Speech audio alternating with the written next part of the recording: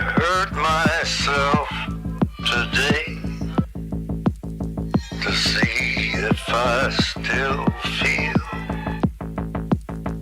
I focus on the pain, the only thing that's real. The needle tears a hole, the old familiar sting. Try to kill it all away, but I remember everything. I hurt myself today to see if I still feel. I focus on the pain, the only thing that's real. The needle tears a hole, the old familiar sting. Try to kill it all away, but I remember everything. I remember everything. Everything. Everything. But I remember everything.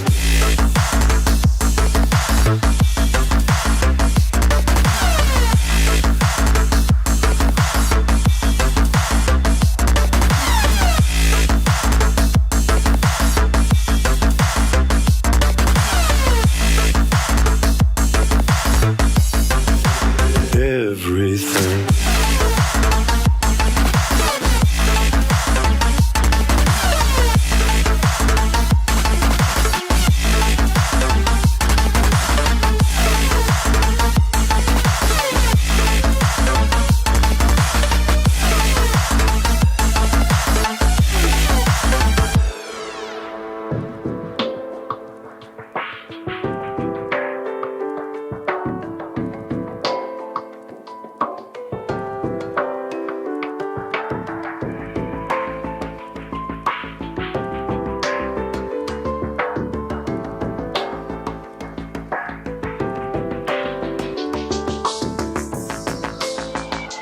I hurt myself today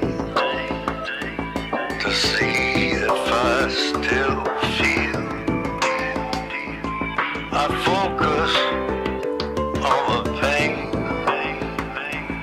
the only thing that's real. The needle tears a hole, the old familiar sting. Try to kill it all away, but I remember everything. I hurt myself today to see if I still feel. I focus. What's going on, Banditos? And we're live. Happy Friday, August 19th. It's 6:12 a.m. on the Pacific West Coast of the United States, and I'm trying to catch all my brothers and sisters across the pond. That's right. I'm aiming to hit you guys up as well as those early birds here in the U.S. So I hope we're having a beautiful morning, but what I'm about to get into today is builds that change the way I play in the Division 2, and these are actually going to be valuable for the global event that's starting on Tuesday. So that's also why we're getting into these. And then some of these are also going to be viable for, or are very valuable for, the new legendaries that we're expecting. PTS is supposed to come live today. I've been keeping my eye on it, but it was still on pending status last time I checked a few minutes ago. So we'll keep an eye on that as well. Anyways, let's get started. If you're ready, I am. Let's roll.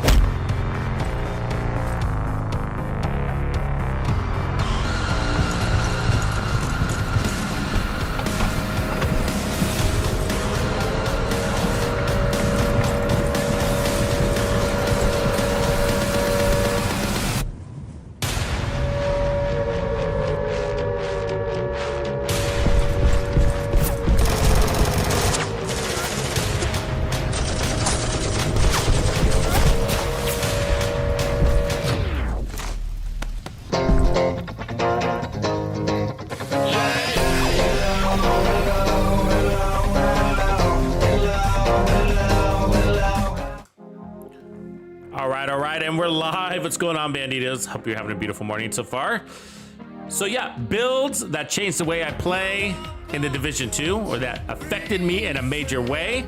That's what we're gonna be getting into today. And these are also gonna be relatable to the global event that's starting on Tuesday, and I'm super pumped about. So it is August 19th. We do have season 10 coming down the pipeline. I'm sure you guys have seen all the videos. We did a live stream and covered all the PTS patch notes. The PTS is supposed to start sometime today, so you should start seeing some, I don't know, some content coming up on that, but just depends on how things go on the Ubisoft end, apparently. So we'll see. You can't be any geek off the street. Welcome to the Players Club. The steel, if you know Appreciate what I mean. you kicking in and supporting the Bandidos and the entire community and myself. Appreciate that, Bombacore. Welcome. So, yeah, so we'll talk about some of the PTS stuff a little bit later, but for now, some of the stuff I want to cover is to make sure that we're prepared for Tuesday, the global event. So let's get on the same page real quick. I've been making sure I mention this on every stream, is that, you know, we're at the end of season 9, right? So we're up against the last global event. The last global event is usually pretty important. And not just because it happens to be reanimated, which is one of my faves. It's actually my very favorite of all the global events, even Golden Bullet.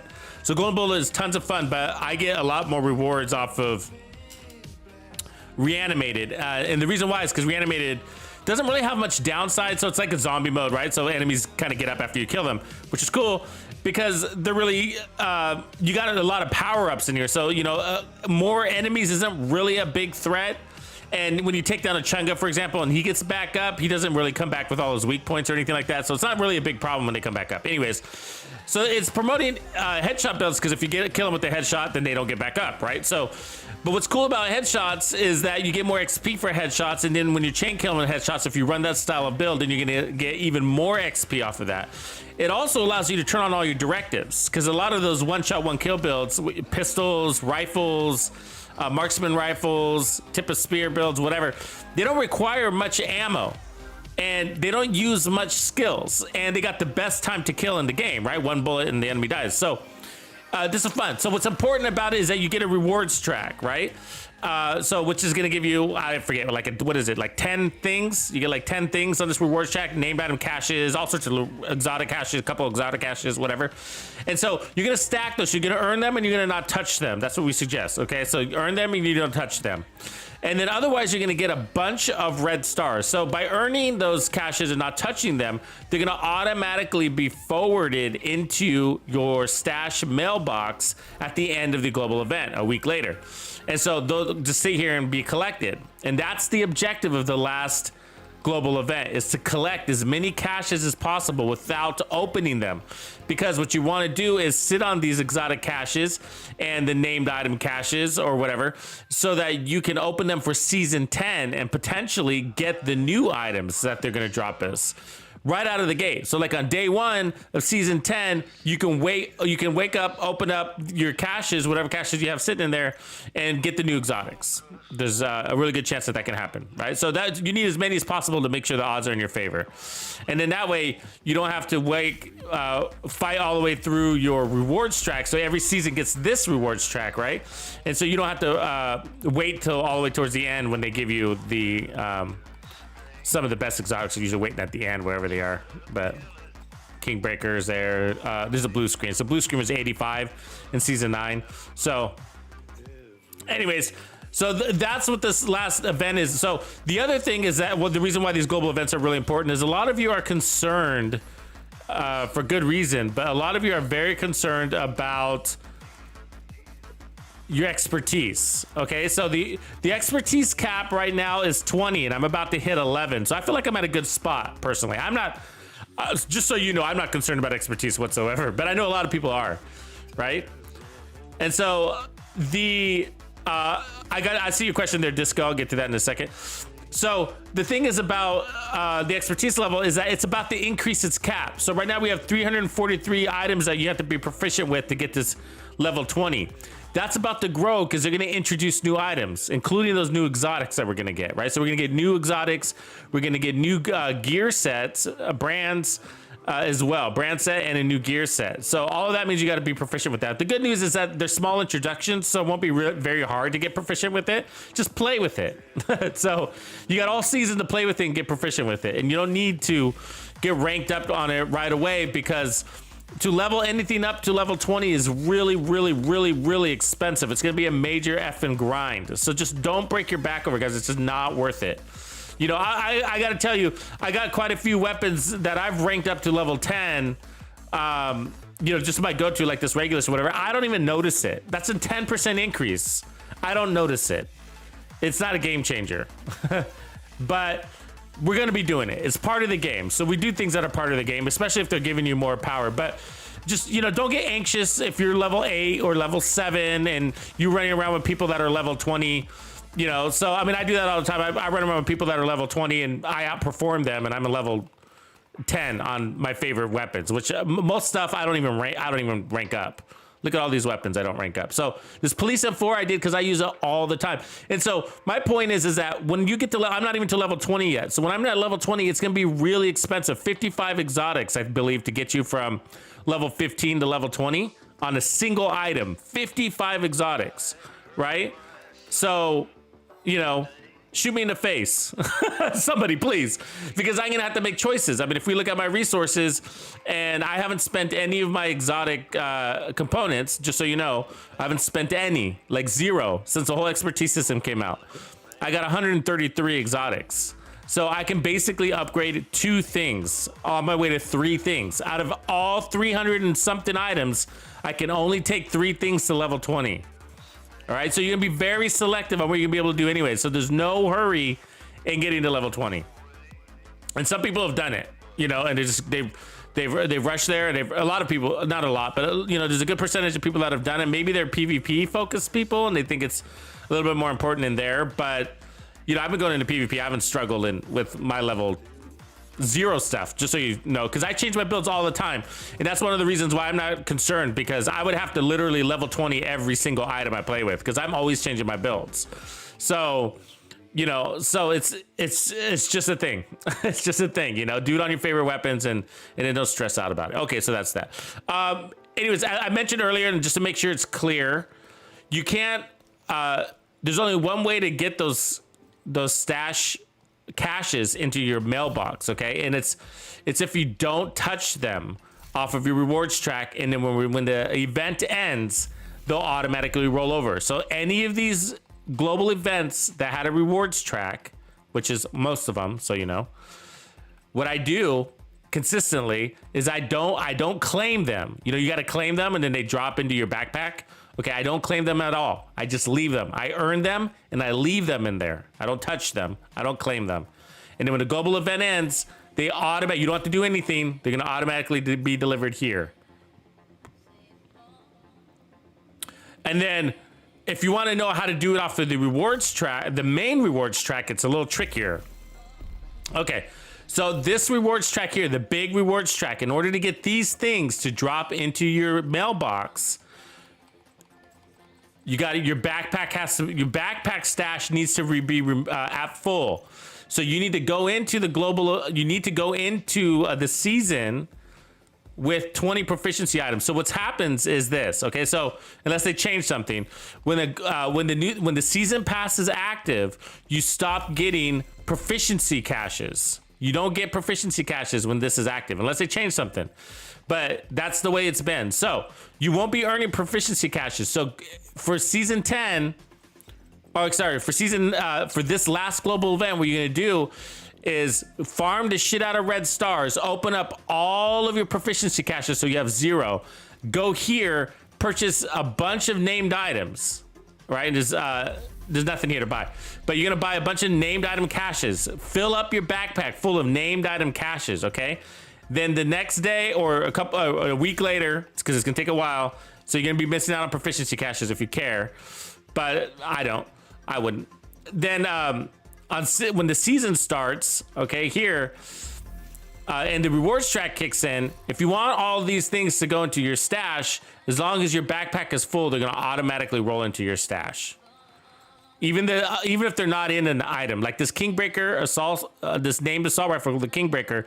If your backpack is full, then it's gonna automatically roll into the mailbox. So, but most people don't do that, just so you know. So what I would do is like, I would go into season 10, and that day, season 10, the rewards track is active. I would open up all of my my cash items that front day and see if I get some of those named items. Just get right to it. No point in sitting on them once it starts anyways. What up, Dozer? Rick Ross in the house. What up? Wayne, what's up, man? So, who else? Who was first this morning? Was it Rich? Right on, Rich. I think we got outside of the King's the King's time zone. Sick Jim is usually first. He's like always first. Okay, so let's hop into it, guys. Okay, because we got a lot of builds to talk about, and some of them are legendary builds, some of them are heroic builds, but these are builds that change me, and these are going to be relevant to this coming event that we just talked about, the global event, Reanimated, and then also the new legendaries that are coming down the pipeline. So really excited about those. That's, I think, the thing I'm most excited about more than anything is that. But the new gear's looking cool. I don't know what you guys think. That Aquabos Brazos, or however you say it, looks really cool to me. Same with that Uzina initiative or Umbra initiative. Those look really cool. So the first one I want to talk about is iron sights. So the iron sights, it's really it's a build that I created a while back. There's a few versions of them. Okay, so I'm just kind of showing you one of them, and they're made around the White Death, and it's a no scope White Death build. And so it's a really important build because you're basically lethal at all ranges. But the reason why I created it was because when I first started this game, when I was playing like Battlefield and all of that, like I got really into what do you call it? Sniping, basically Overwatch game modes. So I got really into Overwatch, and so when I came into the Division 2, I was like, oh, sniping. That was all before the Mantis and stuff like that. So it was sort of like mediocre sniping in this game, right? So I moved on. But I love sniping just in general. It doesn't matter what game I play. And then I loved evolved to running and gunning. Really loved running and gunning. Obviously SMGs and then eventually shotguns and pistols. And then I really discovered the pistols, and we'll get into some of these builds too. But pistols is an amazing game in this Division 2. And so there's a new exotic pistol coming down. It's called the Busy Bee, right? And I don't know if it's going to be good or yet, but it looks interesting. We might want to see that Busy Bee with like a negotiators type build or with a tank type build. It might do really well because it can get up to 300% weapon damage. We'll see. So these builds are really exhilarating. They're really fun to play. They're exciting. They're edge of your seat. They're run and gun. And so I was like, I wanted to take the best of both worlds. How do I bring a sniper build and run and gun with it, basically, right? Now, pistols are basically that, right? Except you're using a pistol, not a sniper. And so it's the no scope White Death. It's really, really powerful. Now, I'm not running the right specialization. You can go a lot of different ways, but let's go ahead and take sharpshooter. And the reason why is because you need that target acquisition. That's going to help you, pick off multiple targets at really close ranges because you can swing your rifle faster. So, looking to drop targets at a distance, I see. Yeah, right, buddy. So we're at 927, so basically just shy of 1 million. Now, if we look at our headshot damage, and then that's because I got a couple of blue cores here, so we can break 1 million if I put this into an armor core. I mean a weapon damage core, I think. Yeah, let's see. 990. That seems a little short, actually. Oh, I guess that one's a little short. It's usually like 1 million on the button. I'm not running Araldi, so that might be why. Like if I had an Araldi chest piece, it would actually be better. And I've been actually trying to get one. I don't think I got that yet. But Chain Killer's great. Chain Killer's fine. So anyways, if we run one piece of Araldi, you can get higher. So we will throw back on that other mask because I want to roll with a little bit of armor so you can see. But so the idea with this is let's see here, is to run no scope. So I want to show you the headshot damage right now, right? So this is a Hunter's Fury build, which is interesting, but look at our headshot damage, 252%. So that's the power of going iron sights with a sniper, because we're going to be pulling up on enemies. This is point blank sniping. And I'll show you, it's highly effective. highly effective. And it plays just sort of like a pistol, but you're running around with a weapon that's almost 1 million. Keep that in mind. And then I run preservation on this usually, and that's because I also run it without Hunter's Fury. But if you think about it, Hunter's Fury is giving us 20% armor on kill. This weapon is giving us another 20% armor on kill because we're always going for headshots. So that's 40% armor on kill. That's crazy, right? So you have a lot of flexibility. So if you are going to run this with Hunter's Fury, you don't have to run preservation here. You can run close and personal. You can even run Ranger if you want more damage for those guys at distance, which is also helpful because the cool thing about this sniper is that you don't always have to be picking off the guys right in front of you. You can also take out the guy at 90 yards. So, so if you wanted to, I mean, we could just take a quick look at what other talents you have available, but you got, we're not really critting. But close and personal is good because we are pulling in up and tight, so that's an additional 30% weapon damage. But we have so much damage on this build, I'm not really concerned about damage, you know? I mean, I almost wonder, I've never tried with steady hands. I'm kind of curious. I've never tried it with steady hands. That's kind of interesting, right? Like every hit, I mean, after, you know, like, I mean, can you imagine running around with like 50 to 100% accuracy and stability on this weapon? Should we give it a try? It'll be a new thing. Let me give that a try. Because we already got 20% armor on kill, so we don't need that.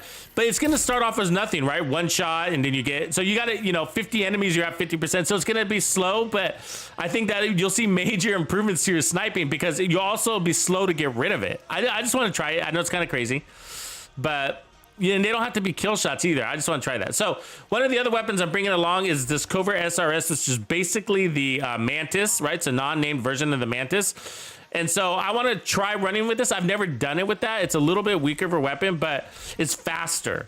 And so I've always wanted to try it, and I finally got a good one. So we're going to do that together. I'll go ahead and put on... what talent should we do here? We got Lucky Shot, First Blood, Naked, Flatline... probably close and personal, but preservation is good too. What's going to be more handy, right? I don't know. Let's go with preservation. It's the normal. Okay, so let me show you this. So I'm going to try to work through a lot of builds today, so I'm not going to try to spend too much time on a single build, just so you know, because all of these are going to be really important, and I'm trying to get you guys as much like choices and stuff like that for this new event, so that you can start farming for it now. That's kind of the idea. Because some of these builds you'll love, maybe some of these builds you'll really hate, but so I want to give you as many options to choose from so that when Tuesday kicks in, you guys are just ready to go. All right, so it's a pretty decent map. We'll start over here in Wyvern Town probably. We got Ozina. Also, that's not a bad thing to farm, but we'll go to Wyvern Town. Okay, I'll see you in a quick sec. I'm the Alpha, Omega, beginning, the end. A light in the darkness, salvation, condemned. Follow me, I'll lead you, I'll show the way. Surrender your soul, submit, obey. Follow me, resistance is futile, my friend. We're in this together until the bitter end. On TikTok, on YouTube, on Discord, on Twitch. Get onto my platform. Come on, make the switch. Follow me on everything, or you'll be fucking sorry. Follow me on everything. Follow me. Okay, so when you use this build, you got a lot of, this build is really important. So Hunter's Fury is a really important set, just hands down. But one of the cool things is that it's interchangeable the way I have it set up. So this is the same build I run with the KSG shotgun. This is the same build I run with the MCS or the M870. So this is the same. You can run this even with the 1886. So we're gonna try. I'm gonna show you that, and that's why this build is really important. So for next week, you could run this single build all week and just be swapping out your weapons. It's extremely efficient. So we got 252 headshot damage.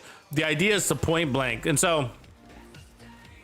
Yes, Jeffrey, yeah, totally. Like a sniper and a shotgun and switched before. So the whole deal is like with me is that I usually I kind of stick with the weapon, and then the one that I end up kind of using as my alternate will end up being the pistol in most cases.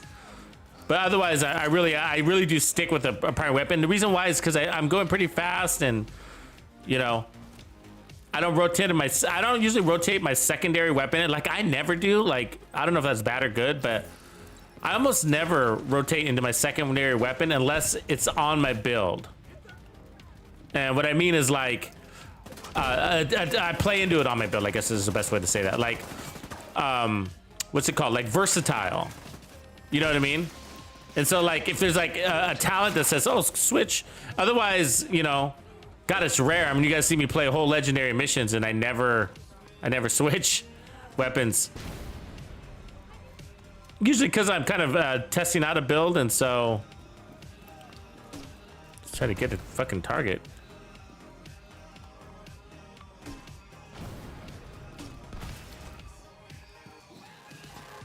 They're trying to get into position, huh? So once you get this thing procced, and we might need a couple of trophies. I can't remember. It's been a few weeks since I've used this.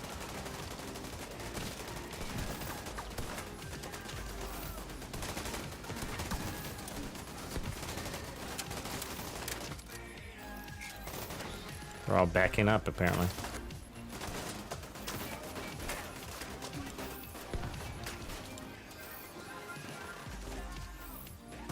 Yeah, it's gonna take a second for me to get warmed up, apparently.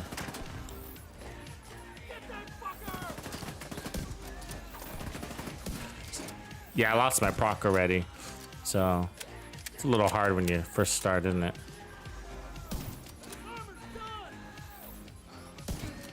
Okay, there we go. So once you get your headhunter talent, then the idea is to chain kill if we can find an enemy. It's still in the arena. They don't usually give up their position so easily, do they? Where are they all? They all ran away?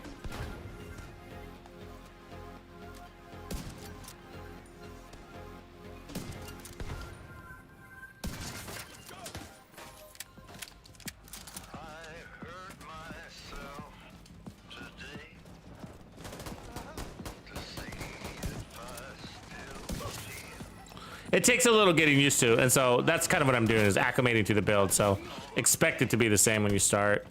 It'll feel a little bit. Got him. 15 million. I might not have been a headshot though.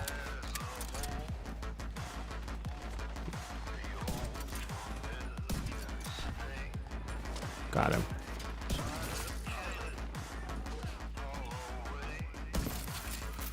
Wayne says, thanks for all your hard work you put into the content, Tux. It really shows. Hey, Bandidos, upgraded Bandito to the bone. It's worth every penny.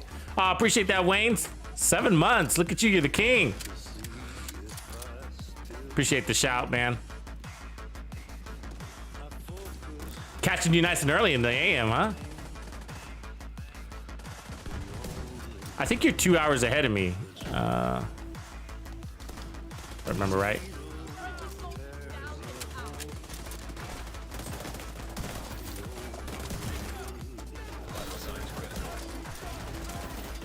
I don't know what the deal is. I'm feeling a little slow on the stick.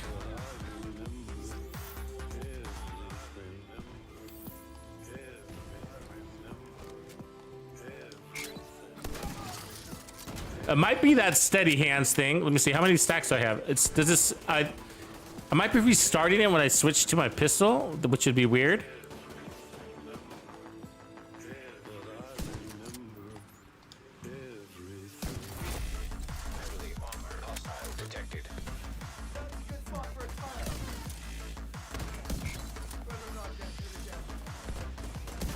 You saved your boss. There you go, boss down.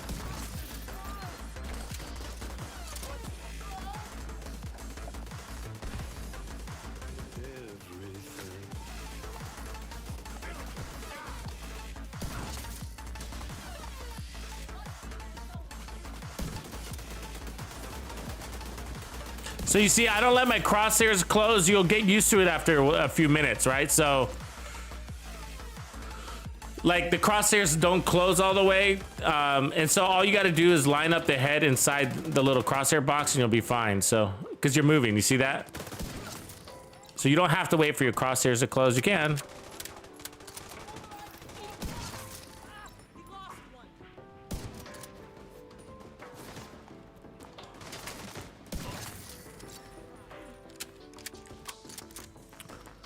It basically just plays out like a pistol. You know, this is how pistols roll, right? Let's bust this guy's cap. So I like playing the White Death a lot for these global events that require headshots because... I'm sorry, I like to play the True Sons a lot. It's because they don't have helmets. This guy does, but there's few of them that do. It's either this guy or that big-ass explosive tank grenadier. So, but that guy's about as tanky as they come off of this faction, so... Most enemies you can drop in 1 to 2 shots. Most of them 1 shots, which were full proc. So I'm running the memento, and I really play into that.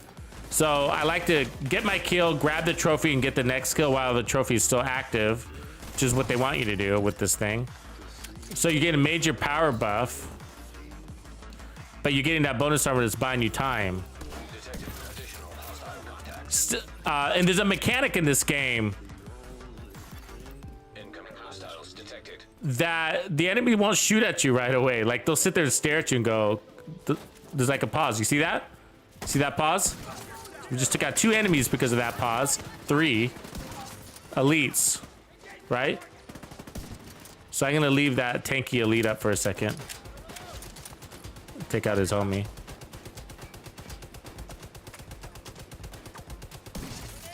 Gonna run circles around him.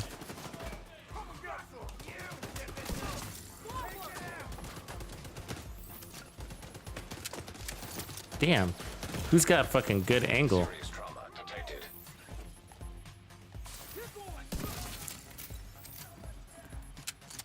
So have you guys been noticing that the stagger effect from Hunter's Fury hasn't been very consistent? You shoot him in the butt. There we go.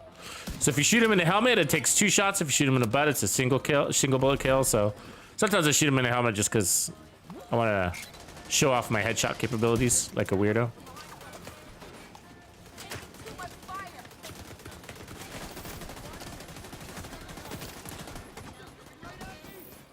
So once you get cooking, as you can see, you can really pick up the pace.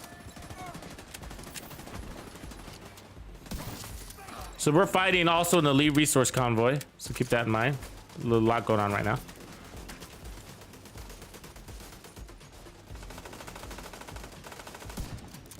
Oh, better hold up.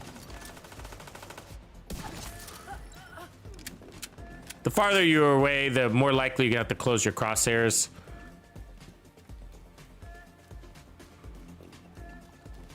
Hey, Liberty, hey, Wayne, are you talking about that latest? Did you see that latest Liberty Bulwark build that I put out? Is that the one you're talking about with the riot foam? God damn it. He's fucking with me. He's fucking with me. Have you tried that one? Is that the one you're talking about? That one's actually really fun. I think I'm gonna do that too. Bringing in the riot foam is definitely adds a great element to this build. I should show that actually. I'll do that. Because sometimes they'll just start moving on you in weird ways and you're just like, stop that. Just stop it. You know, stop walking sideways, right? They like to walk sideways, which is really annoying because it gets you to miss. And that's why. God, that fucking medic, god damn it. He's fucking with me. Oh, you also have your TAC 50. So if you could actually, and I recommend you use it too. So you use your TAC 50 to charge up, right? So now I'm completely maxed out on my headhunter buff. So, oh my God. See that sideways walking? It gets you to miss, but that's why they do it. So we gotta get rid of that medic wherever he went. He's out there getting people up. There he is. Got him.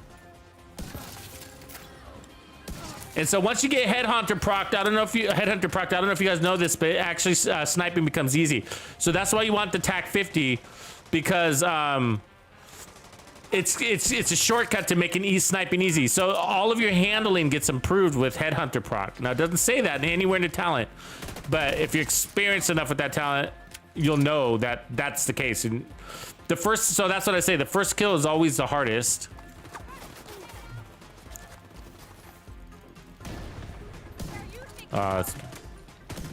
God damn it. Serious trauma detected. Ah, my bad. Agent down. That's when that riot foam would have been handy right there, because she was kind of walking backwards and sideways. Yeah, okay, Wayne. Yeah, I'm gonna do that one too. I'm gonna put the riot foam on in a second, because I'm using. Oh, god damn it! I hate when they fucking do that.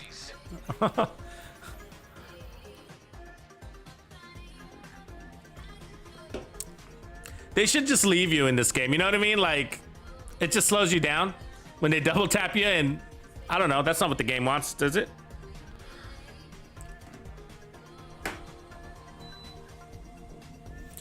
Yeah, I'll do that too. So listen what I'll do. I'm going to make a couple of quick changes. One is I'll get rid of the healer drone. You don't really need the healer drone. This is sort of a, this is all going to get easier when we're playing reanimated, right? Because they're going to be standing in like corrosive juice. And then that corrosive juice, that green juice is also going to heal you. So you're going to get armor regen. And so that's one of the benefits of playing this way, is like we're running into that juice a lot more than if we were playing kind of more laid back.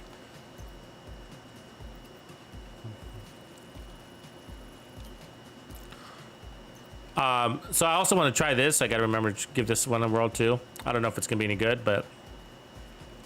And then I can also show you what it looks like to roll with a secondary shotgun also. We do have, when I do go, I usually run pummel. And then also the 1886 is a good one to run. So any of these are also great secondary weapons if you roll into those. And a lot of people, like, you don't even have to use a memento if you don't want to, but I like the bonus armor as my shield. That's basically what I'm using as my shield. Oh, damn it. That's fine. I'll just go and do it. Dennis Voon, yeah, starting a little bit early. I've been trying to swing into the European time zones this week.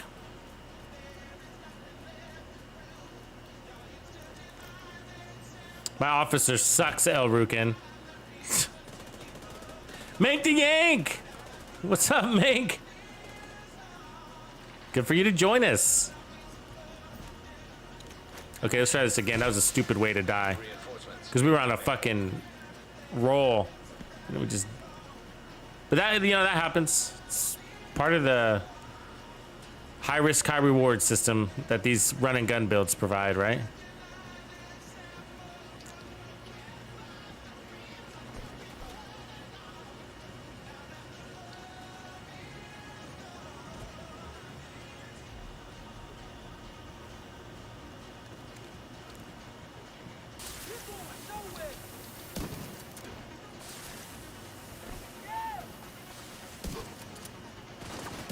Oh my god. Hold still for me, will you, buddy? Reinforcements in place. Come on, get there. There we go.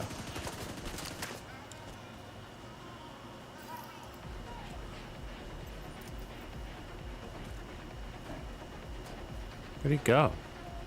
Oh my god, these enemies act weird, huh?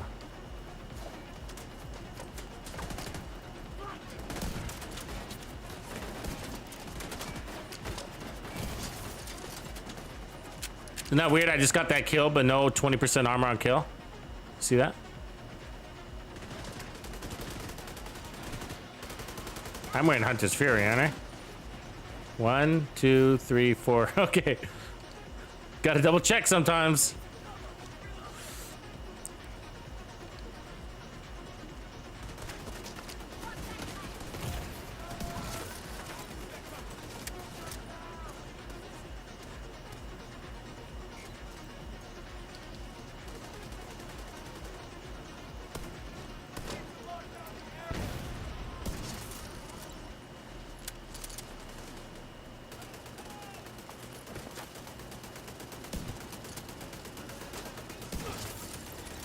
So you can switch to your pistol.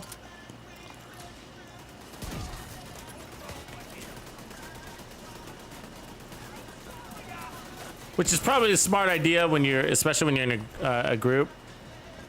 Again, I'm running steady hands, and I think when I switch to my pistol, I think I lose it. And now steady hands is an experiment, so I don't normally recommend steady hands, so keep that in mind. I'm usually running preservation. You'd have 40% armor on kill with preservation. That's crazy, right? Think about that. It's that easy. I mean, what are we doing? We're shooting them in the head. You know, what does that give you? 20% armor on kill. How long does it take? 5 seconds. You know, and then you get the 20% armor on kill from Hunter's Fury and the status effect. You're almost invulnerable. You know, as long as you land your shot.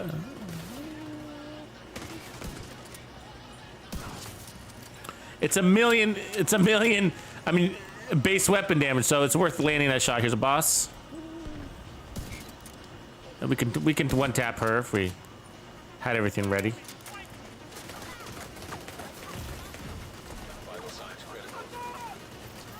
Oh, really? He fucking rolled out of that? Wow. Impressive. These enemies surprised me too, guys. Just like... Okay, like this guy. Who's making me miss every single shot. The way he's moving. God damn it. Serious trauma detected.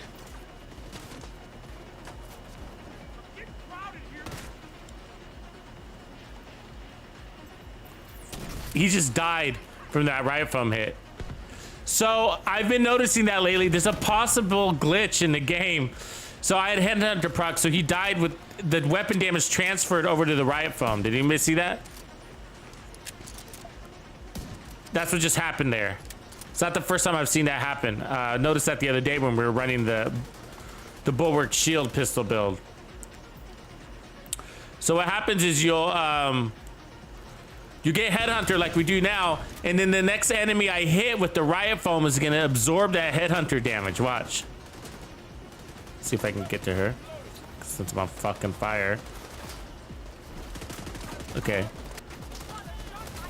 You gotta hit her with it though. You see what I'm saying? So you don't want to shoot it at her feet. You got to make contact, right? So I don't know if you guys knew that, but here's a little insight on most of those skills. That the initial impact of any skill is usually weapon damage. And that's a good example of how I know that. Is that we just killed her with riot foam, right? Now she wasn't fully charged up enemy, but she would have probably died anyways because we had Headhunter. So it took the 1,250% weapon damage increase from the last hit and applied it to the riot foam, and then the riot foam delivered it. So the sticky bomb is like that too. So you can kill somebody with the impact of a sticky bomb, right? You could also use boomerang on a sticky bomb from the Virginian. Used to. I don't know if you can still do that.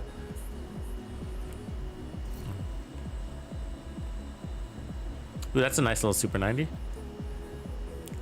God rolls, couple God rolls right there. Pick it up, I don't need it. Okay, so what I'm gonna do now is I'm gonna switch over a couple of minor changes so that you can just see how to roll with your style. Oh, that's a good one. Status effects. We are gonna put on the MCS. Now, when I run the MCS, I usually run Firewall, get the extra damage out of it. So I'm gonna put that first, and then I'm also gonna put on the 1886. So it's a good pair up right here. So you can cycle through all four of these weapons. So there's your long range scope. There's your short damage. There's your mid range. There's your group explosions, right? Group kills.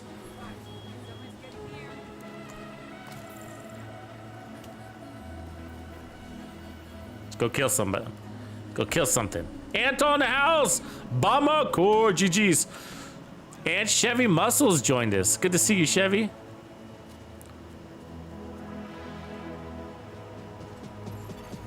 Hostiles guarding location nearby.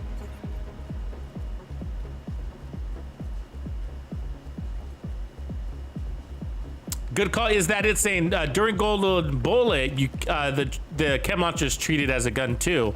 He says spam chem launcher with Golden Bullet as long as you keep getting the kills. Oh, that's interesting, bro. I didn't try it. We were doing some experimentation. But it's like if you've been around in the game, it's a lot of this might be like old news to you. But yeah, just the same thing with like how Glory Days transfers over to the Oxidizer or the Anycam launcher probably. But you know, where you get like all that weapon handling and whatever. So if you activate it and then you switch over to your chem launcher, it'll hold that whatever buff you picked up from your weapon. So the the Chatterbox and its RPMs will also transfer over. Control point detected. Let's get this kicked off. Okay, let me make sure I have my shotgun set up right. So I got crit chance, we don't need that. So we're gonna put on, probably, I take the max stability on these things. So like take down some accuracy, pick up stability. So stability is important because it allows you to get multiple shots out.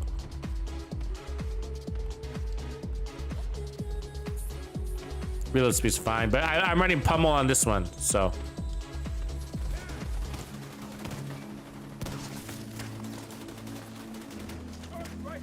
Okay, like this guy's gone.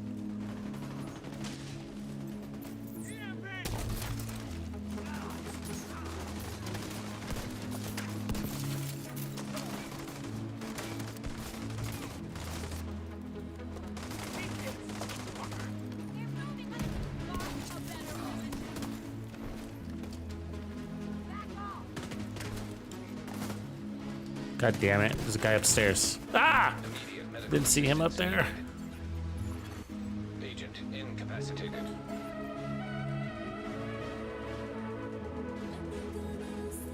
Am I carrying 3 rifles? I might be carrying 3 rifles. I was testing rifles the other day, so we went through quite a few of them. MK17, Artist Tool, USC 45, 1886. Okay, so again, you can pull out your TAC 50, proc your Headhunter talent, or miss it. There we go. Now you got it. Then we go shoot and scoot.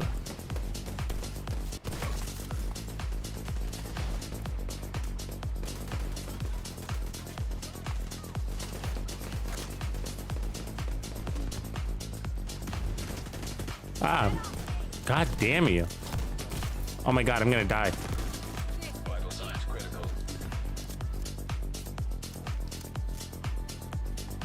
These ladies right here, man, they're slippery little things. I mean, it was all in her little moves. There was a little basketball moves. She was like, her head was like, chook, chook, chook, chook.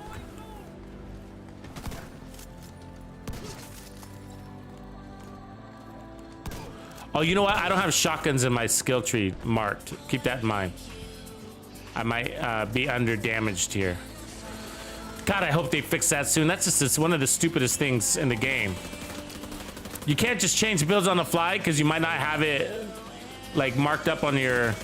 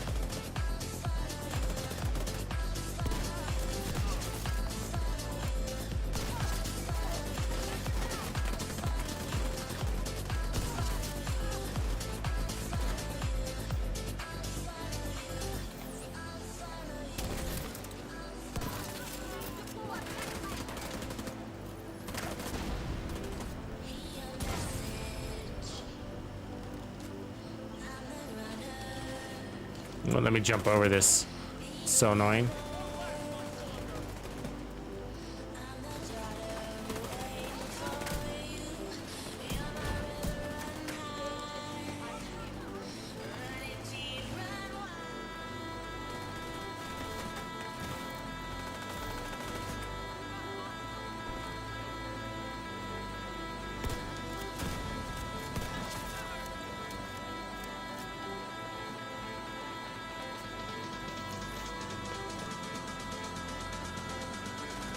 Oh my god, come on. Oh.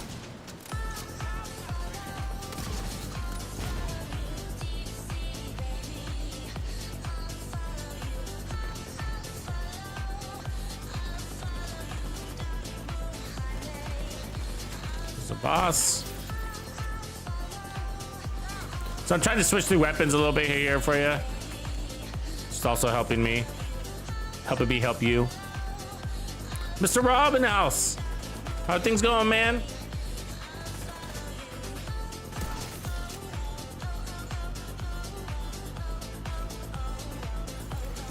Incoming hostiles detected.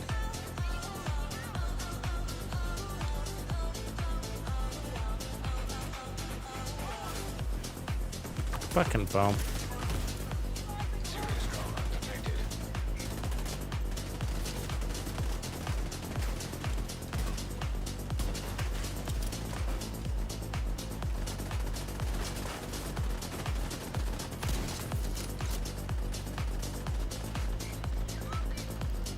Good grenade. Fuck.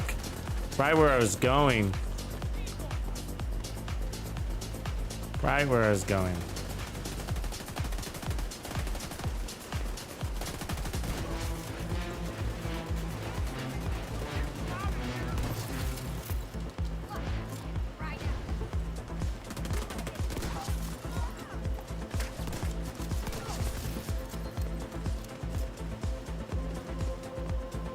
Comen.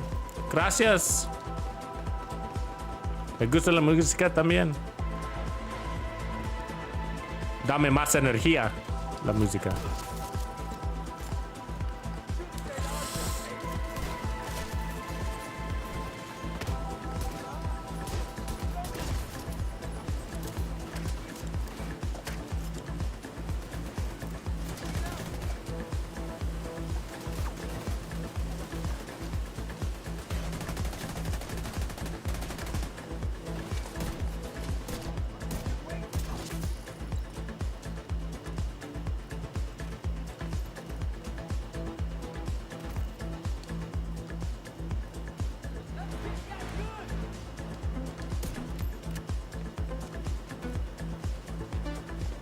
God, it got slippery as fuck.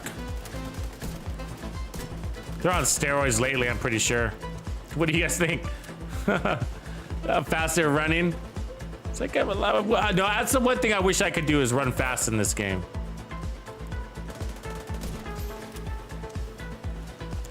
How does that feel? Hostile detected.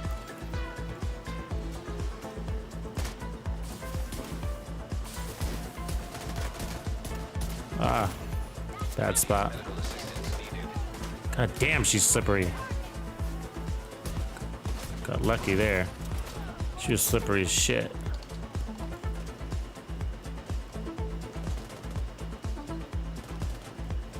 She gets me to miss more shots than anybody else in the game. That one lady. There's the boss, 2 shots. The first one was sort of a half shot. We might have been able to kill him with 1.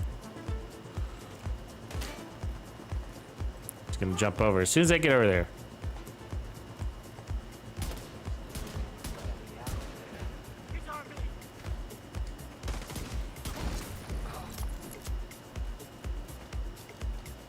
Ryan Aerosmith, what up?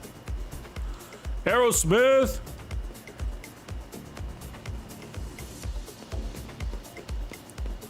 Love the name, catchy.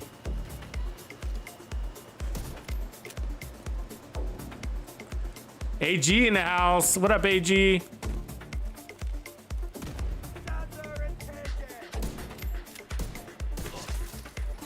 Why aren't we done with this yet? How's there still more people running around?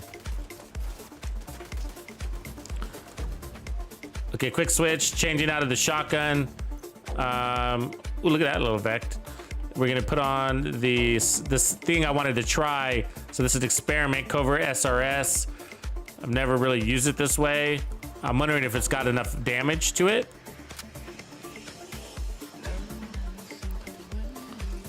It's got good speed, which is why I'm into it.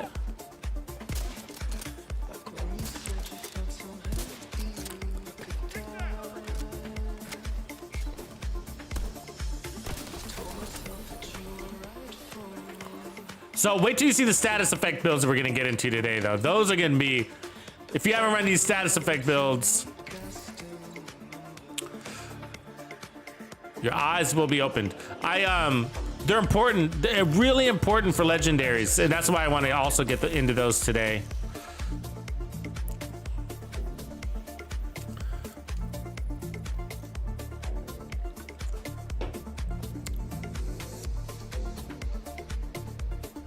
See me scrolling.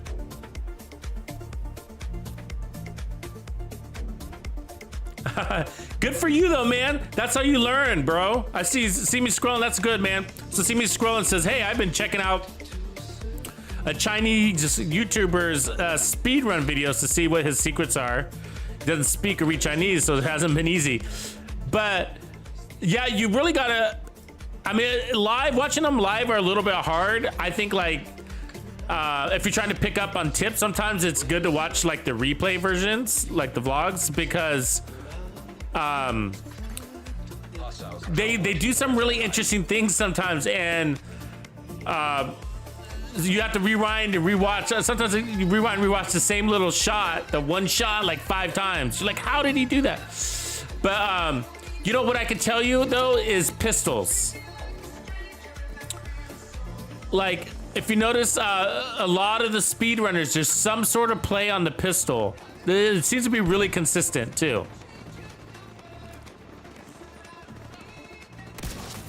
The pistols are always in there. So whether they're using perfect finisher or the Regulus, or they're just using it so that they do less reloading by cycling through to their pistol, but the pistol always seems to be involved.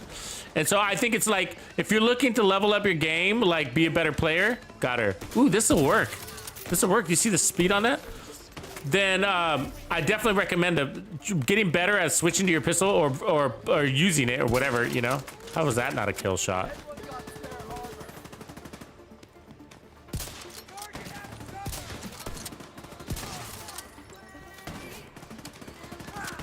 Ooh, this will work.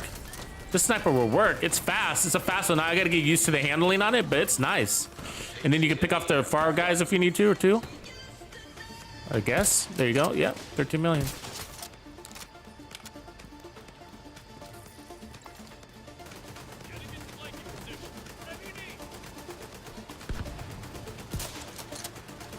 Okay. Doesn't want to die. Let's go and get that medic. So this is the SRS. So this is basically like, going iron sights on your Mantis. Woo! This works great. I was wondering about this. I really was, and I just didn't have a good one. I just never have one of these laying around, and I finally got a random one to drop. So I got to take a look at the handling after this and kind of compare it to the White Death on why it feels differently. Is it got better handling? The White Death is a little tanky little wooden beast, right? It's like a wooden tank. So but it hits hard, right? It's about 1 million. But again, like I said, you're overpowered with a lot of these builds. I mean, that's 17 million on that guy. Did we need 17 million to kill him? No way. He's more like an 8 million, 7 million tops, you know?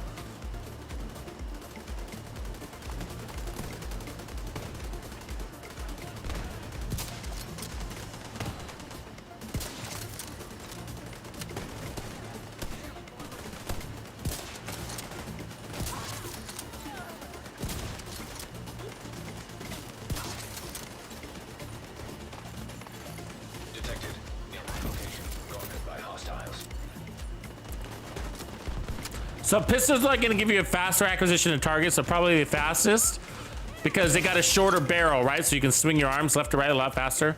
So that's the advantage of using a pistol. And then there's no crosshairs to really worry about closing too much. So there's that also. So like here, she's really close. So switching to the pistol obviously is a good move, but you can still do it without that. You don't have to. That's the idea with these iron sights, is you can. Ooh, I'm not tanky enough. No, fuck. Those guys are. I hesitated. I was like, do I want to break his helmet or shoot him in the body? And I decided to go for the helmet. But. That's right. Is that it? So is that it's saying pistols have higher weapon handling and innate high weapon damage? And that's true. You know what? So one of the best things about the pistol builds, like to go all in on the pistol builds, is you do not, I repeat, you do not have to run sharpshooter. You can run firewall, you can run gunner, because you don't get the buffs from sharpshooter to your pistol when it comes to handling or headshot damage.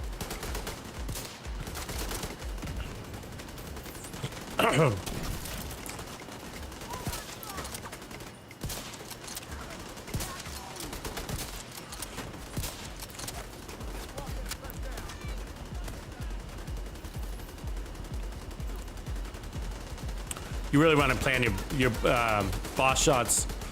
What you do is take out a target. All right. And then finish him off.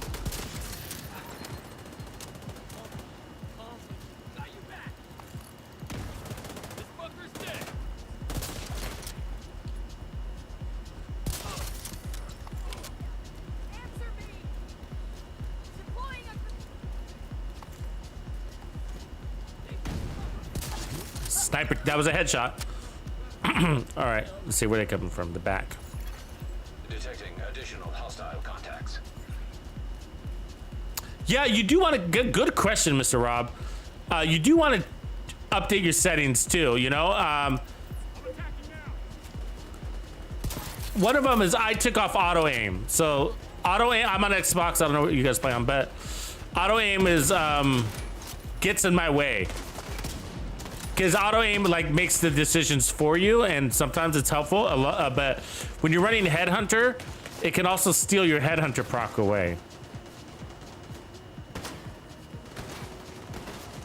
Because sometimes it'll pull your gun to the ground and make you shoot at, take a body shot, and it sucks.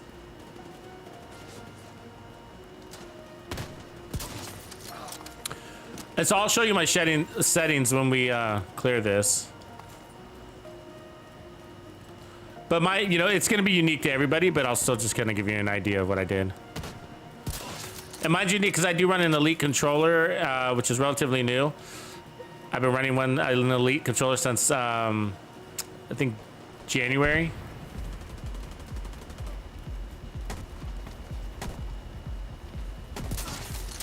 But what I like about the SRS is I feel like they're made for this type of sniping technically. I mean, with the scope, usually, but I mean like kind of mid-range sniping. And that's why the Mantis is so good, because it's a mid-range sniper. It's faster than like the Nemesis, which is more of like a long-range bomber, so to speak, you know?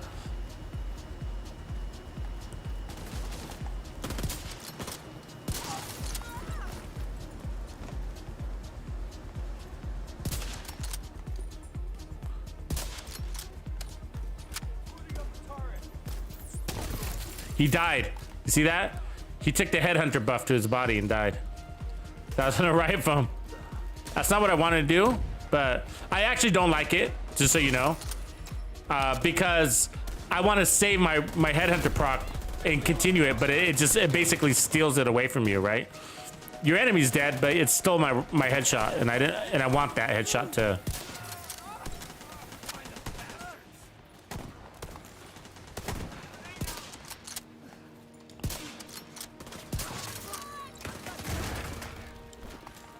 So I'm gonna try hitting it on the ground.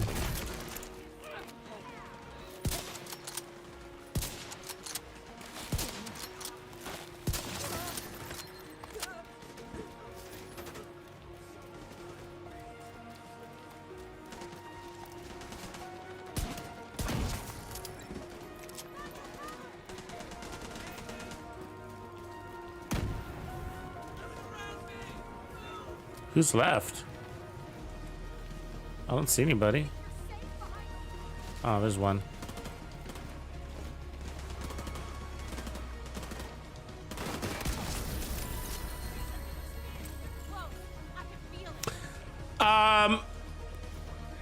Huge difference between the Elite and the regular. Yeah. I mean, but you know, It's sort of hard. Because I did when I. This is the thing. Like I turned off my. Coincidentally, I turned off my. What do you call it?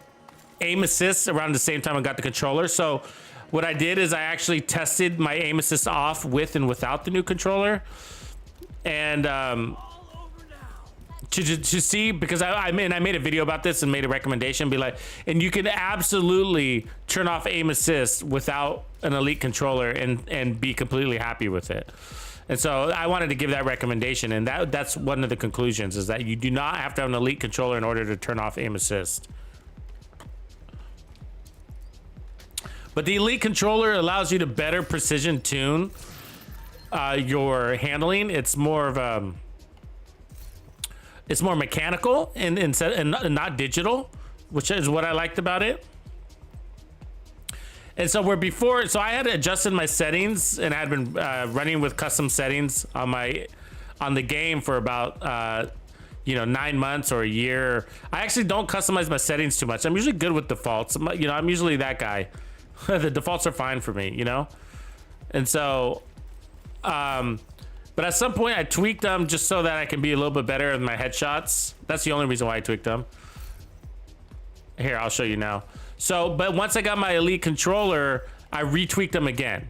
So, I think it's in here, isn't it? Not in audio controls. So aim sensitivity is at 9. I think default is 10. So really close to default. Camera sensitivity is at 8. Scope sensitivity is at 4. So I think these are really close to defaults. So 8, 9, 4. And then everything else is default. I think these are all default. The dead zones. Oops. Default. And then aim assist to off. So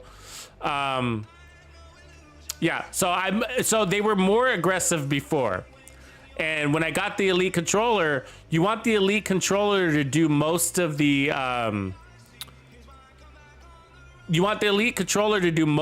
customizing. And then what I did is that I came back in here and just kind of like did another little fine tune, just a quick fine tune with the game control. So the Elite controller is most of it, which there's settings, right? There's literally like a little screwdriver thing that you use to adjust your controller, like the tension on the sticks.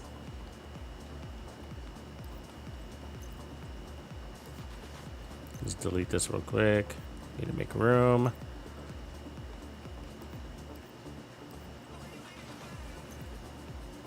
Probably delete that.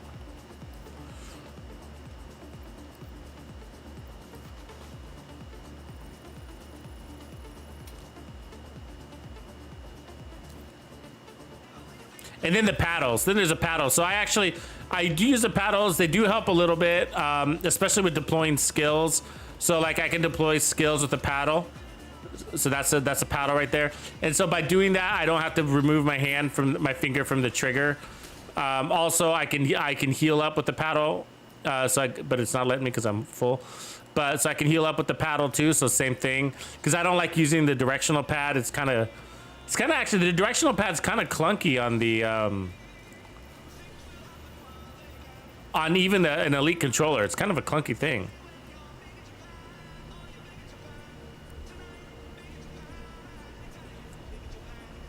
Yeah, Bakery Brad. So Headhunter's like probably ever since Headhunter came out, the talent on the chest piece, it's I don't know if there's another way to run a sniper build that makes any sense. So there used to be Focus and Glass Cannon, and Focus is still good for certain snipers, like fast, high RPM weapons. But this is the talent that gives you one shot, one kill capabilities, and it's good for basically heavy power, high caliber weapons, right? So MMRs, pistols, shotguns, and rifles.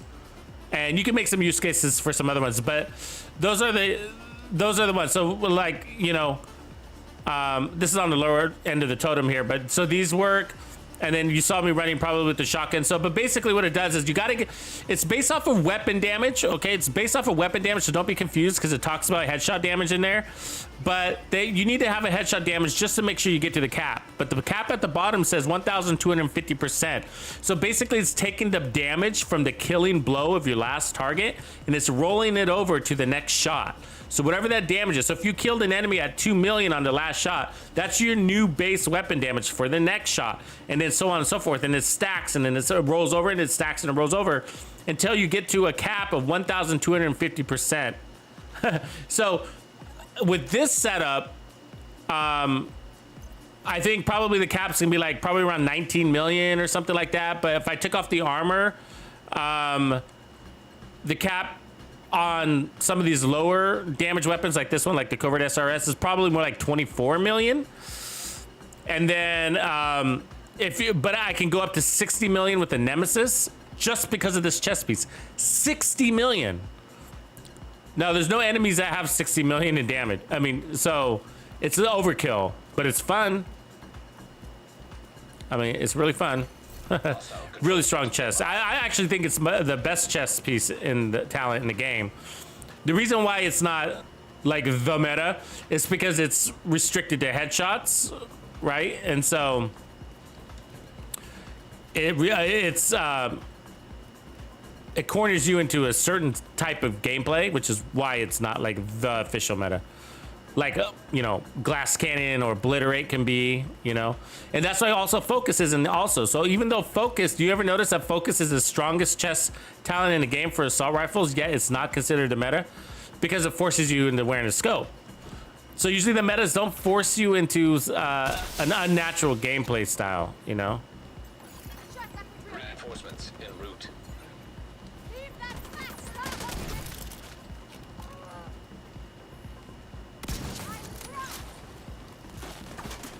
And that's how you just, that was a 14 million kill shot right there.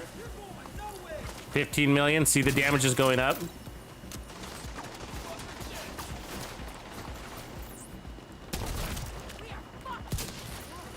Oops, that was a body shot.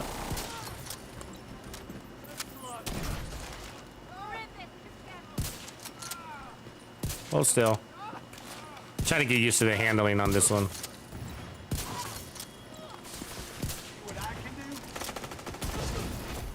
Heavily armored hostile detected.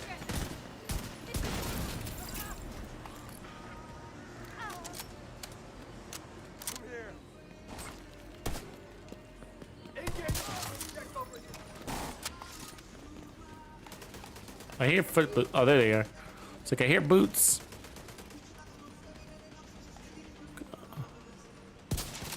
Got him. That was a headshot too, on the roll. That was actually a pretty good one. Gonna go ahead and pat myself on the back for that one. Hostiles detected.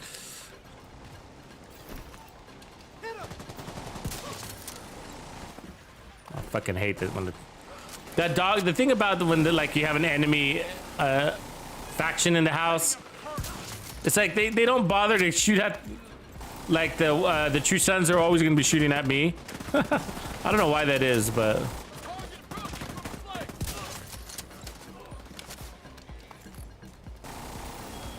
it's just like, I mean, you guys are enemies, you Tusk and you True Sons. Why aren't you shooting at each other? I guess I'm the greater threat.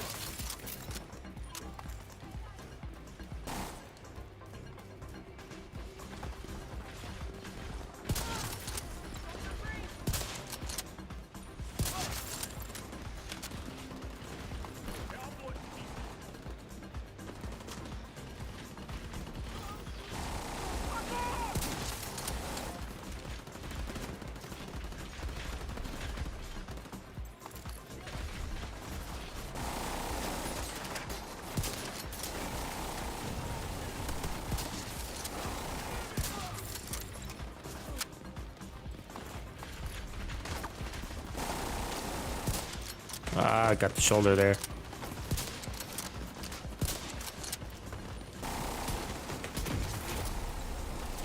Heavily armored hostile detected.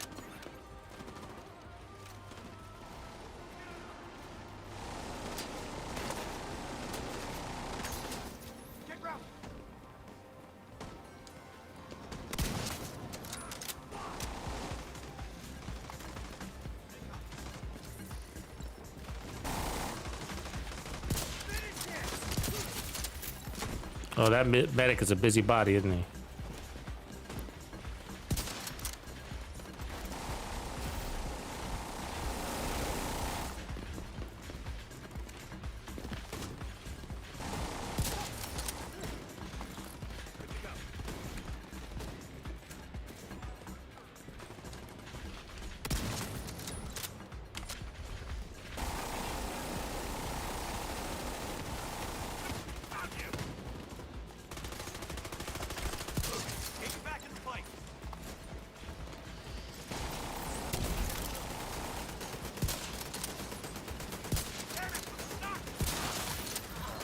$16 million.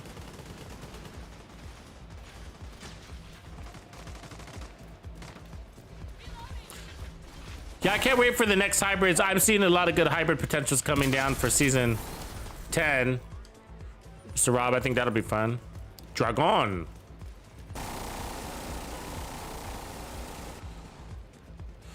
Yeah, you know what else? Like, is there...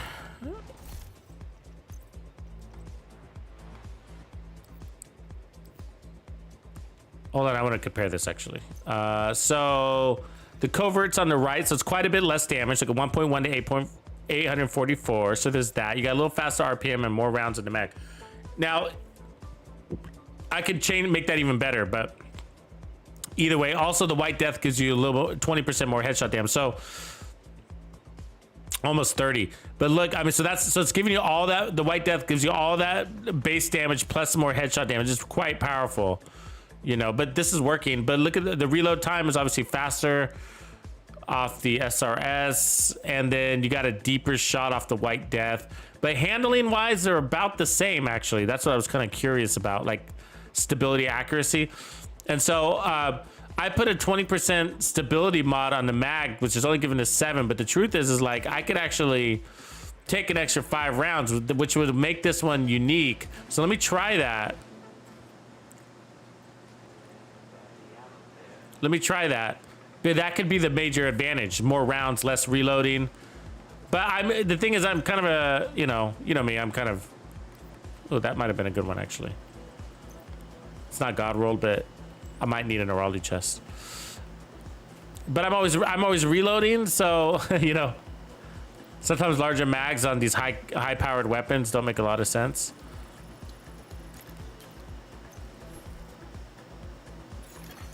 Supply room access unlocked.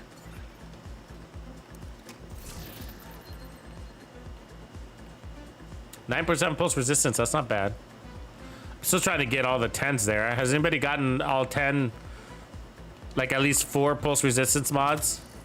10%?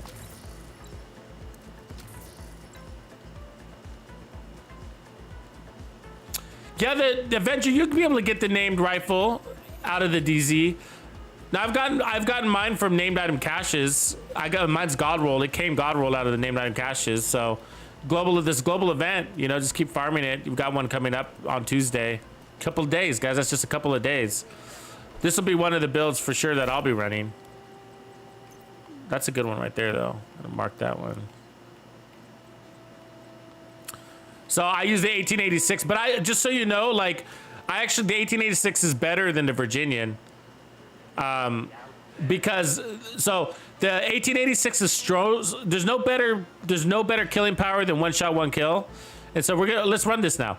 So, the 1886 is, so one shot, one kill. So that means a headhunter. So if you pair the 1886 with headhunter, you're taking out enemies with a single shot, right? Hostiles regarding location nearby. And so, what the problem with the Virginian is it gives you perfect boomerang. And so Headhunter's stronger than Boomerang. So once Headhunter kicks in, Boomerang is useless, Vigilance is useless, Soria's knee pads are they're all useless because Headhunter's so strong. It's what's driving all your one shot, one kill capabilities. So now you got a gun that's powerful as a base weapon damage with the talent that's not being used. And so it looks good on paper, and it is good. Perfect Boomerang's amazing. It's just that it goes to waste when you pair it up. With its best build. The best build for the Virginian, in my opinion, runs the Headhunter. And so I used to run the headhunter, I mean, Virginian a lot, but as I started to get more analytical with the Virginian, I started to realize that I'm wasting. The boomerang is a waste, and so I decided you're better off with preservation to put armor on kill because you don't need the power. I don't even need the armor and kill technically, but I don't always run Hunter's Fury. There's a lot of times I'll run like Punch Drunk and all that other stuff. So we go. So now we got Headhunter. So I don't need any damage on my talent, right? I mean on my weapon. There you go. You see what I'm saying? So my question is, if you were running Perfect Boomerang, would it have helped there? No. And I did start off with the TAC 50, granted, but I didn't have to.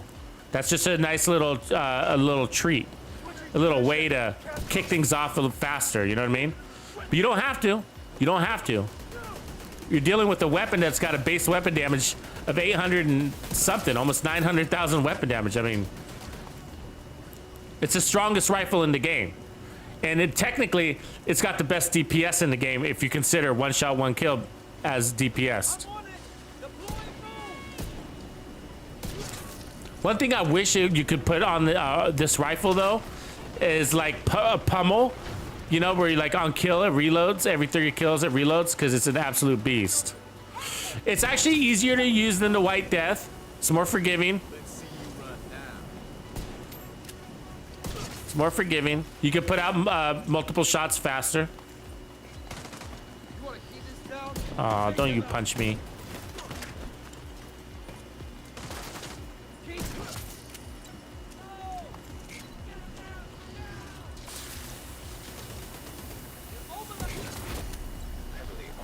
Oh, I better break that phone. Good place for that turret back there, huh? Like all the way in the back, that desk.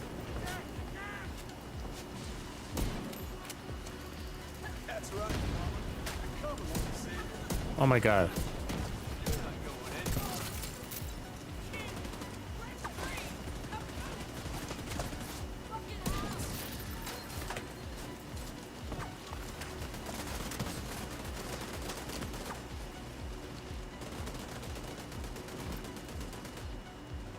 Oh, tarada.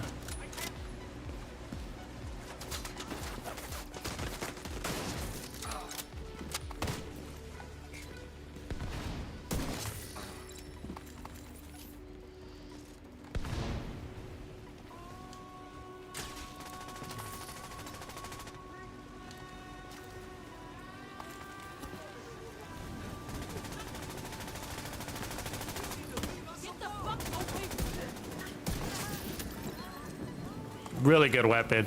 Really good weapon for directives too, because of how powerful it is without needing much ammo.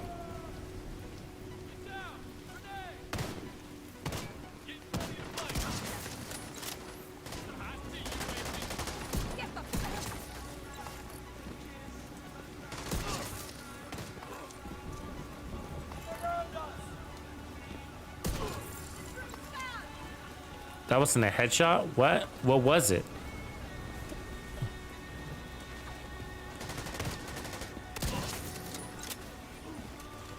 See, that's why I love the TAC 50. I think it's like one of the best, actually, I think it's the best special weapon in the game. Come on. It's effective. Where some of the other ones just don't work. Now, I do like the flamethrower throw. I'd be like, that's, I think, the second best. Heavily armored hostile detected.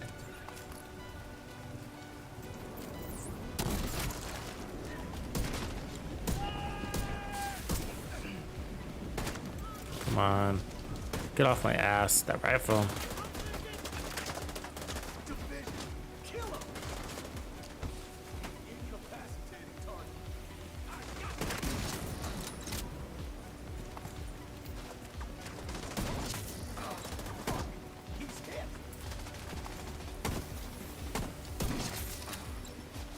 Double riot foam, come on.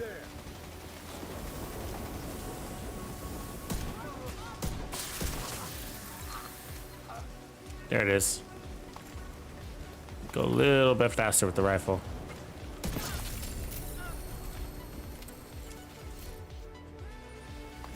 There's 1886, and she's a beaut.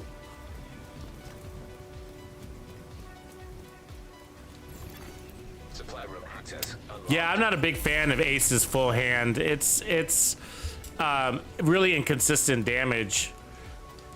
I did show it though. I did use it on that SVD build. The problem is that when you don't have if there's a possibility where things don't line up for you. Look at other pulse resistance mod. Huh. What I mean is like, so when you're about to get that head kill shot, and then the full hand isn't active, so you don't have that amplified damage, then technically, and you get the kill, or he doesn't get the kill, technically, you're hitting the enemy with your weakest possible shot. Yeah, and so that's why you see a lot of people running 3-pieces aces. And I think the 4-piece aces was really popular before they nerfed it. And so it used to give your whole team amplified damage, and they changed that.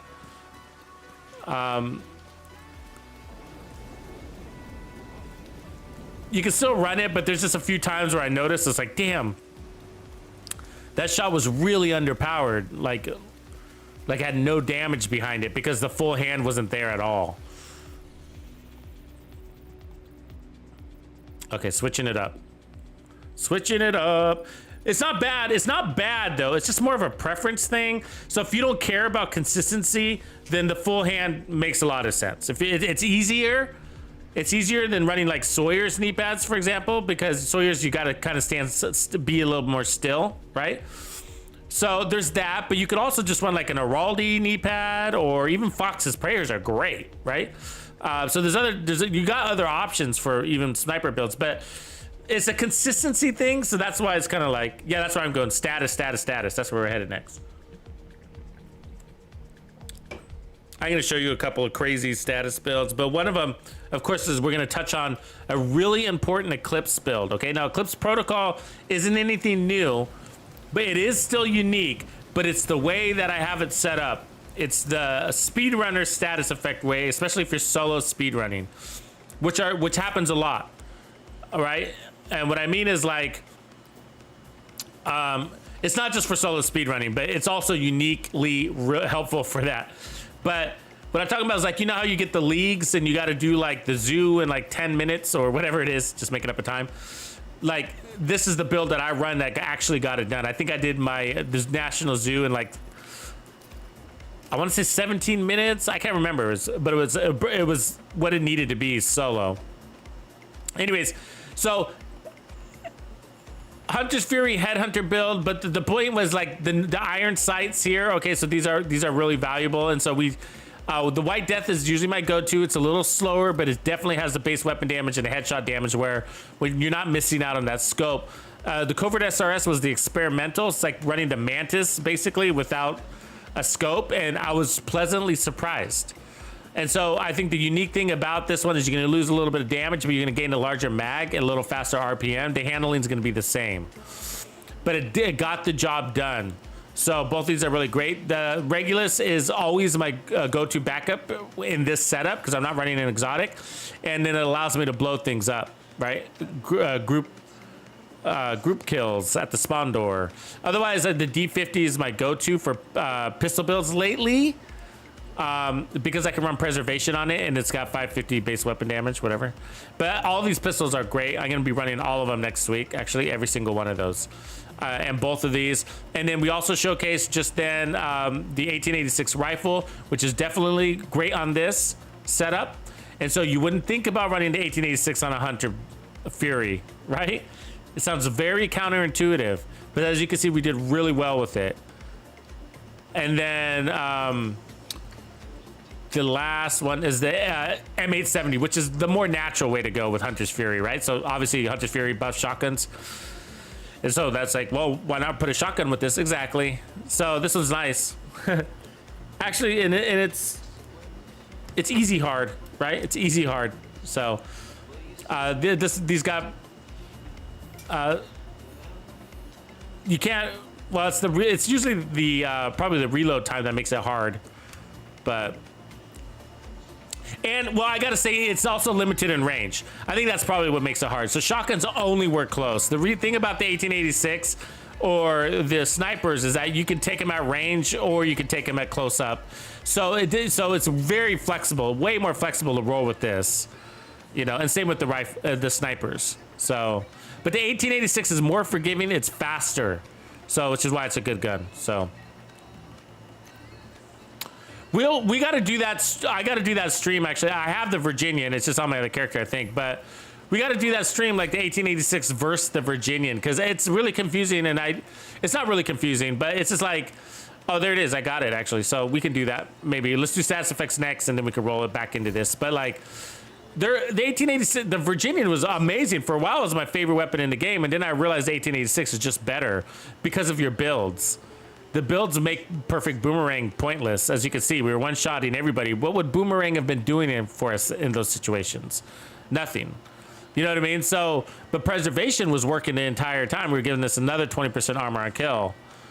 So, and you don't even have to run preservation. You can run whatever, right? Whatever. So, I like the Ecom long stick. Oh, Snorlax, that's a good question. It should. That's a really good question. I have the knee pads here. I'm gonna do a stream, maybe tonight, maybe tomorrow on these highly specialized items like Ninja Bike knee pads.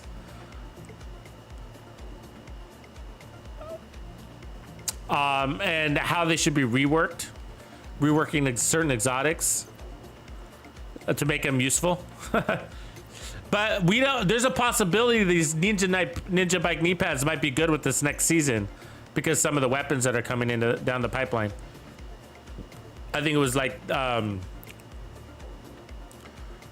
new gear set, where if you get out of cover, you get 100% crit damage and 50% reload speed. Right? Now imagine running the Ninja Bike knee pads so you can bypass the reload when you're out of cover, right? Because that'll be the downside, is reloading when you got RPM. Sorry, you got 50% RPM, and so when you reload, you know, it's only going to last for so many seconds. So it's like you don't want to spend that time reloading. These could be interesting, or they could be a waste. We'll see. We'll see. Okay, so let's go roll it over to our next build. So the next build, I'm gonna put on, it'll be actually, let's go the status effect version first. So this is a pure status effects one. It's actually pretty fucking good. Let me see if I got all the pieces I need. I brought them all over. I just gotta figure out if there's some of them are in my backpack and some of them are in this stash. So there's the hand of you, and then I get the golden golem, is what I call it. And then there's a couple different ways you can run the mask, but one of the ways I like is this chill out with status effects, but you don't have to do that. You could also run a Hanadu there, but I like the extra mod slot. You could also run the vial. Actually, let's run the vial. There's a couple ways you can do this one. So the vial's fun. Hanadu. And golden golem. So everything's gonna be the same. So this is a pure status effect build. Now the vial, that gives it damage, so that's kind of taken away from the purity concept, but that's an option. The idea of this one is to completely neutralize your enemy. They can't shoot back, they can't use your skills. It actually works really good against hunters. That's right. Like I took out the New York hunters with this one. You know, where you got, I think there was 4 New York hunters, is that right? At the food court, the food truck ones, I mean. There we go. And then I'm not sure where my gloves are, so I might not have the actual gloves that I normally run with, but that's okay. You'll get the idea. So I'll move these over. So it's not going to be perfectly optimized just because I don't want to switch characters, but I mean, this is so good. You could basically solo legendary with it. I mean, it'd be really hard because you're not putting out much damage, but it's possible. We actually did a stream on that once. I'll show you. We'll go in the legendary. Let's see here. And so, like, one of the things I was saying, like, if you pair this up with, like, a negotiator's dilemma player, like, you run the status effects and they run negotiators. I mean, they're just, everybody's just neutralized. So I usually run the Firefly, and then usually it's the Blinder. So again, it's pure status effects. So I blind them. Let's see, blind effect duration. And so this all starts with the Blinder Firefly concept. And it starts there because I'm trying to think what specialized. I mean, I normally run the like when you're running with a group, you want to run Survivalist because it gives your team more damage to status affected targets. But you also get fire grenades, and they're really powerful with this build. They're part of it. And then I run take that off, shotguns usually, and it's actually the Scorpio that I run with. So we'll put that on here in a sec.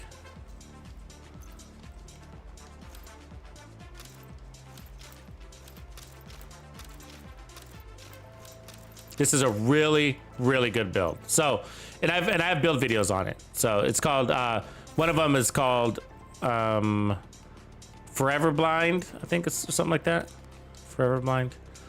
But it's because it's centered on, it all starts with the Blinder Firefly. So if you haven't been, Plixen, thanks for the sub, man. Appreciate that. So if you haven't been in the Division 2 for a long while, let me give you a quick history. So back in the day, the Firefly Riot Foam combo was like the legendary status effect build. It was so good. It was almost always there, and you freeze the enemy, you blind them, and then your team would mow them down. Okay, and so then the devs did some rebalancing, and they said that it's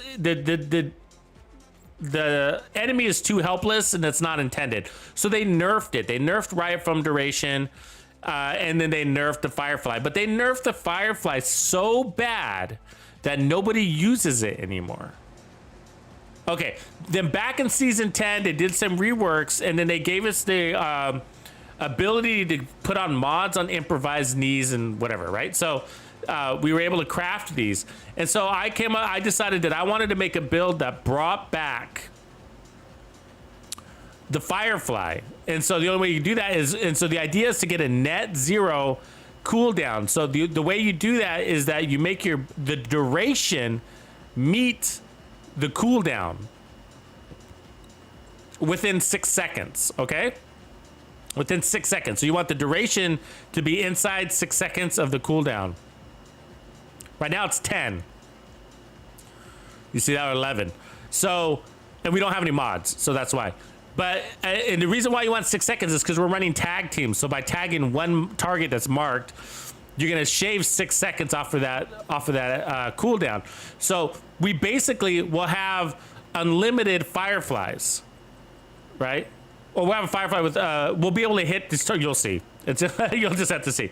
And so I think you get it. So the other skill that I run is I usually run the sticky. You can run the fire sticky, but if you're running against the Tusk, the EMP sticky is pretty helpful. And as you can see, it's got a 15-second cooldown, but look at the duration. So the duration on this one is greater than the cooldown, and we haven't even put on the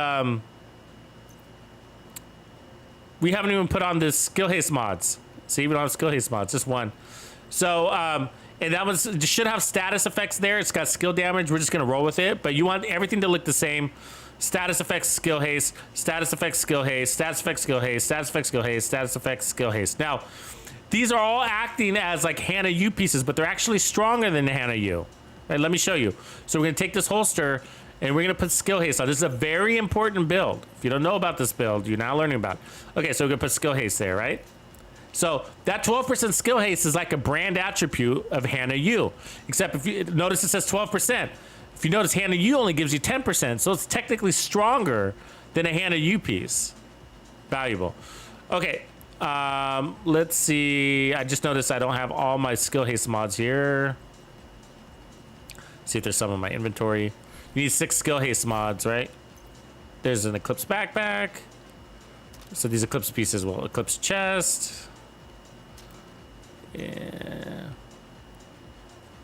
So eclipse is going to be another important build. So let's just put it on these skill haste and see what we got.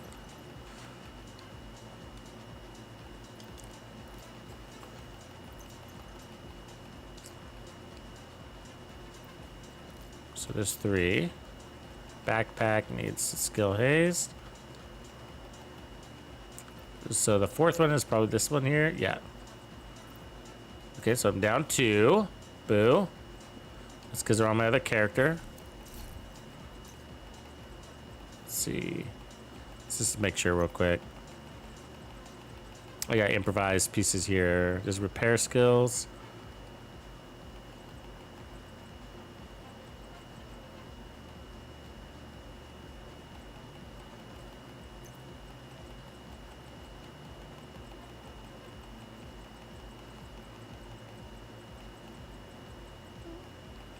Check the gloves real fast.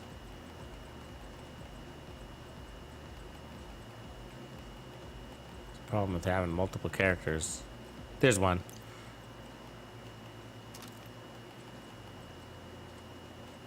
Just check the masks again.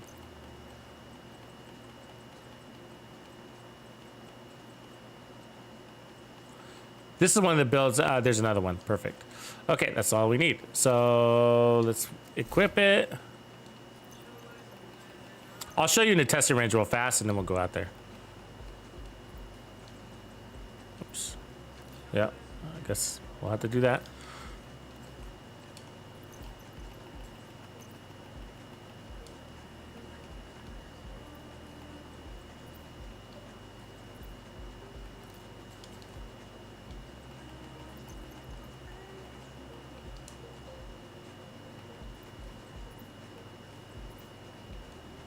There we go. 6 skill haste mods. Look at the cooldown here now. 18.5, 13.2. So that's 5.3 second cooldown, right? Effective cooldown. So between the duration of the blind and the cooldown. So the cooldown is 18.5 raw. That's its gross cooldown. And the blind duration is 13.2. Gives us a net cooldown of 5. See, 5. Is it 4 or is it 5? Let's see. 4. 5 seconds. So this is going to shave 6 seconds, and it's going to give us our thing basically right away. They're going to be taking damage the whole time. We also got creeping death as a backpack talent, so it makes it you able to use your quick deploy. So there's a quick deploy feature on both of these skills that you may or may not know about. It's double tapping of your skill bumper. So I'll show you how to use that real quick.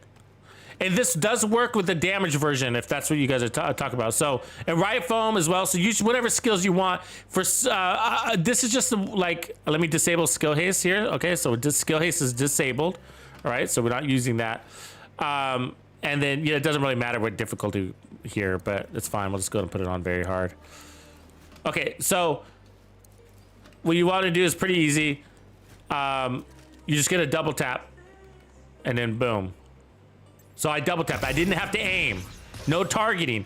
That's why we want the creeping death. It's because I didn't have to target yet. It blinded everybody. So otherwise, what you end up having to do is you have to paint your targets, which is fine. It's fine if you do that. You know, sometimes you have to do that anyways. If you want to get an enemy that's all the way in the back like that, and then your firefly will get him. Now, this is why I run the sticky. The sticky is going to apply a damage. You need damage to enemies in order to get tag team, which is going to eliminate cooldown. So if I do that...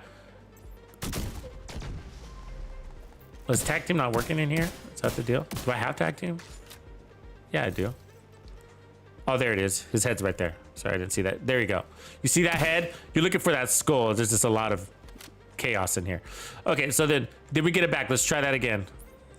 So We're gonna do it, right? Now I'm double tapping. Boom. Now we're looking for the skull. It's really crowded in here. There it is. And then I clears my my cooldown. You see the firefly come back? And so when you come across a really tanky target like a chunga, you can keep them in a forever blind. So let's go ahead and do that. That's why it's called forever. A forever blind is because you can keep them infinity blind. That's what the build is. The original build is called infinity blind. So what you do is you blind him. So he's blind, and then you hit him with the right foam or your blaster. And I don't know why you didn't take damage. I think you gotta, on the testing range, I think you might have to hit him in the head. Give me a sec here. Oh, this guy took the damage for some reason. I don't know why. That doesn't make any sense. Okay, that's weird. Are we too close to that target? You, as a matter of fact, you have a hard time using your gun that you're using your skills so much, your gun actually becomes difficult to use. So I can try to hit him in the head because this testing range is finicky. Okay, we'll just take that other target. For some reason, it's damaging the guy next to him. I don't know why, but you see, but anyways, the point is our skills are back. You see that? So, and then you can keep this guy forever blind.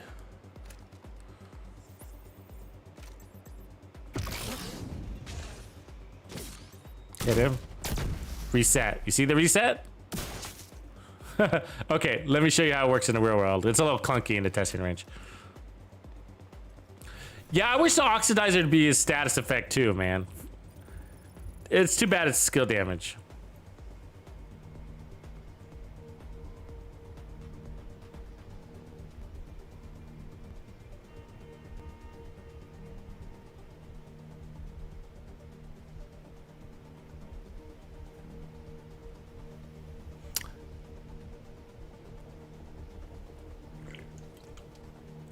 Yeah, is that it?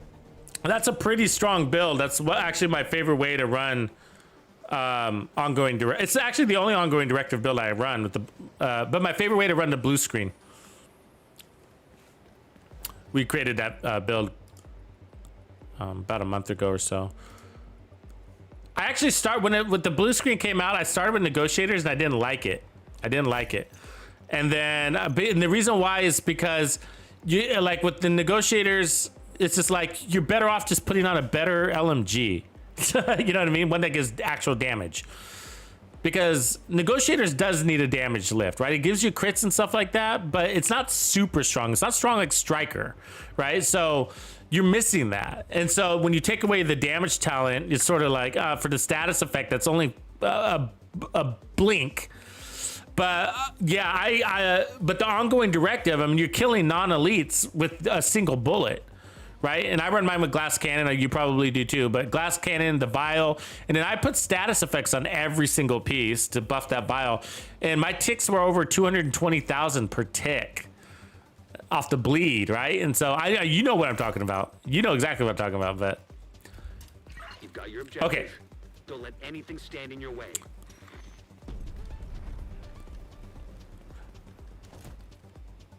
So I'm gonna paint my targets here because I got some specific guys I want to go after. And then this one's got the vial mask. Now, you don't have to use the vial mask. There's plenty of times where I don't actually. So you see the tag team? Okay, so I hit the tag team. My firefly is back. You see that? And then you blind them again. Now I'm gonna take out these other two tanks. Tag team. Now you want to wait till you. So I jumped the gun on the tag team there, so you do got to learn that. Like, you really got to wait for your enemies the blind to finish tagging painting its targets.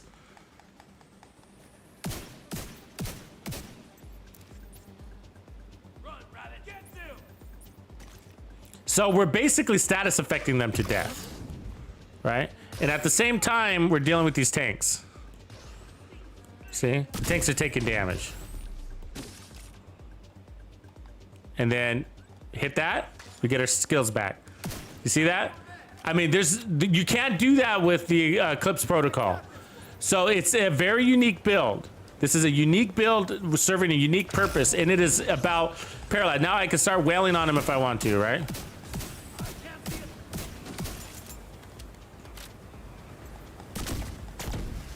And I got my blind back again. So like I was saying, you can literally solo legendary with this thing. You still die, but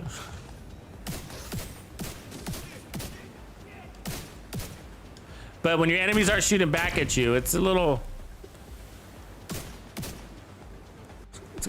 I mean, that's your survivability, basically, right?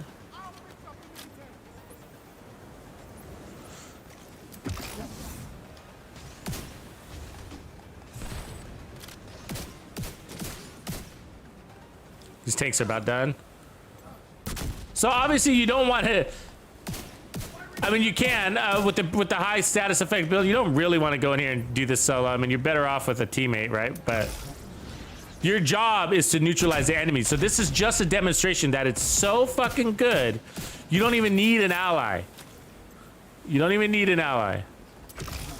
You're handling everything that they can deliver to you, right? You're disabling them. There is no enemy.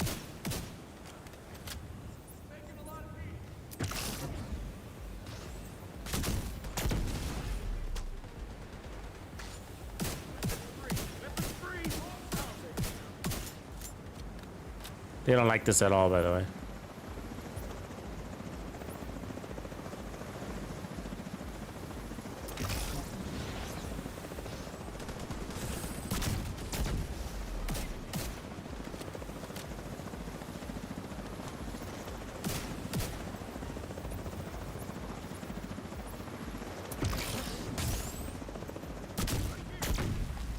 I should be shooting at her. I don't know why. I'm not. Yeah. Oh, I just shot myself. Assistance needed. Let me heal up real quick. Oh, my bad. I should have been shooting at her. I forgot. I kind of get too into the skill sometimes, but. Now the mask I'm wearing is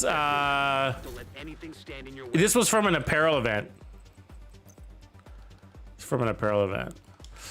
So you can if you take off the EMP, I mean there's a couple of things here, right? Like you don't have to go into the blinder, but we are rolled into status effects. So if you want to take some of the status effects off, this and we are down a status effect too, keep that in mind. That's a excuse me. It's supposed to be status effect.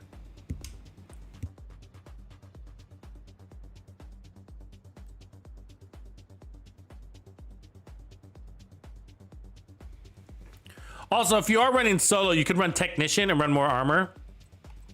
You can do that, but this is a team. Really, it's a team build, and so that's why we have it run this way. Okay, I'll just do another real quick demonstration, and then we'll move on to the next one.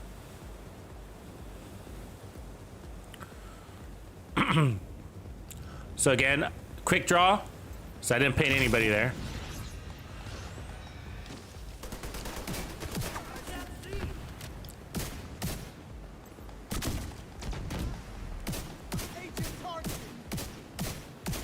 And so what you want to do, you're playing from cover, so just keep an eye on your grenadiers.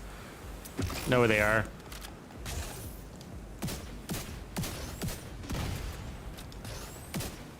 But those tanks are absolutely paralyzed, right?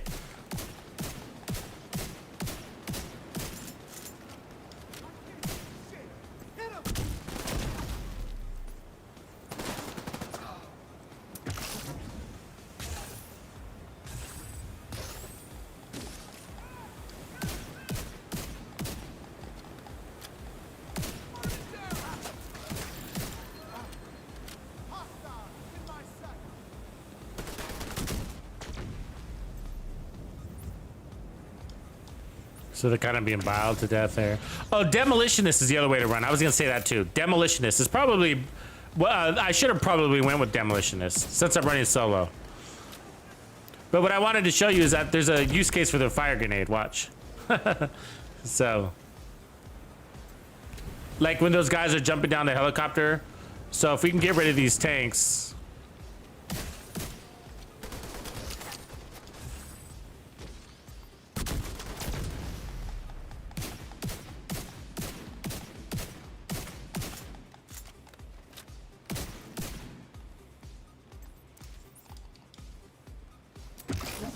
Having a good assault rifle too. Actually, if you were, I would be running the test subject usually as my secondary weapon here.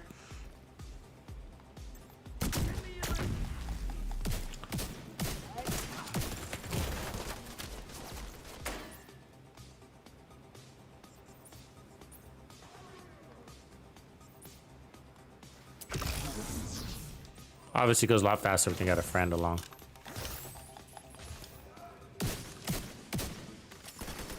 Agent in need of backup.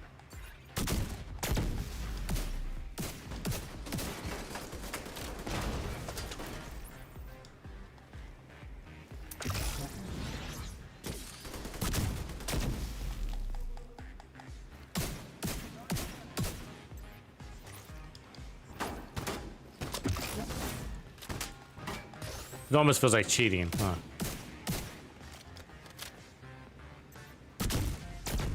Yeah, you can use the pulse too. I like the sticky though, because the thing about the pulse works too for sure. It's just that the pulse has got limited range, where I can basically snipe with the sticky, right? The sticky's got, you can go deep, real deep with that thing.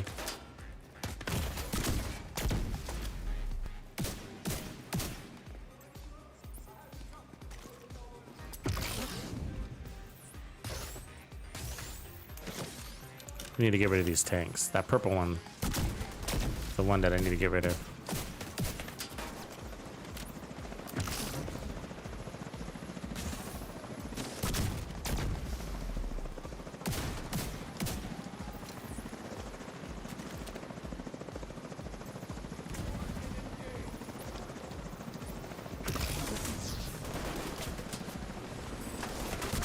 Oh, I missed that shot. God damn it. Keep dying here because of that bullshit.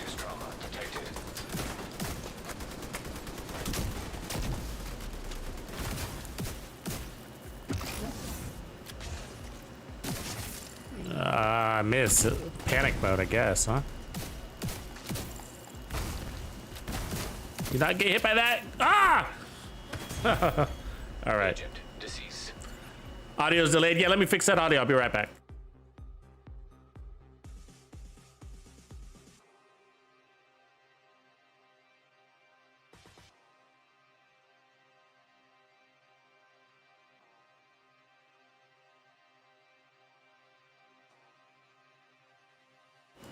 Okay, I'm back.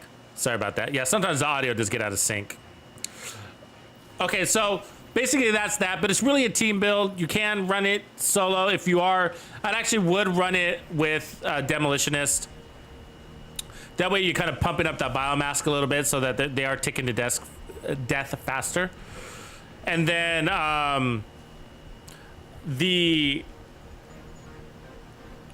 you could also run it instead of the like the goal of the Hannah U actually is probably what I would switch out. You could run a China Light, one piece of China Light, and then again make a stronger biomass. So there's some tweaks you can do. Actually, I should do that. Yeah, acid burn, Mike. You're totally right, man. I see your comment there. Yeah. So Demolitionist would be a great way to go if you're running solo. But again, I'm not really running solo, so I'm okay with what this is. And so you can go a stronger bio or a stronger team buff, right? So this is buffing your team, and that's why I ran that. But also, I like the fire grenade. So when those guys are dropping down from helicopters, or when you enter a new room and there's a big pool of enemies, then I throw my fire grenade at them. And then I blind them, and then I'll hit them with the sticky. Now, I'll switch my sticky. So I'm running the sticky in the beginning as a pulse because of the tanks, but then I switch it over to the burn sticky. So I'll run both, right? Okay, so for the next one, it's really important. So here's one of the tricks. Okay, so the next, actually, let me equip the build. The next build is an Eclipse build. So we're gonna stick with a vial, all right? Now, you've all seen Eclipse build, so it's not Eclipse that I'm really showing. That's the new part. It's the configuration that's important. And how, oops. Yeah, that's right. That's right. Well, let me move all my clips over. It's how it's configured is really important for going fast. And so this is going to be a skill damage status effect build, okay? So the intention is to kill the enemy, not just stun them, but to kill them. So a lot of your status effect builds, you'll see people running. What backpack do I run with this? Do I normally run this backpack? No, I think I run this backpack. Trying to remember. For the 30% amp damage. Anybody remember? We could try both. Actually, it's probably the Hannah U or the Golan version of this. You could run Golan too, so Golan would probably be better than Hannah U, but can't exactly remember. And then here's the key tip: firewall. Yeah, you want to run firewall with this one. So shotgun for the Scorpio, and then the LMG, SMG for Lady Death if you decide to go that way too. But what we're after here, okay, is the flamethrower. So this flamethrower is the strongest flamethrower fire in the game. Strongest fire in the game. So the idea is like when you're doing these, when you want to go fast through legendary content, or if you're speed running one of these league events or any mission, then the flamethrower will help kick off the fire, and then the spread effect will do the rest, right, and clear that team. And then you use, what you're gonna end up doing is using your fire chem launcher. So that's right, this is gonna be a fire one, not a riot foam one, which I think, you know, it depends on what you're trying to do. Like if you're speed running and you got a lot of DPS on your team, then you know you usually do the riot foam. But if you're speed running, you got a lot of multiple. What do you call it? Multiple. So damage is upfront damage. Burn is damage over time. So if you want to kill him faster, you go that way. And then if you want that burn strength, so you know it's, I don't know what's better really. I kind of go back and forth. They both just sort of work.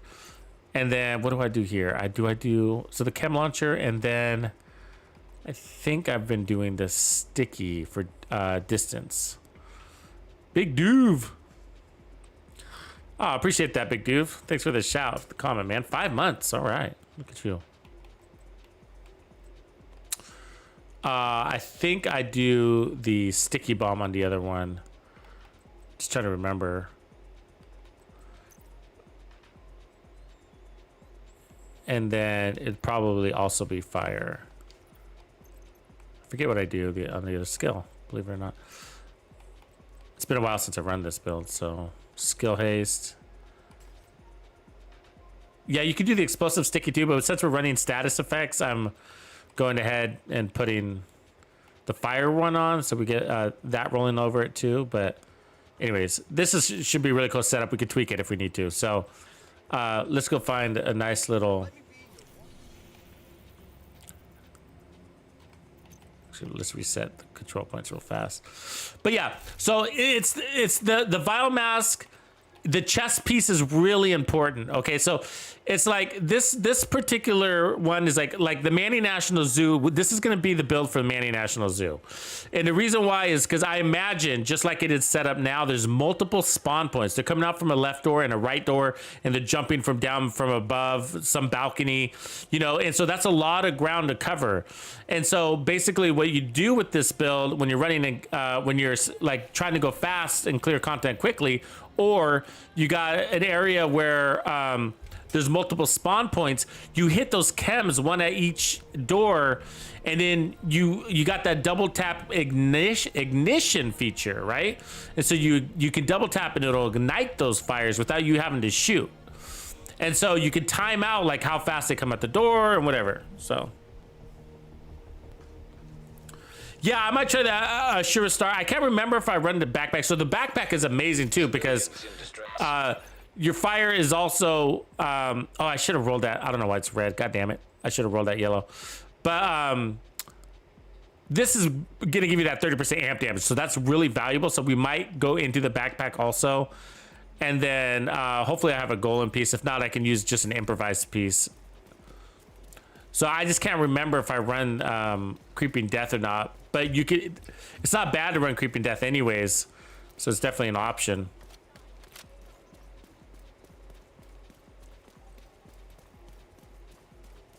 No, you don't need to have the concussion grenade for the vial, but Demolitionist makes the vial stronger, and the vial's damage is based off of the value of the concussion grenade, but you don't have to use it.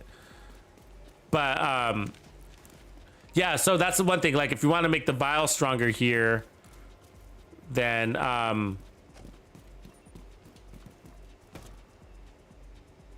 so let's see here. So like we can pop this here.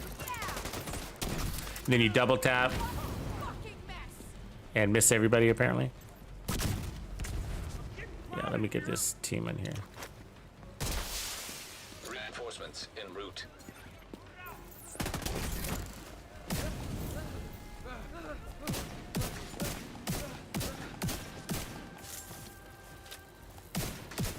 So we got people burning the biomasks and stuff like that, taken away in the back.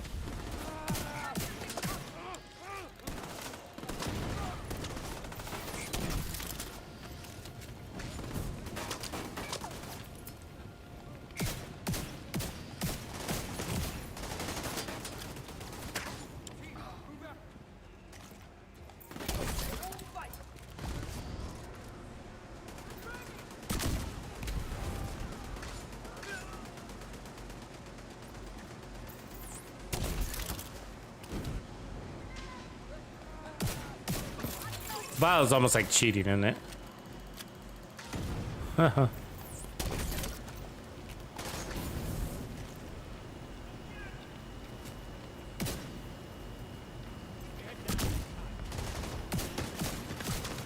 signs Yo, critical. who's shooting at me? I don't see him. Heavily armored hostile detected.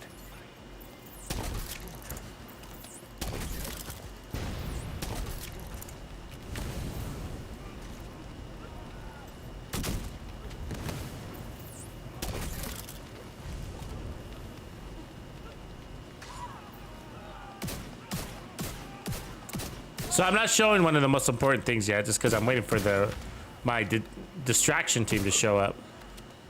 Oh, we need ammo too, but one of the most important features is the flamethrower. It really is important. So.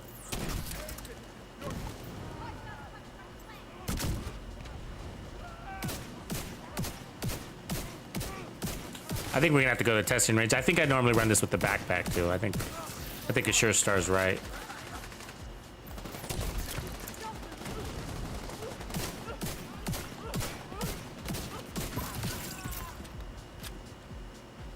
Yeah, let me grab this gear.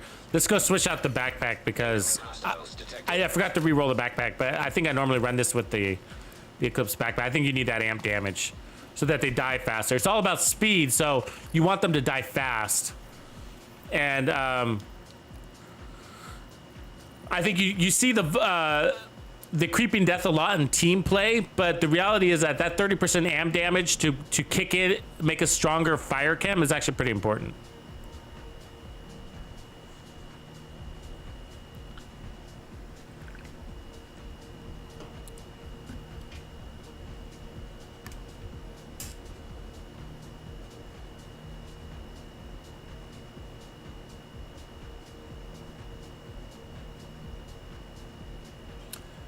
And so we needed the ammo too, but so part of this, part of what does it say? The strategy. So I could try to do this in, do you guys, if you're interested in seeing the Manny National Zeus speed run with this build, it's been a while since I've done it, so I might not be that great at it right now, but I did record it, so I do have it on a video for you. I think it's 17 minutes is my best time on there. I could look at the progressions actually. Let's see here. Season, nope, not season. Progressions. But it's interesting. It can be a painful process to watch though, because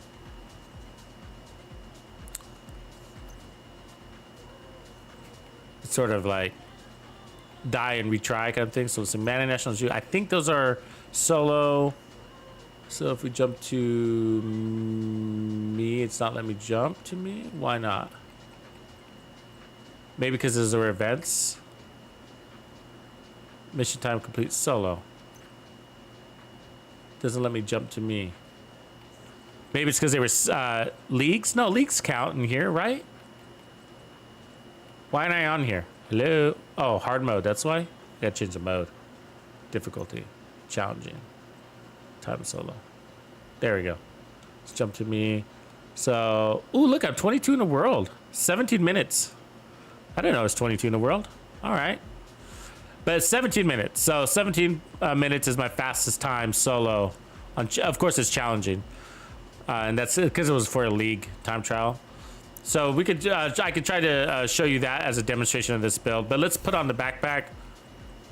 And so I had to come back here so that I need to re-roll it. Now, actually, the other thing too, let me see if I have it, but the test subject, you want to run the test subject on this one too. I might have moved the test subject to my other character, but you like getting skill damage isn't a bad thing, right? Because you're running fire and that takes damage. There it is. So the test subject is also a really good weapon if you don't want to use a shotgun. I mean, I might even try that actually as my primary. I think I might do that. So 30% skill damage. The problem is like, you know,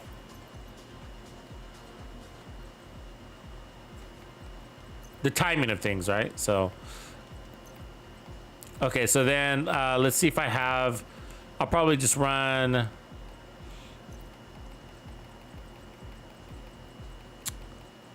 the same piece here. So status effect skill. Hey, so I'll just, it's basically like a Hannah Golan. It's like a Hannah U, really. My Golan would be better, but I just don't think I have my Golans. Only the chest piece, and we need to run the chest piece like we have it.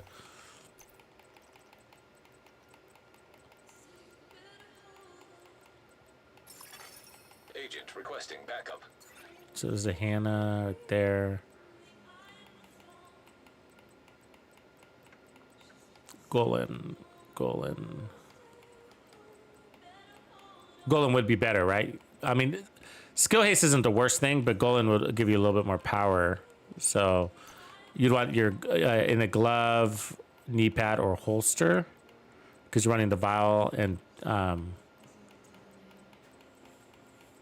the Eclipse backpack and chest, which are, it's actually rare that you see that combo nowadays, right? A lot of people won't run the chest or won't run the backpack for team play, but it's actually one of the best setups. King Art, what's going on, bro? There you are. Okay, let's go skill haste for the chems. There you go. So now we got the 30% amp damage. Let's go to the zoo. I know we hate the zoo, but we're gonna be seeing a lot more of it, and so I think it'd be a fun little demonstration here. Mission settings, difficulty. Oh, I gotta change my map. So I'm gonna try to do that speed run. Change global difficulty. I can't do it very fast on heroic. There's no way.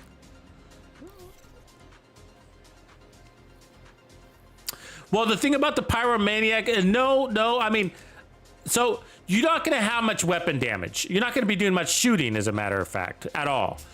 So the pyromaniac is one way, which is why the pyromaniac is basically extinct as a weapon, right? And so because the thing about the pyromaniac is it gives you that 25% multiplicative damage, which is nice. It's just that it's only one way. So it damages you. You get an increase in damage to your weapon, but you don't get an increase in damage to your skill.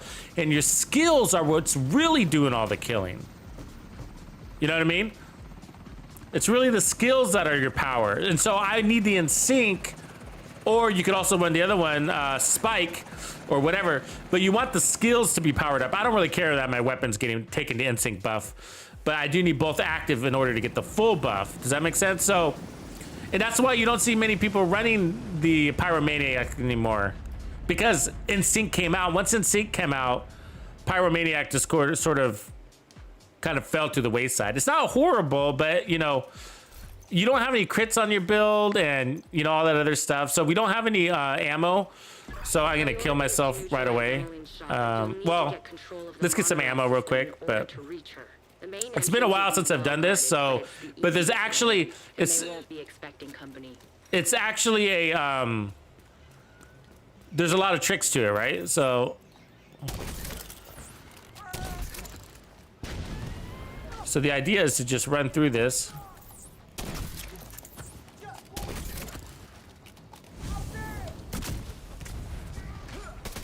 See that? See, they're dying. We're under attack. It's the division. Oh, except for one. You know what you need to do. Serious trauma detected. Okay, so I bypassed apparently some people. I don't know where they are. There they are.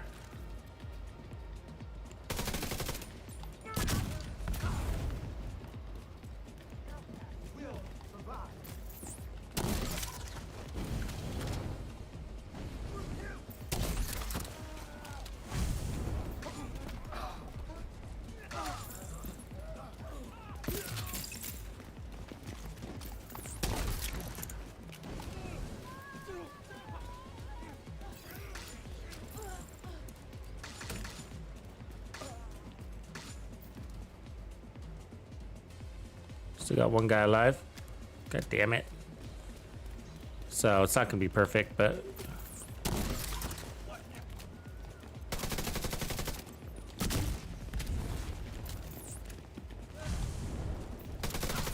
you see that? As soon as I hit him with the bullet, I mean, it was like instant death, right? That's the in-sync part of it.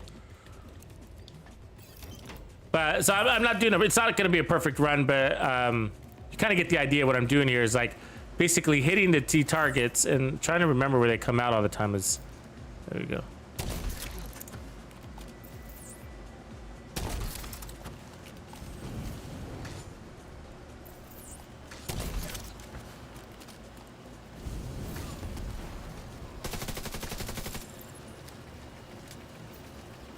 Can't remember where the boss comes out either.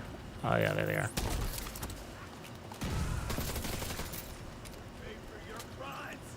Oops, almost killed myself there. Oh, I just jumped in my own fire. That was dangerous.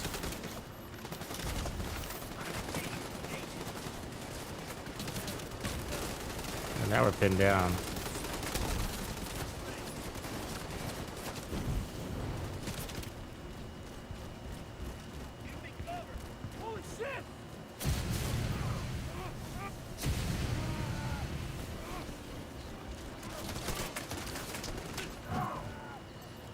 You don't want to be caught in this situation. This big guy's not usually here, actually. This is a bad spot. I gotta get out of this line of fire. I might die. Yeah, it's fine. Yeah, you kind of want to shoot and keep going. Let me start. I'm trying to pick up ammo too for the flamethrower. Oops, yeah. I need to restart it, not fast travel. See you later, King.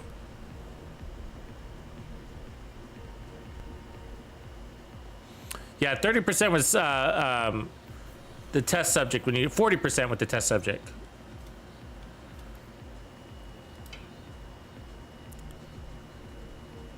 So what I'm trying to remember is like, so part of this is like the trial and error part is like, you got to remember the spawn points in a well order. So, and sometimes they're different. It's not always perfect, but like sometimes there's a guy waiting for you right at the rotunda. Sometimes he's on the left side. Sometimes he's on the right side. Sometimes he's not there. Sometimes they come out of the right door. Sometimes they come out of the left door. So it's sometimes you're guessing a little bit, but also it's been a while since I've done this. But what you're trying to do is get your chem out to those areas before the doors open. As soon as the doors open, you hit the chem. And the idea is to always be making momentum, forward momentum. So you're running for the most part, playing out of cover because everybody's on fire. You know what I mean? So that's the idea, and that's why it takes practice, because there we go, we got ammo. So in some of these rooms, we'll just hit them with that flamethrower, and they're gonna die pretty quickly. Like this guy. Let's hit her.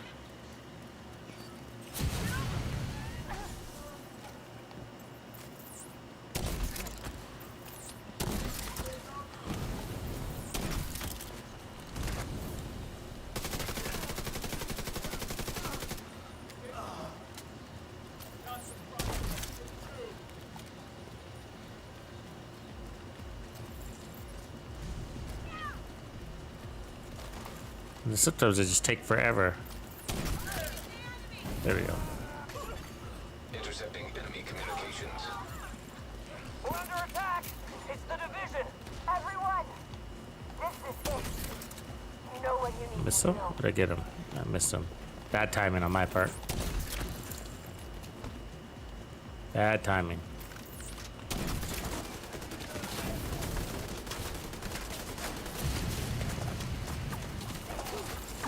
See how fast that fire spread?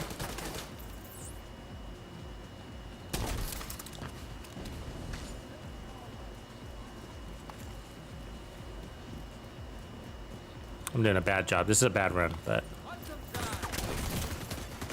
Serious trauma detected. because you don't want them to get all spread out like this on you, and I don't even know how that happened in the first place. It's because they keep running through, and I'm like, you really got to get those shots out. Yeah, let me just die. Let me just die. Agent vital signs. Started off bad enough in the get-go.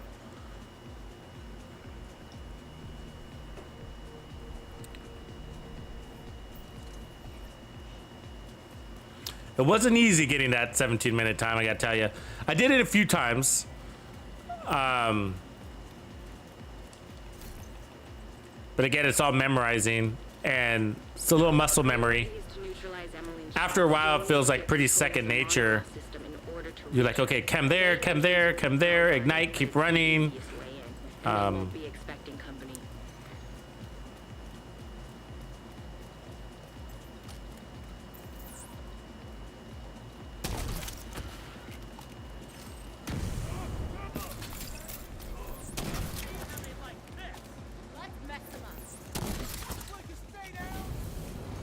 See, like right there, like all these missed shots is bullshit, basically. Look at him running around. This is all bullshit right here. There we go. Intercepting enemy communications. We're under attack. It's the division. There we go. Everyone, Picked up some momentum. this is it. You know what you need to do.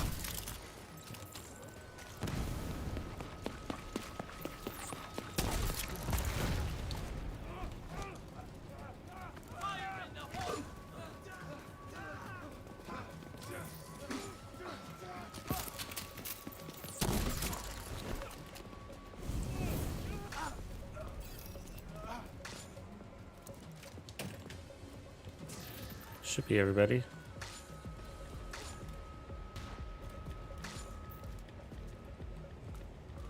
It's always the one guy, isn't there?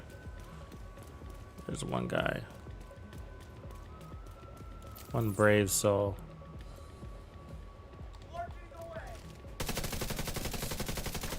Save myself the chem.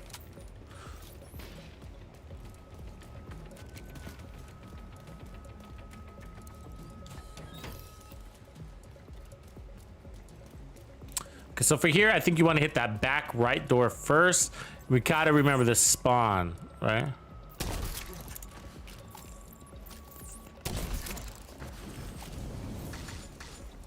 This one. That's the door I missed last time right there. Boom, done. And then the boss will be out somewhere.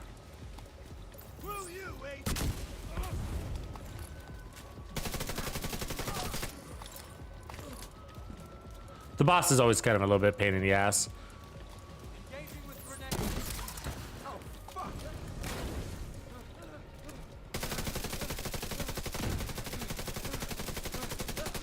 There he is. See, a lot easier right there, right? Now, it had nothing to do with my...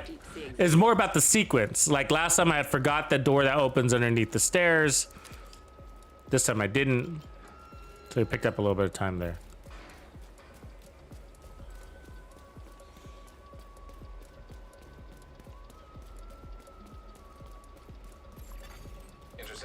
Peeling a banana. I love when I catch you live. Rainer, where are you? We just got to the aquarium. Fucking finally. Okay, they're probably coming right to you. We'll give him a nice Okay, so I'm trying to remember.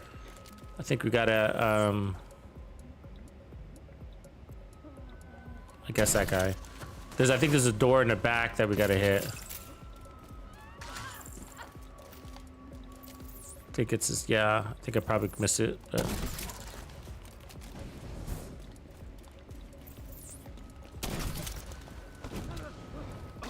And actually what I do usually do with this guy is I kind of leave him. If I remember right. I let him follow me? Is that how I do this?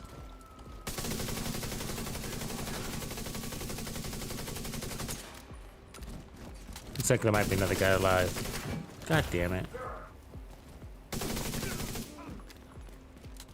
God damn it, there's a guy alive. Ah! Come on! God damn it. Fuck that up.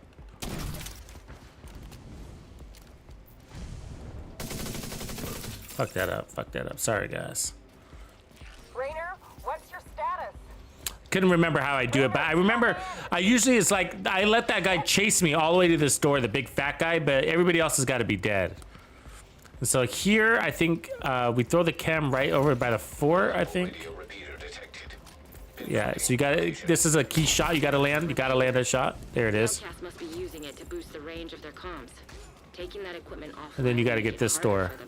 I remember right.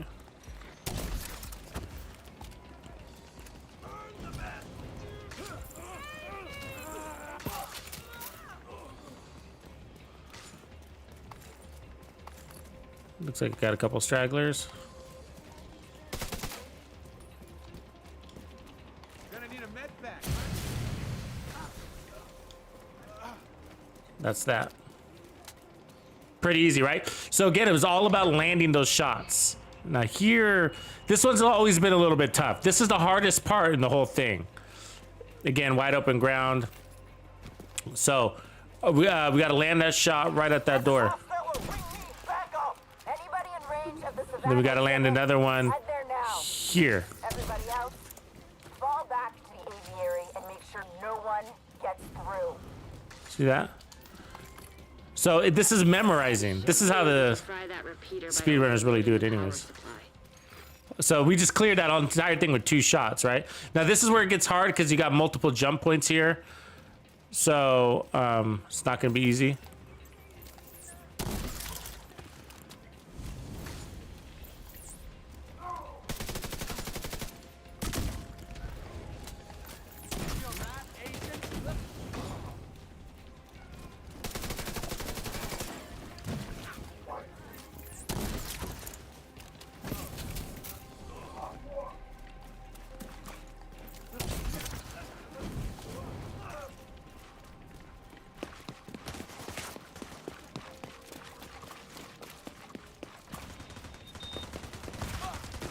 Oh, there's somebody shooting at me. Fuck.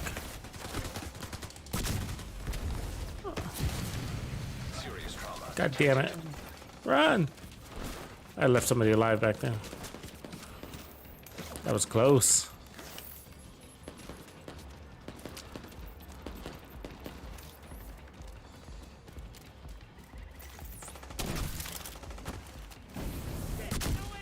God, I'm missing those.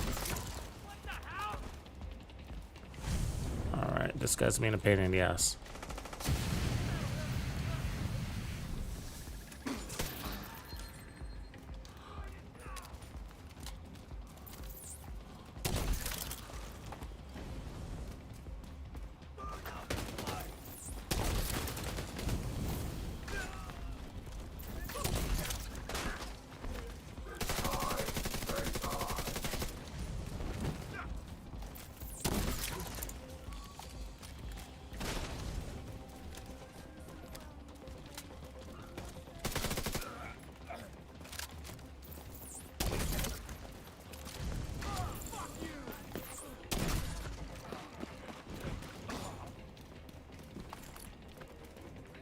Yeah, this is the hardest part. Could be a little bit faster one for sure.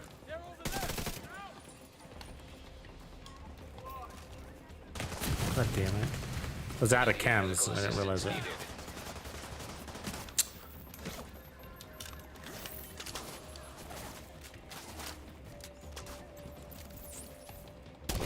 Damn it.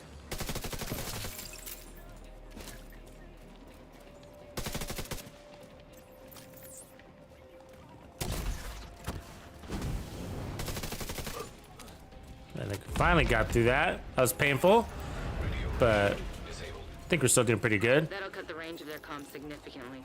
Keep going. I mean, we're not going to probably beat my record, but Soon. The control room will be showing that it's all possible is important too.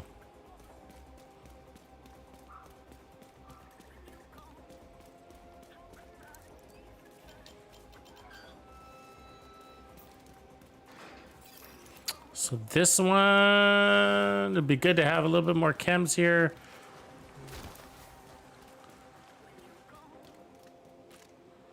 Can't remember how I do this. Let's go here.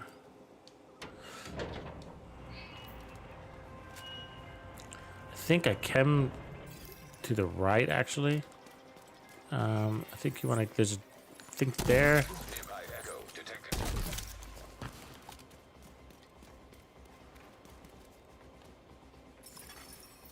Oh, I got to get the echo. Fuck, I forgot.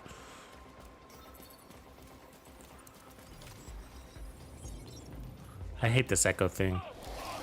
The old school shit.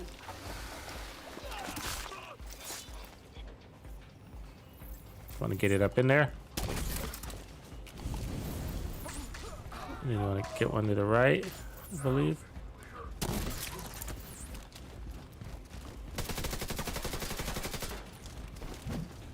Oh wait, you want to run in here? That's right. Fuck.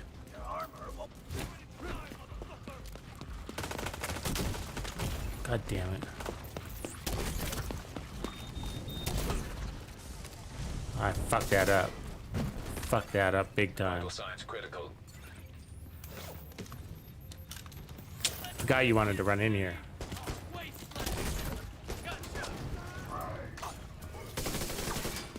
Ah! Get me out of that fucking corner.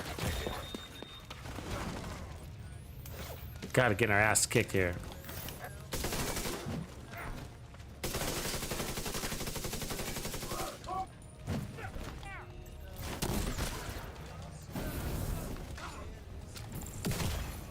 Immediate medical assistance. I'm gonna force my way through it, yeah.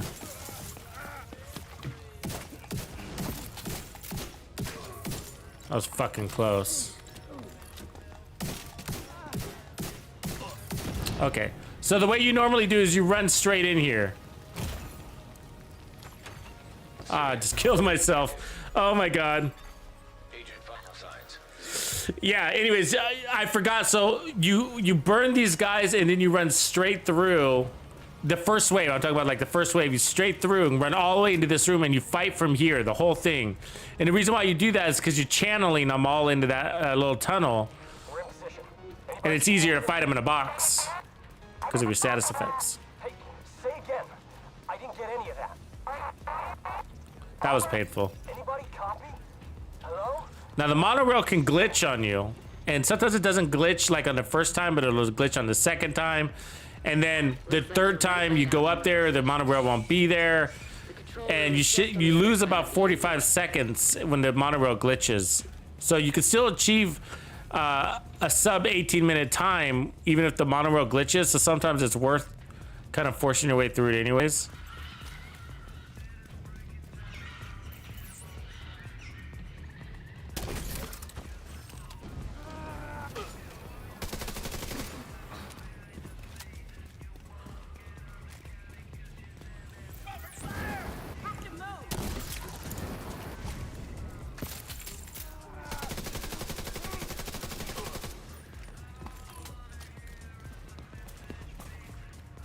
I hate these diaper guys. Oh, I just killed myself! Tried to roll backwards, that didn't work. All right, let's try that again.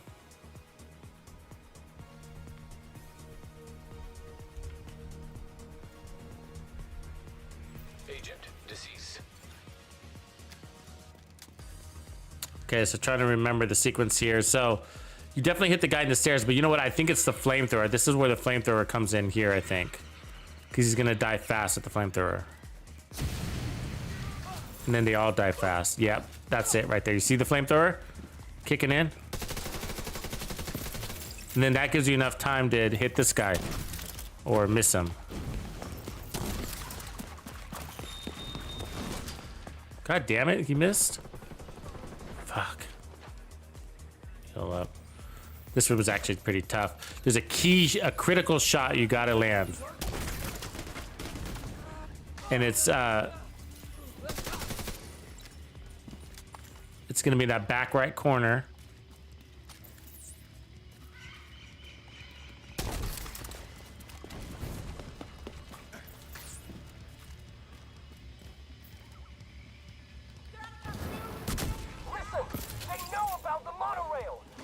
So back here, see those guys?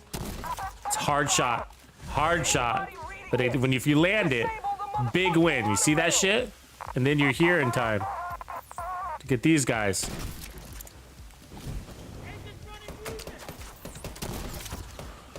So that shot in the back right is the most critical shot maybe in the game. Because if you don't land it, you're running around chasing these guys, and that made that really easy. So it's nothing but practice. You're gonna miss it sometimes, you're gonna hit it sometimes. But that's one of the critical shots. So we figured it out, we remembered a little bit. So you got our flamethrower, the first guy, running through the gardens. And then from there, it's just, you gotta hit that one shot. Azrael, what up? This is fun. Actually, it's been a while since I've done this. And this is what got me to like the zoo, actually. Because I never liked the zoo until I did this challenge. I mean, I prefer Camp White Oak. So this one is, obviously you hit these guys. If I remember it. And then I think you run up there. And you got to get them right as they come out.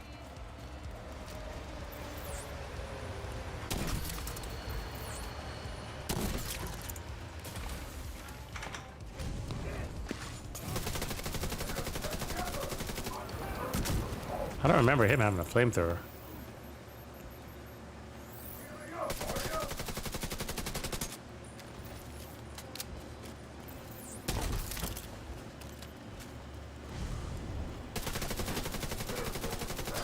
You guys remember this guy having a flamethrower? Has he always had a flamethrower?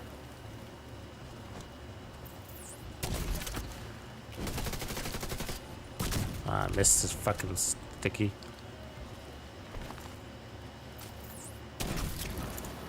Oh, I forget. I'm supposed to be using the Scorpio on him, too. That's what it is. So that way you don't have to keep using right foam. It's kicking my ass, though. There he goes. He's gonna die now.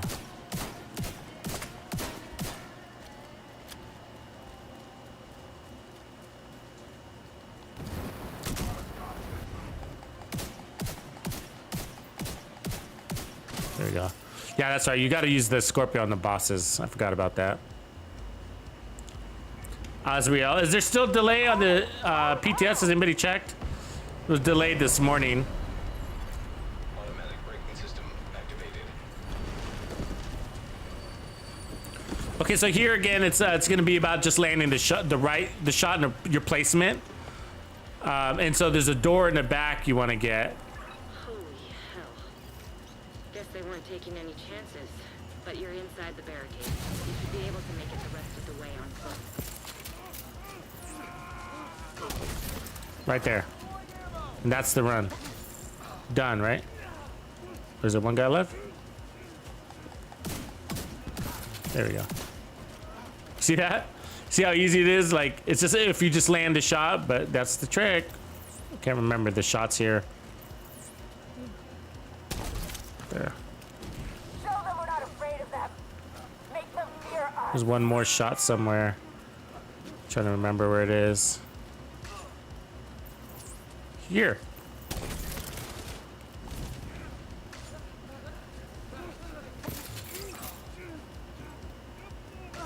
There you go. Always forward momentum, right? All right. Professor Beam. Okay, so here you want to definitely want to start with the flamethrower. And then that'll allow you to hit a chem in the back.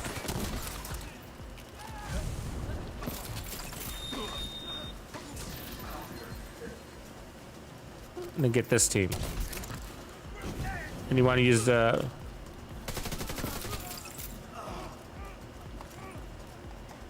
Again, the Scorpio on the boss.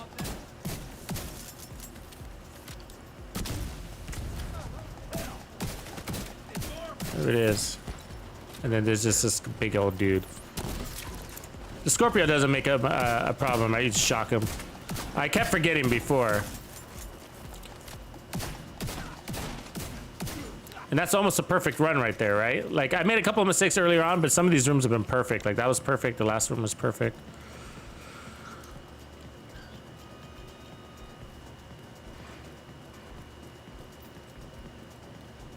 Yeah, this is using the, we're using the backpack too. So here, I forgot I needed to hit these guys. Where did they jump over?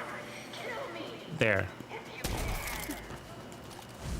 gotta hit it so that the fire spreads early.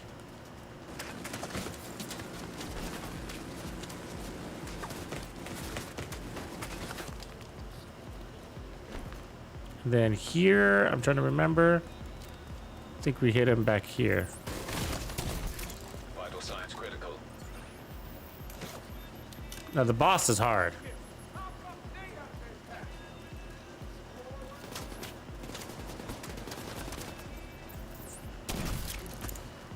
God damn it. Oops. God damn it. You actually want this guy to make it to you, so you have to go and get the key. The bomb. So you do want him to kind of get close to you, just not too close, obviously. He blows up. Now,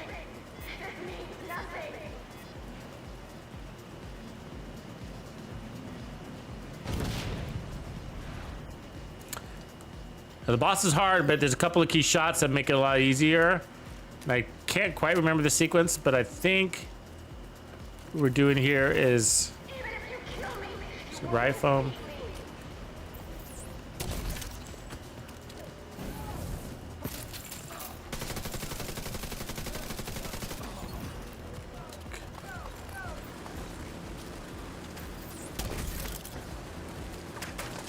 Trying to remember the sequence here. It's been a while.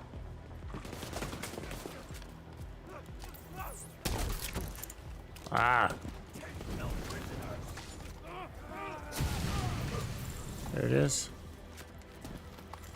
Okay, now here I think we hit the fire on that door. I think that's the right door. Shit, there's a guy behind us.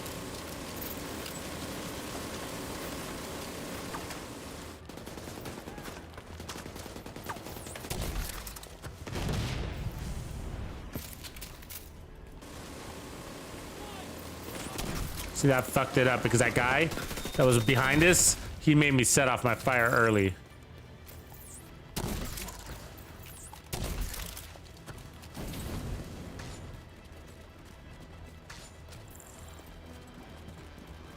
It's a pretty good time.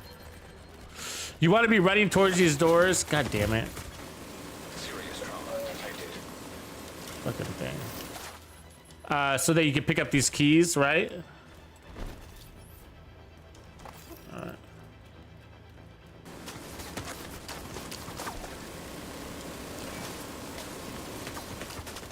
Now the problem is I don't have a lot of medkits.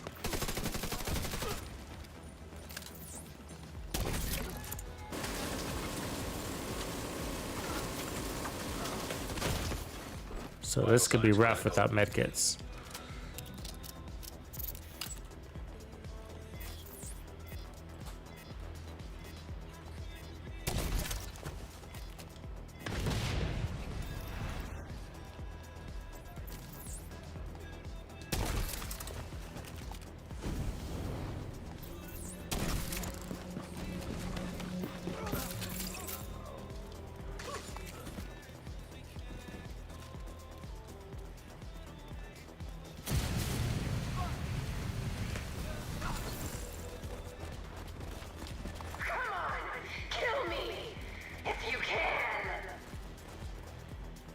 Let me heal up here real quick.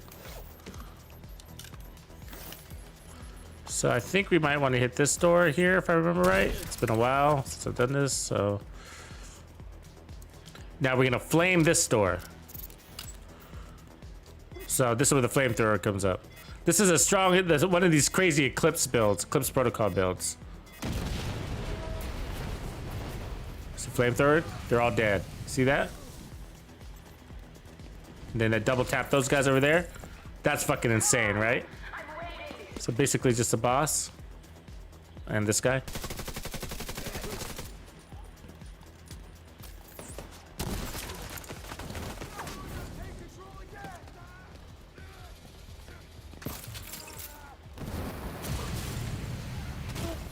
See, my problem is I don't got any fucking Immediate health medical kits. assistance needed. I don't have any fucking health kits. That's a fucking problem. We might die, guys. That sucks. That was a good run. Yeah. Fuck! Agent deceased. That was a good run. But no health kits isn't fucking helping. Oh, that sucks. So what do we got to do? Just the boss, or is it the whole thing?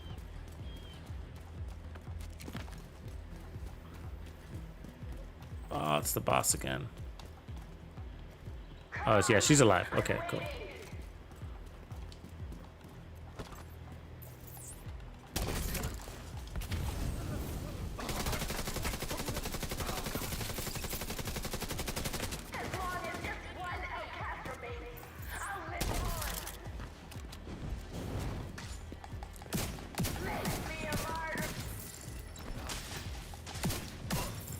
There we go.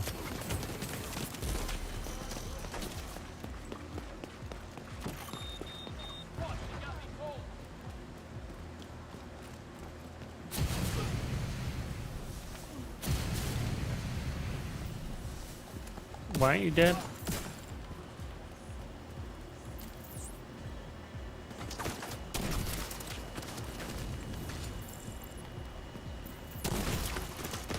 Vital signs critical.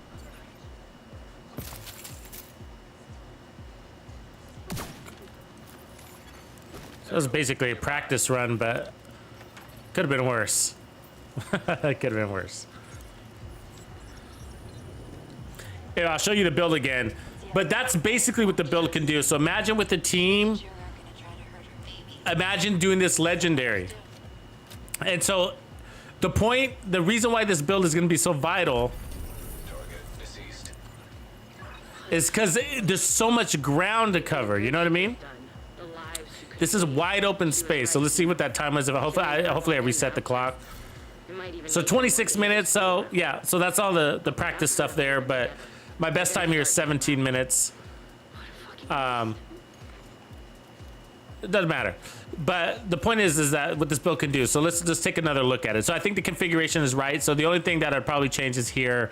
You would want to maximize this.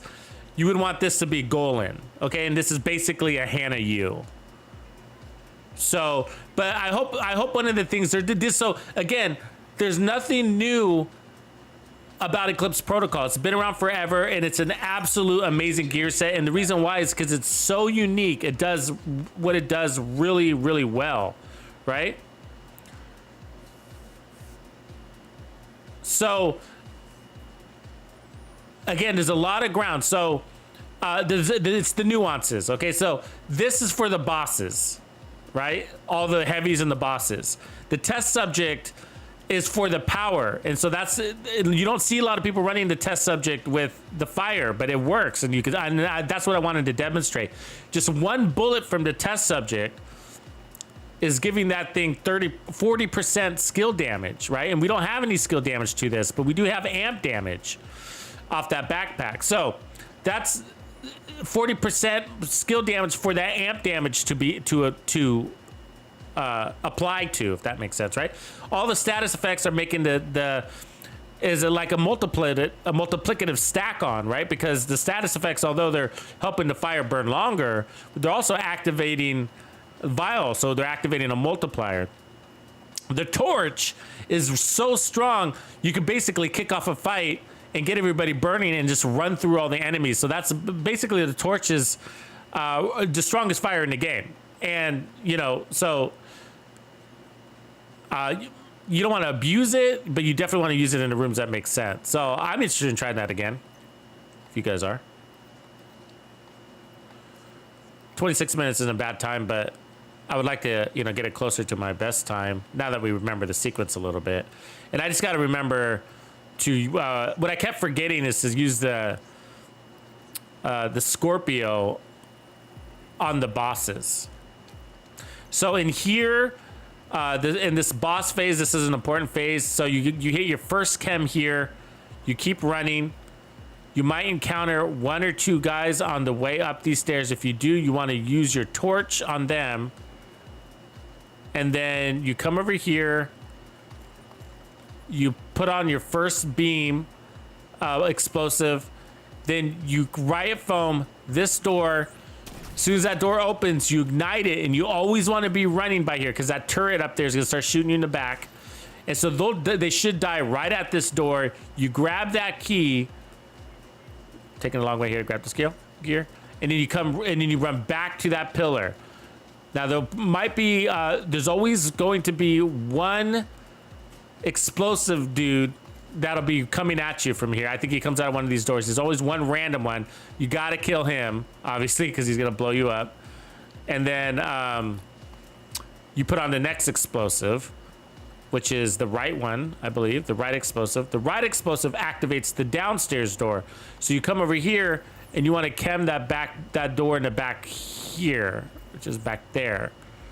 See that light? So that light is where you want to chem. So you want to hit that door.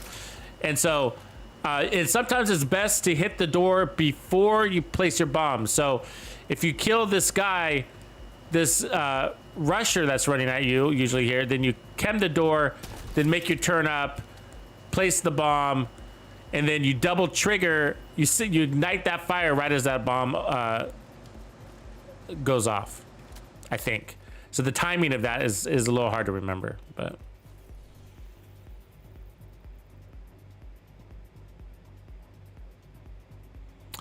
What do you mean by VR walkthrough? Death Destroyer words, like virtual reality walkthrough, or what do you mean by that exactly?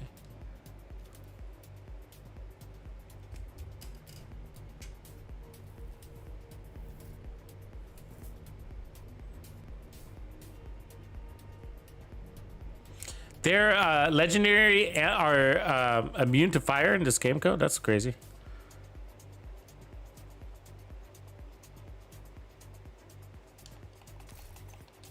Okay, so let's see if we can do better than that. Let's see. So in order to get that sub 18 minutes, you basically got to have a flawless run, right? It's basically flawless, which is some of that's just going to be attributed to luck.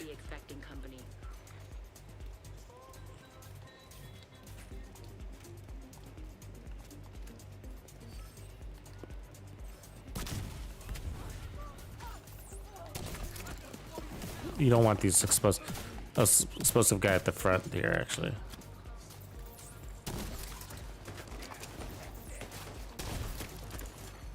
Serious trauma detected.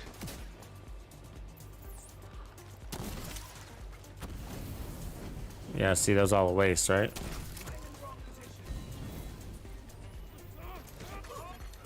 Intercepting enemy communications. We're under So- attack. It's the division. Everyone, this is it. You know what you need to do. Oh, there's still a guy alive back there. Fuck.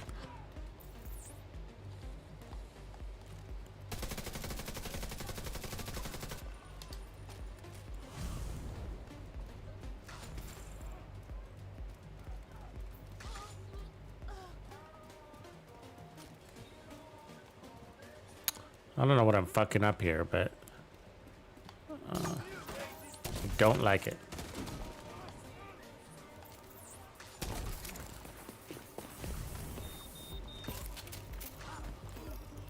There we go.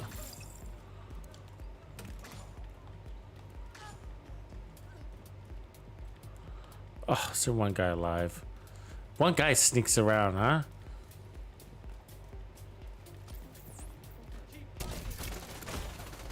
Immediate medical assistance needed.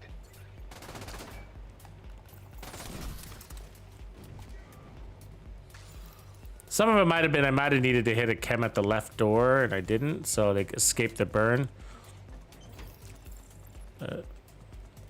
Every second counts at these things, you know? So again, this door here, hit those guys. This door here. And then this door here. The key door right there. Then you're going after the boss.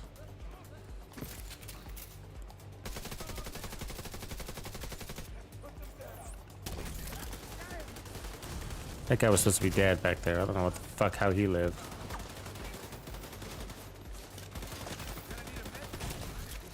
Serious trauma detected.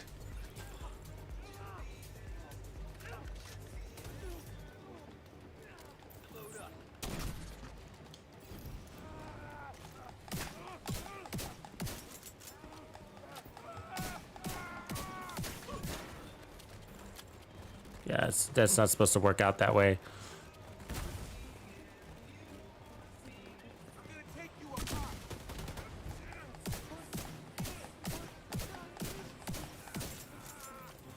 It'd be really cool if you could run like riot foam and Monorail system is further into the park. Looks like the quickest route is fire at the same time. Can you imagine sticking them and burning them?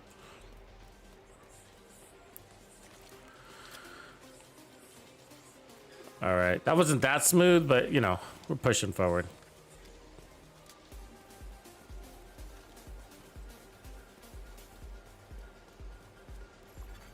Intercepting enemy communications. Okay, so I remember I gotta hit that door on this one. There's a door in the back, so that's the key shot on this one. So let's see if we can do it.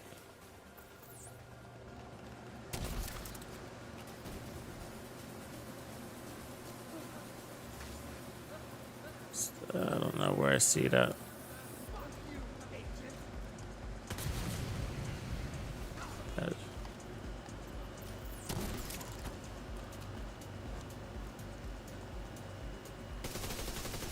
Come on, dude. Fucking hiding? There it is. Oops, I did not want to do that.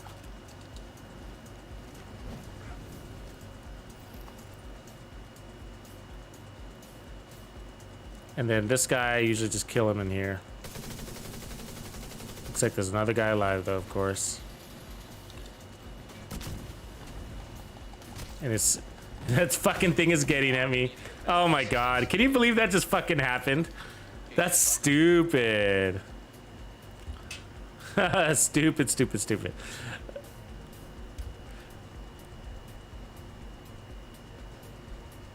Yeah, I got the fire sticky now. But really, I mean, we don't have the ability. We can't afford a riot foam sticky because we need the kill power from the fire. The priority is to neutralize Emmeline's Shaw, but you'll need to get control of the monorail system in order to reach her. The main entrance will be well guarded, but it's the easiest way in, and they won't be expecting company. Okay, good. So this is a good setup here because, yeah, this is a good setup. See how they drop?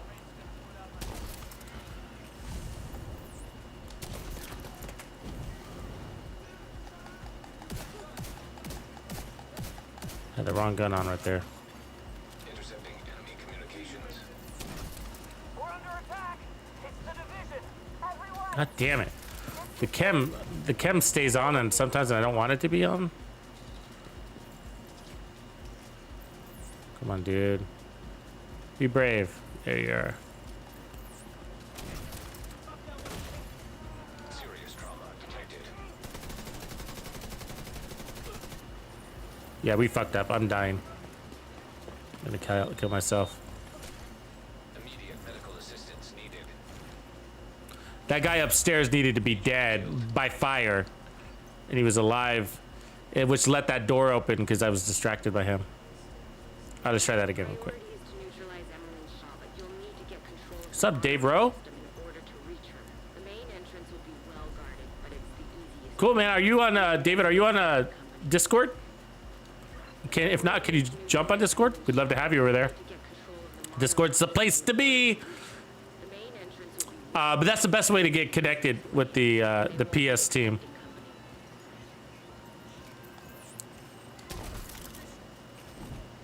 God damn it.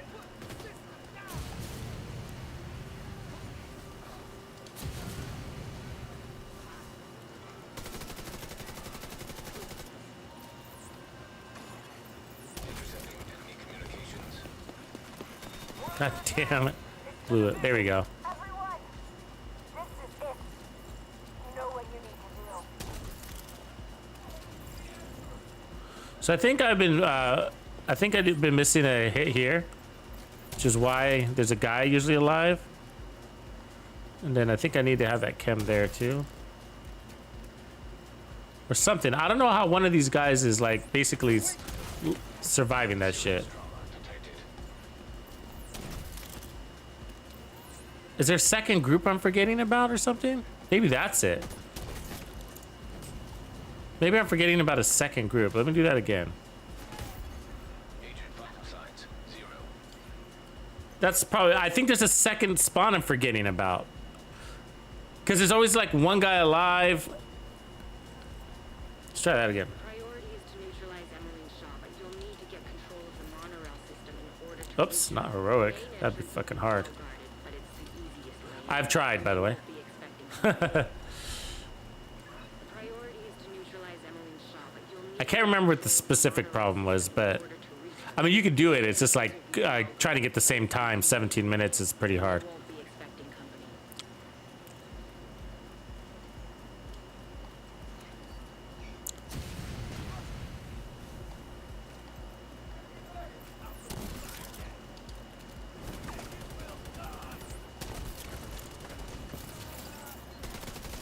Turn that shit up.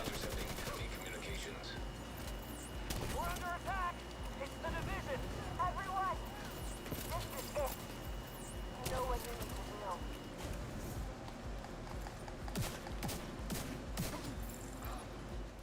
Did we go fast? Too fast?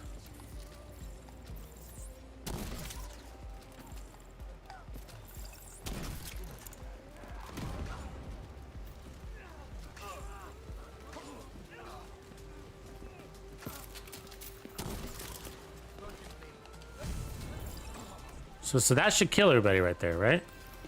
In theory. So let's see if there's one guy gonna stay alive or not. Yeah, there's one guy. Two, technically. Huh. So I mean, it's all right. We made it anyways, but because they ran to us. But when they don't run to you, having that one or two less guys. No bueno, senoro. All right, so this one's key here. The key shot with this group. Lead it. And then this guy. Lead it. And then this guy. There.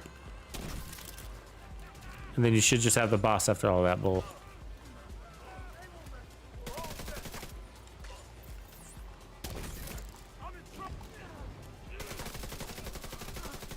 Okay, where's El Jefe?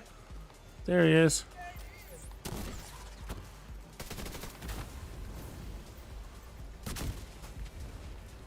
You want to Scorpio him? The main control room for the monorail system is further into the park. Looks like the quickest route is through the deep sea exhibit.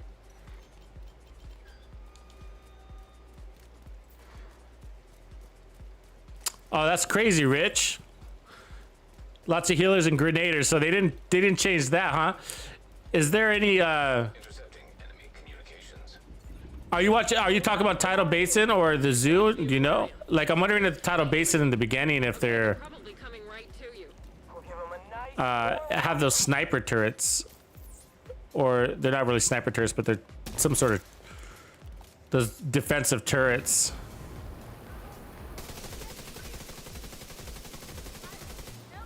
Fuck, I can't see. God damn, huh?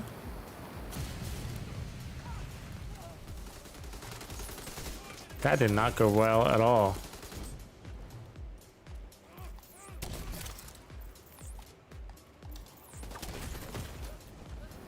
Perfect.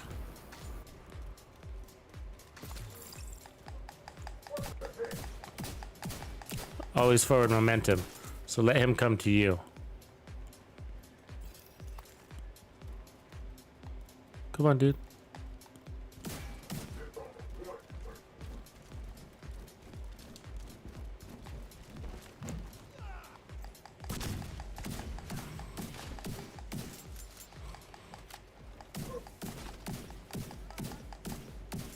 There we go. So that way you minimize your running is basically what you're doing. Your status? That wasn't perfect, but I think you get the point. Okay, again, the key shot here is over this, Radio repeater detected. these guys here. Pinpointing location. And I fucking missed it. Oh, no, I got him. Using it to boost the range of their And then the next key shot is our back corner door. for them to coordinate against you. And I was late. Got him though.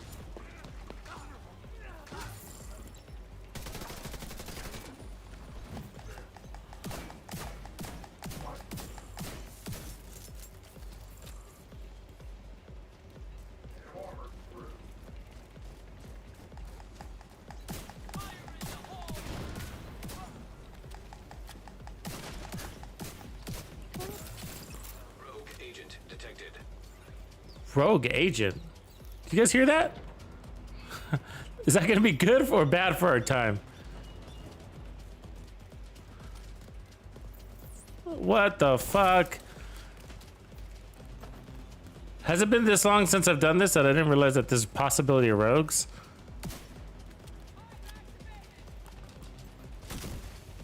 Rogue stinger hive detected. Fuck.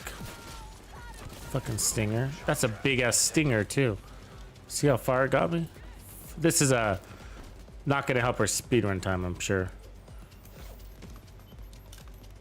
Them and their fucking skills, and we got no armor.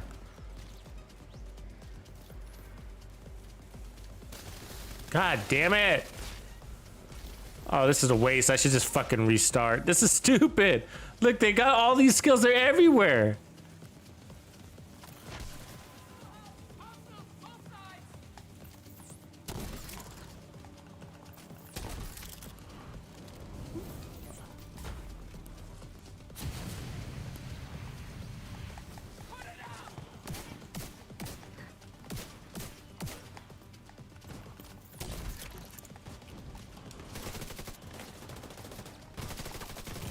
God damn it.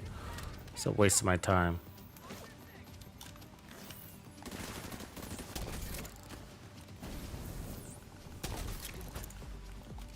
I can't even fucking see her.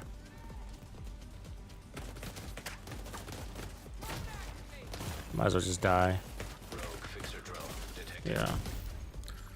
God, it's impossible. Assistance needed. That sucks. Let me start it again. I wanted to restart anyways. That's probably what you do if you're speedrunning that. Just if you see that. I think if you kill yourself immediately, Target lost. it'll restart that section.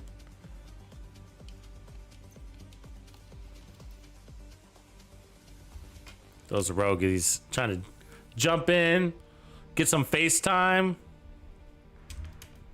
All right, let's try that again. All right. The priority is to neutralize Emmeline's shop. It's actually been a long time since I've seen a rogue agent in a mission. I know that sounds funny, but I don't run missions unless they're legendaries usually. Won't be expected. And so that really was a surprise to me. It was like, rogue agents. What?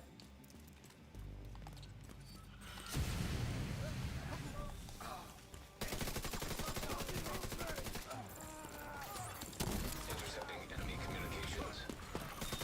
We're under attack. It's the division. Got it. Good run. Good run. This is it. And then right from this corner.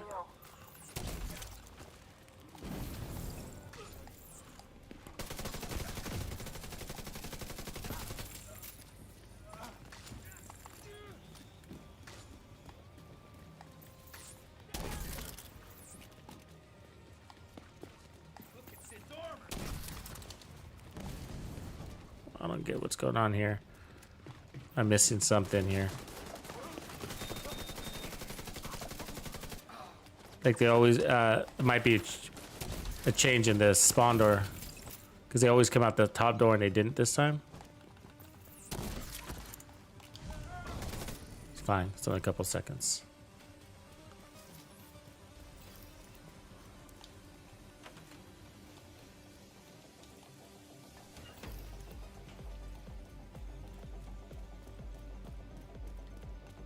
Back right. Double trigger. So I'm hitting that trigger, right? that's causing that quick burn. And then you got to hit this one's key. That's a key door. Do not miss that door. And I just missed it. Then there'll be a random guy coming at the back. So always that purple guy. And then the boss, who's got me in the open. Serious trauma detected. And that's what that's for.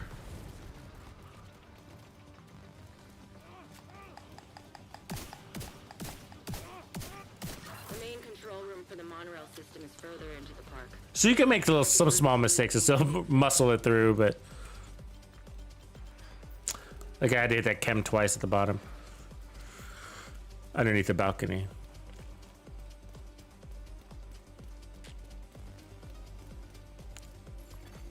Intercepting enemy communications. Rainer, where are you? We just got to the aquarium. Fucking finally. I peel and banana. I could do that. Probably coming right to you. Top 10 builds. I could do that. We could do that actually in tonight or tomorrow's stream.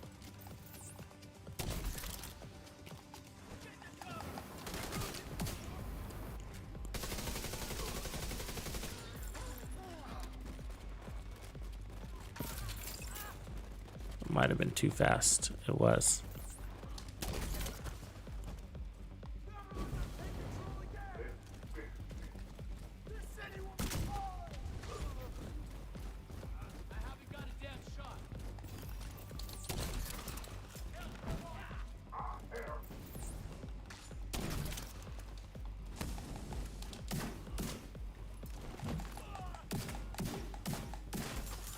So did you see that guy that was hiding inside? And luckily I saw him because I got him with a cam as I was walking through that door. But there was a guy hiding back there. So basically what happened is we cleared that room too fast, and so it caused that door to open before I had a shot on it. So that was that's an important shot right there, right? You got to land that one, and then that'll give you clear on this door here. Which I just missed. Fucking just missed that. Yeah, killed myself.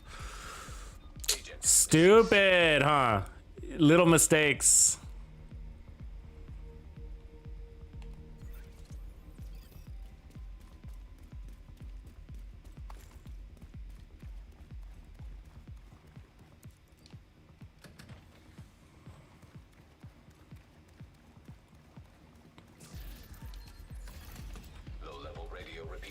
Yeah, this wouldn't possibly be possible if you were using your gun, though, right? The point is to not use your gun and to let your skills do all the work. That's why this works.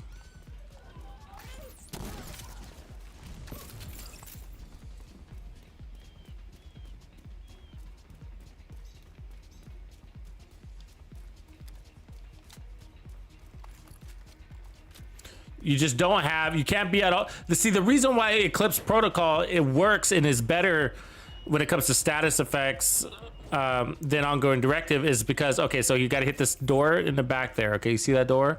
So that's the shot. So you can hit it before you jump over that.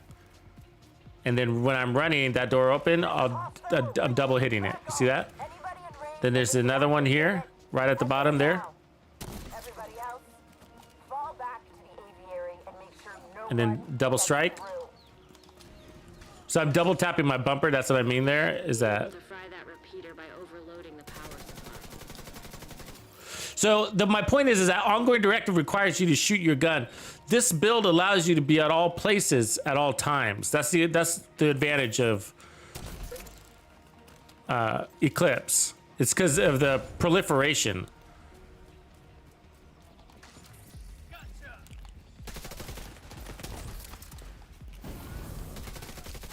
So the only reason why I'm shooting is just to buff my skill, but you don't want to try to muscle through this too much.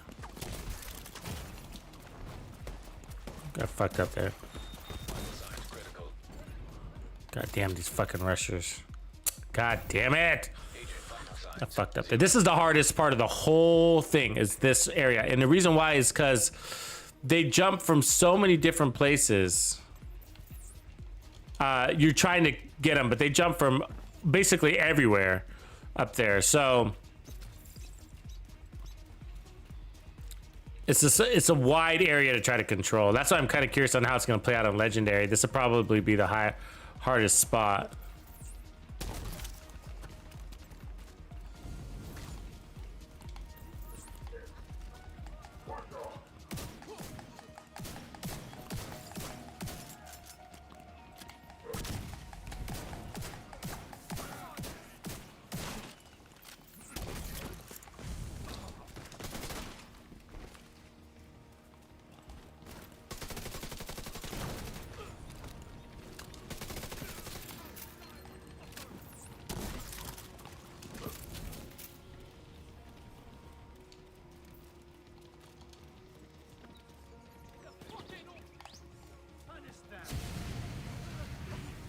See that flamethrower?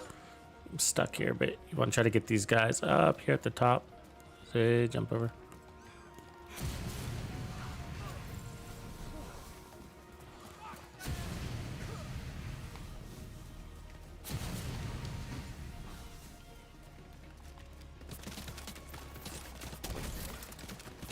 Did that not land?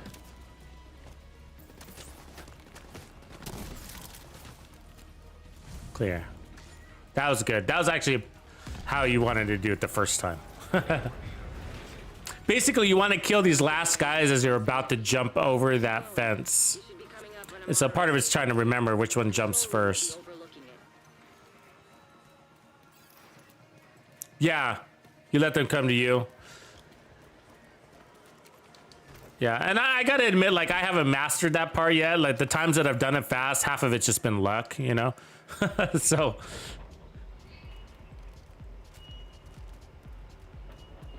Okay, so we gotta remember, the trick is to go in there. And then you can sometimes chem... So you want to get this chem inside.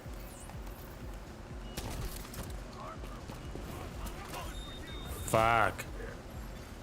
Serious trauma detected.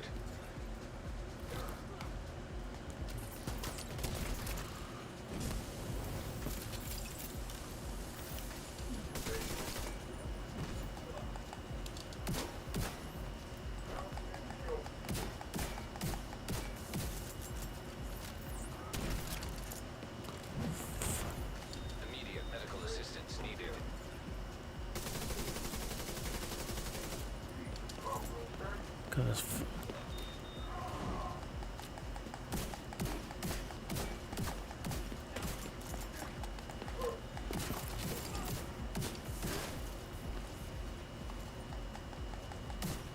God damn, this guy's fucking reach, dude. Serious trauma detected. Let me reload.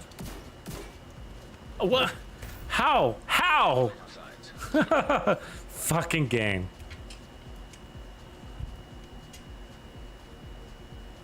Yeah, I wouldn't mind doing a top 10 though. That'd be fun. Top 10 build thing. Okay, so we fucked up that. So maybe I'm not supposed to run in there so fast. Maybe I let that guy out first and then I run in. It's been a while since I've done this. Let's try it again.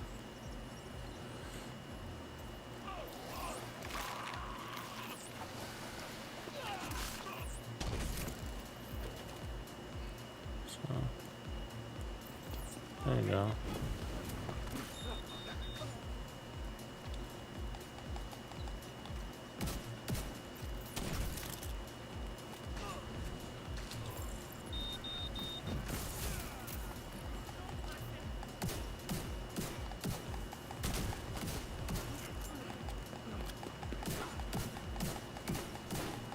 God damn it.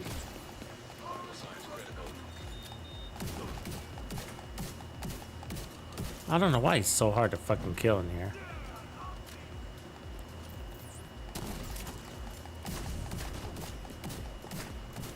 Ah, don't you do it. Oh my god, how fucking lucky was that, right? Did you catch that? What just happened? That guy was about to blow up, but he took the shock transfer off of the boss. Holy shit. Skin of our teeth.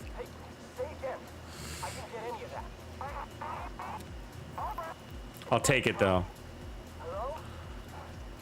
Etienne, what's going on, Etienne? I like saying your name, Etienne. I hope I'm saying it right though. You're probably like Tux. I know you like it, but you're saying it wrong.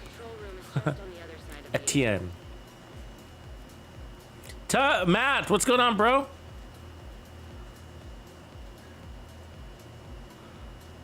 Yeah, sure, Star. I know I gotta use my sticky more. And those far range targets. Okay, so this one could go really well or really horrible. So there's that.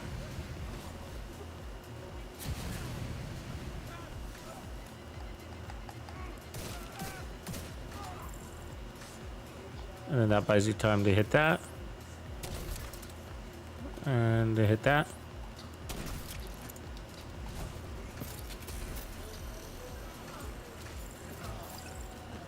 See, am I early here? Can't remember. Oh, there they are in the back. Too late.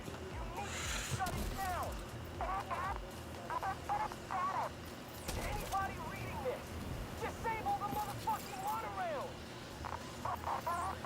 monorail! Wrong door. There it is. I fucking missed that, I think.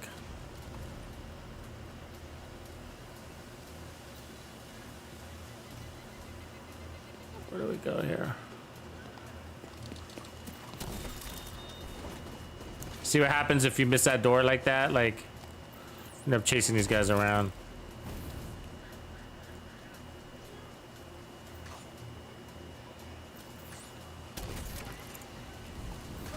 You can still save it though.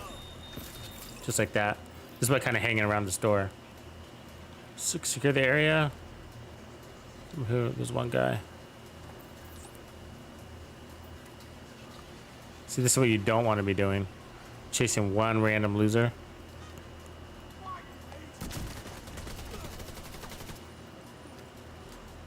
Who thinks he's gonna win. Not the worst off though. I mean, probably lost like 15 seconds there. Casey Samples in the house. Well, morning.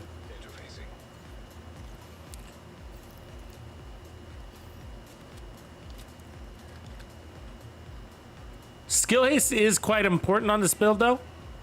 As you can see, you do use a lot of chems. If you're accurate, if you're really accurate, it's not.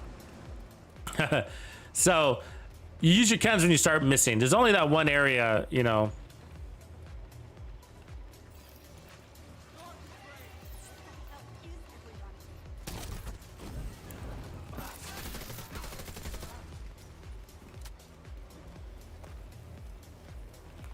Glitch. You see the glitch? So the monorail's here.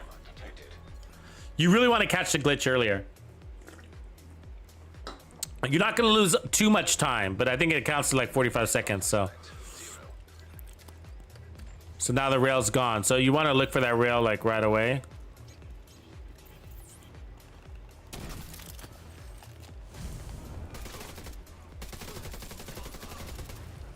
There we go. So it's not the end of the world, right? We didn't lose. So you want to cam in front of that cement bag, in front of, and in between there, that's the exit points, and then burn. And then boss is our key target there.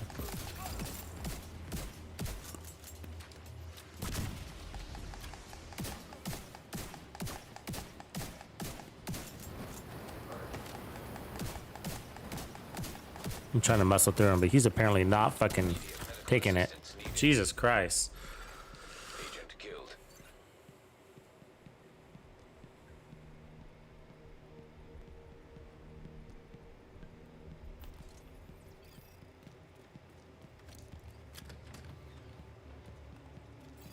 I don't know why that boss is so fucking hard.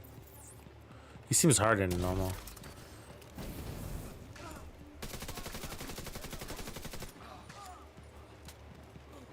Try this again. Do you guys like this kind of stuff? Do you do this stuff by yourself? Like, this is like the same thing as doing solo legendaries. I mean, like, solo legendaries is no easy task, right? You gotta be persistent and do it over and over and over again. You die a lot trying to figure it out, you know?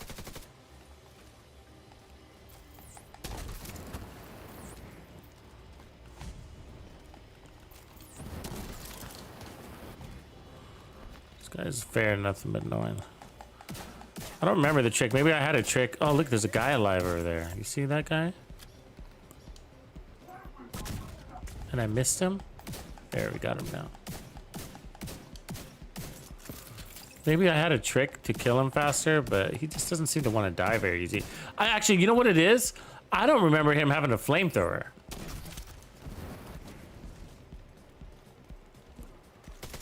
I think that's what the challenge is. Like, either I was killing him so fast that he didn't get to use it, or he didn't have one. So I don't remember him having that thing.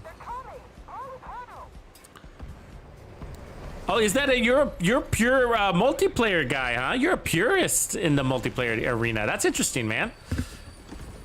That's interesting. It's interesting. Like, I know a lot of people like that literally do not play this game unless it's with somebody else. And I think it's like if they don't, some people are like, if they don't play with somebody else, they hear voices in their head and it creeps them out.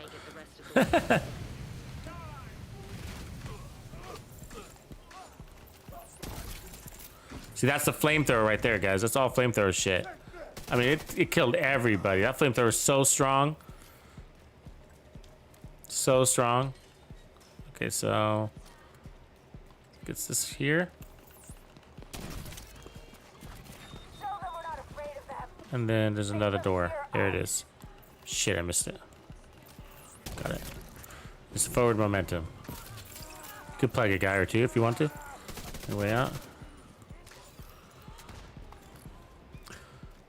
And this next room will be flamethrower also right off the bat. And the point of the flamethrower is so that you can hit the next group with your chem.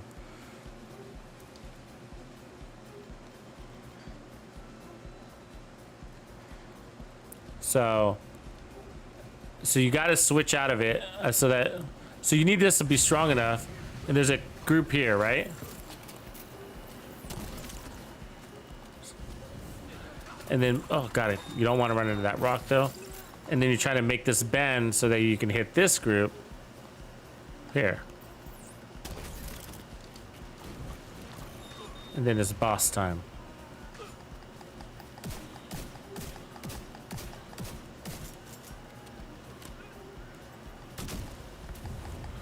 So once you get him, just let him burn out. Right? So you don't need to sit there and wait for him to die. If you could tell he's dying, then you just go.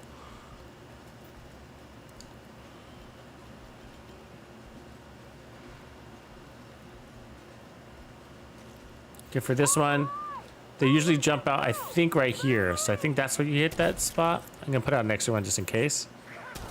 There it is. See that guy? Key that you nail that guy. Because then that starts your whole proliferation thing.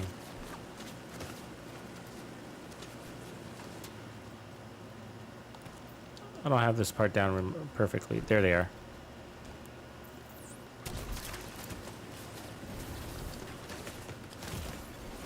Vital signs critical. And then you want that. Should be a rusher. Oh, there's one more guy. Fucking dude. So you want to wait for him to come closer. So that you get that bomb right there so you don't have to chase it.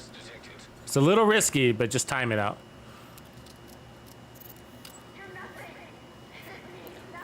When you're looking for time, right? You know? If you're ahead of schedule, just whatever. No, Simon? No, let us know what you learn, man. Share. Appreciate you asking, though, man. Love the respect. Okay, so...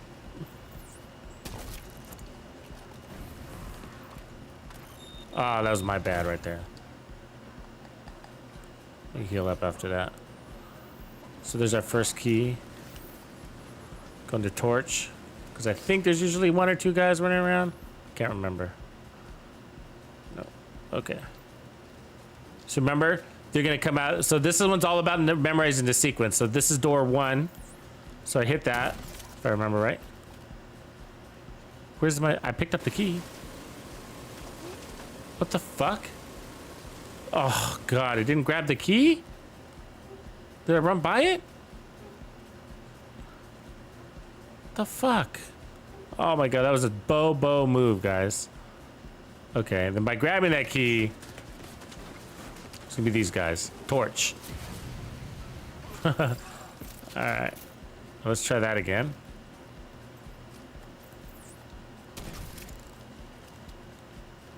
Hit that. Then start running for that door. Stay tight so you don't get double spike. Serious trauma detected. And there's your key. See? Alright, then we head back. There should be one annoying dude. Or more, apparently.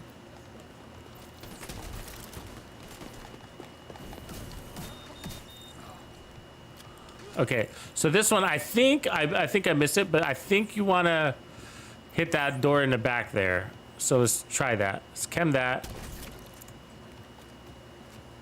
And then on this one, then you start making your way down there right away. As soon as you see the blink, there it is. Yeah, that was right. All right, we got it right. There's our key. See that? That's the tricks to the shaving a lot of time. And then sequence here is this one. I'm gonna put a cam right here too, just in case I miss that shot. Now I pull out my torch. This is torch. This is Emmeline right here, right? So that's her backup out there. They're also gonna come out the other door too, but we're gonna just blast this shit. Just don't stand in the pink. Torch them. Now I'm hitting my torches back here. God damn it. Fuck that up. That's good. Hey, pendejo.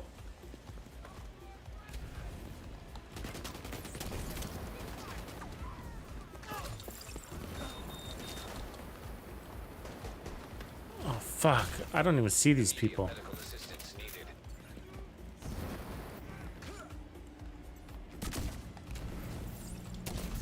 Okay. I don't know how she's getting by all my shit, but let me heal up.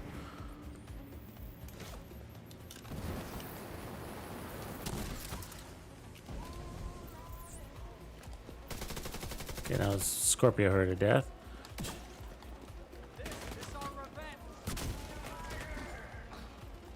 I don't remember her taking so long, but that's fine. Got one guy alive.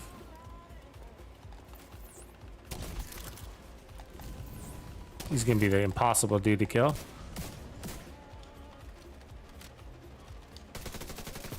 Lost a little bit of time there. I don't remember her being such a pain in the ass. I don't remember any of these flamethrowers in the game. I don't remember her. When did Emmeline pick up a flamethrower?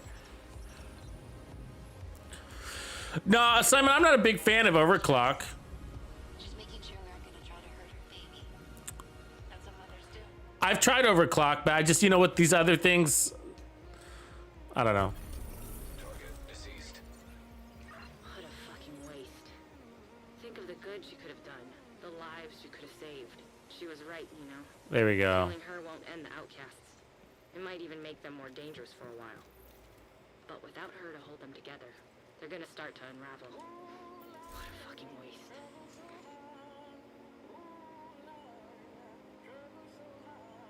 So let's look at our time. We fucked up a bunch, but 25 is basically the same as our last run.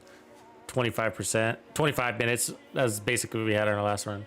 So we need to shave 7 minutes off of that, which isn't hard. It's just having the perfect run, doing everything you saw with that we did. Just, you know, making sure you land the shots and, you know, killing the boss a little bit faster. You know, a minute here and a minute there. That's how you get to that 27 minutes, right?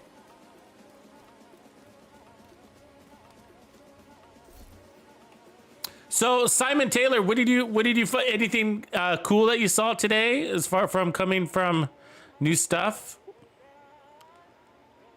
Anything neato? I'm curious about the pistol myself. The Busy Bee pistol.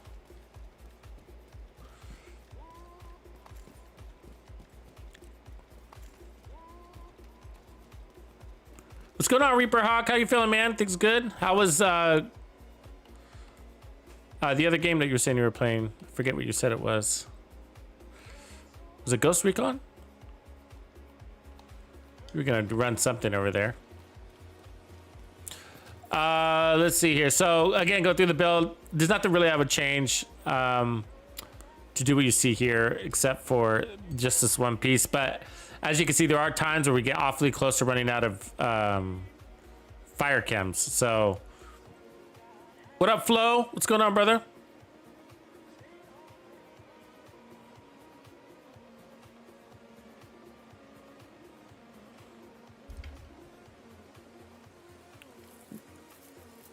%20 weapon damage, new named holster, nice. They didn't mention anything about a new named holster in the patch notes, did they? So that's a new thing.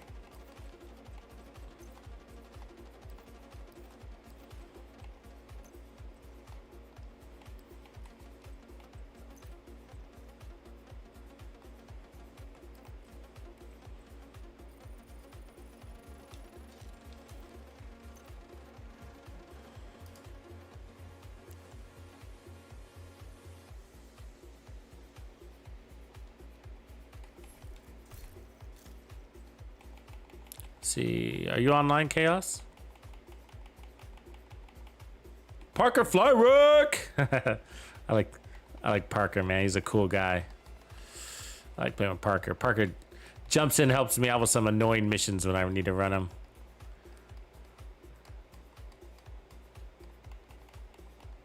So does Swag King. Swag King has helped me out with so much shit. Like Swag helped me. He's on too. He's in the summit. Helped me get my 4th character, and I was dreading it. And he was nice enough to run his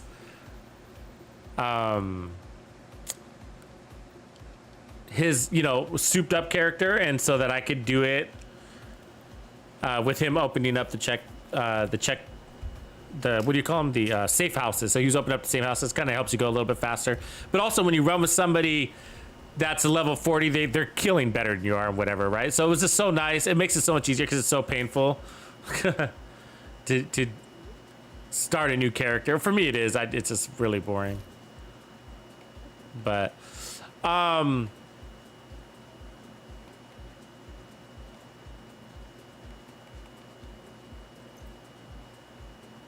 me see. Do I have a holster?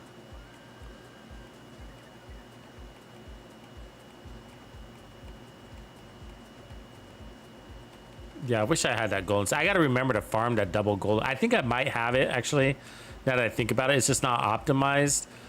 But I think I have that golden. Golden Golans, I think it's probably time that we do that, too. So I'll do that. I think it was... Who was it? Was it Simon that asked... who was that asked for the top 10 builds?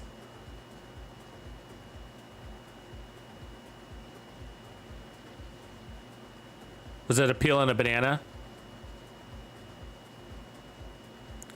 Cody Van Nada. I didn't see you jump in, man. I probably was running around. What's up, bro?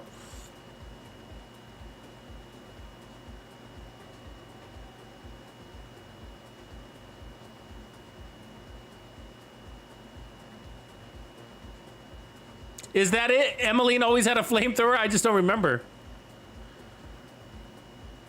Yeah, her boss fight is really weird. Like, it's been a while since I've done this. I don't remember anybody having a flamethrower in this thing. Oh, it was you. Thanks, Appeal Nabana. Yeah. So, yeah, I might do that maybe for tomorrow night's stream because, it's mostly kind of getting everything organized from multiple characters and then top 10. There's a couple of things I want to do. I want to do, I want to rank exotics based on usefulness for probably legendary content. And then top 10 builds. But top 10 builds, what do you think? Should we say top 10 builds for legendary group play? Should we categorize it like that, or top 10 builds all time?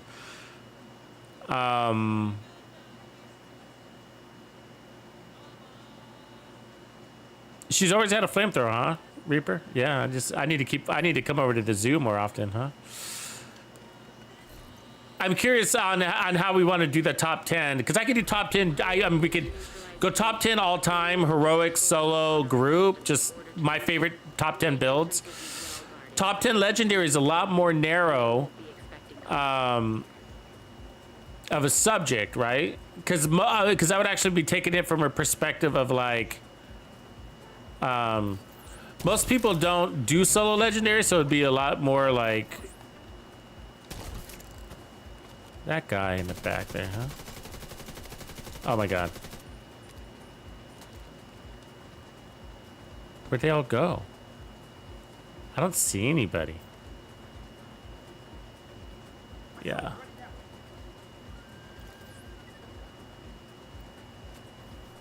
The hell?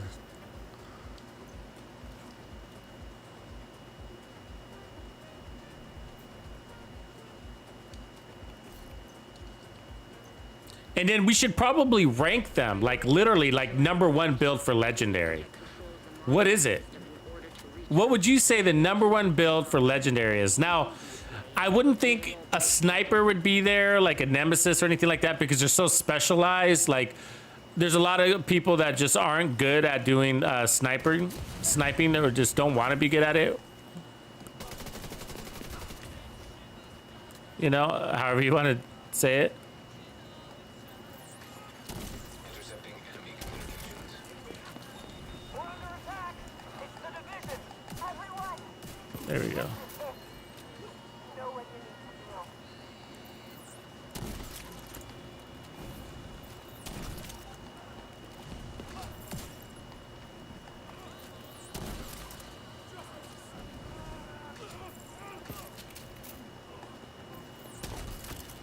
That should do it.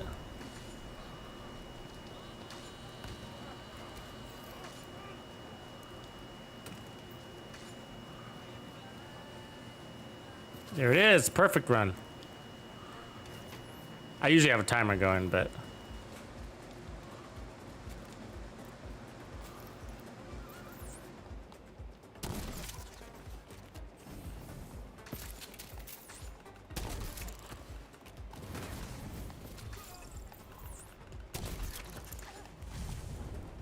did I not get any of them? What the fuck? I have to flame her then.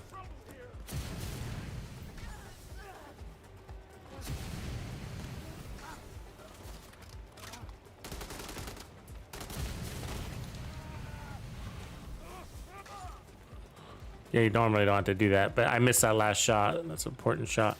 One under the stairs.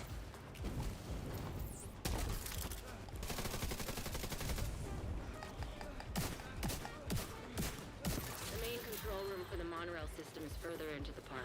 Looks like the quickest route is through the deep sea exhibit. Tank, everyone loves a good tank. Yeah, I think a tank would make the list. Scar proof. That's not a dumb suggestion. I think tanks are really valuable. The most problem with tanks is not everybody plays them correctly.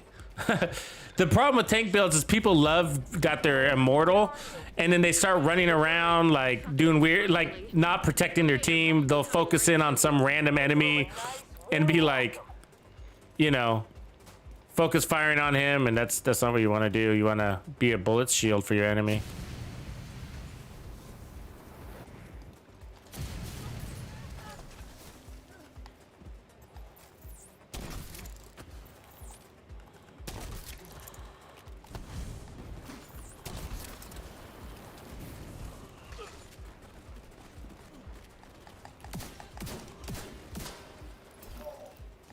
Might have 2 guys alive. So I'm hanging around just in case. Yep, we do. Fuck.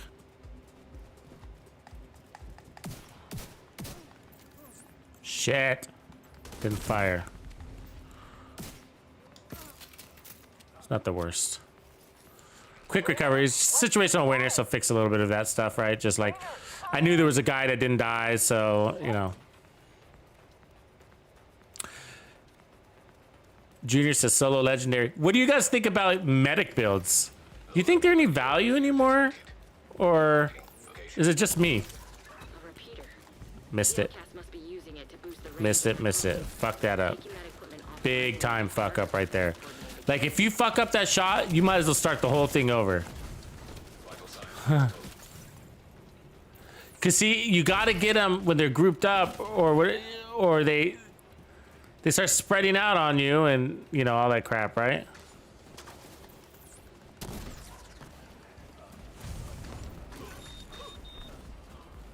We landed that one though. So. Serious trauma detected.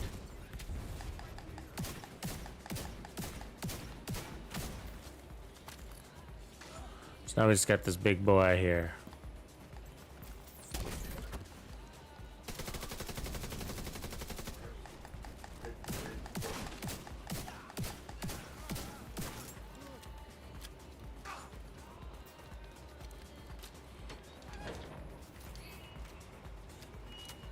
Yeah, like I like support builds. So like I'm mostly thinking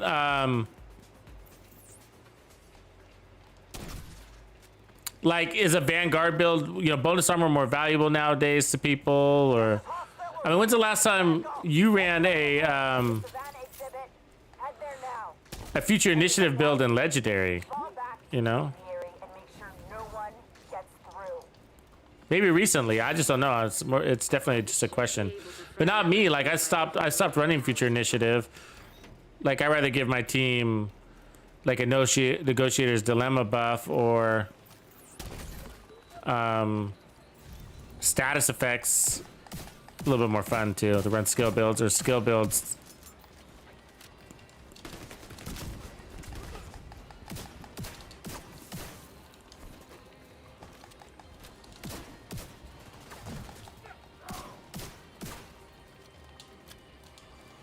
So I'm trying to just get into a better position. I think somebody was saying that they let him come to you, and I think it is smarter to do that to a degree.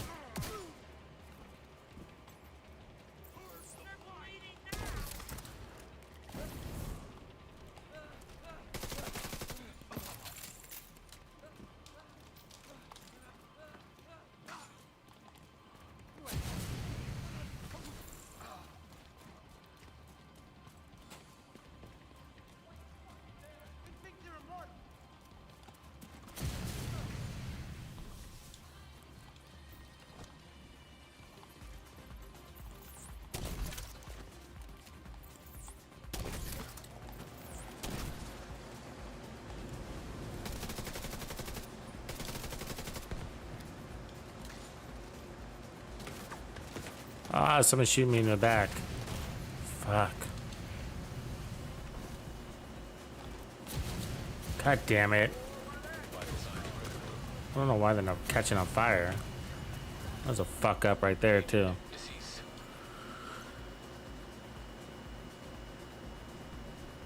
Yeah, like for for raids.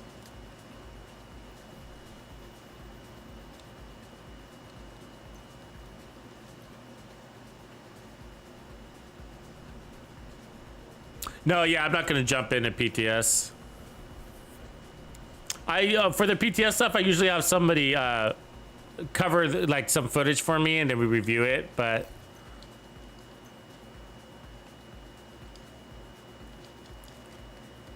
I don't know how I feel about the PTS, anyways. I mean, like, I see the value of covering it because I know everybody's so curious, and so.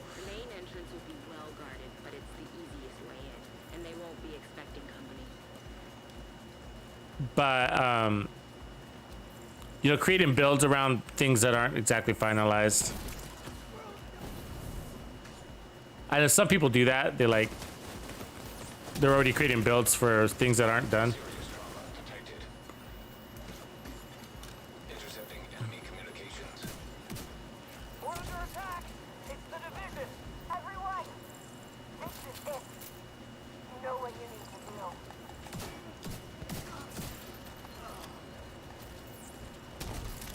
do. Ooh, they come out the other door sometime. I gotta remember that. Let's forget about that.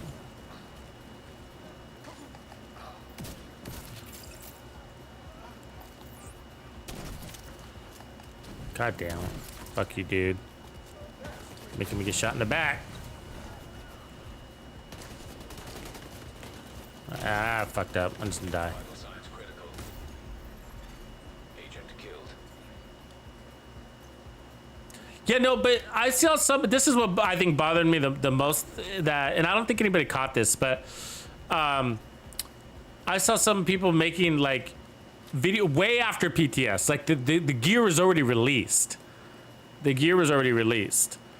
So we're in like season 9, right? Weeks, months into season 9, and they were releasing build videos of PTS build created content. So you could see in the corner it said PTS. It'll say PTS in the corner when it's in a PTS. And the problem is that stuff gets nerfed or rebalanced, so the PTS would be like stronger. You know what I mean? Or weaker, depending. You know. And so the PTS is, but it's good. It holds value. Like, I'm not saying it's a bad thing. I'm just saying, like, for me, like in build, like I'm most excited about the build stuff and the legendary stuff, and so I'm excited to see that stuff too. But I'm more excited to just have it released. You know what I mean? So you can fucking just go for it and go to town and have these.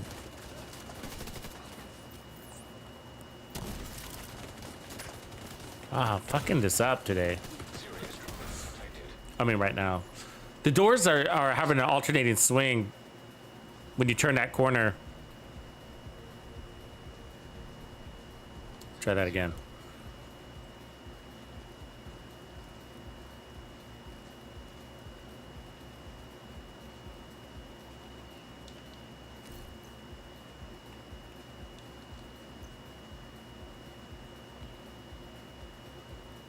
Yeah, the Merciless is your favorite game in the favorite gun in the game, Junior.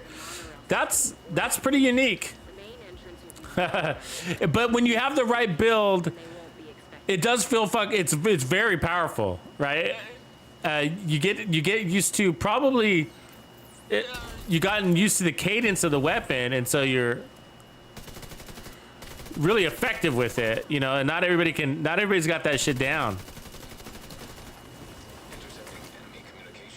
Yeah, it's the same thing. Like, this guy's on the tower again, so let me die.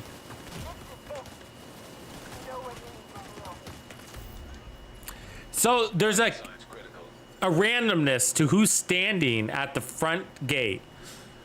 And so when you first come up this hill, there's one guy there, or there's not, or there's two. And then sometimes it's an explosive guy, whatever, but that dictates your first move, basically. Do you catch him on fire? Do you shoot him? Do you use your flamethrower, your chem launcher, your sticky? Like, who's standing there? You change your play based on that. I mean, you could just like this guy. So I just won. So we'll burn him like that, and then now we got this heavy. See, he doesn't always appear, so that's new, right? Let's die together, buddy. Agent vital signs 0. So there are randomness to these things, and so sometimes when you have a bad luck room, it can impact your time. You have to spend, because he's not going to burn to death, right? He's got a lot of extra armor there we got to bust through, which is fine. I mean, you probably just push through it, whip out your Scorpio, and pound him to death.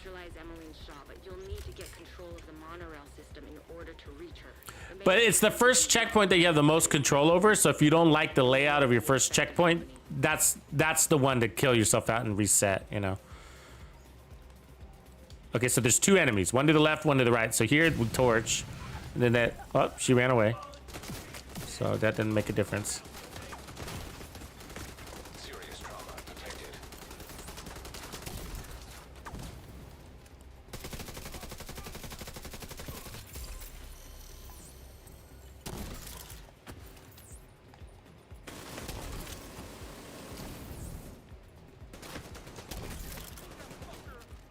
Yeah, see, then it gets all out of whack. I'm all out of whack right now.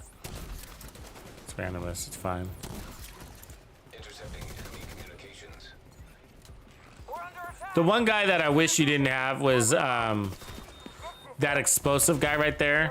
The reason why is because when he comes out, sometimes he's already on fire, and so you can't catch him on fire very easy. I mean, sometimes he'll burn, he'll take your burn, but sometimes he won't, depending on if he's already on fire. Because sometimes, for some reason, he's already on fire. It has something to do with its explosive chest, and so it makes him resistant to your fire, and so he'll run through it, and you're like, God damn it! And then you got to switch out of your chem onto your weapon. But you'll need to get control of the monorail system in order to reach her. The main entrance will be well guarded, but it's the easiest way in. And they What up, Outward Curve? company. The new name Shoddy, the sledgehammer ones. I think that's what they're called, aren't they?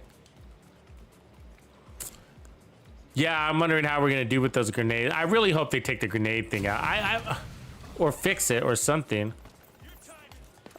See right there, it's like, fuck, he's so fast too. Serious trauma detected. Intercepting enemy communications. We're under attack. It's the division. Everyone, this is it. You know what you need to do. God damn it, why didn't that launch? Oh, this guy's just fucking with me now.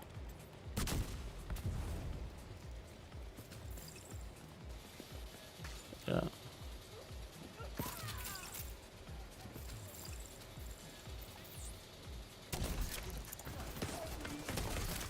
Immediate medical assistance needed. Agent kill.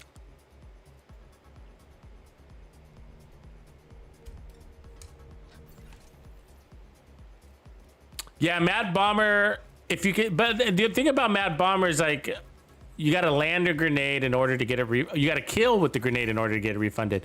I have a hard time doing that. You know what I mean? Like, I do, I Neutralize Emmeline's shop. mean, I can land a grenade, but they don't die from it very easily, you know? Even with a fire grenade, like, I'll throw a fire grenade and, you know, that's landing it or whatever.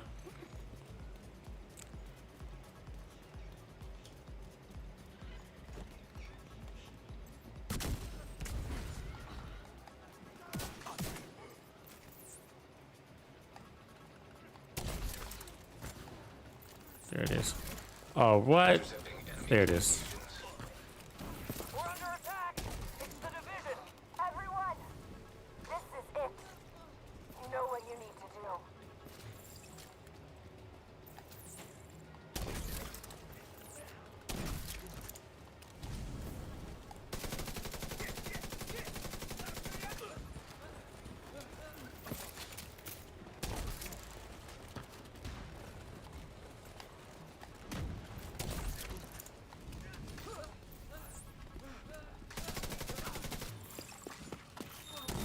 That was close. We got them all? Shows there's one alive. I don't know if that's true or not. Oh, there is. It is true. It's down there confused and shit. Take that, buddy.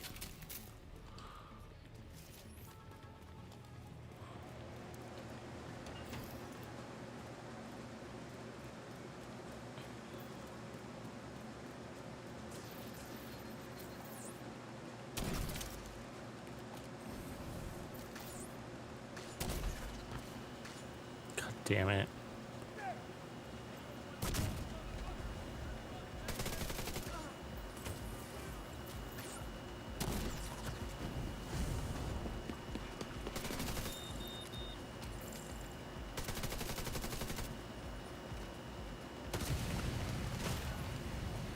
Yeah, we're gonna die. Serious trauma detected.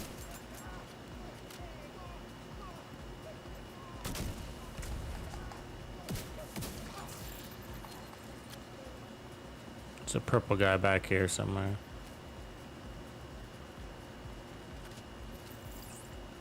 The problem is we had too many missed chems in that first room, and it caused a The main control room cooldown. system is further into the park.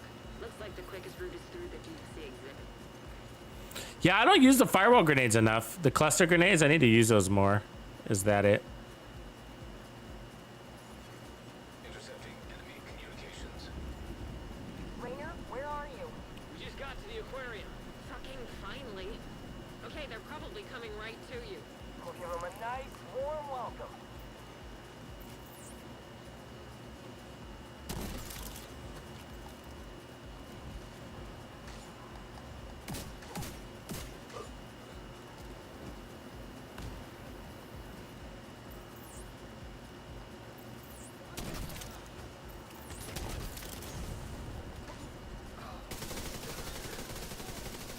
See, there's one guy that gets out. You see, there's somebody else running around here. There he is, down below.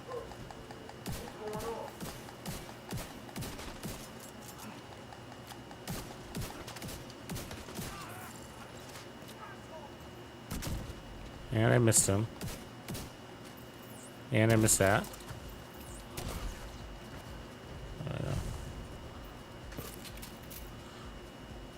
So you in this next room, you want at least 2 chems. So we're a little low. And you go so fast, like you don't have, you know, a ton of time for your skill haste to kick in. Agent requesting backup. So we got 2. Radio repeater. So here is important to hit this. Location. That's the most important shot.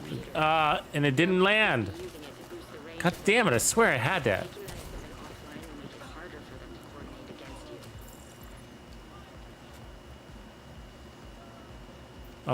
See what it all goes to shit. And so then you got to go down and chase these guys, right? And that other door is gonna open.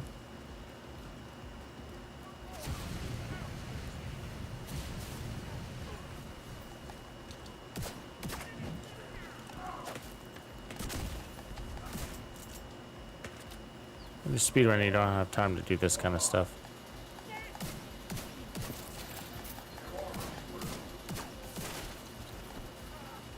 Where'd she come from?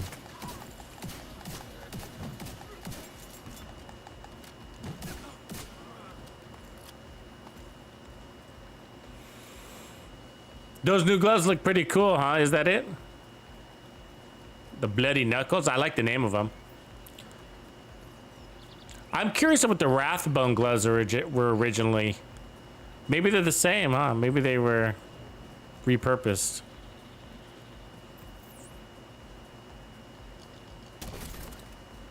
They just changed the name. This is Hospital. We need backup. Anybody in range of the Savannah exhibit, head there now. Everybody else, fall back to engineering and make sure no one gets through. You should be able to fry that repeater by overloading the power supply. Who's alive? Who lived through that shit? You? You just need a little encouragement.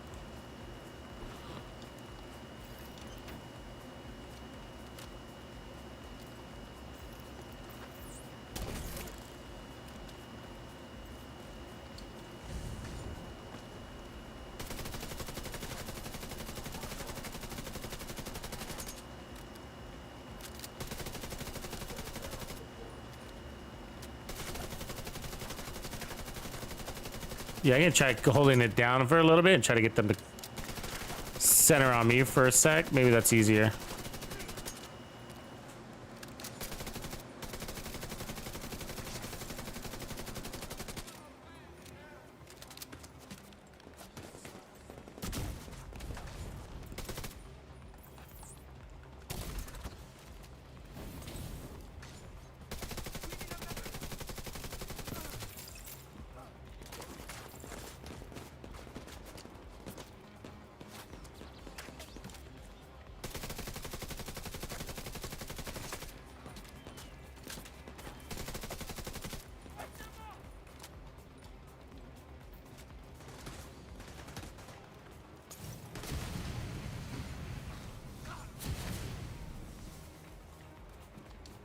That sucks. It's not cover right there.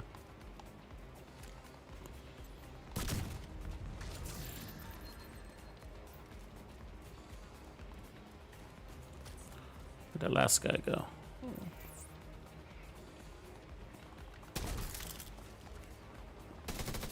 Wow, really? Oh my god. Okay. That was a little bit easier that way, I think. That'll cut the range of their comms significantly. Keep going. You should be coming up on a monorail station soon. Volts FX, what's up, man? Rusty Ice Pick, thanks for the sub, brother. Love it. Appreciate it.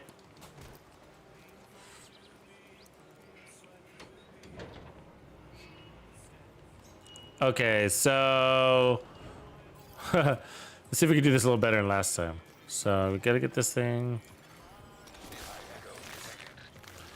I think we chem this guy on the inside, and then I think we pause out here for a second.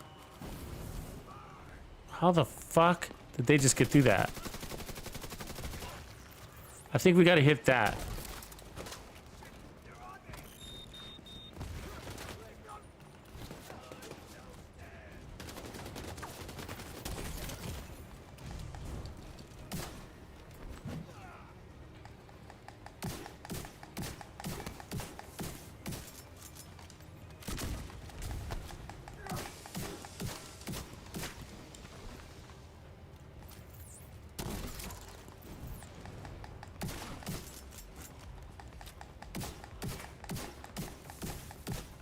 What's he waiting for to die? God, his fucking reach. Vital signs critical. It's fucking bullshit.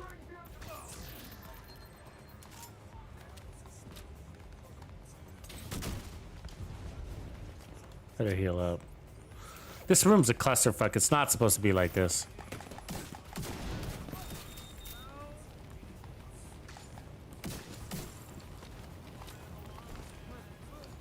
I'm just not remembering the sequence. I'd have to go back and watch through my old videos to figure out how I did this.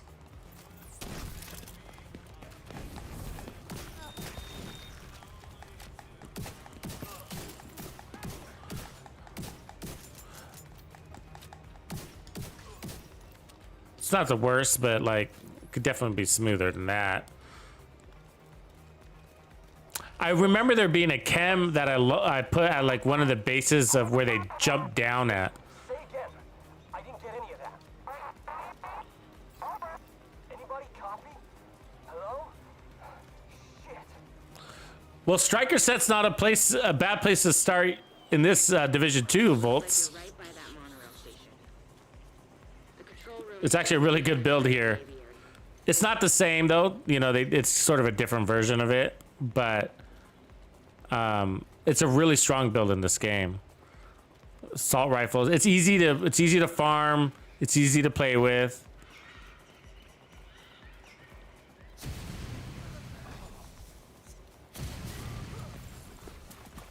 You don't want that guy to be. See how you live through the fire and then he makes you catch on fire? That's what you don't want.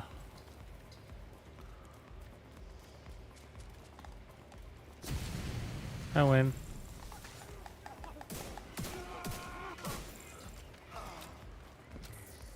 Listen, they know about the monorail. You need Okay, so where's my site? Where's that door? Fucking. Is anybody reading this? God damn it. Disable the motherfucking monorail. I'm trying to remember my sights. Do I hit it here or or am I early?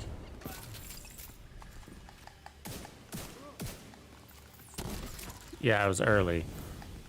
Fuck that up. Got it though.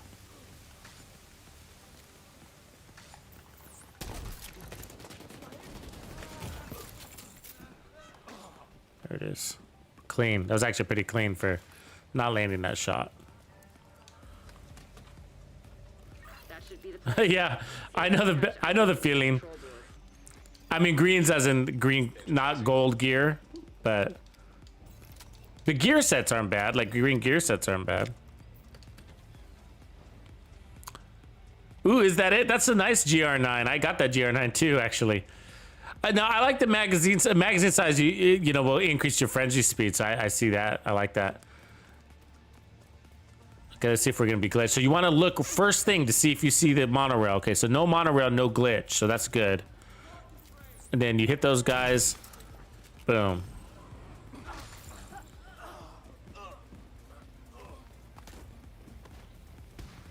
Oh, what? I didn't see the monorail. Did you guys? Immediate medical assistance. Maybe I looked too early. Maybe I needed to. So you wanna kill yourself right away if you see that monorail. That's the point.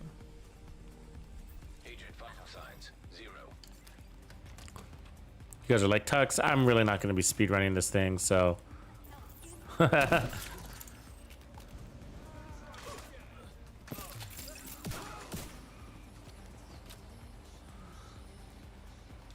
Okay, so we gotta do a better job against this boss. This boss has been a pain in the ass.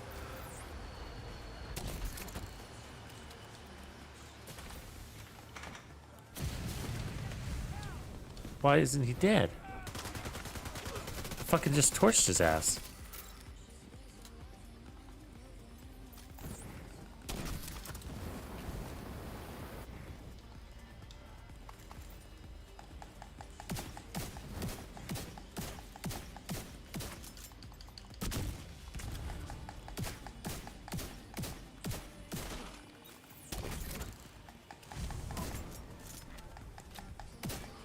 It's about as good as it gets right there.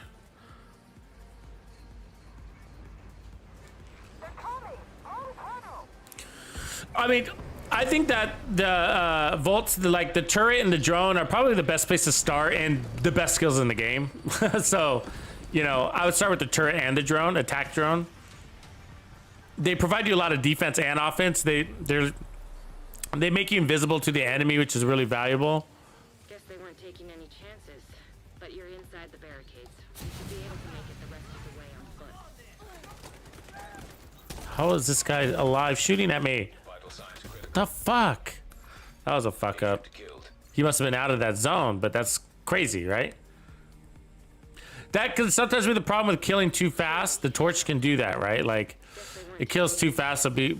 But you're inside the barricades. And then one of the guys might be out of the kill radius. But that's how that was supposed to go, like that. Okay, remember we have 2 launch points on the left. Run at the second pillar. And then there's a door We're not afraid of them. at that pillar. Make them fear us. I think that's right. Yeah.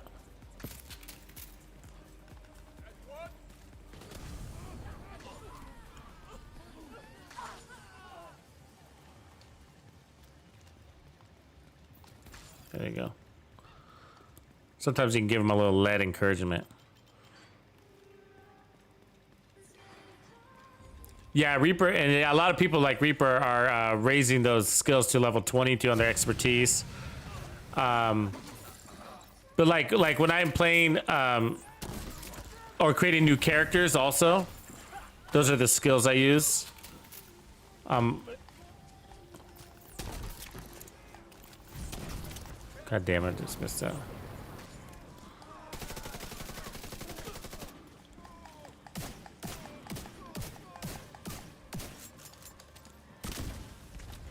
Let's keep him occupied. Now he's almost dead, so you can turn and run.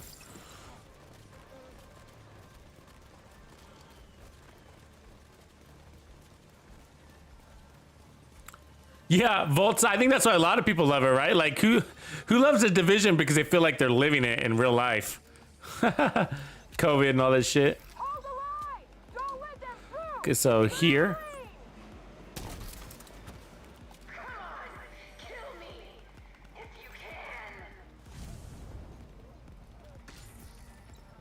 And then there's another one. I think they're coming out of this back left here. I'm not sure where they come out at here, actually. But there's another guy that'll show up here in a second. I need to watch where he comes out of. I never paid attention. There he is, back. Yeah, there he is right there.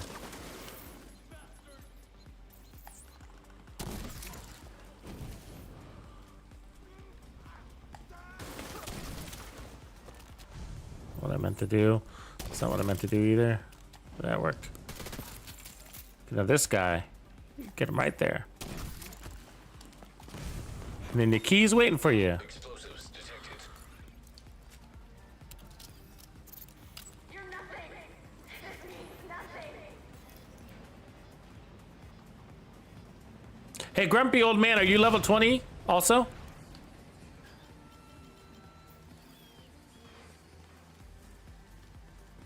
So some people hit the right, so you can chem here, so watch. So I'm gonna chem before I jump. That's a trick. Okay, and I think I forgot to do that the last couple times. So then, right as you hit here, like did I get it? No. God damn it. Fuck that up though.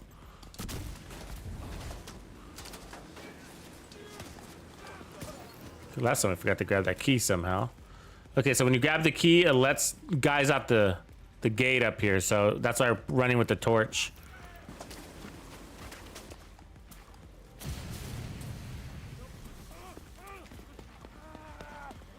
You gonna die? The fuck? Okay, now you paint this door. Hit this lock. There's still a guy alive. I don't know how, but there is. And then we run. Keep it hard against the rock so you don't get that turret.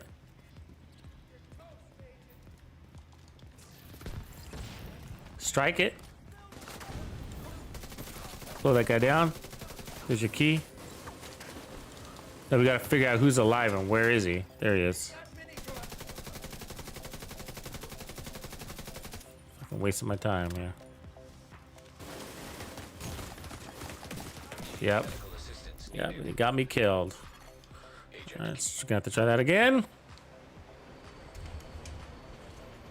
So where are we?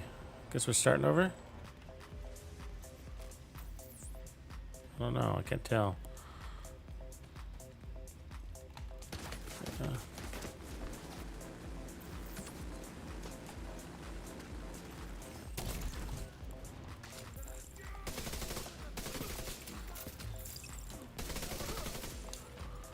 Is that our first key? I think it is.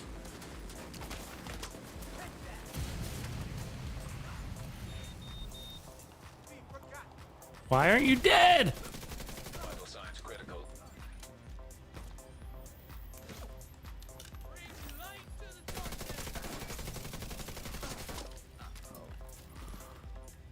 Paint and target.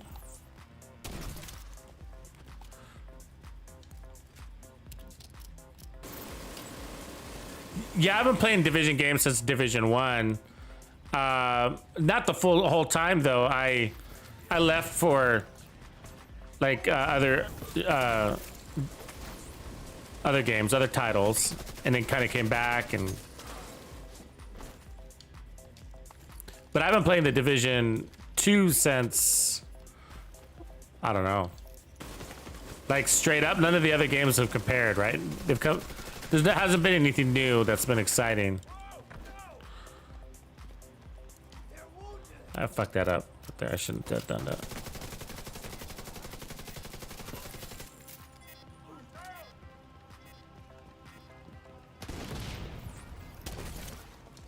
I don't know if I hit that. I did.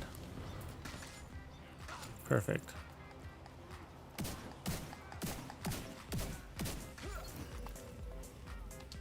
Heal up real quick.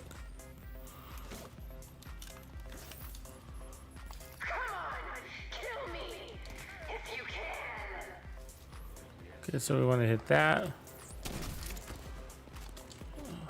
Fuck.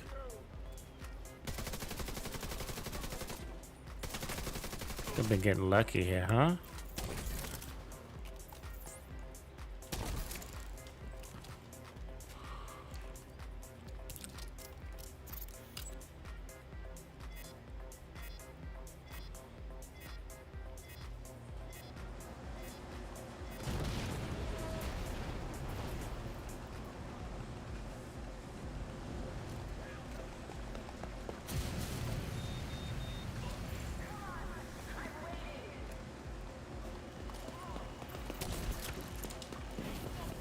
Oh, what? I didn't see that guy behind me. God damn, I don't know how they're everywhere. They're fucking everywhere, though.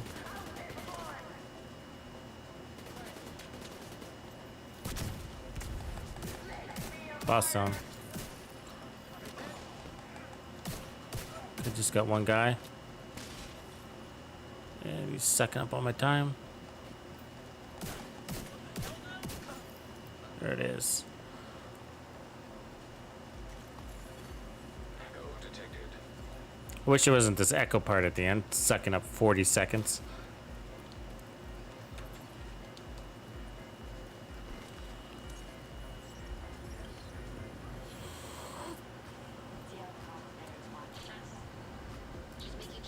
Come on, Papa Bear. Papa, Papa. Incoming backup request. Target deceased. What a fucking waste. Think of the good she could have done. The lives she could have saved. She was Yeah, 15 years on the same game is pretty fucking amazing, huh? It might even make That's amazing. but without her to hold them together, they're gonna start to unravel. 20. So we shaved 2 minutes off of that. So it is a practice makes perfect. And when you're going over and over and over, then you can be like, yeah. And eventually what happens isn't so much that you're,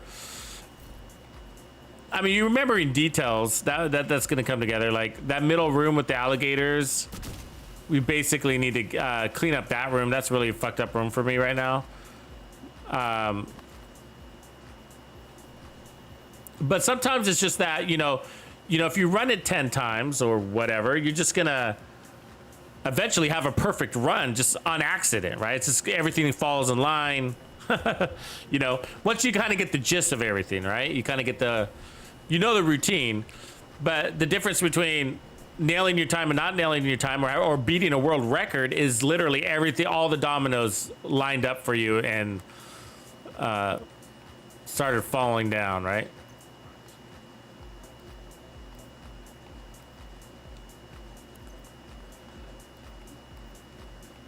But when you're doing this, like, there's actually ways, like, you can try to, like, muscle through it at this level also, like with the DPS build. Like, if you ran in here with, like, a Lady Death build, and then, like, try to run and gun it. I mean, if you're really good at controlling those spawn doors, it's a little harder solo, though. Like, if there's 2 of you, you could probably pull it off. Because you'll be like, you break left, I'll go right, and I'll meet you in the middle. System in order to reach her. The main entrance will be well guarded, but it's the easiest way in, and they won't be expecting company. Sometimes I like to play these games, Grumpy, where like, that are kind of like routine, like some of those, you know?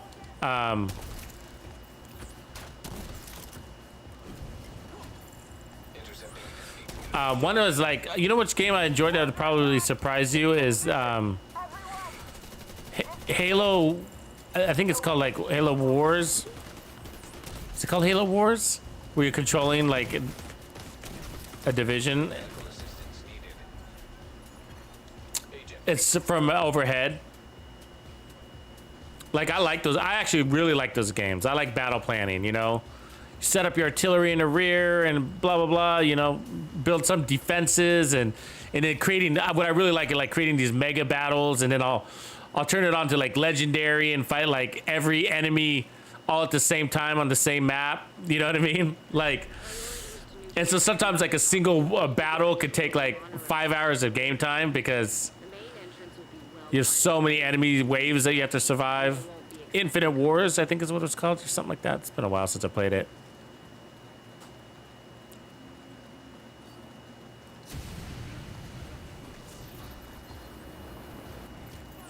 God damn, I hate when she runs out. I gotta remember to hit her with the sticky.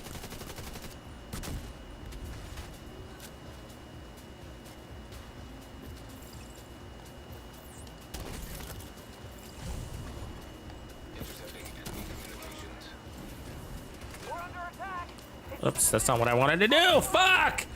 That happens to me all the time.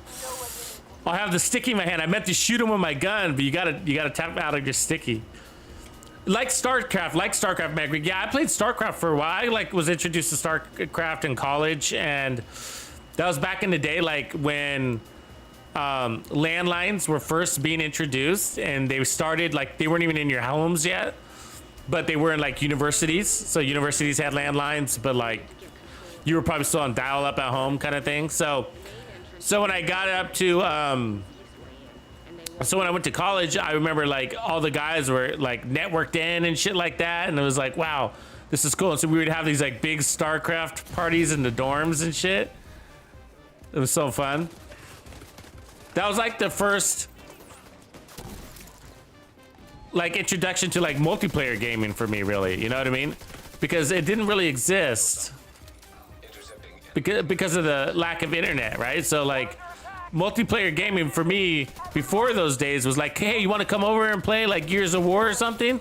You know, like side by side cooperative mode, right? Or whatever. God, this is all out of control. Let me kill myself. But yeah, I loved StarCraft. Like I love that idea, you know, just building up these massive troops. And but Halo's got that game too. There's a Halo version, which is not as cool. Do you guys remember a game? I can't remember what it's called, so it'd be really awesome if one of you guys remember this game. But it was a military game, and it was, I think it might have been strictly Xbox, but it was the same thing like RTS, but it was voice activated. Do you remember that? And so you'd create squadrons, and like you'd be like squad 1 to enemy B, but it was like it wasn't like limited from overhead. You could actually come down to like ground level with the tanks, and there were like tanks. There were like Apache helicopters. You know, there's like a U.S. type military. There's like a Chinese type military. Do you guys remember that game? And it was voice activated, and so you could command your troops with your voice, which is not that innovative now. I get that, but like back then, it was like this is all pre-Alexa shit, right? So. That was a really, really cool game. And I'd build like these mega like helicopter squads, I remember, and like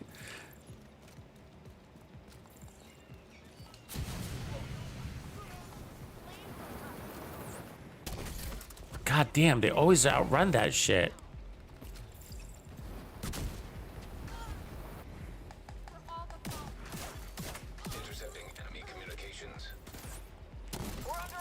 Yep, wrong door. These are all my mistakes, right? Like, You know what you need to do.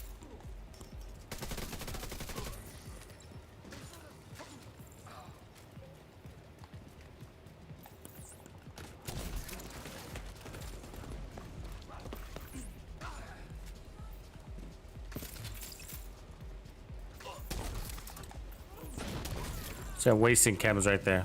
It's all waste. And there's a guy waiting for me right there. God damn it.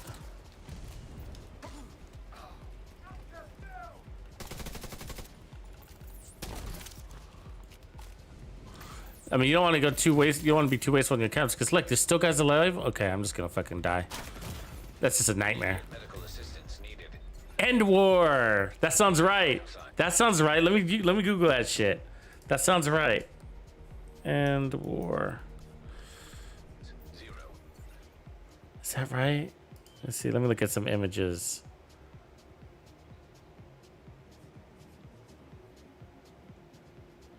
I don't know. Was it a Tom Clancy game? It's pretty old. I mean, it was like, we're talking like probably Xbox 360. Let me just Google this. I can find it. Give me a second. It might be it. Let me see. So, voice activated game, Xbox 360. Military.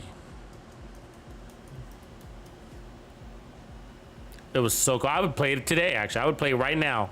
It was such a good game. It might be. So End War came up. Halo Infinite End War.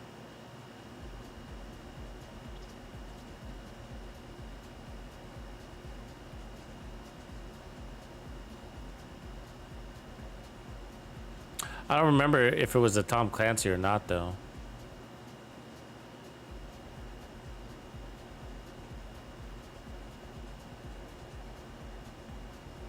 The voice Control was a big feature, though. It was almost the main feature of the game. And the M keeps popping up. Top 5 voice controlled games. Let me just click this thing and see what it says. It's 2012, so this year would be Tom Clancy's End War shows up. So PS3, 360, that might have been it. Yeah, it looks right. I'm looking at this picture. It looks right. Because it says like Squad 2, Squad 5, and it shows like, yeah, that might have been it. It was a Tom Clancy. Wow. I must have a thing for Tom Clancy's, huh? I do. I like Tom Clancy. You guys watch any of the shows like the Amazon series? You guys watch that one? It's got the guy from The Office, which I would have never guessed. That was a really good series. There's been 2 seasons, right?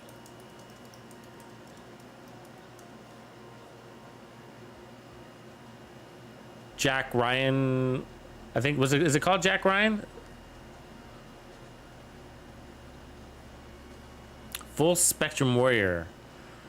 Lone Fight Ghost Warrior? I don't think Ghost Warrior. I'm not familiar with that one. Voice Commander. Let me look up at that one too. Yeah, I think it might be that Tom Clancy one though.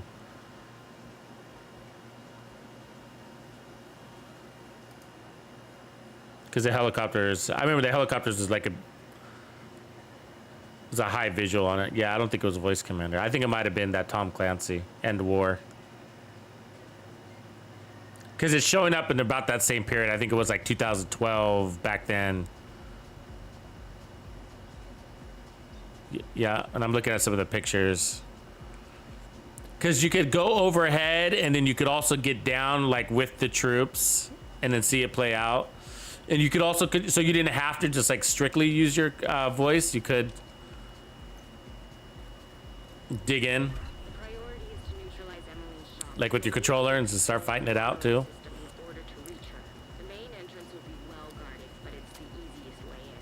Yeah. Full Spectrum Warrior is better, huh? I gotta take a look at that.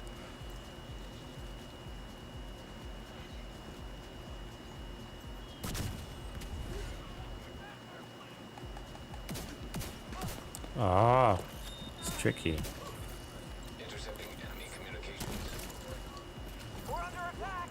It's the division. Everyone, Oh, you escaped that? No, you got it. You know what you need to do. God, I don't know. It's a clean run.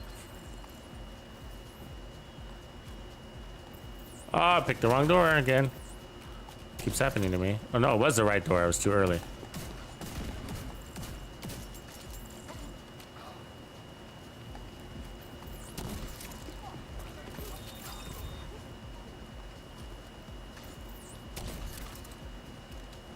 Somebody's still alive somewhere. I don't know where, though. Oh, you.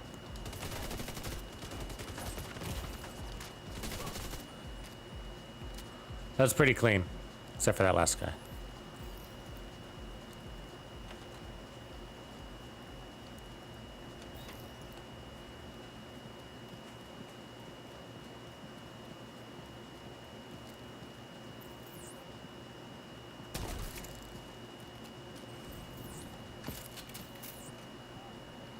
Oh, he moved. Fuck. Me hesitating right there. And there. God damn it. And their explosion shit is like so wide. I mean, I out-juked him, but he's still. Serious trauma detected. They explode and get you. And where's this guy coming from? Oh, Jesus. God. That could go to. That's a show to a shit show real fast, huh? Hell in a handbag. Hell in a handbag.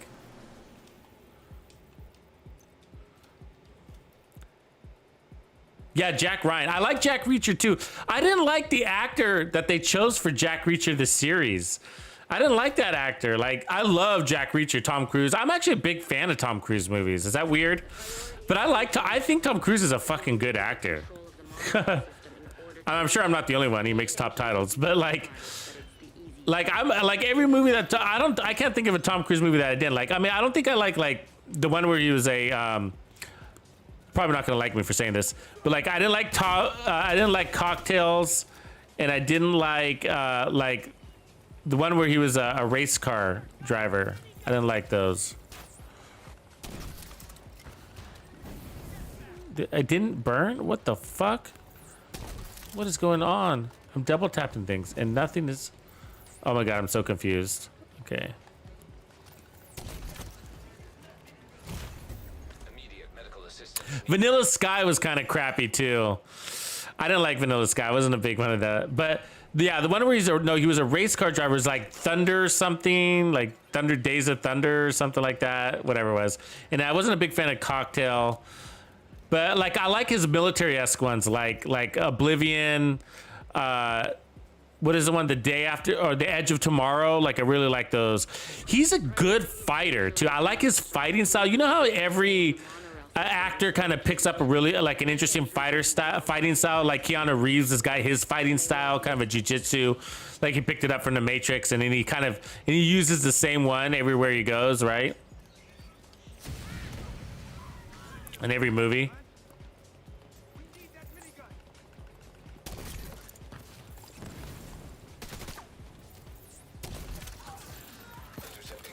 Good run.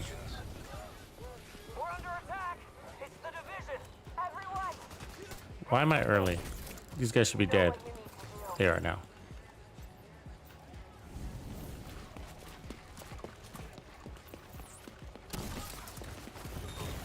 God damn, I'm missing my shots. Agent deceased. Jaco, what's up, bro? Do you guys see? Have you seen the new Top Gun yet? That was pretty fucking good. I watched it twice. It was really good. That fight, those jets battles, those dogfights were great. Mission Impossible was good. Edge of Tomorrow was really good. Yeah, it was one of my favorite.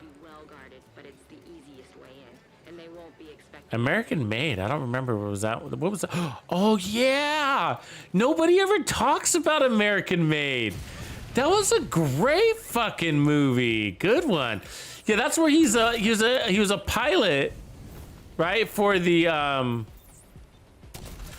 like doing drug runs, but he was hired by the CIA. I think it was part of that whole. Oh god, they just fucked me there. I don't know what, it's just playing out all weird up here right now. Like nobody's catching on fire, but. Intercepting enemy communications. Tropic Thunder, yeah. He had a smaller role in Tropic Thunder. Right on, Jaco. Excited about the new stuff, man. Coming down the pipeline. Anything that's standing out to you, Jaco, that looks interesting for how you play? The priority is to neutralize Emmeline's Shaw, but you'll need to get control of the monorail. The one thing I'm wondering, like everything else might be great, maybe it's not, maybe it is. Like, you know, I think like certain guns, like if we just talk about season 9 for as an example, and you see like you might not love the Dread Edict, and it might not be your favorite exotic in the game, but it's still gonna play out to be something interesting, I think. It's still a really good gun, and if you've like right there, do you see it doesn't launch? It's like going through the wall. You see that? You see that? Are you guys watching that? So I'm hitting this wall right here, and it's like going through the wall. What am I not doing right? I gotta take a look at what's going on up here. Fucking this up. Yeah, that's a real wall with a metal plate. So, and that's a real wall, but I'm not confused. Anyway, so the Dread Edict, but my point is like the Dread Edict might not be your favorite exotic in the game, but it's not trash. It's actually a really good gun, a really good one, and it works great in Legendary. It's just got competition, like it'll just makes you wonder, like, oh yeah, John Wick 4, Jasper, for sure. I love all the John Wicks, but it just makes you wonder, like, why don't I just run a rifle, you know, or so this is the thing, and so you do have to ask yourself those questions, but it's nothing wrong with the gun, it's something wrong with your build in a lot of those cases, right? Like, let me give you an example. So if you're running the SVD build, but you're trying to, and then you're like, oh, you know, I think the gun sucks, and you're like, well, why do you think the gun sucks? Because, well, I'm running this really powerful sniper build, and I'm trying to one-shot elites, and I can, you know, and I can barely one-shot elites if I'm lucky, and I'm so squishy that it's not that fun to run because, you know, I have to be really squishy to one-shot elites. Well, it's like, well, if you want to one-shot elites, why don't you just run a marksman rifle and a mantis, right? Like, those are MMRs. I mean, the Nemesis and the Mantis, or the TAC-50, right? Those are MMRs also, and that's what they're made to do. The Dread Edict is not made to one-shot elites or one-shot bosses. That's not its purpose. You know what I mean? And so if that's your objective with your build, or what you're hoping to do with the Dread Edict, then I think you got it all wrong. And there's no right or wrong in this game. I'm not saying, you know what I mean? So just take my words for what they are. But like, so it's like, it's more like, think about it this way. The gun is bringing so much damage to the table that you can run whatever your build. That's what I realized. And that was the power. And so, no. And there's the secret, the clue to understanding that is right there in the gun itself. When it tells you that you can reload and get bonus armor, you know, we're like, well, why do I need bonus armor? If I'm a marksman rifle, that's one-shotting elites. You don't. That's a really good question. Like, you really don't need bonus armor if you're one-shotting elites. I mean, we all want bonus armor no matter what, but I'm just saying, like, so like right there in the build, it's like, we're gonna give you a bunch of bonus armor. So like, so they're saying, oh, like, so maybe that's what you should play into. That maybe that's the clue of the gun. You know what I mean? In the gun, it's like, oh, maybe they're saying that this gun is so powerful that you can actually add a bunch of defense. And that's sort of the theme of season 9, wasn't it? Is that the theme of season 9? Is that we're gonna give you some weapons that are so powerful that you can run armor? And I think the theme is technically bonus armor, right? I mean, if you think about it, like, look at what's it called, Heartbreaker, right? And all the bonus armor it gives you. And then Dread Edict. And what about whatchamacallit? What about the blue screen? Is the blue screen the same thing? Maybe. It's not so obvious though, is it? Like, can you run galvanize a blue screen and get bonus armor? I mean, you know, that might be an outlier, but I think that was the big theme about this was like building in some survivability into these things, and that's what that weapon has. So roll with it, you know, roll with it, and then the gun will start to feel like it has a purpose, and like that's sort of what we realize about I guess Heartbreaker in the end was that, like, hey, it's like, it's so much better when we have armor on it. Like, it's sort of like, it kind of falls flat if you don't. And I hardly run the set now, you know? And you know, the reason why I don't run the set is because they nerfed it. Not the fix. I know they fixed it. I'm not talking about the fix. They also nerfed it, right? You guys aware of that? So the no stacking thing is a nerf, and it's an annoying one.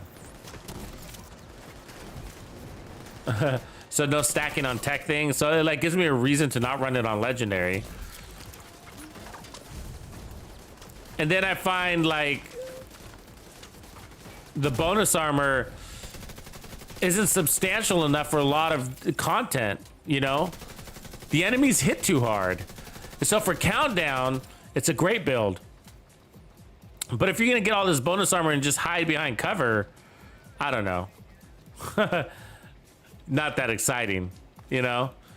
I'm on my bonus armor. I wanna play into my bonus armor. I wanna get out and you know, run and gun, or spend my time out of cover shooting, you know, even if I'm staying in cover but shooting from cover. You know, the bonus armor could be helpful there. Like, but have you tried doing that in legendary? It doesn't work, does it? You know, like If you look at what you call it, did I get it? Yeah. Like, I break my armor like 10 times before.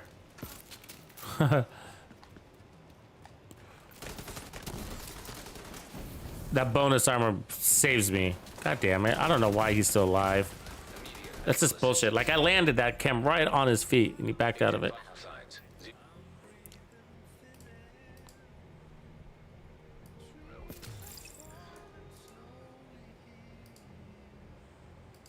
Anybody want to find love? Jesus. Sorry, had a spam bot there. Yeah, I sure start. Why wasn't that knee pad listed in the gear? Like, none of the named there was no named gear, was there? On the patch notes, right? None of the gear, the named gear weren't in the patch notes. Like, no named backpack or chest or obviously knee pads.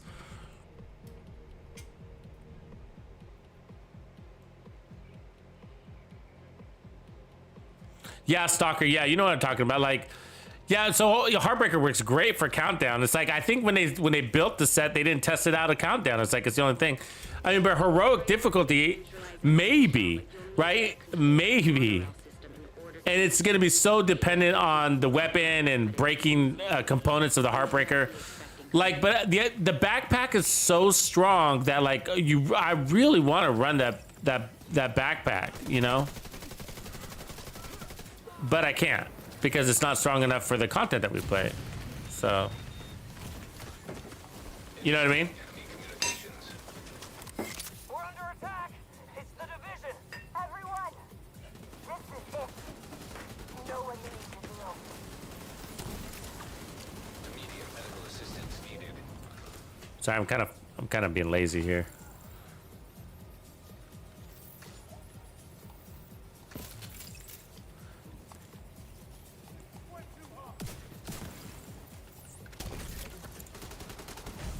But the blue screen, now the thing with the blue screens is that it's got its purposes too, and there's, you know, I think the blue screen is kind of a junk gun because it's just it's competing in a category that it doesn't have any place in that category to compete with in the first. You know what I mean? Like, LNGs are just not the strongest weapons in the game. We know that, and it's just like. And then you take the power out of the LMG and replace it with a status effect, and it's like, well, fuck, that is the weakest LMG in the game. You know what I mean? Like, it really is weakest gun in the game, and so it's just like, anyways. But you're trying to get it to compete with status effects, and I mean, a status effect build is just better, right? It's just like Eclipse. It's just not. So if you try to roll into that status effect, it's just like, oh, it's a disappointment, you know?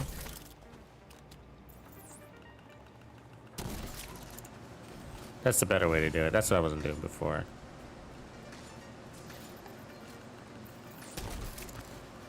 Now we're gonna go for this guy here. So sometimes apparently it's a gunner, and then sometimes it's this rusher. So that's interesting. They do change it up. There's a variableness to this. We got to remember that, huh? He's still shooting at me, huh? He's on fire and shit. It's a soldier right there, boys. Ladies and gentlemen.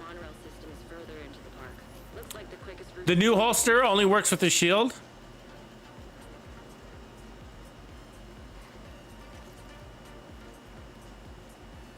Wall whacker.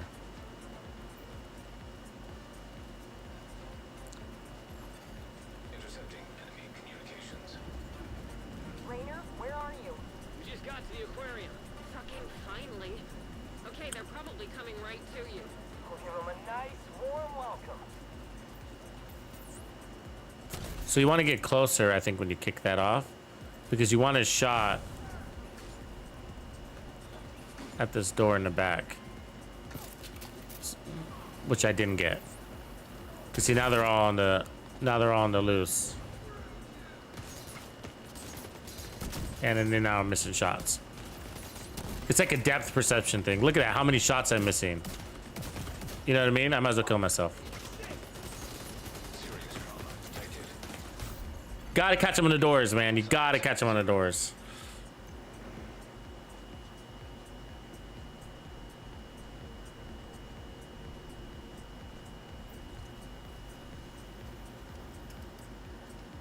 Yeah, I like that. Is that it? That's setup too. That's a good setup.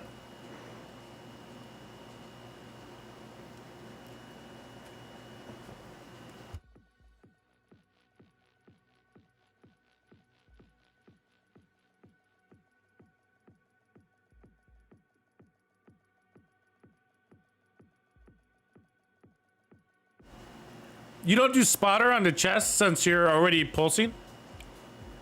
Every time I put on Heartbreaker, I ask myself that same question.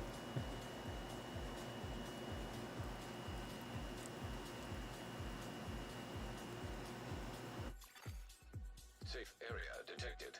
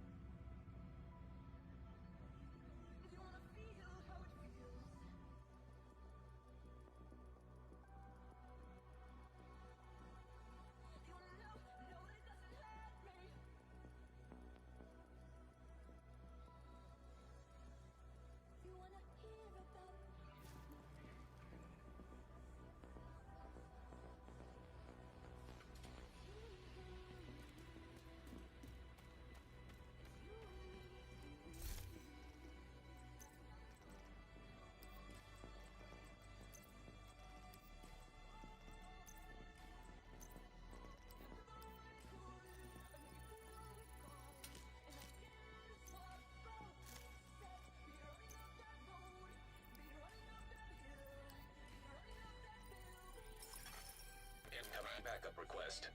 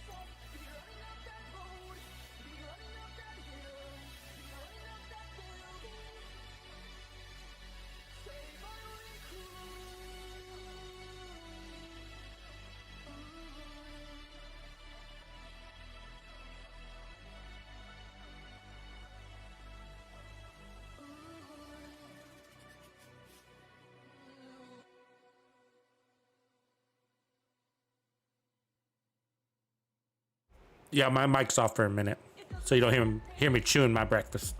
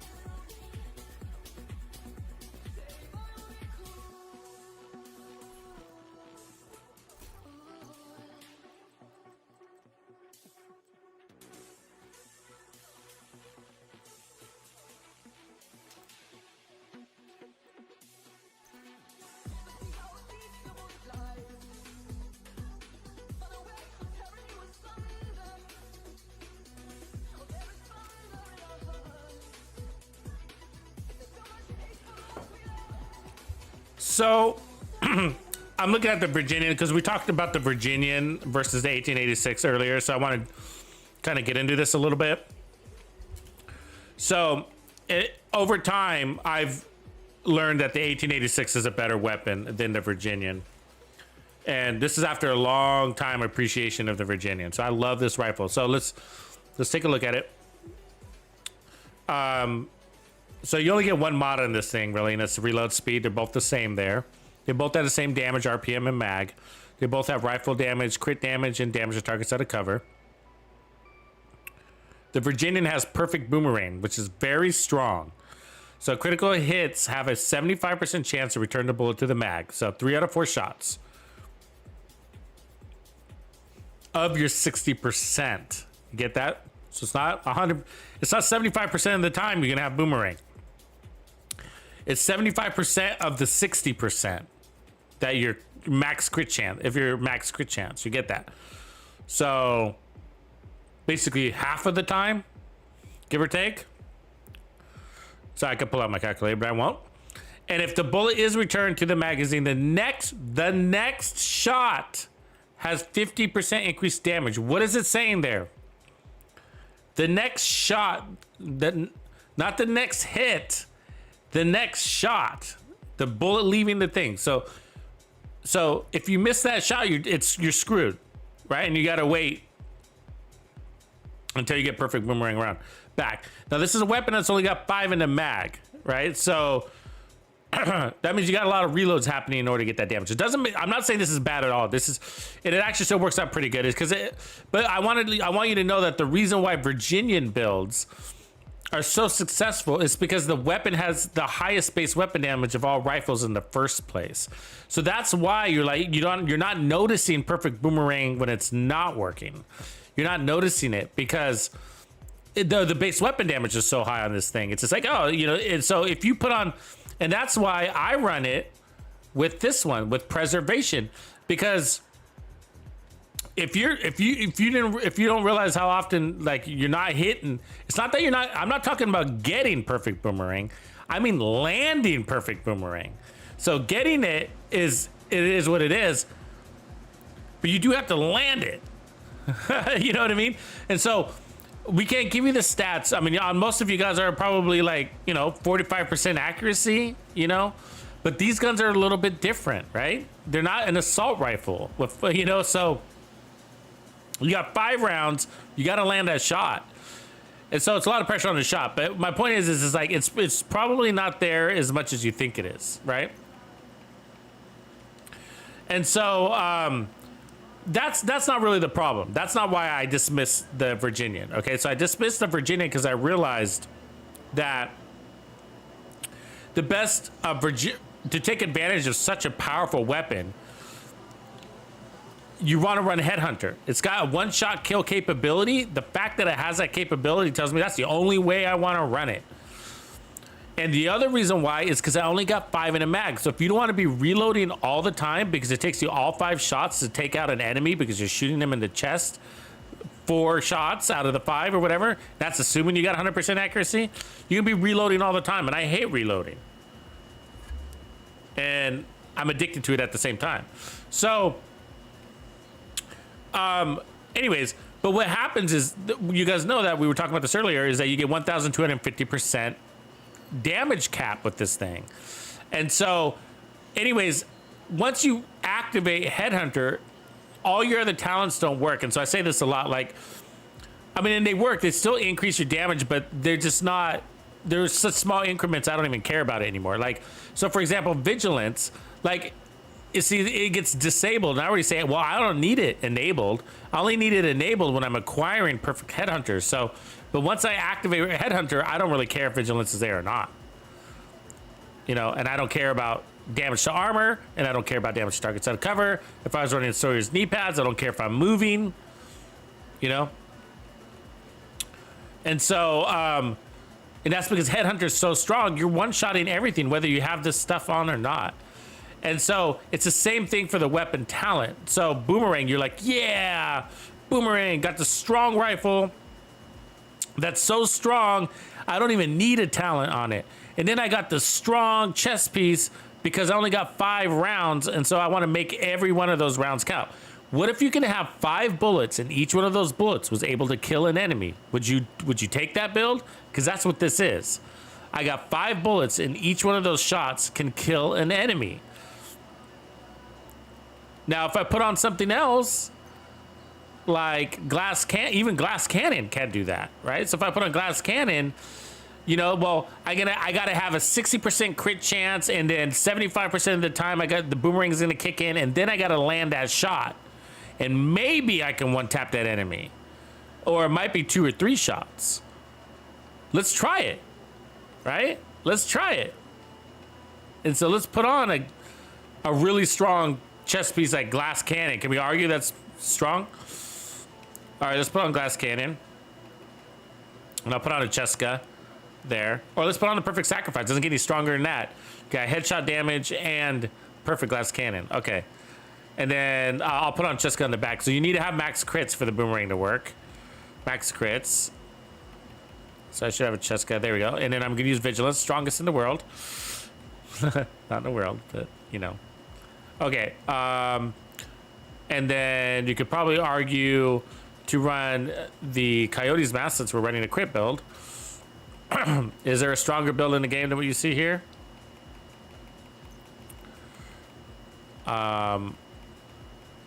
Let's see. For the holster, you'd probably want to run Walker over Grupo.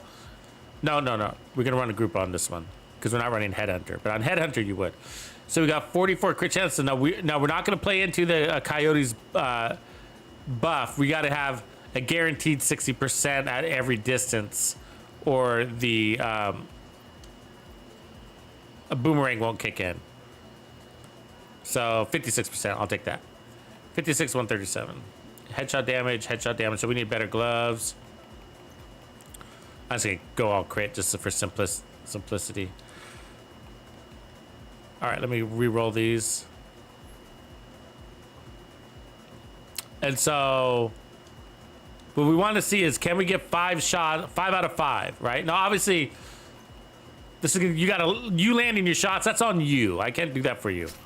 You know what I mean? So, but I mean, like, is it possible? Listen, we're gonna test in the testing range, and that's fine. We're just talking theory, because we know in the real world, I'm not landing all 5 shots. You aren't either. But sometimes I really do.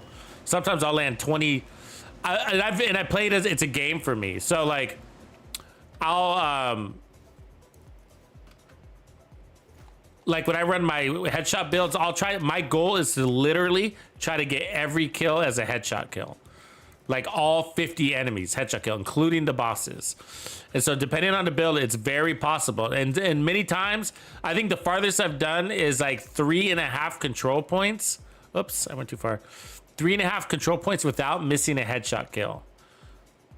And I did that with the Nemesis and the Mantis, I'm sure.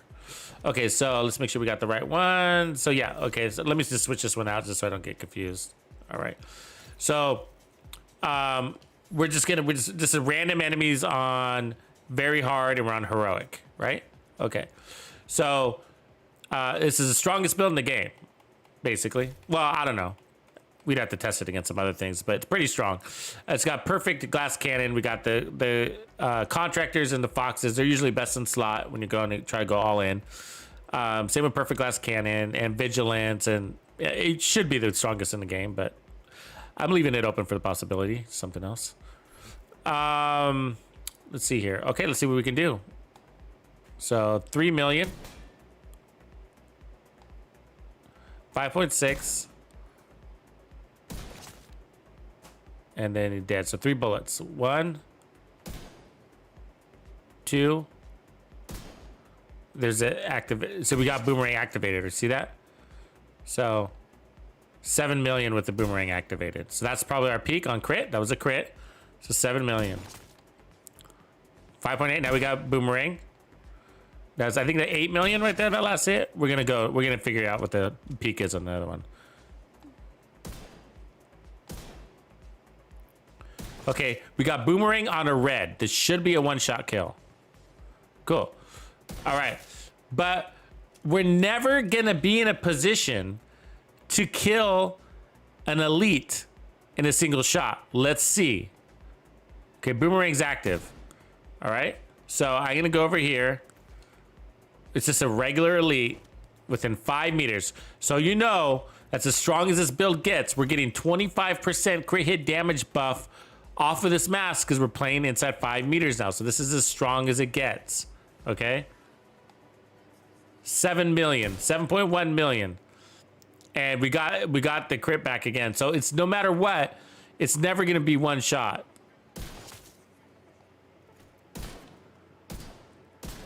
Okay, and then 7.4 million.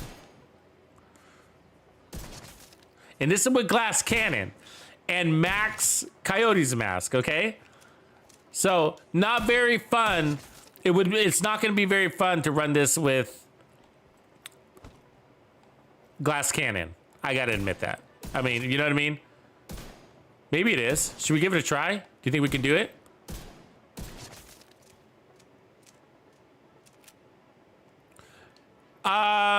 The Virginian you could run with negotiators.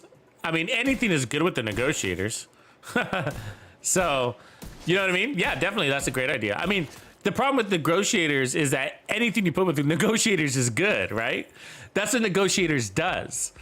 That's, I mean, in my opinion, like, I think negotiators' purpose is to fix a lot of weapons. Like, I like running it with certain weapons that are lacking power because you're double. Then you can at least get 2x the power by, you know, having multiple targets marked. No, but I mean, I don't know. It could be tough though. And so the reason why I say for sure is that it's a good idea is because, so, you know, we ran there's an exotic version that you guys know, and it's called what's it called? The snake one here. Oh, Diamondback. So we ran the Diamondback, and this was last season really, and we were trying to find a good build for it. And like, you know, the Diamondback is kind of a challenge weapon. It's very hard to use, right? Because of the agonizing bite thing and whatever. And so I found that I really liked it with negotiators, as it was my favorite version of this build when I remember running it. But the problem is that you still only got 5 rounds in the mag. So negotiators requires you to mark 3 targets, so you can spend 3 bullets marking those targets. What if you miss one? Then it's 4 bullets. Now you only got 1 bullet as your kill shot, right? And so, you know, a lot of reloading, but you can, and it does work. And sometimes it's it might even feel great, you know what I mean? It just sort of depends on the situations, but I still like the 1-shot 1-kill. I mean, even with a negotiators, you could still run the headhunter chest piece and then be doing that 1,250% damage to those other enemies also. So you can still, I'm not sure, I'm thinking about that as I'm saying it. I was like, have I ever even tried that? Okay, so we're gonna try this.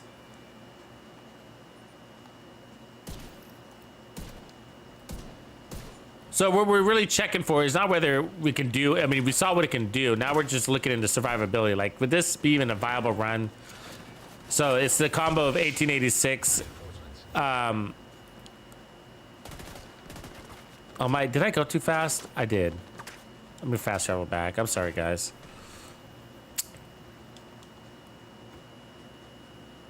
I'm on fast travel. It's not letting me because I'm in battle. I didn't change my backpack talent. I mean, my specialization. Trying to get back here. It's not going to give us more damage, but it's going to make our... well, actually, it will. It'll give us 25% more headshot damage. That'll help. 15? 15? 25. 15? 25. 25. 25% more headshot damage, 15% more stability, so we need that.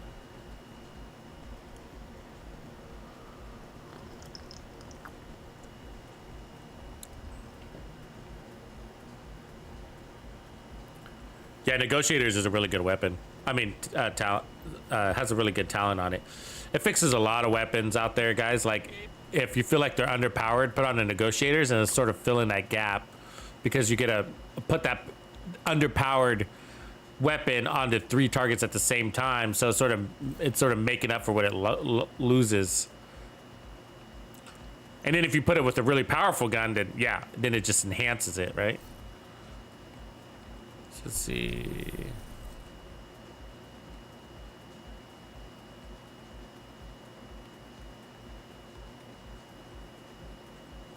So rifles, whatever.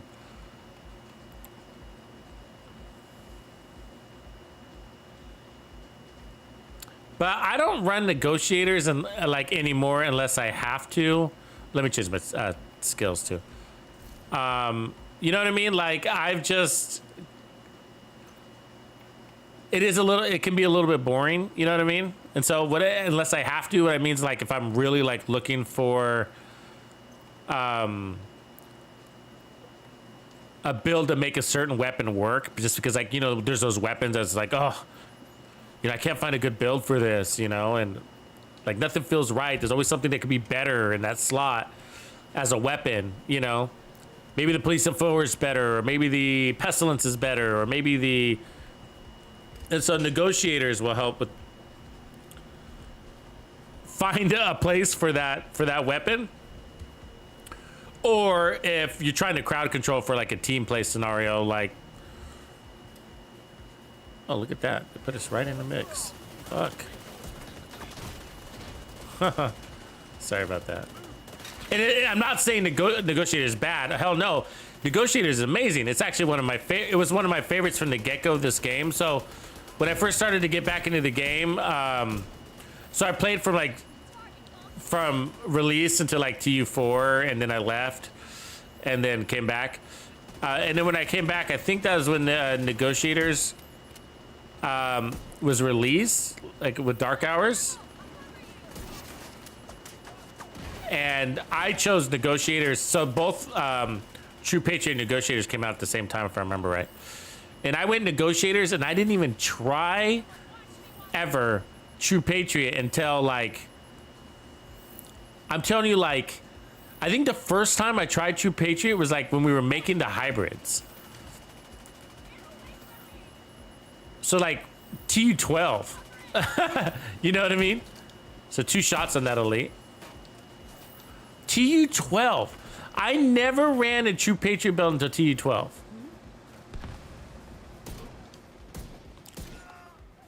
That's crazy.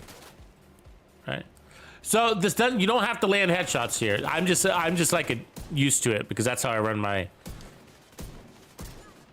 you know, my rifle builds. But you could call this a body shotgun. So there's a 1 shot in elite.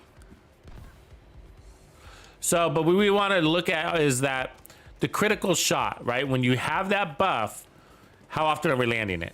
And so it's going to be like a sniper, right?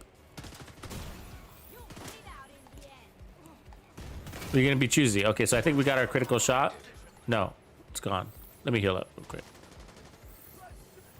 So a couple things we're looking at, right? Like, how viable is this weapon with glass cannon? Can we run with glass cannon, or you can be miserable?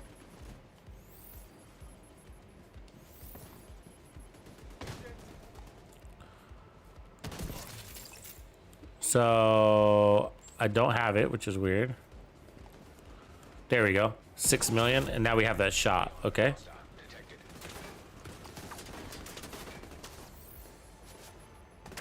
Landed it, but it was worthless. You see that? 2 million? What's that about?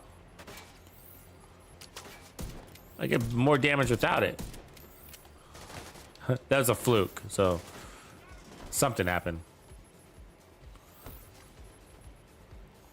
I mean, I lost vigilance because I took damage, but that shouldn't have made that big of a difference. Vigilance isn't would be weaker than, ooh. 3 shots on a purple. 1, 2, 3 shots, 2 kills. Boss, we got Boomerang. She was almost damaged. She was already damaged.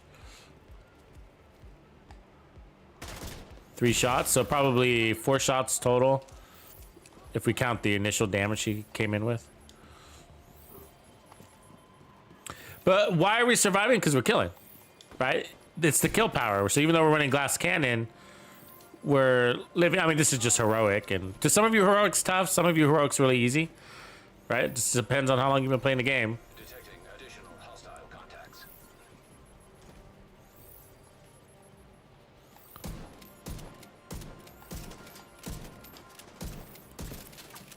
Okay.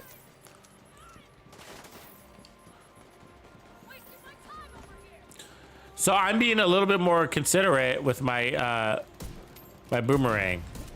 There you go. So there's my boomerang. So when I'm getting it, I'm making sure I land that shot, and it wasn't a kill shot there. You see that?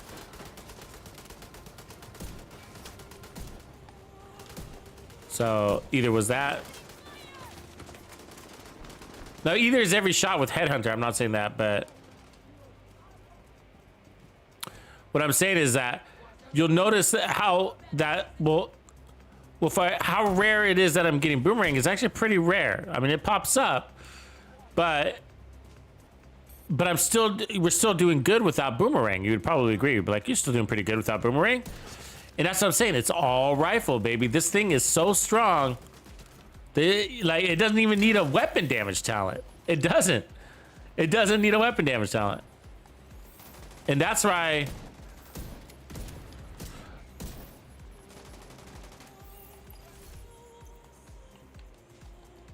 I run the 1886. And even on this build, the 1886 makes sense because look at that. Look at that. That's 4 million with the 1886.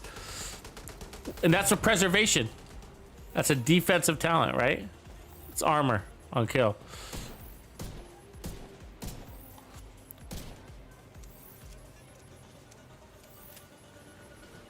And so the point is like, how often is perfect boomerang gonna be your kill shot, right? Not very often. And that's because the gun is so strong. Like, you hit it, look at that. That was one hit, and we busted all his armor except for 2 bars, right? And so the reality is, like, if you're two-shotting everything anyways, or one-shotting reds, I can one-shot reds with this gun right now. No boomerang, right? And I could probably one-shot purples too. Now, this red might be a little bit deep, but let's try it. There's an optimal range on this thing. I missed him. Let's go kill him. Let's go see if we can one-shot that red.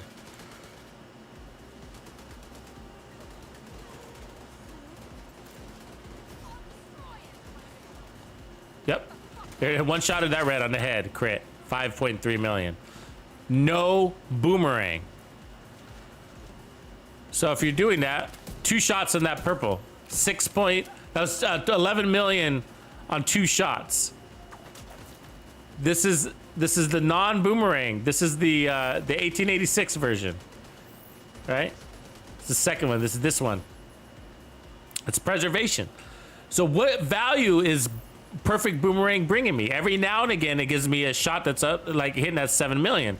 I agree, but it's never my kill shot. I don't need it to be my kill shot because the gun, the base damage the gun is providing is all the kill damage that I need. Boomerang ends up being overkill. And so probably the only time it'll be helpful would be against a named boss, but that's so rare. I mean, everything's got to lined up for it to be in place against a named boss. Like, you got to have you got to crit against him. He's got to, within 3 or 4 shots, you got to land that crit. So one shot that elite right there. And then within 3 or 4 shots, you got to land that crit, and then you got to land that perfect boomerang bullet. You got to land it, not just acquire it. Ooh, that hurt. Let me heal up from that. And so what is that? So I guess it's value. It's the gun is too strong for something like perfect boomerang to waste it on. Now, I know some of you kind of have this philosophy, there's no such thing as too much damage. But I'm just saying, like, there's so much more we can do with this build. I can get this build to hit 18 million. And we're not hitting that value. And I'm having to run glass cannon just to be able to do this, right?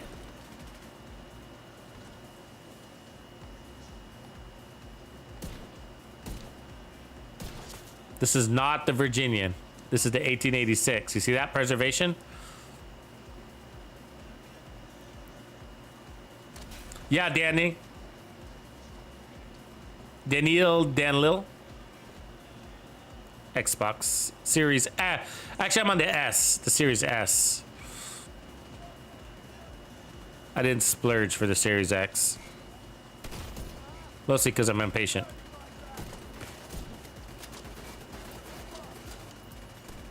So this is preservation. You see that preservation kicking in down there?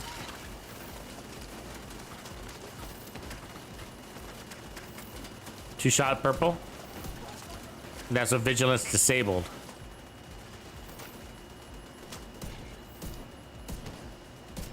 Yeah, so the Virginian is mostly for show in the end. But I really like the weapon, but it's just the 1886 alone is all you need.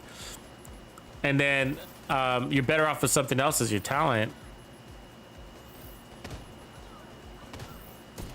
So this is the 1886 and not the Virginian. So I'm running preservation right now. There it is. Boss down with 6 million headshot. I thought we were done. There he is. So my point is, so here's the other thing I got to mention. If you only have 5 rounds in your weapon, you're gonna want, and you want all of those to count. Not a lot of body shots. So that was a headshot kill. That you're gonna be going for. Do you really want to be landing body shots when you only have 5 rounds? Not really. And it happens anyways. I get it because it's an accident. So this, it's just like this gun just makes so much sense as a headshot gun. You know what I mean? You can still run crits if you want to, but if you're a console player, and you can see that I did pretty good with no weapon handling established on the build, but I prefer to run weapon handling. You know what I mean? So like I usually go weapon handling and headshot damage. It's more efficient, and I'm gonna get a higher value, damage value out of a headhunter. Now you can still run crits, but I'd rather have weapon handling because I'm hitting numbers the game can't even compete with. Right? Like the game is gonna give me an enemy that can take the damage that I'm dishing. Is what I'm saying. So I'm gonna put on an armor core. I probably shouldn't to keep it apples to apples, but there we go. So we'll put that one on. That one's not exactly apples to apples, but I can run a Providence backpack. I could re-roll that, I guess, if I needed to. Yeah, let's just do that.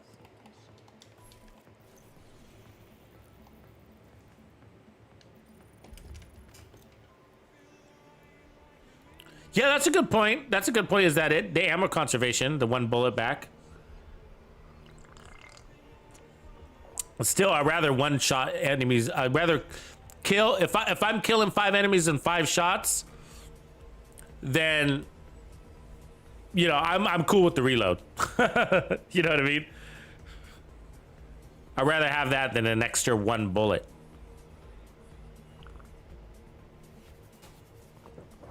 Because the truth is because of boomerang, or because you're not running Headhunter, let me put it that way. Because you're not running Headhunter, it's taking you 2 to 3 shots at every enemy anyways.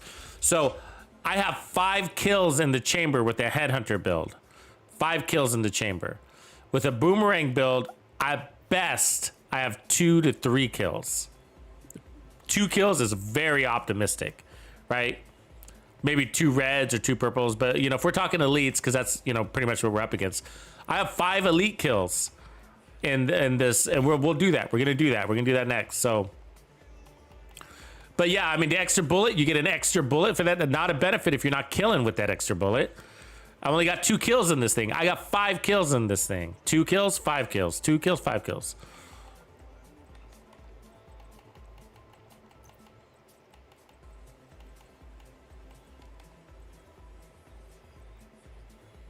Let's see what backpack do I want to run.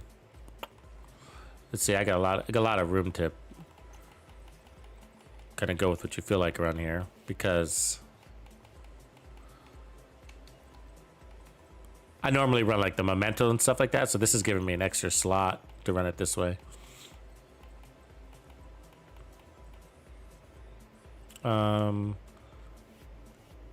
So we could run this punch drunk.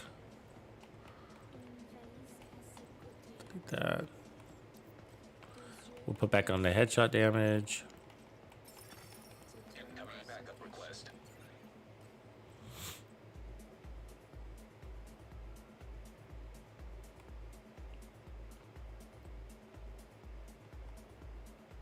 Yeah, this should work. Clear the stats here. They're all fine, but so I need to change that one and that one.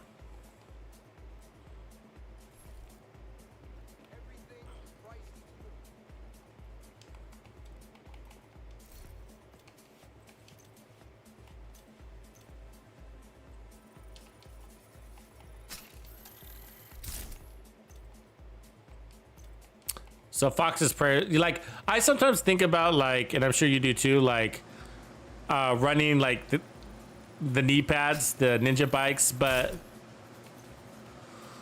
Fox's prayers is like best in slot on the build. You know, it is a rifle. You know what I mean? And the damage to targets out of cover is really nice to have because rifles don't give you that extra damage to armor slot. So we are wasting that crit damage slot on Boomerang.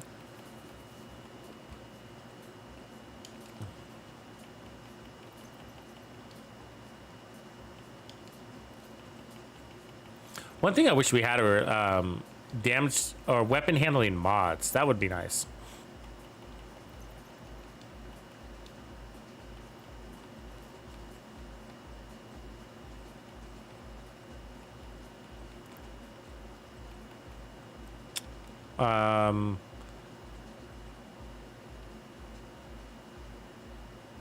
Cool. All right, I'll just leave it. So I'm running no damage town. That's the important thing here. So they're gonna swap the Virginian here. So now the 1886 is in first place, and then the Virginian as a backup.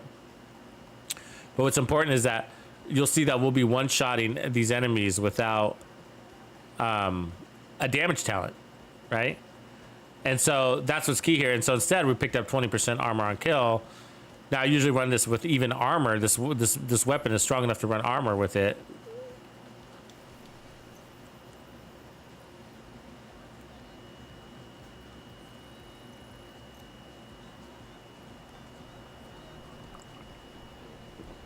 Yeah, I agree. Future Perfect is another great way to go. Like Future Perfect with the memento. Like if you're running a memento with this, because you're playing out of cover anyways, Future Perfect is nice, right? Because you already got that one skill tier.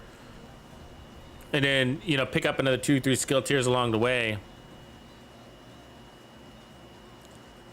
And if you're chain killing, you're probably picking up 3. You're probably pushing yourself to a skill tier 4. Like, I think the one thing about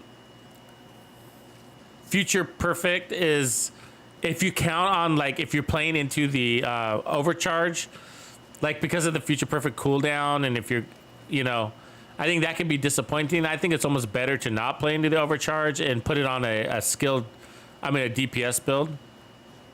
Cool, you know, I'm not playing a new update. I'm not.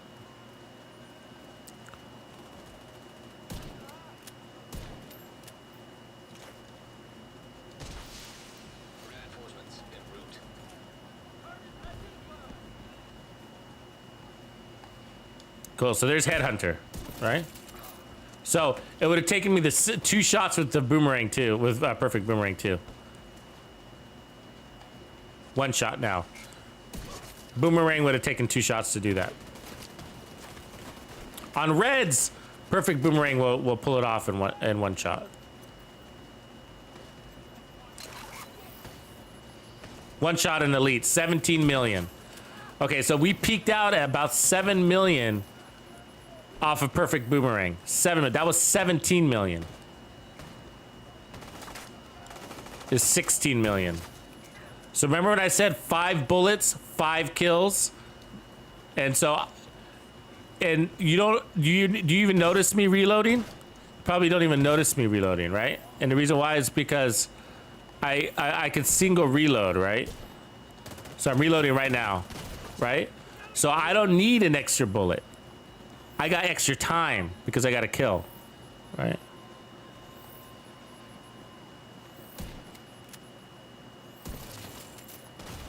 Oops. Oh, that guy was closer than I thought he was. Don't tap me, fuck! Thought he was farther back. Agent killed. Yeah, it's out already, Cooley, but I'm on PC. I mean, I'm sorry, I'm not PC. I'm on Xbox, so I don't play the update. The test, that is the PTS test. So 18.3 million right there. That was only our second bullet. And so what I'll do as a test here is I'll stop reloading. I won't reload. To show you that you can pull out 5 kills on 5 bullets.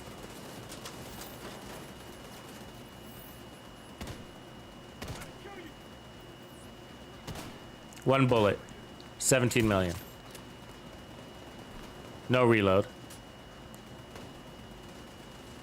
So we can find an enemy. Oh, there's an enemy. You can jump over. 2 bullets. Oh, missed one.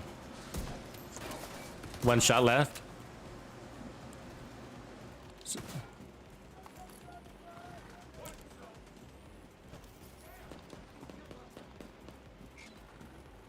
4 out of 5. Right there. Now I'm reloading. So we'll try again. We'll recount.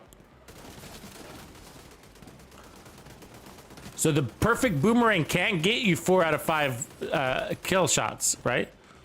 There's a boss on the table here. I'm awfully tempted to take him. 16 million. And so that's why reloading is never an issue with the 1886. I forgot that the 1886 had a bad reload. Because, so there's 2 kills.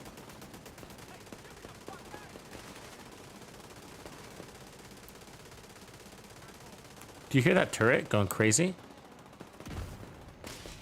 1 shot killed the boss. Perfect boomerang can't do that.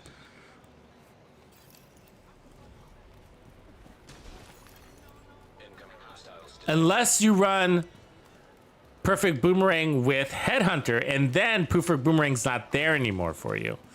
That's also the other point. So you can still run to Virginia with the same exact build. If you want the extra, it's like, but the problem is that you lose all this weapon handling. Look how fast my reload is when I do reload. It's fast. Hold on, let me get her. See that reload? Fast.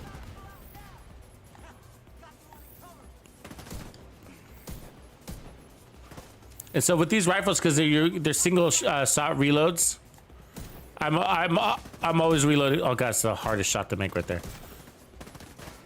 I'm always reloading anyways. You know what I mean? Like, shoot, reload, shoot, reload. So, god damn it, cold streak, cold streak. Then it's right there. I'll reload. What else do I got to do?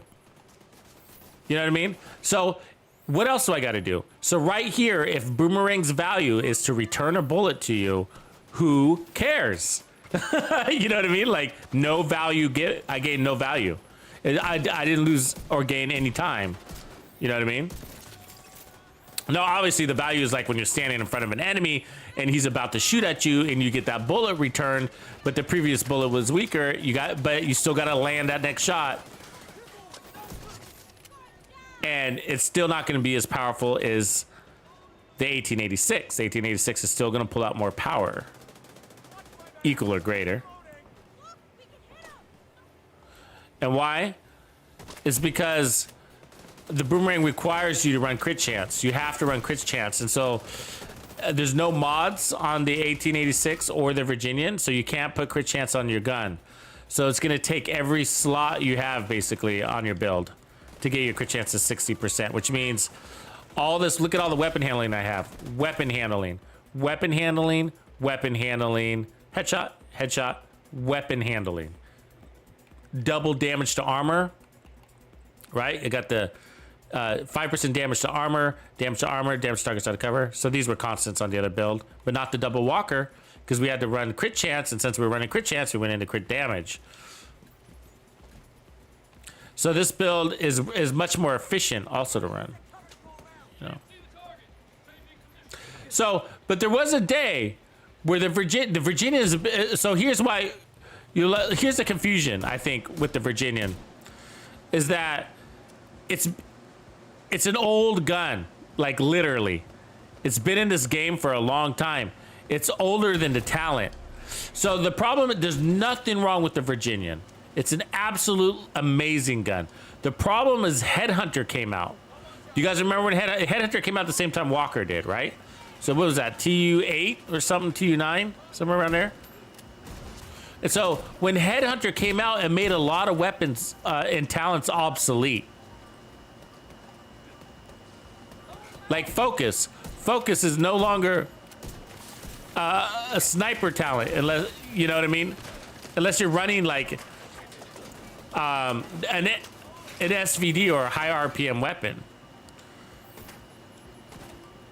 Now the reality is I actually whip out the TAC 50 for this build, and then it's a way to kickstart your Headhunter talent.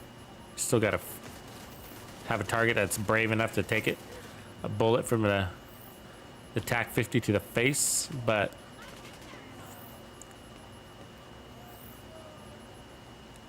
got him. 15 million.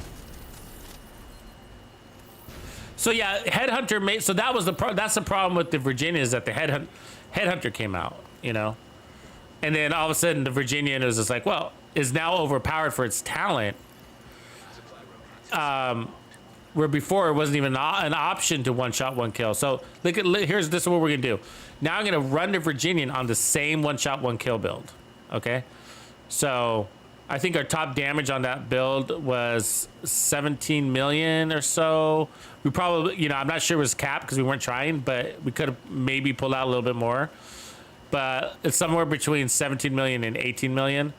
So last I remember, this build pulls out basically the same 18 million with the Virginian. So the Virginian, now we're running a weapon damage talent. Can we break that ceiling?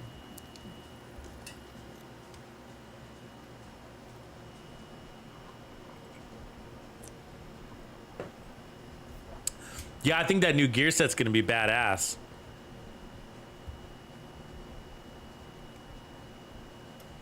Chillin', we were talking about the Diamondback. I'm gone it too. The Diamondback's fucking hard to use though, right? Like,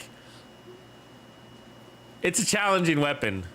We did a deep dive on the Diamondback last season, and I was saying like the Diamondback is basically like running a directive, right? And we just tried to use it for Golden Bullet, and I had a hard time. Now, some of you are probably really fucking good at it, right? So some of you are probably really good at it, but it's like running a directive, because it's basically saying it's like running Guardians, right? Where they're immune unless you kill this one target. That's basically what's happening with the Diamondback. You're very weak unless you hit this one target, if you roll into the crit chance thingy, right? And so, but it's really fun if you're an advanced player. But I don't know, if you're a new player, I wouldn't necessarily pick up the Diamondback, you know, right away.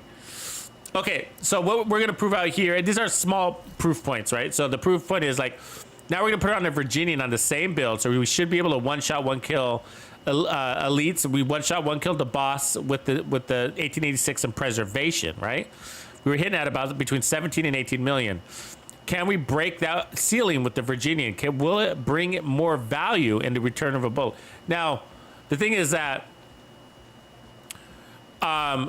we don't have crits, so I have to get my crits up on this build. So this build actually won't even work the way I have it set up. So Headhunter is more efficient than Focus, Larry. It is, but Headhunter's limited, right? They're both limited. That's why they're not meta. So I'm gonna back up into a hiding spot here. So don't you wonder, like, if Headhunter is the only talent in the game that basically allows you to one shot, one kill? It pretty much is, right? And there might be another one out there, but for the most part, it's pretty much the only talent in the game that lets you one shot kill. And if that's the fastest DPS in the game, if I got 5 bullets and each one of those bullets kills and split in a split second, is that not the fastest DPS in the game? It is. But why? So why is it not meta? Why is it not the meta? Why isn't every single player running around with this build? Why are we running this build in the raid? Why isn't this build the DZ build? Why isn't this build the legendary build? It's because it requires precision. That's why.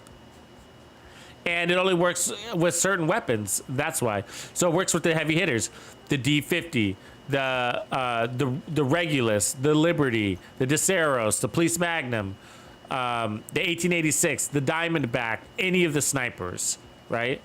So it works. It only works with those ones, and so that's why it's not the meta, because you can't run this with an assault rifle. And so the metas usually are by category or by or all in game meta, right? And so like, but basically the rest of this is right. Like a lot of this is real common pieces. So. And the same thing with focus. So focus is so this is more efficient than focus, because focus can one shot, one kill. It cannot. And plus focus requires you to stay in scope, right? So none of these weapons can't even take a scope. So that's why, you know, again, it's restrictive, and usually if something's restrictive, it doesn't end up being in that meta slot, right? But to answer your question, this is definitely how do I want to say this? It is more efficient than focus, to answer your question straight up. But for me, it's the best build in the game. Best talent in the game. Let's say that. That's the best talent in the game. That's an opinion. It's not a fact. Okay, so but it is my opinion. And I run it, and that's why I've gravitated to these weapons that can handle it. And just so many more weapons that you realize, I don't have them here, but all of those powerful shotguns, the KSG shotgun, the M870, they can work with the perfect headhunter. I love pistol builds. So Liberty, Regulus, Deseros. Regulus is my favorite. These rifles, obviously, and any of the snipers will work with it pretty much. Even the SVD. So the SVD is not always one shot killing enemies, but it will do 2-3 shots. It's got a larger mag and major headshot damage. So I'm not sure if I can do this build. Let me see. Let me see if I can get my crit chance up. Let me drop one of these. You see the challenge? We start sacrificing. But we'll see. But I think it's so. That's why. So there's an evolution that we all go through when we play a game, and one of the for me is that we changes the crit chance. I started to go like from. I like on polar ends with my favorite weapons. So my favorite weapons are usually like the fastest assault rifle, for example. The faster assault, not the fastest, but the faster assault rifles. One of those being. There we go. Oh, it's got a glass cannon. Fuck. So we're gonna have to run walker on our chest. Try to see if I have these pieces. Like the Police M4 is an example. Like I love Police M4.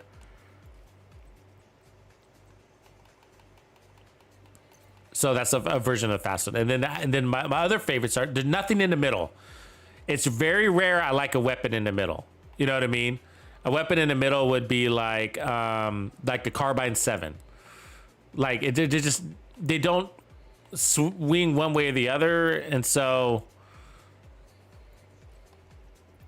trying to get my crits up here. Oh, I do have a better mask actually. And then so I end up liking, then go to the heavy side, like the M870s,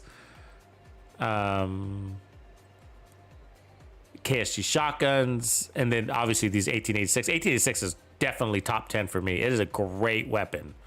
Such a cool rifle. And it started with the Virginian, just so you know. I was running the Virginian. I loved it. And I put together this 18 million headshot build with it. And it was amazing. And then later I realized, I was like, you know what? There's so much waste in that build. Like Perfect Boomerang's never kicking it. You know what I mean? It's gone. You know, that's what we'll do. We'll run the Coyotes mask. There we go, 50. And then we got to change these back. There we go. Closer, that's crit damage, but it's just one knee pad. So let me see if I don't think I have another Foxes with crit. Well, I have crit damage. It's got headshot damage. This might be close enough. Let me swap out this mod. 56. There we go. 56, 125, 115. So, Grupo Cheska. These are where most of the power's coming out of, anyways, outside of Headhunter. So, Okay, so we got the Virginian in hand. And so let's see if it brings us any value.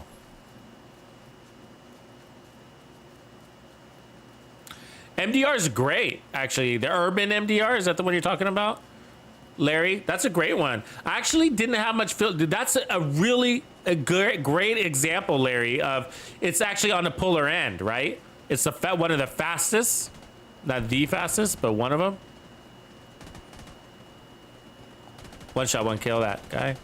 So all I did was pull out the TAC 50. By doing that, it activated my headhunter. But because I'm running crit chance, I've weakened the build in a lot of different areas, right?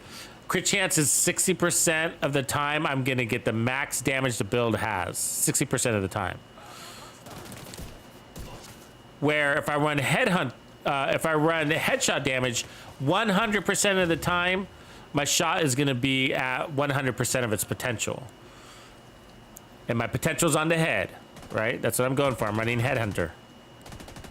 So I'm not saying crits are bad. There's 11.7 million. I'm saying on headhunter builds, crits are inefficient. And then there's 11.4 million. And it's even more that way if you're a console player, because on console you need weapon handling to some degree, at least 1 to 2 slots. You know? And I'm pretty good. You got to remember, I'm like 100 in the world for headshots. So kills. So I run weapon handling on mine. You know what I mean? Do I have to? No, I can get away with it. But do I want to? Definitely. And the reason why is because we all know weapon handling is more than just like you got potato aim. That's not what weapon handling is about. Weapon handling is about playing fast and efficient and getting your reloads and stuff like that, right? Faster reloads, all that shit.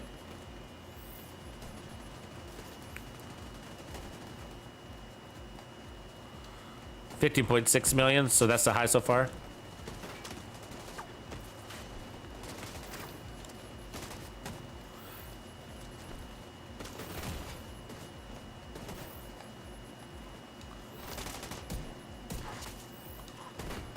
See, that's the power of one shot, one kill there. We were surrounded and we took out both our threats. Here's our third threat.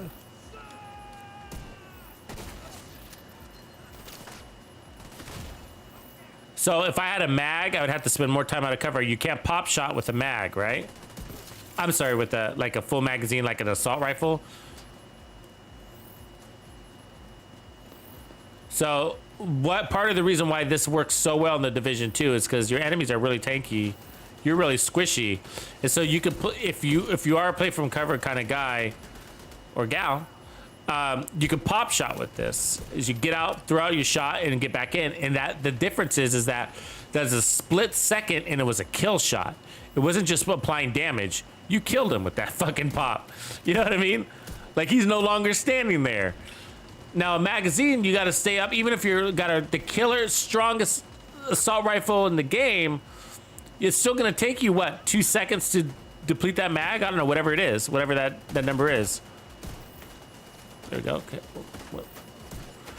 And so that's 2 seconds too long if there's 10 guys shooting at you or you're surrounded by 20 enemies. That's why these 1880, these headhunter builds are really powerful in this game, and they bring all the survivability that you need because you could pop like that and get back in cover. You know. Now, if I was running preservation, I would have gotten all my armor back right there. We gotten 20% of my armor back, right? Because that was a headshot kill. And so was that. Oh, that was a body.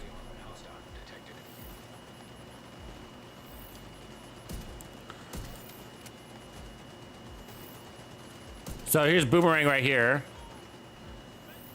and so here's a fully powered up enemy. So let's see if we can. Oh, let's take out the Mr. Riot phone first. If we can land that shot.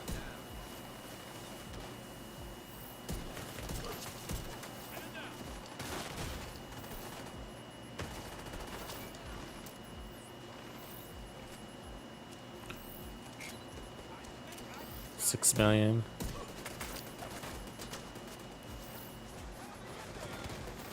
TAC 50.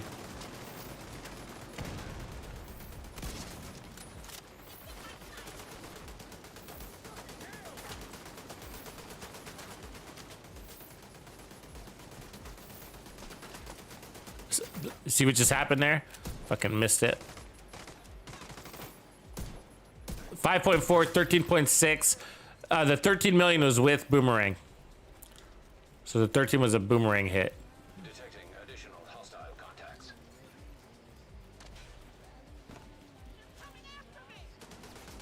So if we look at this, it's not perfectly like this chest piece should have crits there. So and that should have crits too. So it's not perfect, but I am landing on the head, and headshot damage is multiplicative, so it is not waste. If that makes sense to you. We have max crit chance. That's all that matters. Headshot damage is multiplicative damage, and when you have headshot damage and crit damage on your build, you add the multiplicative damage together. So you just like you would crit damage. So crit damage plus crit damage, headshot damage plus crit damage when you're doing your multipliers. So we're not losing damage with that headshot damage, only when we land it on the body, which I don't care about because that is not my objective, guaranteed. Like a body shot is a waste on a headhunter build, right? Because we're trying to get chain kills. So yeah, you don't run headhunter on a body shot build. You just don't. You know, it's all about chain kill. That's the whole point of it. And you can run crit builds on the head. I'm not saying you can't, but with headhunter, it's so much more efficient to just run headshot damage because then you have all that weapon handling too, and you're not missing out on any damage. So as you can see, there's 19 million with the TAC 50 off a non-crit though, right? So that TAC 50 hit was a non-crit. So we've yet to break the damage value of our headhunter, our headshot damage version of this. So the crit version is coming out weaker. And to be honest with you, I would expect it to be a little bit higher. So it might be just that we haven't peaked it. So there's 15.6. Like peaked it by meaning like maybe my vigilance wasn't active on that X headshot, whatever. So, but the crit version usually comes out higher. It's just not an impressive amount higher. So there's 13 million. So 16 million so far is our high mark. And I'm sure we can get higher than that. That was a death shot.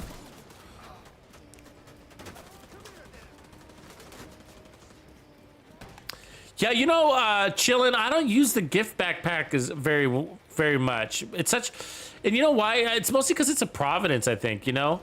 But if I were to use it, I would use it on one of these builds, just like this. Because of course, that 15% headshot damage would be very valuable. But mostly I don't use it because I rather have like a Gruppo in a lot of cases, you know? Something like that. But it's such a, do you remember the days where like, that's all anybody wanted was the gift backpack? I was one of those guys. I was like, I really want the gift backpack.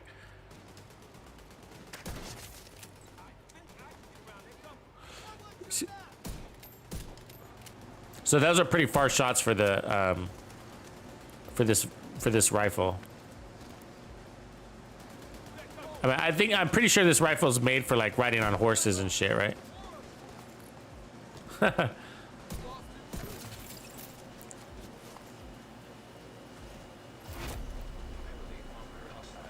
So we're at 56, 125, 115.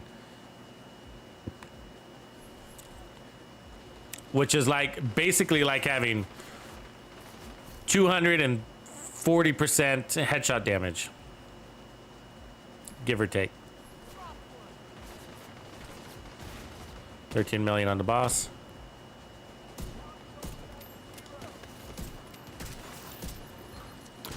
So you know what's crazy? Like I'm starting like not to prefer crit builds, like, and I'm glad that the devs are giving us more options instead of all crit chance sometimes. And what I mean is like the efficiency, like, doesn't kind of bother you that it takes so many stats on a crit build? You know what I mean? Like you got to roll all this crit chance and then you get crit damage and it's only 60% of the time. You know what I mean? Like where, and I'm not talking about just headshot builds, but I'm talking about like amplified damage, for example, right? Like what about amp damage builds? You know, there's like, if you run versatile on your backpack and then like spotter on your chest and then Hunter's Fury, that's why Hunter's Fury is so good. Do you know you don't even have to run crits on a Hunter's Fury build at all? I know you know that. And they still feel, but it still feels really good. Oh God, rogues again. Actually, here's one of the use cases for the Virginian though. Like we don't have Headhunter and we're fighting rogues. This is actually one of the instances where the Virginian would be really good. And it's the same thing with bosses. Like when it's just you and the boss and there's nobody else, the Virginian would probably be the better choice, you know, over the 1886. Yeah, but yeah, so one of the greatest things about the, that, you hit hard. About Hunter's Fury is that, think about it. I mean, Hunter's Fury is a set, and like when you do run crits, look at how many you have. It's not very many, is it? So here's a good example. Let's see how many times we get perfect boomerang and then land it. So let's count it out. Starting now. So I'm gonna slow down my shooting to keep track. And to ensure accuracy, which is still not a guarantee. Damn. If we survive. If we survive. Look at, she just flanked me.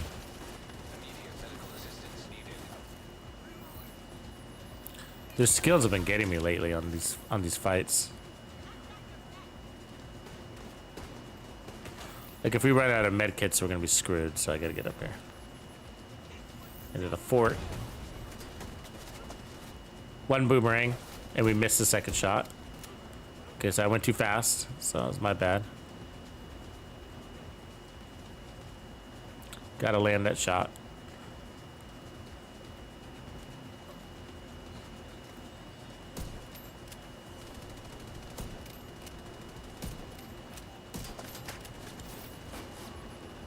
Remember, we're running max crits here. Still haven't got it. We're gonna get some help here in a second, though. Look at that. Still haven't got it. There it is. So is our second boomerang. Gotta land that shot. All right. So got it twice, landed it once. Another boomerang. So this is boomerang 3, and we landed it. So 3-2. Boomerang again. 3-3. 4-3.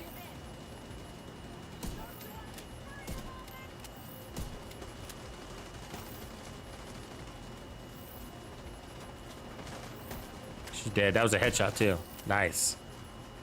So now we got that kill. So we're at 4-3. So 4 boomerangs, 3 lands.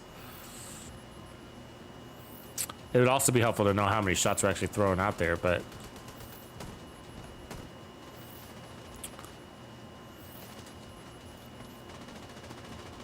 we need our rogue to come back. It's like, what? On a different planet right now. Let's go and get him. Must have ADD like me. Out there chasing different enemies. Fights over here, buddy.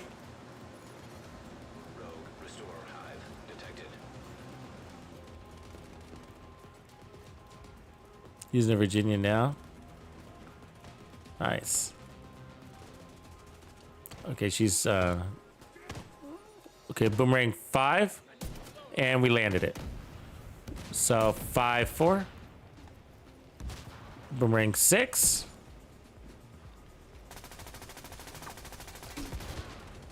And we missed it. So 6-4.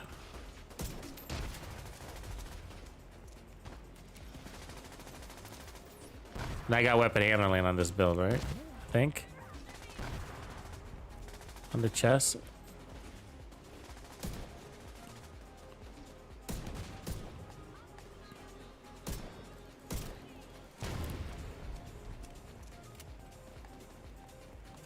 There's boomerang 7. And I think we landed that. So I think 7-5.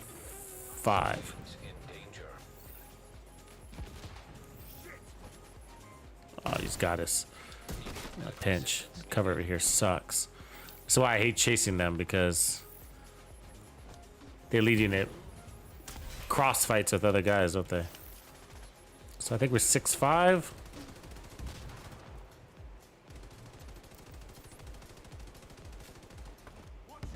There's 7. Miss. 7. Oh, actually, that's 8-5.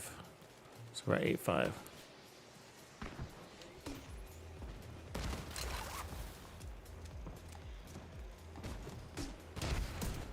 All right, so that we got it again. So that was 9-6 is where we ended up on that kill. And so I'm doing that counting because the point is that for it to be effective, it also requires the player to land his shots. So, I mean, you're guaranteed the talent buff, right? Because you're guaranteed at your max perform stats. This is what I mean. Like, you got 60% crit chance, then 75% of the time. You know what I mean? So it's just the math will work out that way. I have confidence in it that it will. So, but what you're not guaranteed is the actual damage. You're guaranteed to earn the damage, but you're not guaranteed to apply the damage. That's going to come down to you. You know what I mean? And I'm a pretty confident player with these types of weapons myself, and I'm sure many of you are also. But so I just feel like you know, on those 2 rogues, we earned the perfect boomerang. Was it 9 times at the end? 9 times, and we landed at 5. I think, is that what I said? Something like that. Close enough. So about half the time. Almost. It was approaching 50%, right? So, but that would have been like 60%, give or take. So, and that's me being careful and whatever. But my point is that, ooh, that was a good fucking hit. Do you see that shit?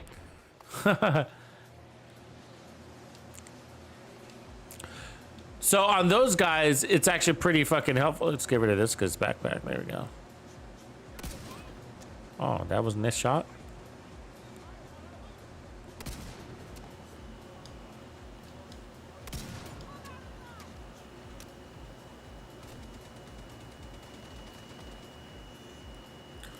Yeah, so the application of it is a challenge, right? And like, how helpful is it going to be in the end?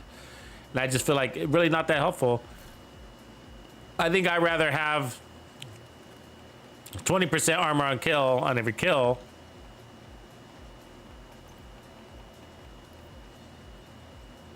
I wonder, would my opinion change about it? No, it's always going to come down to Headhunter. So what influences it is your chest piece talent in the end. So if you're going to run Braced, so there's a good example of when the Virginian would be great to run. So if you're going to play from a single piece of cover and then you're going to run Braced because you want the handling, then you're going to need the Virginian to make up some of that loss in damage.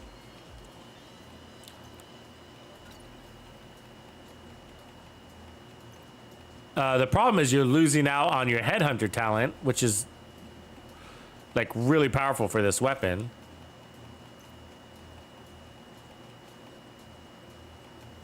That's the one thing I'm almost not, me personally, am not willing to give up, is that Headhunter talent for this build.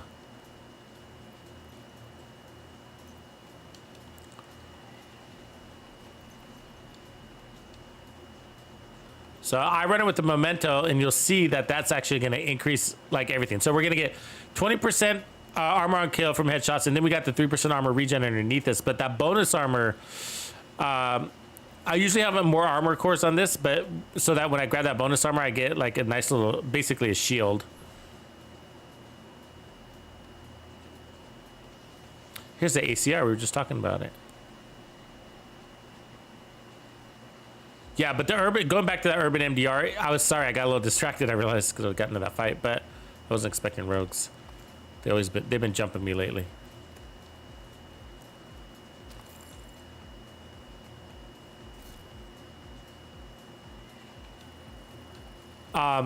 That's one of those weapons actually that surprised me. I learned more about, I spent some more time with it last season when I was kind of doing that big rifle study.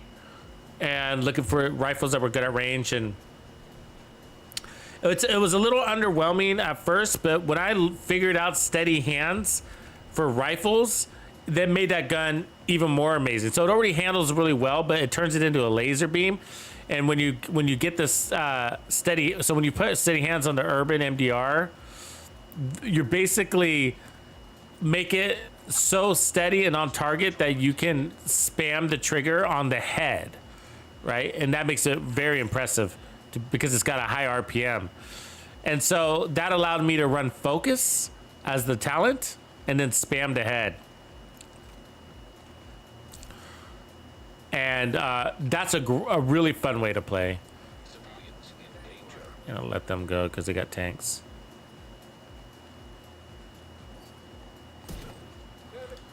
So we're gonna be a little underpowered at first because I'm running the memento. So with these types of builds, I find it's maybe like somewhere between 5 and 10 mementos you need before you feel like you're back up to that vigilance power. Obviously not full vigilance power, but again, vigilance isn't really necessary on this build at full power because, so how much diminishing returns you're getting out of vigilance, I don't know for sure, but there is some there because again, the weapon is, has such a high base weapon damage, you don't need all of vigilance, right? Well, see, like I just disabled vigilance. Oh, I'm not running vigilance anymore. Oh, sorry. But so yeah, that's why I choose the memento because it doesn't get disabled. So once I get my damage up, then I'm just happy with whatever, whatever that figure is, which will be somewhere about the same, 18 million or so. We'll be hitting with this.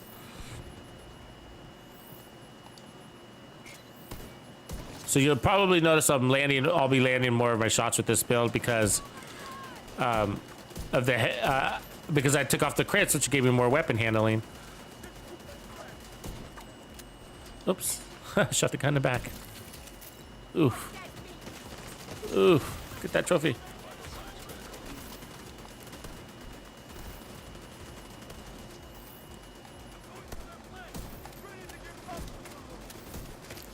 God, we're taking damage from so deep back there. This guy's on the street shooting us. Fuck.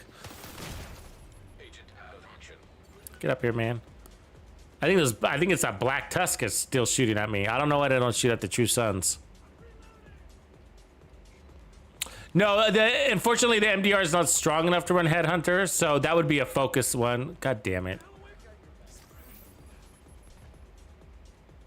Come on, leave him alone, dude. God. Ah, great. Now he's never gonna come back. Idiots. I wish the game was a little bit smarter enough to let me live.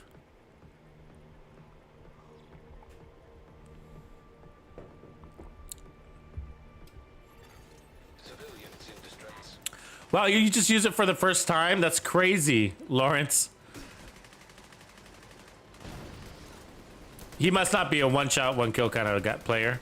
I don't know. Because this gun's been around forever. The Virginian.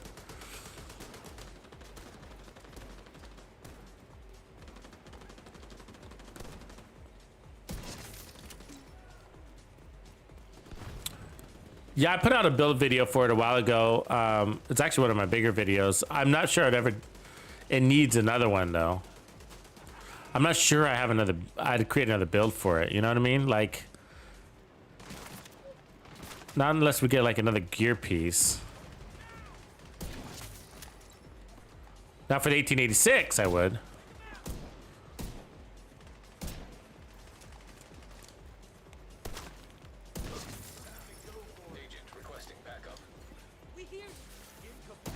Which is what I'm running right now. God damn it. I missed all of that?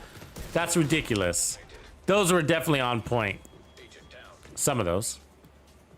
They're not gonna let them get me up again, are they? God damn it. God damn it. I don't know what's going on here. Let's start that over, apparently.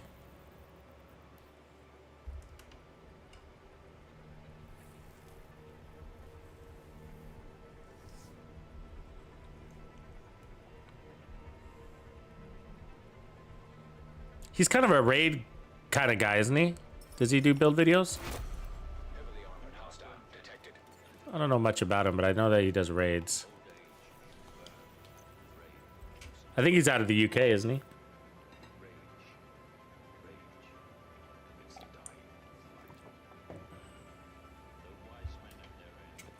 Oh, Blue Jedi, I bet you're fucking on fire in the PC side of things with this gun. So one of the things, like, I'd be curious to see if somebody could like solo legendary with the Virginian. Should we try that one of these days? The problem with legendaries is like, you know, it's not that fun to play against tech with these types of rifles because they steal your headhunter talent.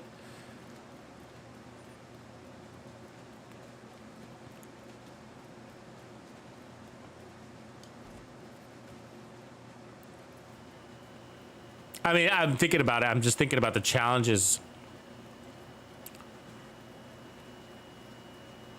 I'm thinking about the challenges of solo legendary with the Virginian. And I'm thinking that it's probably always going to come down to, like, you have the power to kill a tank. There's no doubt about it. But, like, when you got a tank coming at you, can you put out enough shots to send it back so it stops flanking at you?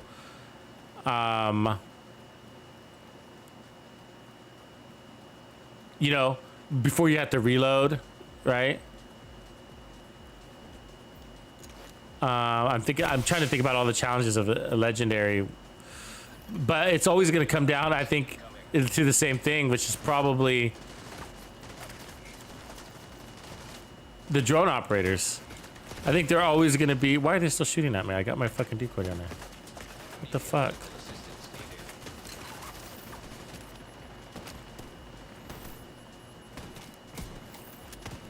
I don't know what just happened. Agent killed. Oh, you play on Xbox nowadays? Oh man, we should roll one of these days.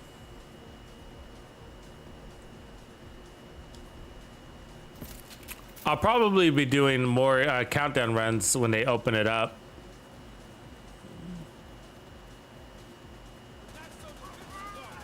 The new countdown levels. Community countdown things too, by the way.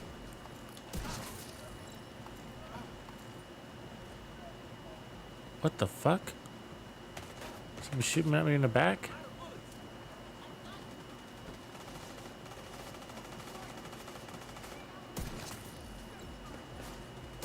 I should go get those trophies, but my character's lazy today.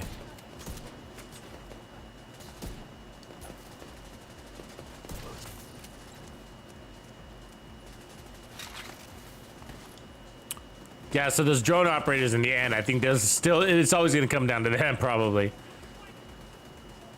Which mission do you think would be more conducive for the Virginian? Do you think it'd be District Union or Roosevelt or Capitol?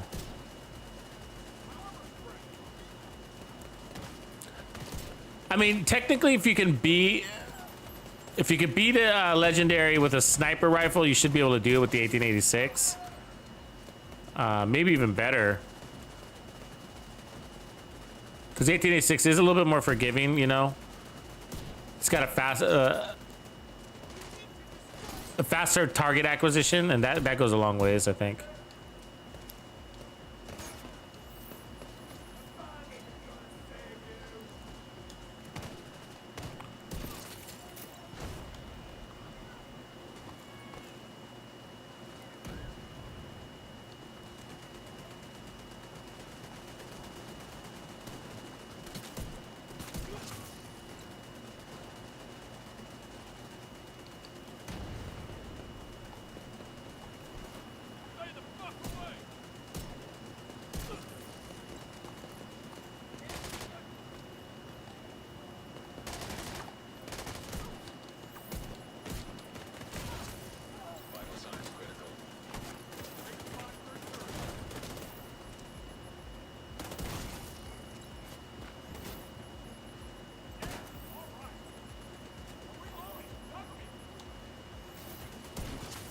Got to take out that turret. Got it.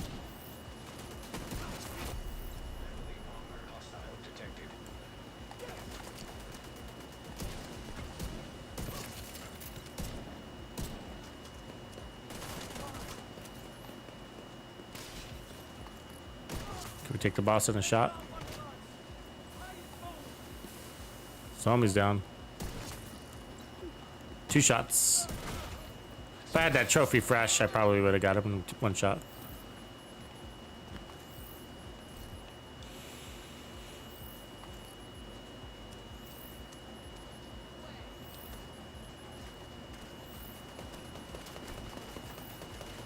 But see, you know what's really cool about these builds too is you can actually play pretty good out of cover, and the reason why is because it's that time to kill so fast, and you know that's what I'm playing into.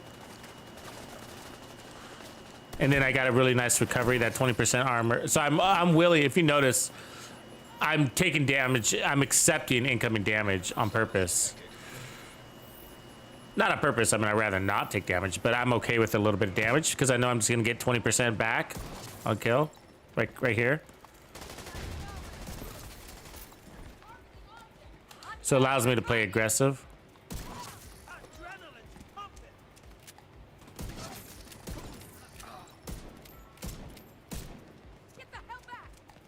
She's slippery, that one, man. She's fucking slippery. Got her. Woohoo! That was a good shot. It was a hard one. Ah, fuck. I fucked up. God damn it, that was a good run. Ah, my bad. That was fun. That was fun. I got greedy with those extra shots right here, and I put out 3 shots on that lady and missed basically all 3 of them. It was bad. What I meant by greedy is like I should have slowed down and just landed the first or second shot instead of rapid firing. That's what you quickly learn about these heavy hitting guns. You do not want to rapid fire with them.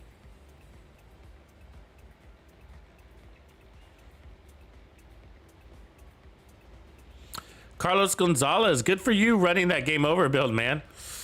Right on. Come on, man. What the? They're really not going to come and get me? God. Agent vital signs 0. I don't know what to tell you about those civilians, man. If I'm doing all the killing, I don't know why they're so busy. Other builds for floor 10. I mean, I guess assuming you're running on heroic, you know, not that I'm a floor 10 master or anything like that, but you know, we've seen the Eclipse Protocol in there. Are you talking about probably solo, huh? Actually, I think that Eclipse Protocol I ran earlier would be the way that I would do it. The one I just put away, Carlos. It's not the Riot Foam version, it's the Fire version.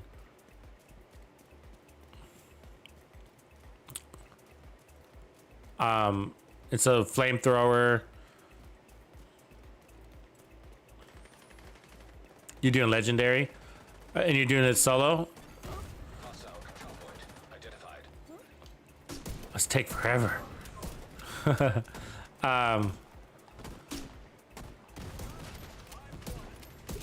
Then probably, I mean, the other fun one is the one that I was running the other day.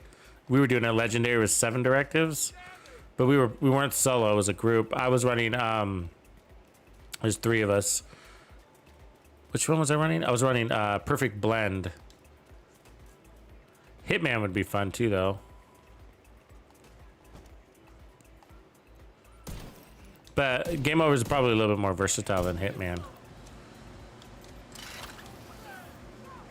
If you're running just floor 10. God damn it.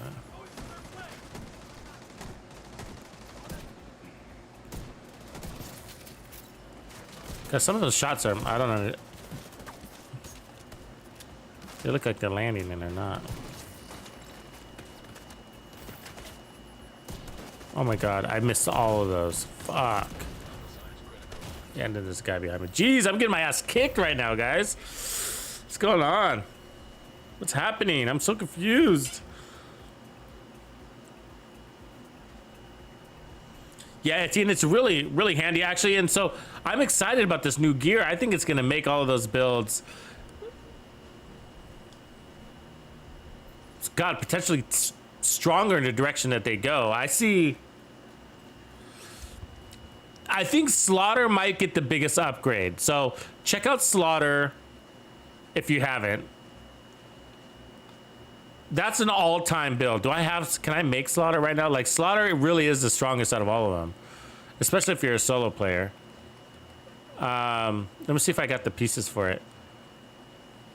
But I think Slaughter will take the biggest upgrade from the capabilities that are coming down in next season. Because the other ones, like Game Over, the only downside about Game Over, I gotta say, is that it relies on the gear set, and that's a disadvantage.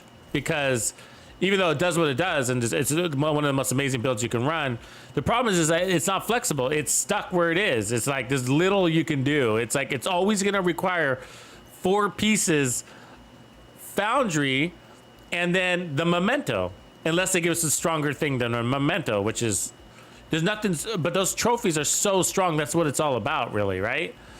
And so that's the disadvantage of Game Over. It's basically stuck, and then you're really just talking about the chess piece, and you know what I mean. And it's just like, you know.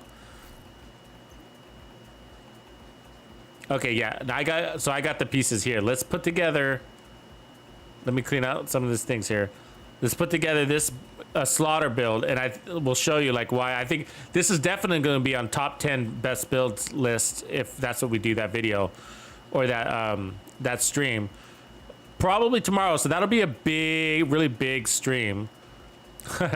So I'll have to get a lot in order here. That's a big topic that'll pull on a lot of people, is what I mean. Tux's top 10. 10. Okay, so I'm trying to remember. So definitely the Memento. So these are important pieces. We're talking the original. Now, let's see if I have the chest. I think I usually run... I think it's the Bellstone on this one. So let me see if I have that. That might be on another character. But I think, like, the reason why... And I usually run a glass cannon on this one. So there's this one, this possible chest piece. But I think it's this one. And then I take off the crits. Yeah. Or no, maybe it's not. You know what? It might be the Wyvern. Hold on, we might have to go to another character.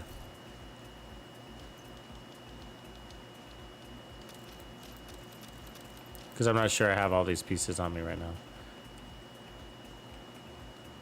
Yeah, because that's right, we run 2-piece Bellstone on top of this. And so I think the chest... we could go chill out in the mask. That'd be a different version, but...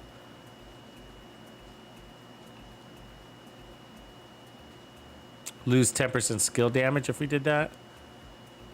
For an extra 10% armor on kill us. I usually run, like, I think it's the Wyvern chest and then 2-piece Bellstone outside of that. So this is the chest, except I'm running glass cannon instead of tag team. So let me see if I have that here. So yeah, and so if glass cannon's a major advantage. It gives you amazing time to kill. That's what you want, and it's worth it because you got 20% armor on kill. So like that buff has major payoff. So let me we're gonna have to go to the White House anyway. So let me go to the White House because I gotta change specializations, and then let me go grab my chest pieces. And so Slaughter, one of the reasons why Slaughter is also really available, like really powerful, is because of its availability to be optimized to how you play. So you want to be more aggressive, then you got the pieces to move around. You want less regen and more power, you got the pieces to move around. You know what I mean?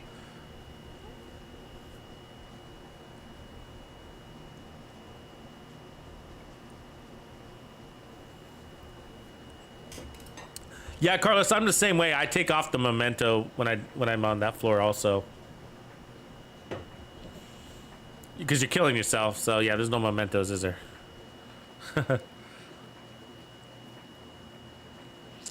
All right, so we're gonna put on technician, inspect. So we want assault rifles. So let's take off LMGs, put on assault rifles, and then activate that. It's actually been a while since I run Slaughter 1.0. It's my favorite of the group. I actually like it better than 2.0. It's the original Rump Slayer.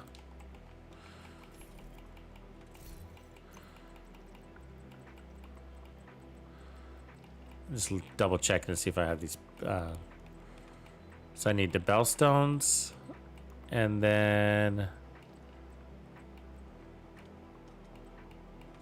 the chest piece, which I think is the Wyvern chest piece.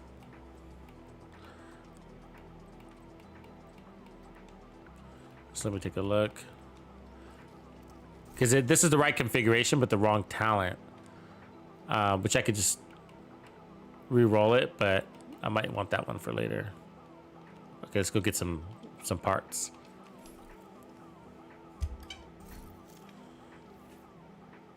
I'm sorry, Blue Jedi. I'm giving you bags on your ass. Welcome to my world. I know. I've been up since 4 a.m. my time this morning. I got up early. That's usually my hour. I like that hour. I like getting up at 4. Before anybody else is up, and then I got time to just like focus on some, you know, getting things ready. And then my hours flip to the complete other side of things, where I'll be like staying up super late. And sometimes we do it on accident. We'll be on like a really good roll, and the next thing you know, we're like an 11-hour stream. That happened twice like last week.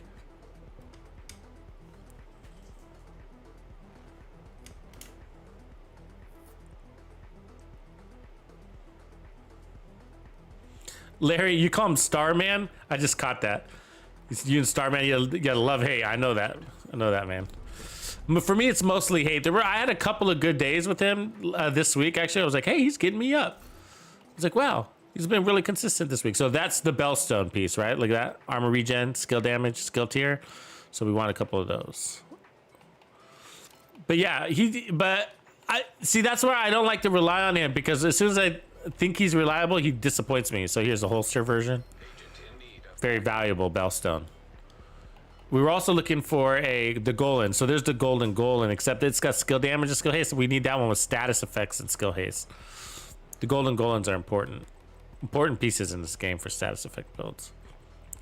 So now it's the chest. So we're looking for a Wyvern or Bellstone.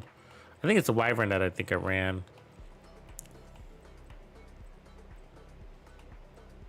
So 2.0, I'm sure you saw, runs Uzina Getica, which is a really cool way to go also, actually. So there's a Bellstone with glass cannon skill haste. So that's one version you could wear.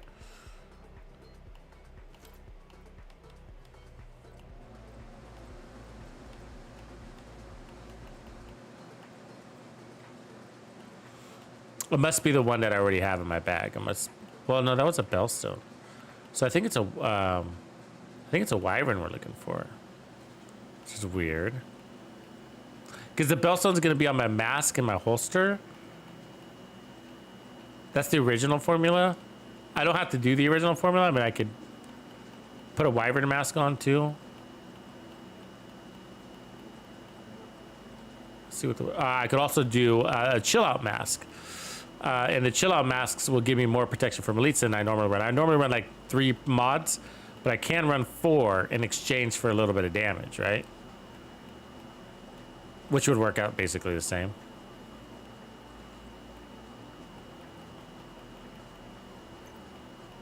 I'm just seeing what pieces I have. So the chill out is definitely in here. There's the Wyvern version. So I do have the Wyvern version too in my stash. So we should have everything.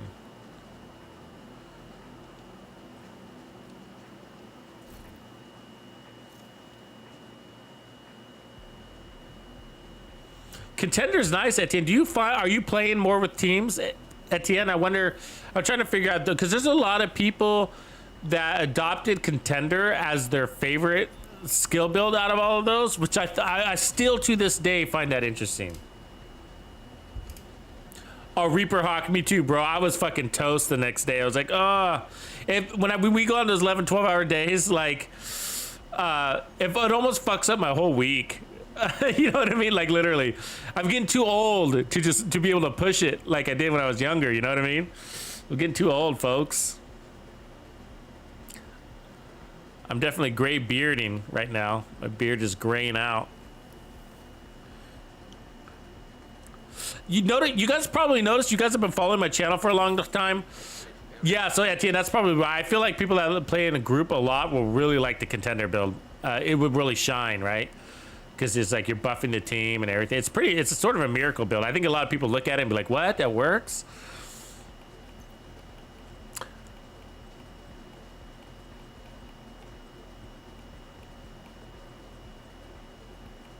But hey, you guys, those of you that have been following my channel for a long time probably noticed that I haven't been using my face cam for a while now. You know what I mean? And so that's not because I don't love you. And I don't want you to see me. No, it's just because I have like a detached office. So my office is detached from my house. And I got vaulted ceilings in here and 4 skylights. And my point is in the summertime, it actually gets really hot in here. And I have an air conditioning, and that thing fucking is working hard. And it's a brand new, like, giant, 5,000 BTU, whatever it is called. It's sufficient is my point. And for my office. And it still gets hot in here, you know what I mean? And so, like, it's just easier to roll in here more comfortable. Not have my mask and all that stuff, It gets hot. Okay, I think we got everything. So, starting in September, so in a few weeks, I'll start using my face cam again, because I'm in Portland, Oregon, so, it doesn't get that. We have short summers, basically, is my point. So, in September, we start dropping into fall, the temperatures drop, and we'll get back into face cam time.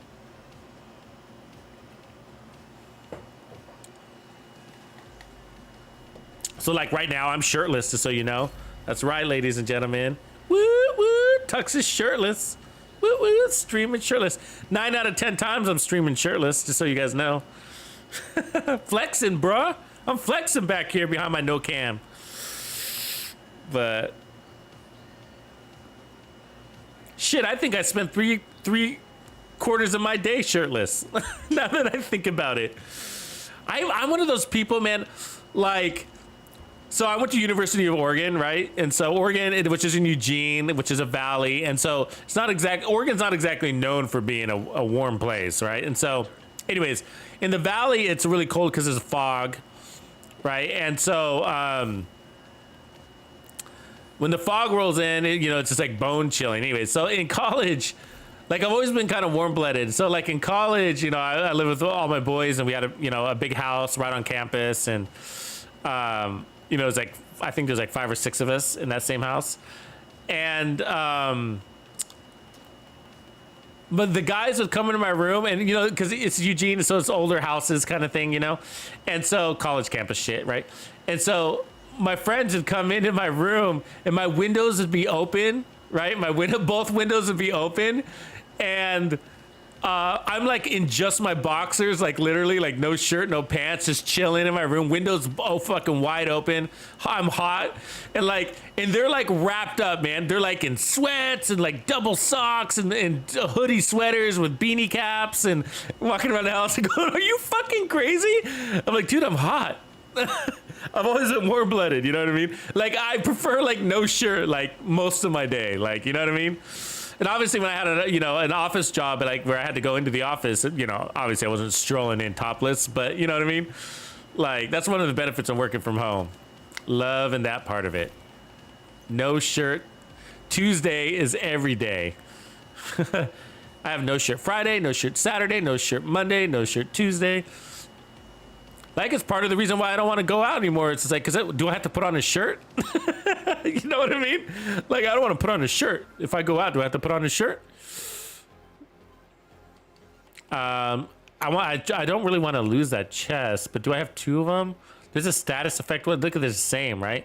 Status effect, armor regen with tag team.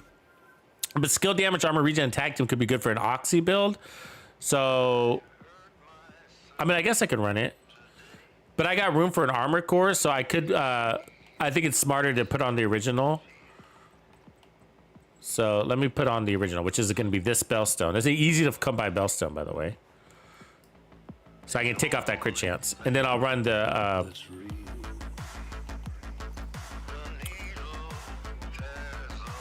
I'm gonna run the original. So let me put on the Wyvern mask.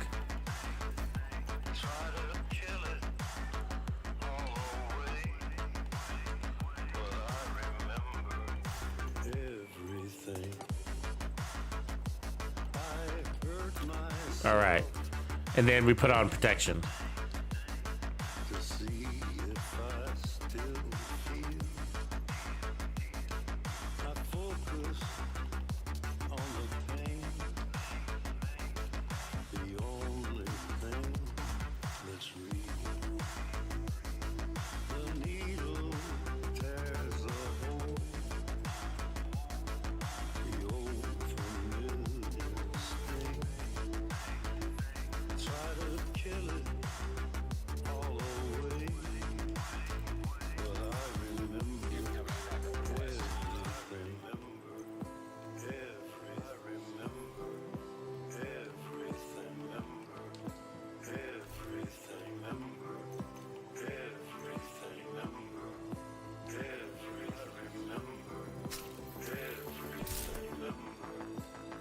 but I remember everything.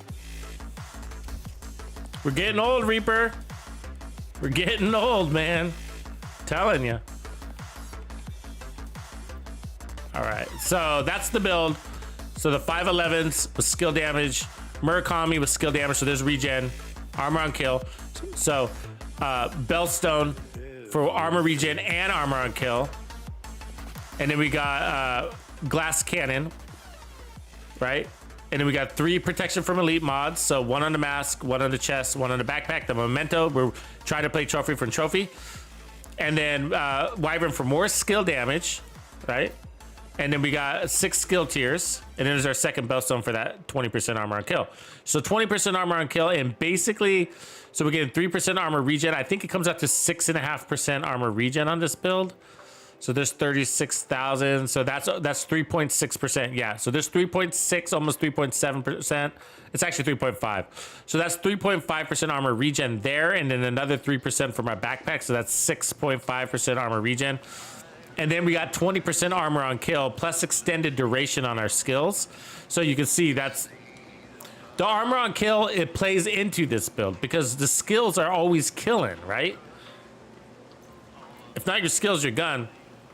And what's cool about it is that it doesn't matter if it's your skill taking the kill or your gun taking the kill. You're gonna get that 20% armor on kill. And so, well, I think what's one of the good things about that is like, and then we got this 36,000 base armor regen that's kind of always there. And then you're gonna pick up another 3% armor regen plus all that bonus armor. We're gonna get 20% bonus armor on trophy. So it's like all this stuff is sort of always working, but you know, the memento can start off a little bit slow, right? On the first checkpoint, of course, because you don't have any mementos, right? So naturally. So having that glass cannon with the 20% armor on kill is really cool because it makes like not having that memento okay. That makes sense. It helps you get your trophies faster too. So, and then the glass cannon I really like. I mean, I've always kind of been more partial to glass cannon than kinetic momentum. Obviously, kinetic momentum is great. There's nothing wrong with it, but I just really wish kinetic momentum helped your guns too, right? That's the only thing, you know. And the fact that I'm always trying to get these guns to feel as powerful as the skills, that's always the challenge. This one does a little better job at that because of the glass cannon. Okay, I'm gonna turn up the music. Let's rock. Slaughter, baby. It's like a holiday when I put this thing together. Woo! Let's kill something.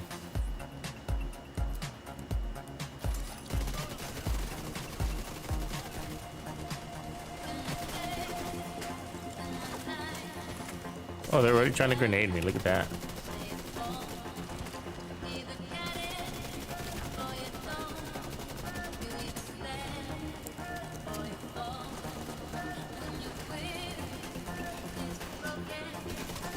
Ooh, we're getting triple flanked. Hold on. Don't you do it. I'm playing aggressive, yes. I may or may not pay off. Oh, we almost had it if I didn't stand too close to that tank. You'll see that. Let me get into a groove here. Hold on a second. It's been a while since I've run this build. It literally is like a holiday. I get excited with this one. I don't know if you caught that. Like right before I died, like with the sustainability that we had from the damage that we were taking. Now it looked like we didn't hardly have any health, but we were still taking hits.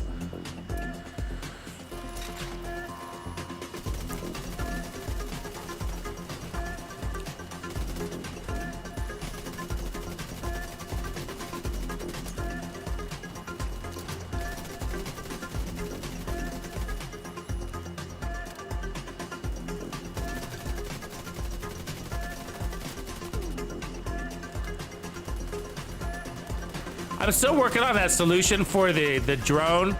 I'm still irritated that the drone dies so fast. You know what I mean? I mean, it really does. It's pretty fucking weak. You know? It doesn't matter what skill build you're wearing. It's the same thing, you know?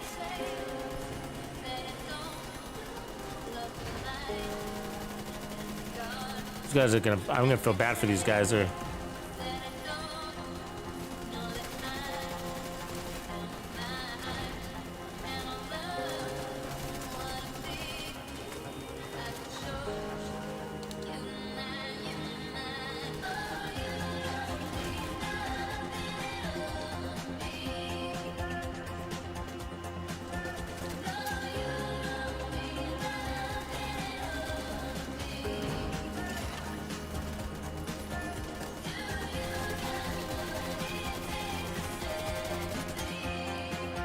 God, that fucking tank, look how fast it is. Oh my God. I got my drone on it though.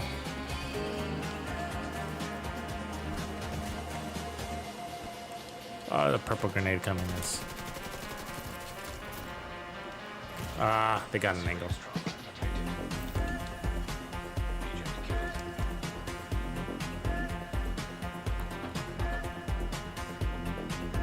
Actually, let me restart it.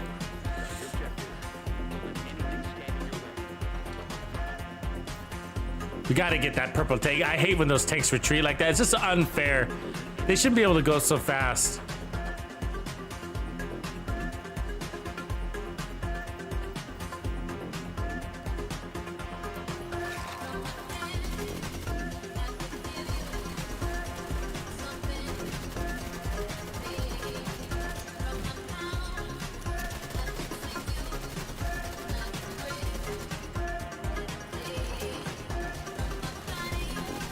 It's really the engineer we have to get out of the way, but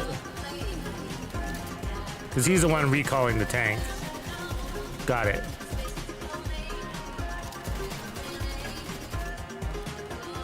Is he keep trying to heal it again? Thought I heard a beep.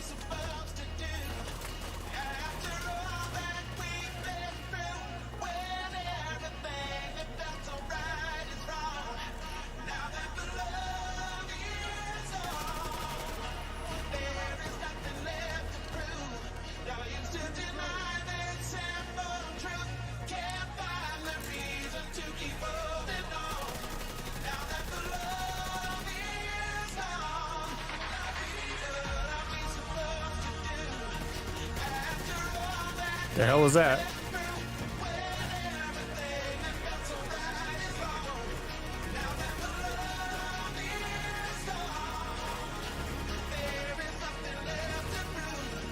Somebody's still alive somewhere.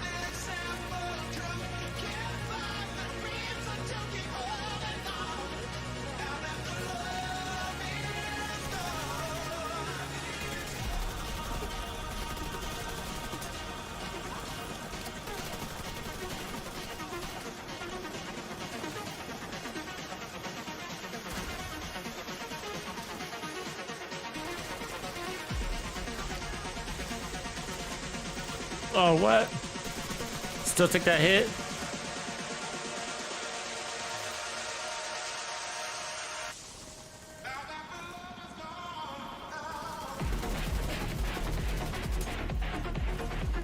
God, that guy's stubborn as fuck.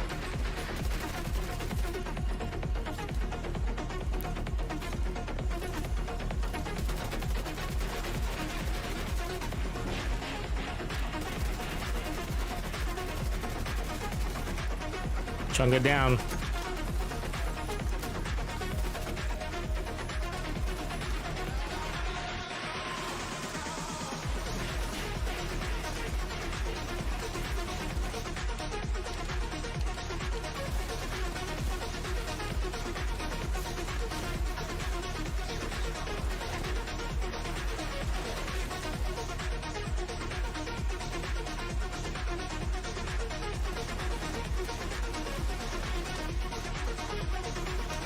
Don't you punch me. No punches. What the fuck? Who did that come from? Medical assistance needed. Oh, that was fun though. Agent. It does, Carlos. Doesn't that suck? You can't switch guns with the stupid thing. So like if you're going to be, just run the test subject. It's fine. It's fine.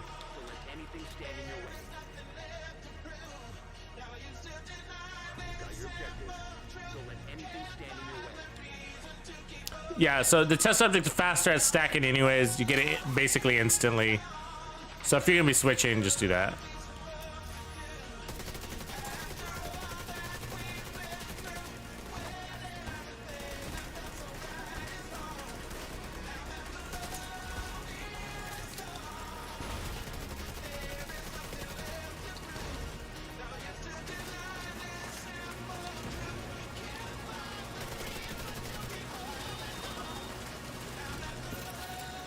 Fuck.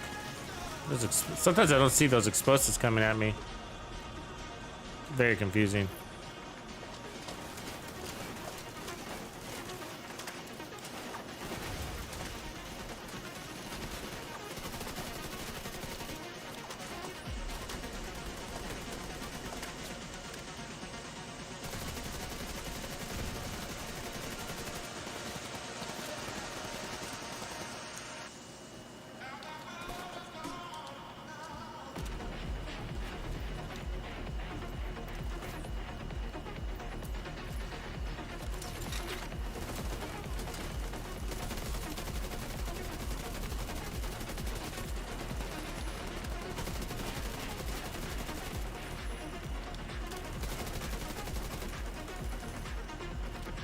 I think we got a tank hiding somewhere around here, right?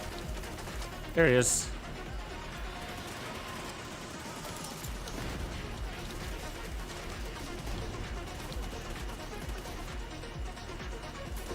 What? You see that grenade launch? It was like really short. What the fuck?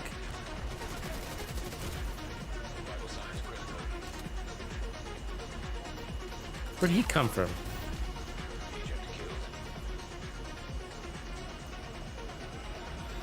I don't have it. I have that song, but I don't have it on this playlist. Let the bodies hit the floor. Let the that'd be a good one, huh?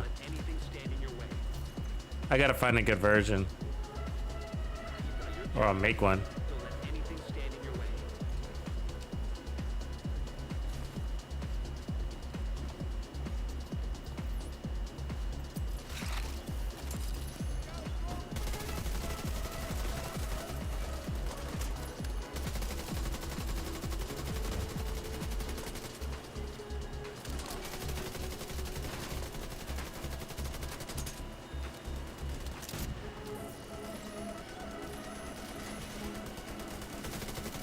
See how they already took out my drone? It's so annoying that they can just blow it up so easy. And it's just, you know, we just started, right? Like, that's good. We're about to get 3 tanks out of the way. The worst is when the tanks run and hide, and then you got to get them like as you curve a corner.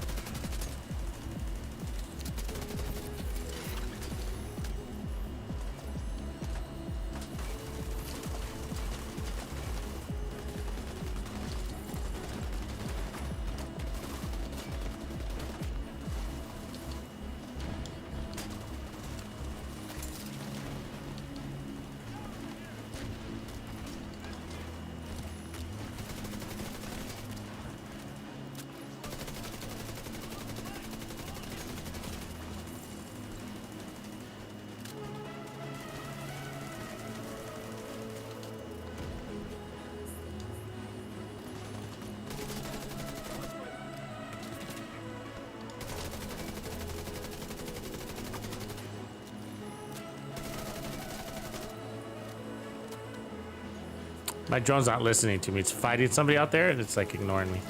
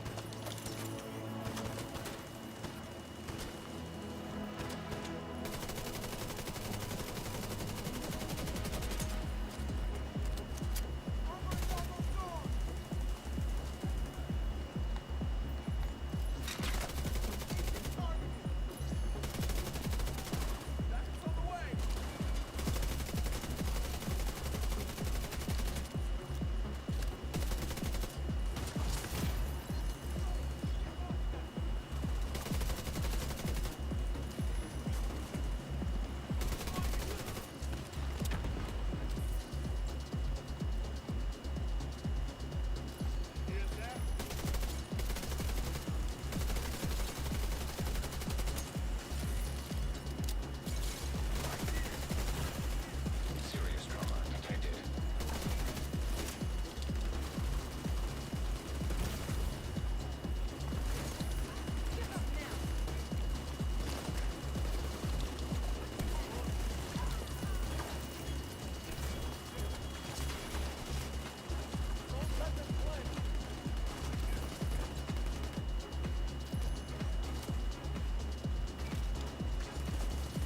Just collecting trophies, baby. That's all I'm doing. That's all you got to do. You don't have to shoot the whole time. Just collect your trophies, and your skills are always shooting at something, right?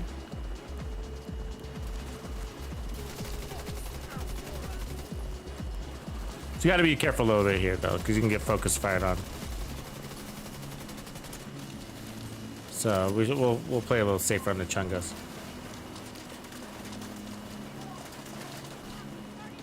We are wearing glass cannon. Especially those snipers, getting hit with one of those sniper shots, not fun.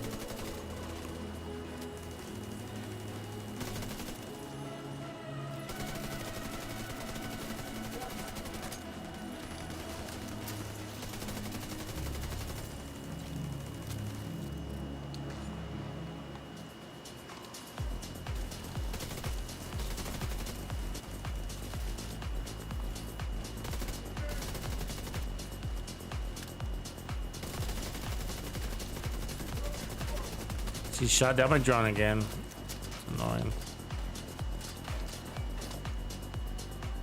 They need to give us a stronger drone. So you know what's also whack is like when you go and overcharge on your drone, you don't get more health on overcharge. The turret you do. Apparently they don't want our drone to be too strong in this game. Come on, pick it up.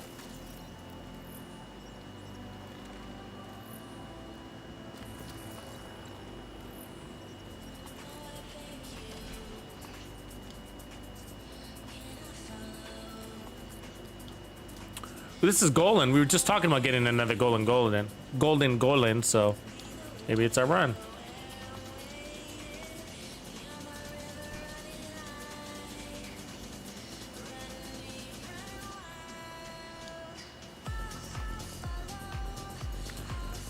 Yeah, destroying the treads too, but ultimately, you know, I just want to get that. Osrio, you got a good point. That's a good way. Hold them still. Easier to kill, especially if they're in the right spot, because if they retreat, then it's shitty for you. But yeah, I really want their engineers, so those are like the guys I gotta get, huh?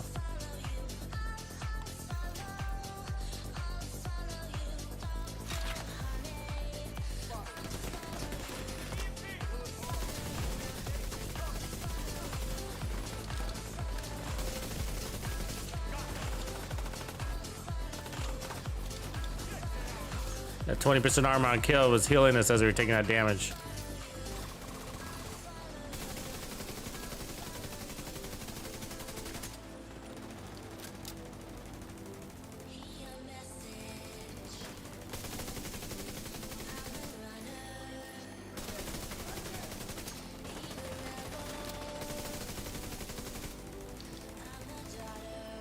Like, see there where they put it? I can't even shoot it. It's like really hard to apply damage. It's like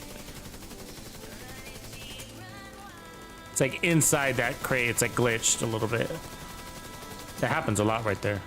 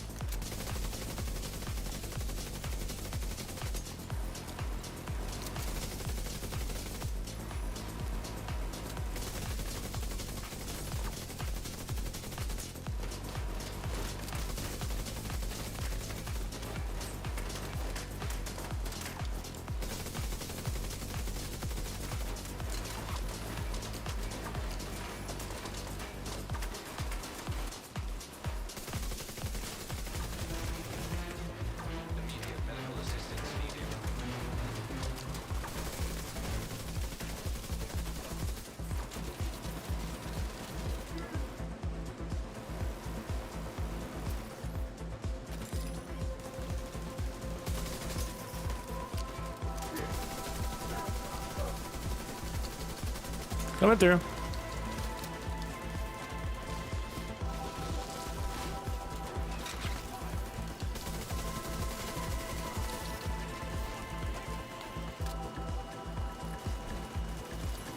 Yeah. Felt good. The point is like to feel in control of, you know, you're controlling the fight, right?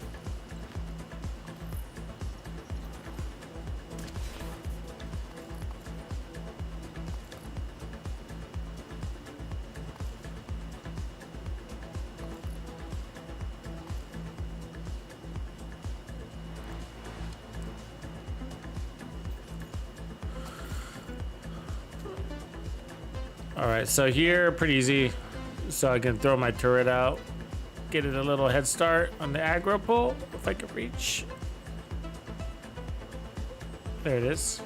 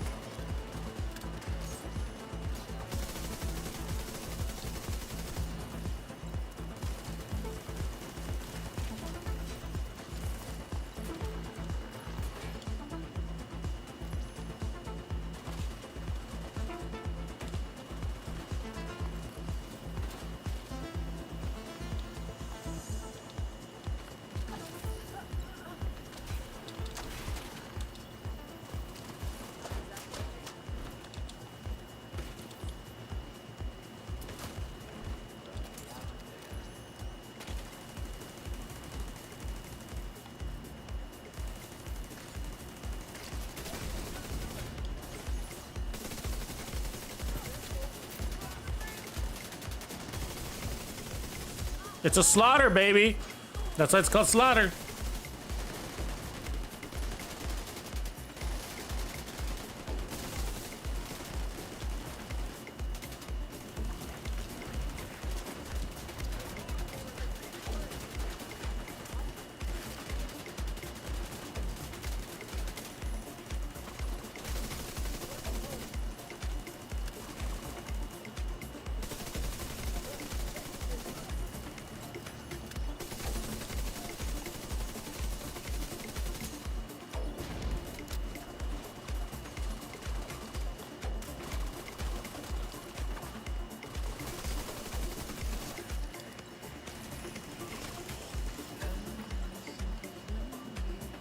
Control, control.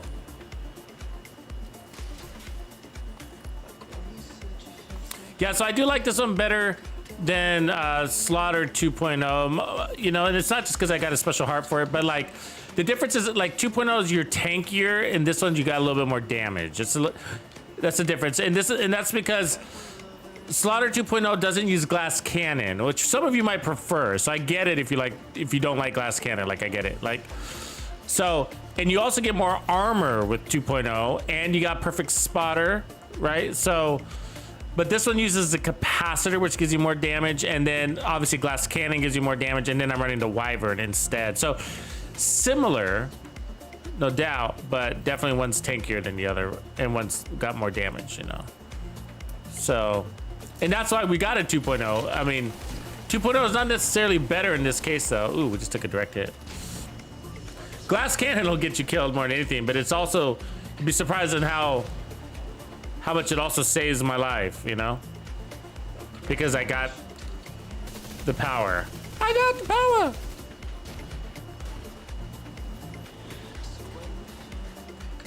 Yeah, that's right, Grumpy.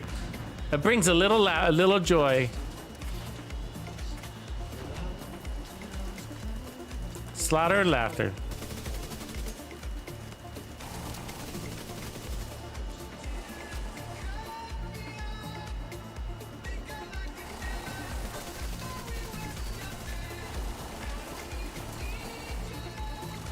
This guy doesn't want to go gently into the dark, huh?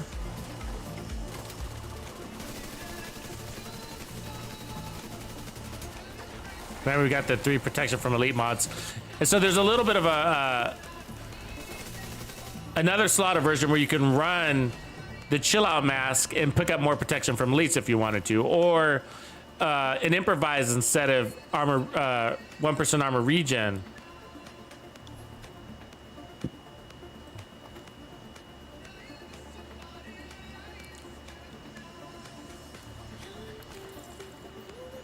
Yeah, Swervin, you're right. I mean, in fact, you're so right. Swervin says the offense is a good defense, to the point where that's so true. That's why time to kill is like probably the most important defense in this game.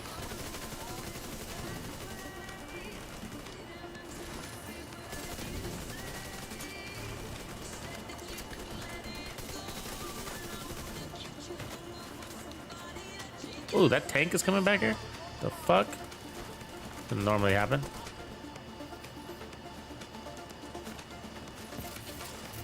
We do want to get rid of that tank, though. We don't like it behind us.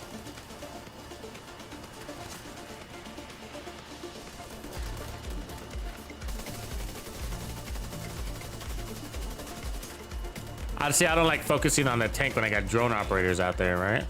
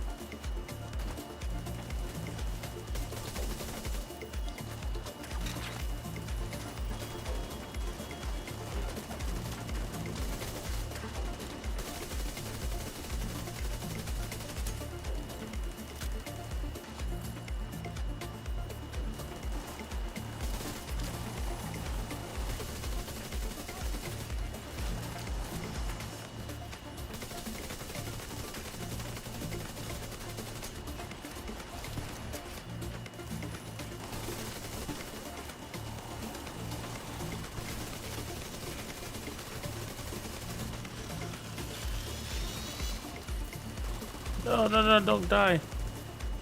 Damn it. I don't want him to die.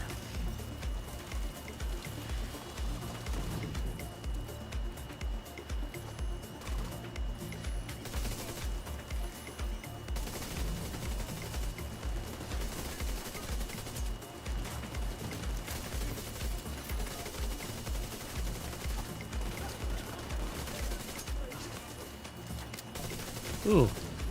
Is that a grenade from that tank? That hit hard.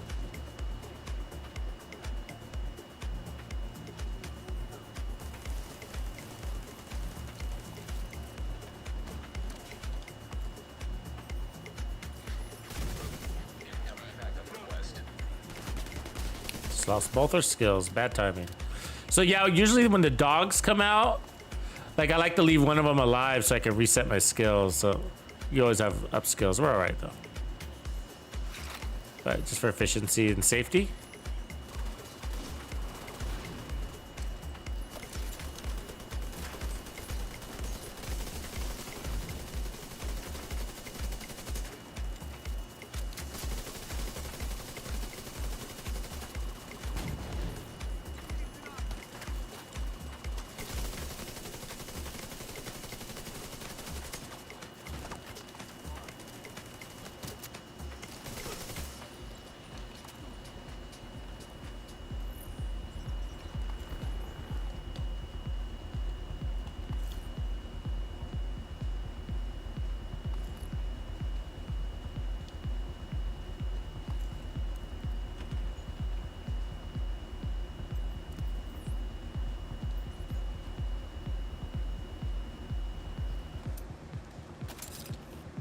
Actually, we'll fight it from in here.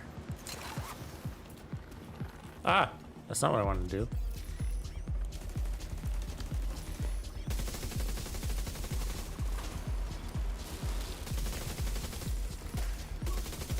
Ah, fucking shocked.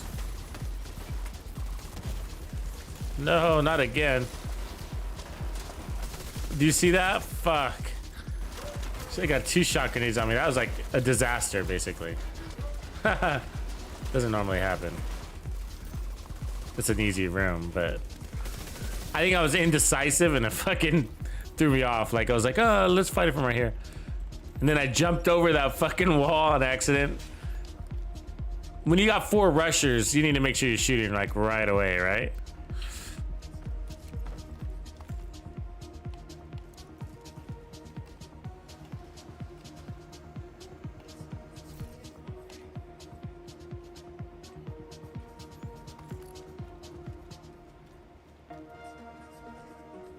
You know, Gonzalez, I'm thinking about your comment there about, you know, the capacitor, like, dropping stacks. I wish they fixed that in the game overall. I wish that you could switch weapon.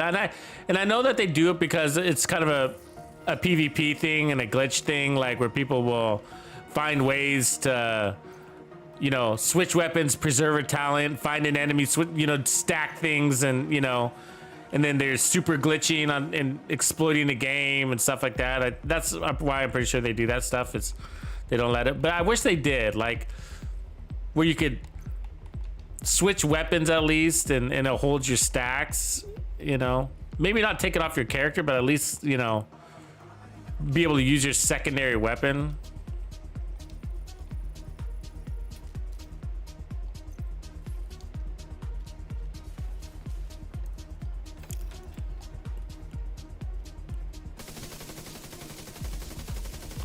So I can play from in here.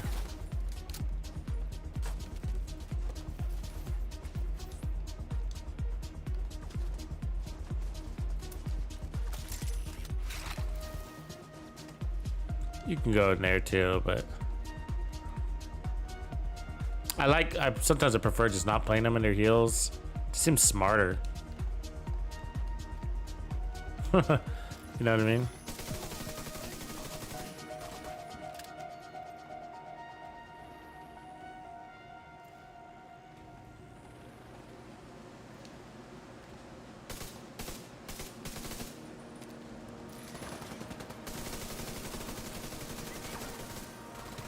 This could still go sour on you though too, because basically you only got 10 feet to kill him. So it doesn't work for every build to be able to do this.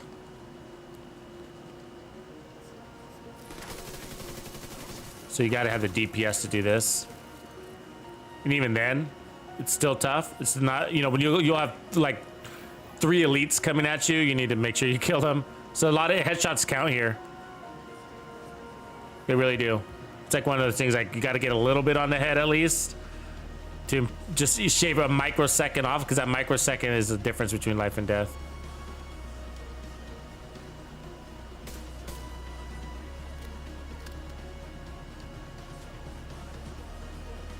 It's my cat call.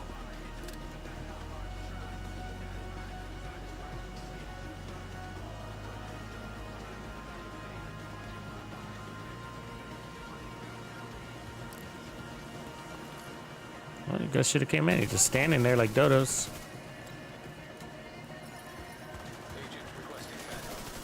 See, I landed like there's too many shots in his backpack. It should have been a headshot.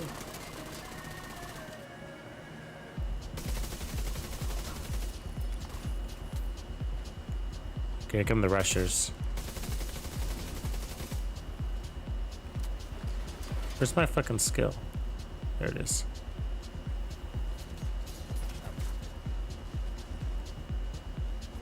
The rushers, it's all about the grenades. You can't getting hit by a grenade is a catastrophe.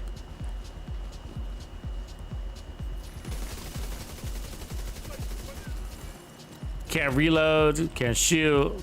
Fuck. Nothing but taking damage.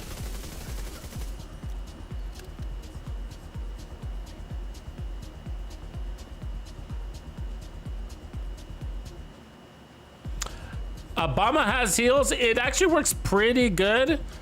It's got its limitations though. I have it. It's called Juice, I think, is what that build's called. The limitations is obviously the distance at which you're fighting.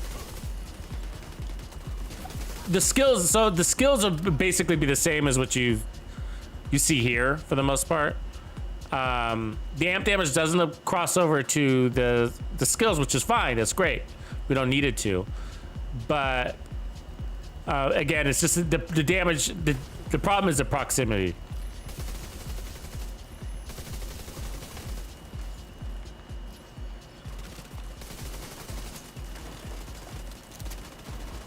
Oh, got overrun there. It's because I dove too deep, I think. Here comes a chunga.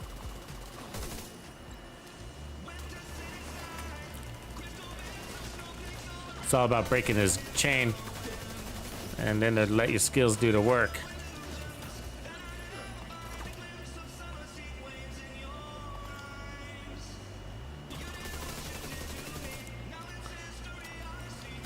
Of course, it's the grenadier that's alive last, right? Super smart ass. Yeah, I have that build. Let me find that link for you, Bomba. It's actually a good build. It's just not my favorite because that's a limitation. It, like, you know, assault rifles, you're playing kind of medium. 15, 20 meters is pretty tight, you know? Really tight. Let me see. Hunters. Skill. It's got maybe juice. This build has, I should say.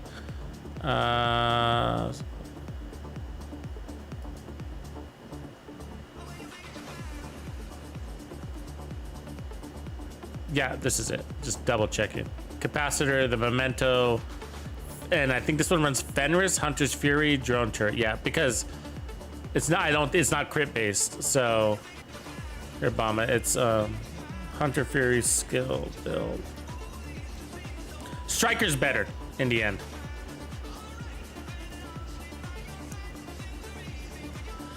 Which is the one I was running last week, because there's no limitation on the range, and you're still getting amp damage if you want it. So, enjoy though.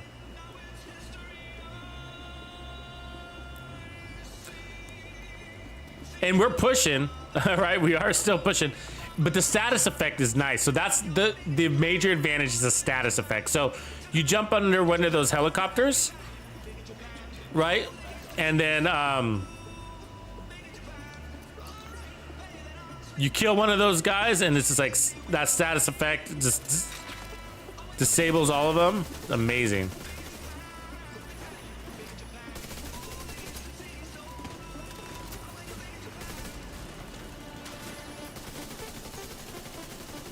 Gotta get rid of the snipers, because they're the ones that'll pin you down.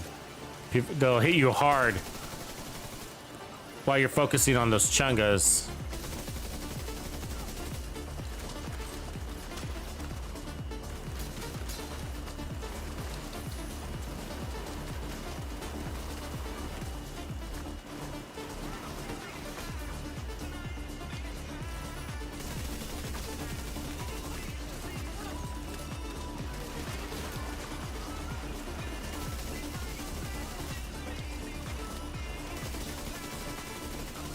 He just broke my fucking skill. God damn it. Oh, we're bailing. About to get pinched. And we got lots of armor regen and protection from elites, so lots of resistance here. More than you think. Yeah, that's right, we're running glass cannon, but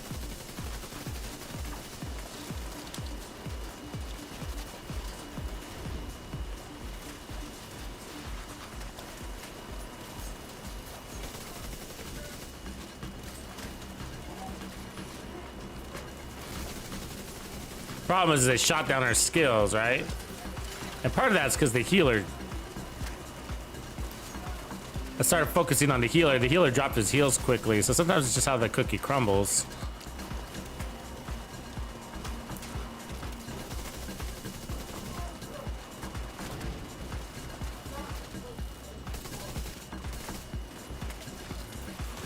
As long as you know when to fall back. Not every room has to go perfect.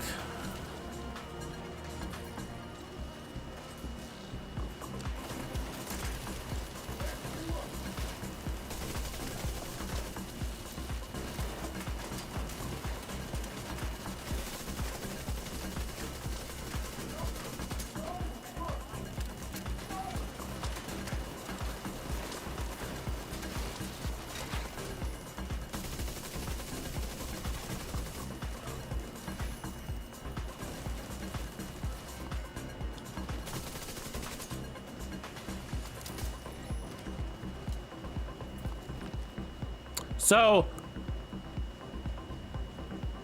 you know, glass cannon is something to talk about here. Like, how would this play out without glass cannon? Like, if you decided to go kinetic momentum, I mean,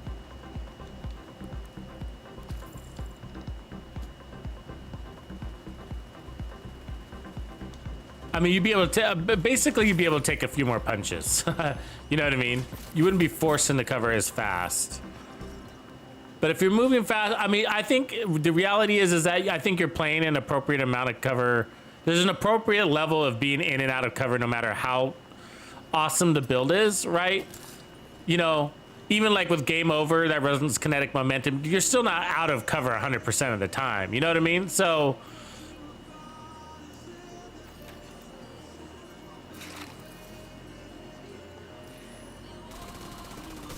it's different though. You could take more. Pain, of course.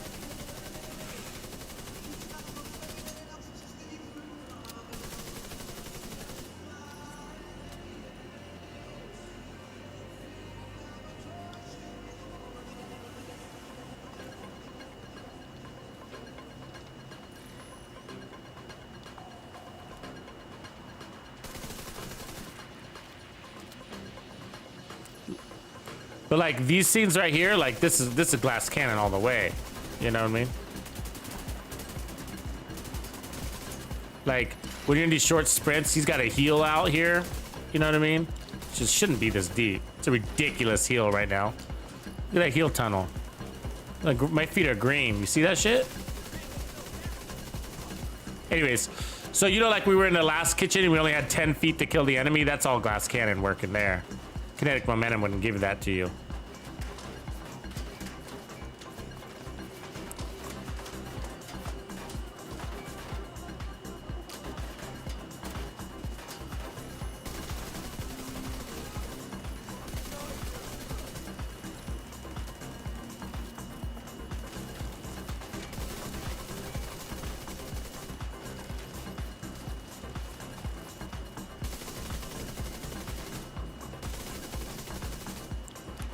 They normally just all come out here. It's playing out really weird right now.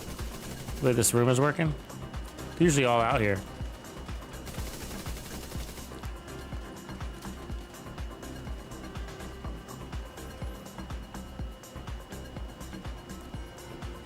I'm resetting that skill because I'm afraid they'll shoot it down and I'll be without a skill.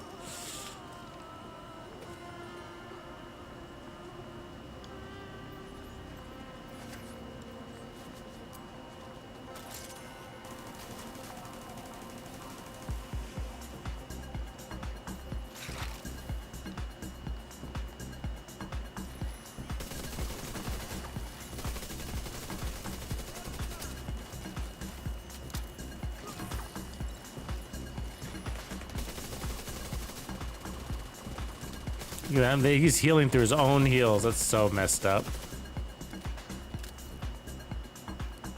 You should be able to heal yourself. The enemy should be able to heal himself like that. That's crazy.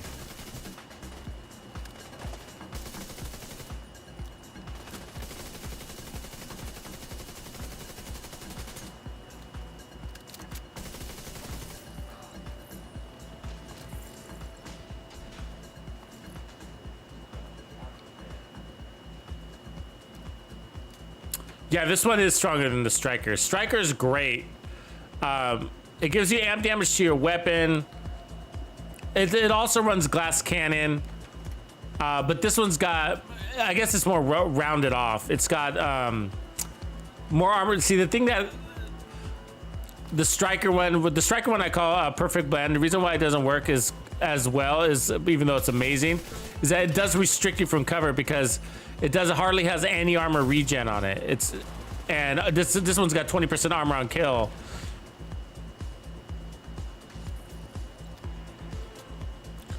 And so this has got armor on kill, armor regen. This one's got the works, right? Like if I was able to put 20% armor on kill on the Foundry one, it would be amazing too. Actually, I'd probably the best one. Like if we could get, like if I could on the Foundry one, if I could put glass cannon plus 20% armor on kill, it'd be amazing. I mean, it's already amazing, but it'd probably be number one on my heart.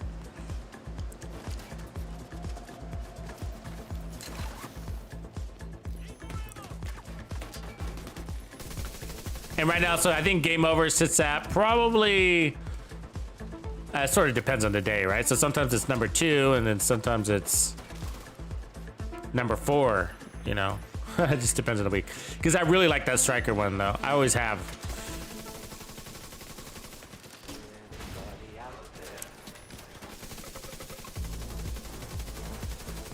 They love to launch grenades at you, huh? This room is notorious for grenades. Like if you stand at this door, Brandon, look at you. You're back. Right on, brother. Brandon, I thought you were already a member. Did you re-up? You can't be any geek off the street. Gotta be handy with the steel, But if either you know way, what I welcome, mean. man. Appreciate the support. Love it. Thanks for helping out. You guys are making the dreams work.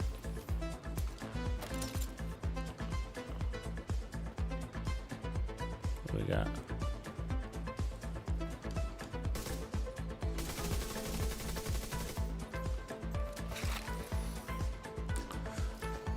Like, actually, if you've never used or you are opposed to using glass cannon, try this build first.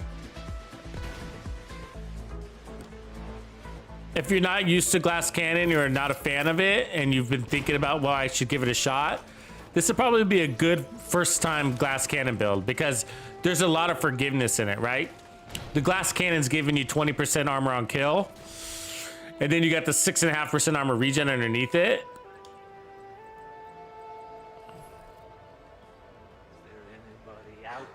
Are the chungets coming in or what?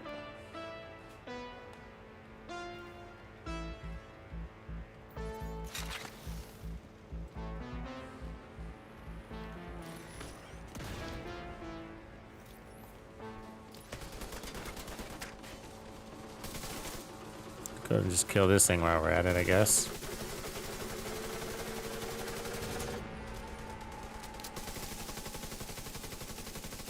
I want to get rid of that grenadier more than anybody. He just ran away.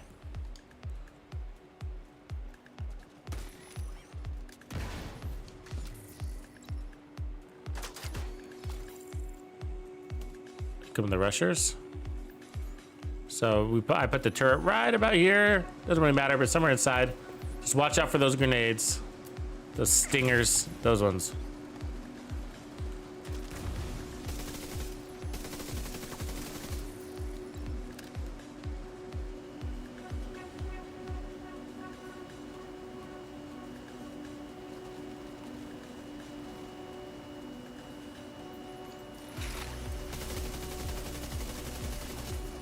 So pick up those skills, right? We just powered up. We just gave our skills 60% boost right there. Right? By picking up that trophy. Break that chain, break that chain. And that's with glass cannon, right? So. There it is. Look at our recovery. Look at us recover. Look at that recovery, guys. I mean, that's insane. What can I tell you? It's as fast as it gets, man. You know?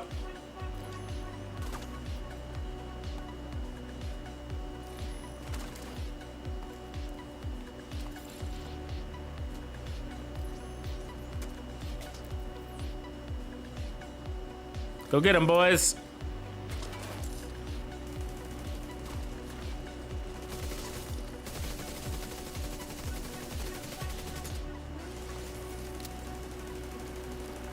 That tank, that gold tank that sits up there has got to be the worst, right?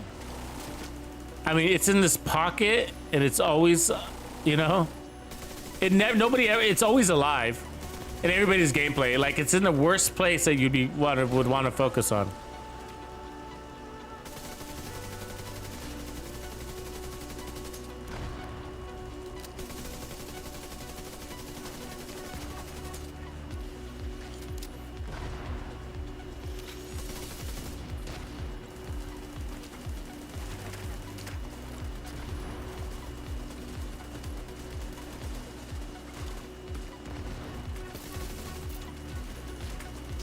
You don't want to get hit with the wrong explosive because that will kill you.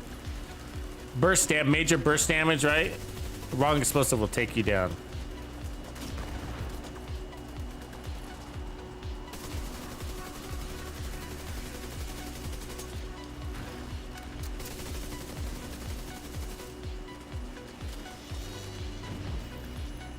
The surge. I haven't used that since like 1992.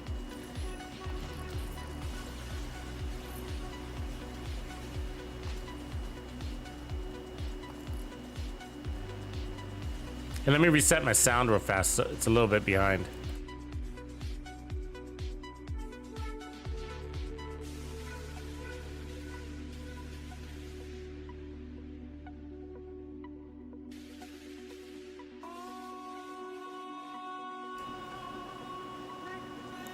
All right, we're back.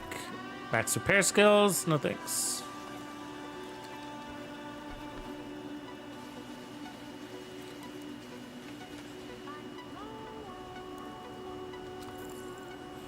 Yeah, so a lot of these, I gotta say, they all play out very similarly. You know, so there's this, they each have a nuance to them that separates them depending on your playstyle. I mean, if I was playing from cover a lot, probably the strongest for in-cover gameplay is gonna be the striker one.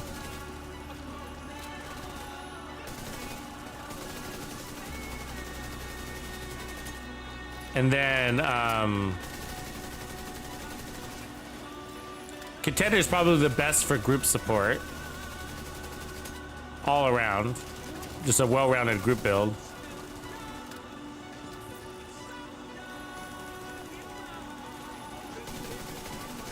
And then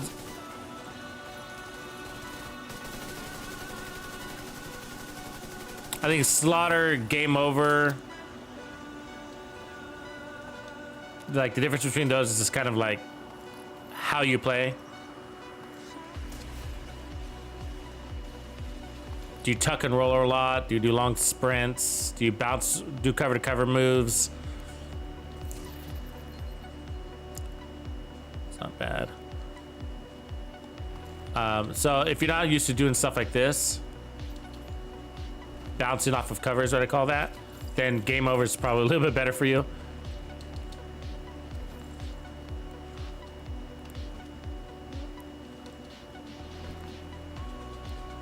Because Game Over can take more punches, and so you could just straight sprint like this with Game Over, take more damage and be like, okay.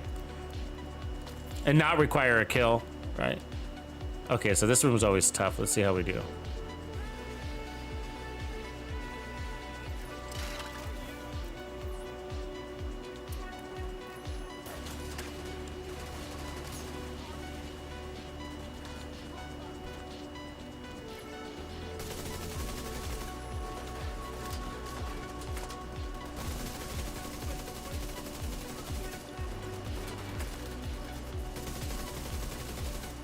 Got 2 drone operators down. Watch those tanks.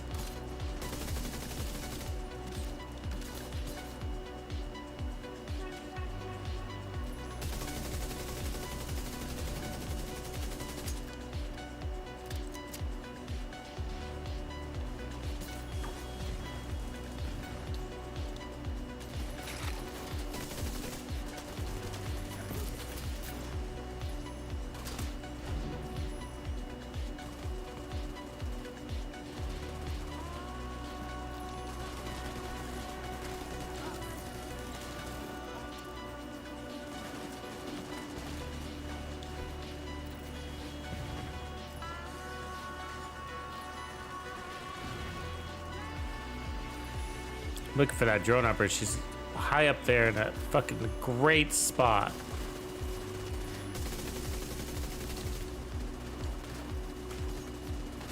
Fuck. Did not see that rush coming. But really annoying where that drone operator is. Like I can't even get my skill on her. She's in such a good fucking spot.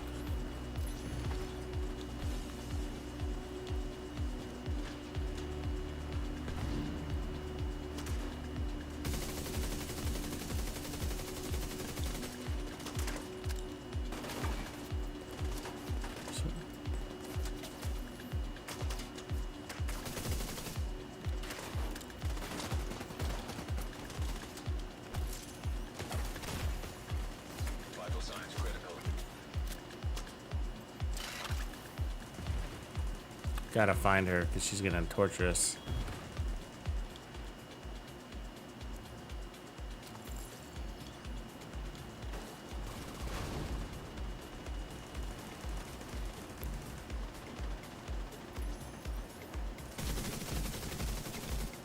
Gotta get out there. Can't hit shit in that room. There she is. Back there. Oh, she's moving left. God damn it. Oh, he's just as important, I guess. We'll take him.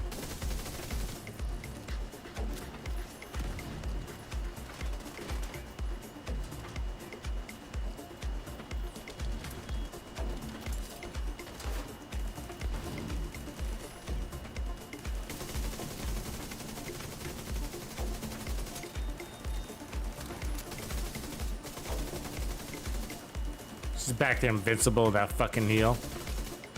She took a lot of damage, trust me. My turret was out there for a minute. God damn it.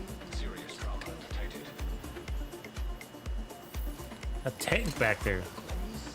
All because of this drone operator. This one drone operator.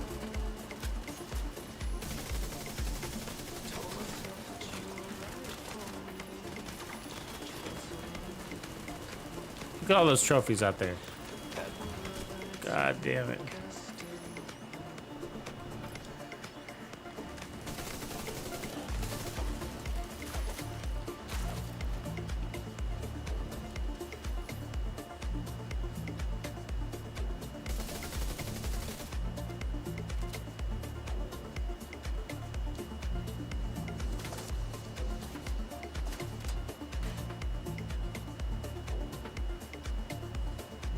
Nuxies, they're adding a bunch as of like their PTS testing. So on September 13th, we got the 3 new exotics. One's an M1A, one's gloves, and the other one is, what's the other one again? M1A, gloves. The other exotic is a, can't remember now. Pistol.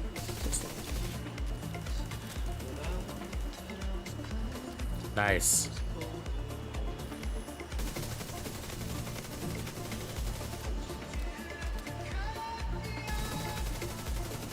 Beautiful.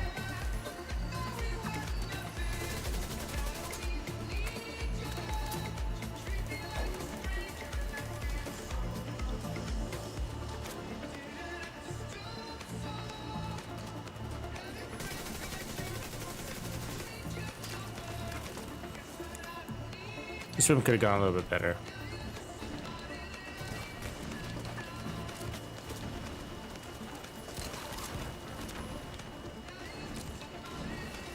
See those grenaders? They're insane, man, right?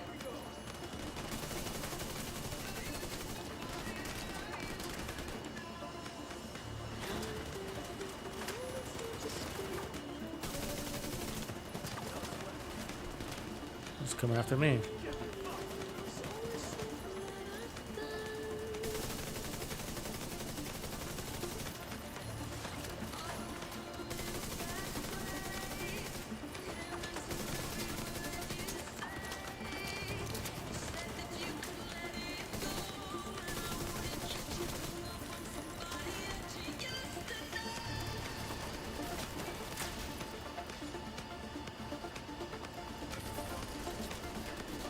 Got a lifetime supply of trophies up here.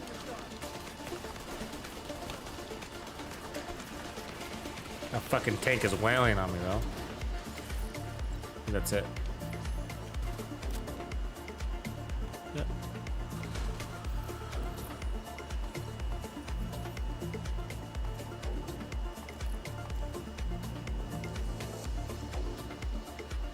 Chevy Muscle! Back for trouble. Repair, crit chance. That's not bad. That's not that bad. I can't find a use for Wicked anymore though. Like I always feel like it's probably the Memento's fault, isn't it?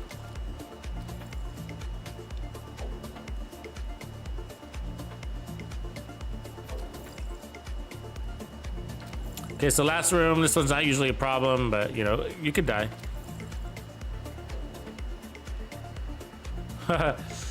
What do you play legendary a lot, Chevy? Like legendaries hold you back.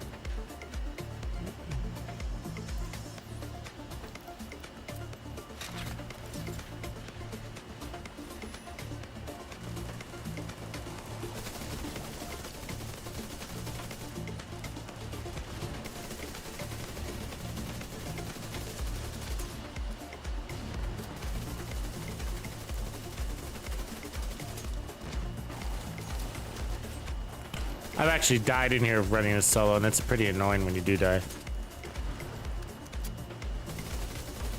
You can just take like the wrong sniper or the wrong grenade to the body, you know.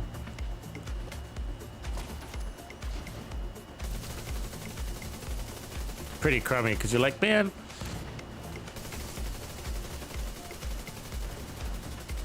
But one of the things I think that's you can appreciate about builds like this is it's like notice is like, I mean, we had a couple of tries on the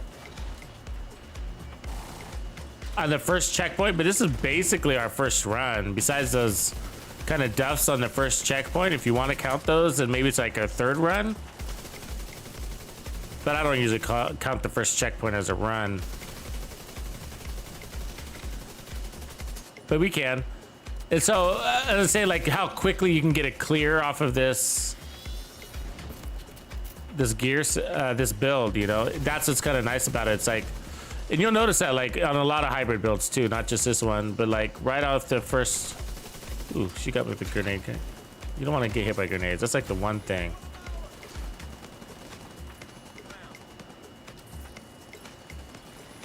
Where'd they go? What are you doing back here, buddy?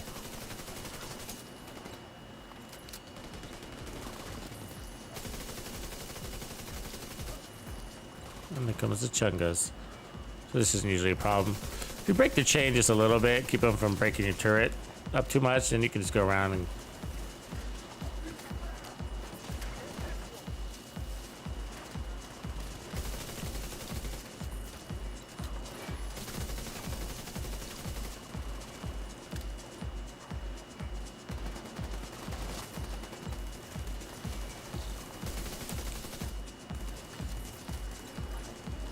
I mean, basically kill them as fast as it takes to pick up the trophy. Maybe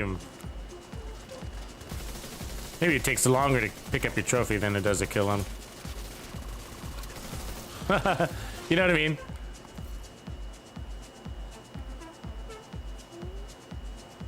All right. But so really forgiving builds is the point, you know? It's not that they're the god of all things. It's not, they're not, but they're really help like neutralize the playing field a little bit so you can have a little more fun with the game, especially on Legendary.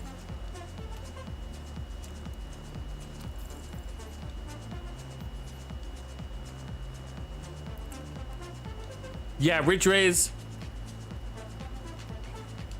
I was just saying, hey guys, you know the new pistol, I was thinking like that could be a good Ridge Rays build, you know, because you know how Ridge Rays you have to basically shoot as many enemies as the pistol. You have to shoot as many enemies as possible, right? Ooh, good grenade. Ooh, that hurt, huh? You don't want to get hit with a grenade and then a sniper bullet. That's a recipe for disaster.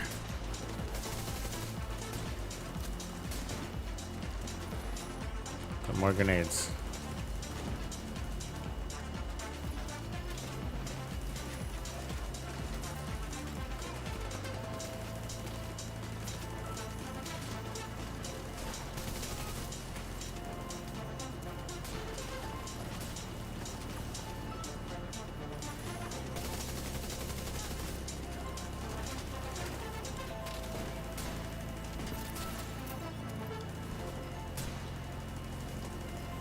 Resetting.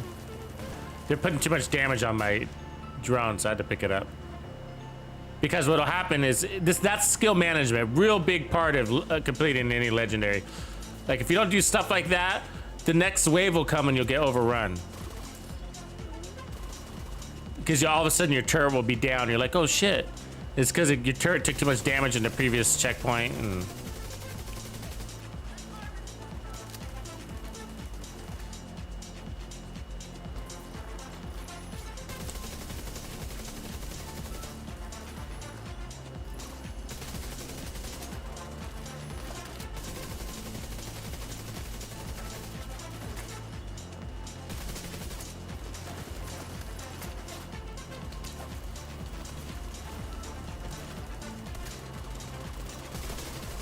she had it out for me, didn't she?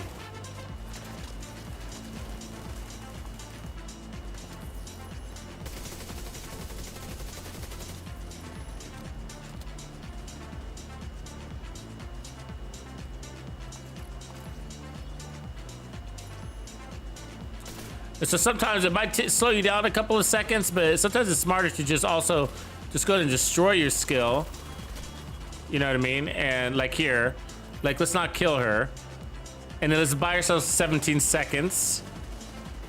Oh, there's two of them back here. I didn't realize there's two. And then let your skill refresh, right?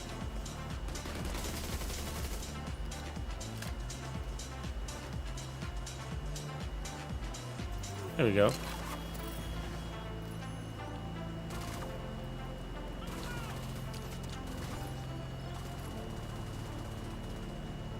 And now we're in a better position, maybe, to take on this next group.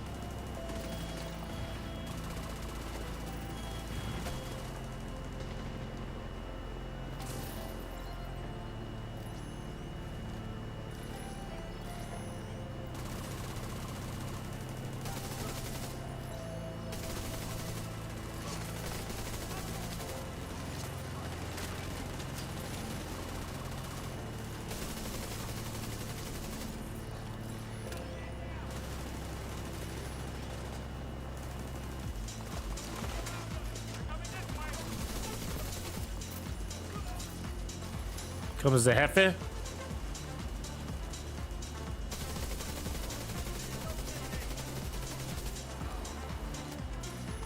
So you got a healing station down. So we're gonna have to deal with that.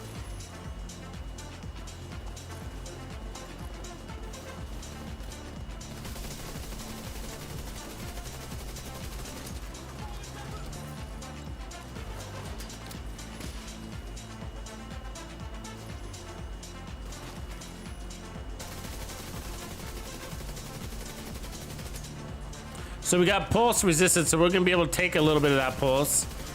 Now we are running glass cannon, so not a lot.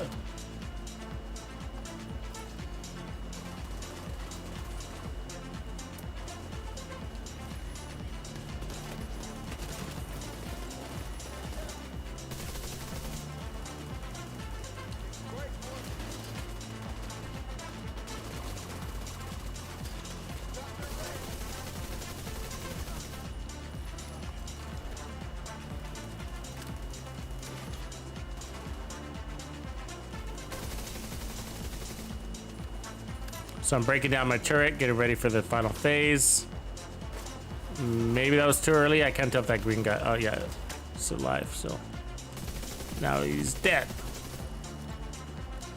So we're gonna have to navigate around him. We gotta buy space. Switch our skills. Then we're gonna kill the boss. Oh, got me dizzy.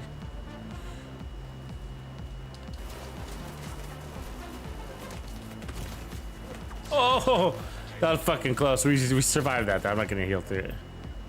He's chasing me. He's on my ass, isn't he? Look how fast we're healing through that, though. We healed through it. That's why that worked. So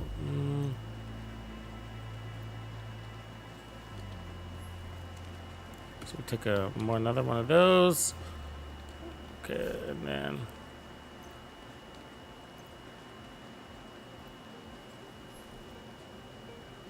Yeah, so even though we're taking his pulse, we heal through it so fast, it's okay. You know what I mean? All right, let's do this. Boss kill time. One man in his skill build.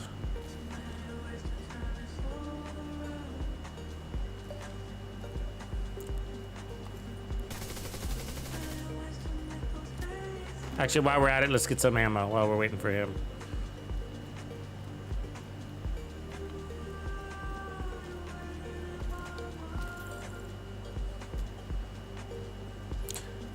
So we're gonna be using the rifle a little bit, but even though we got a skill damage build, it's okay because we got the 6 skill tiers. So what I'm doing is racking up my skill damage on my gun, the stacks, so that way when I throw this thing, it's got a little umph to it, like that. Then we go after his backpack the whole time. Reload.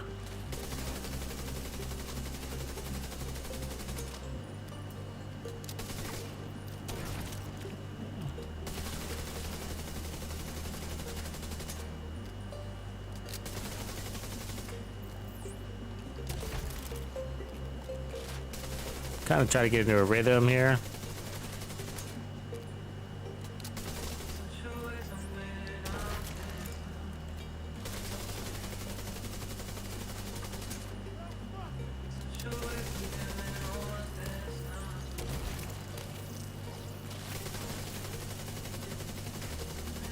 Smoke it.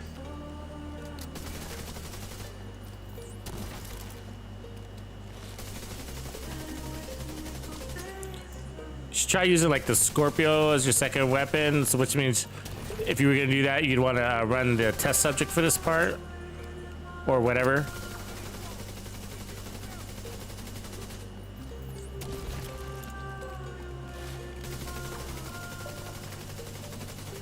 The Scorpio would also disrupt him, that's why I'm saying that.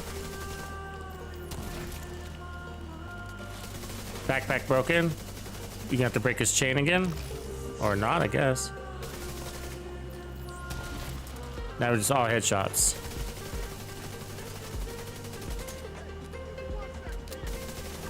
His chain usually fixes when you break his backpack, so that was weird. But this is how you play out of cover, huh? And glass cannon is definitely helping here, right? It's just me and my gun, so it'd be a little bit longer if we had kinetic momentum. And he's almost dead. And he's gonna die here, so we'll just push through it. He's dead. Yay! Good one, good one.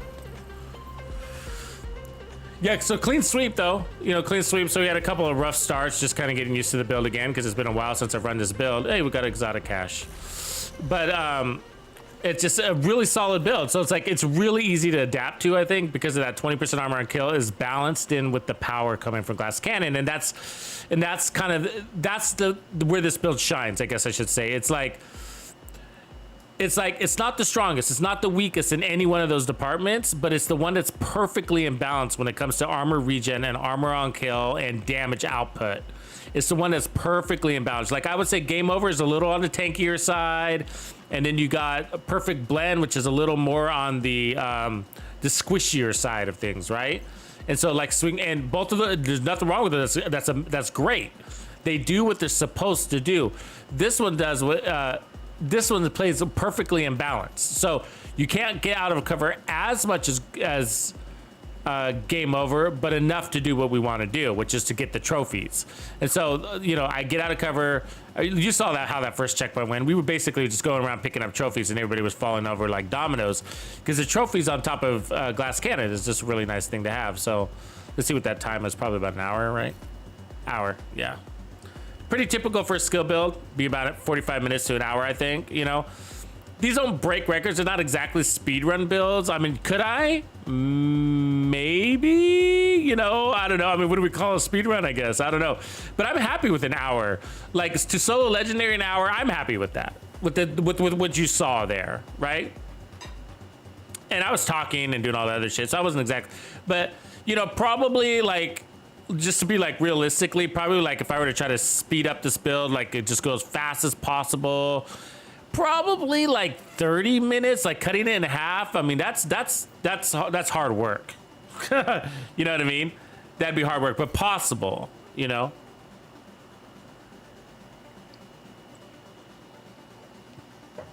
So something I'm looking at here is that we got 220 kills out of 220 kills.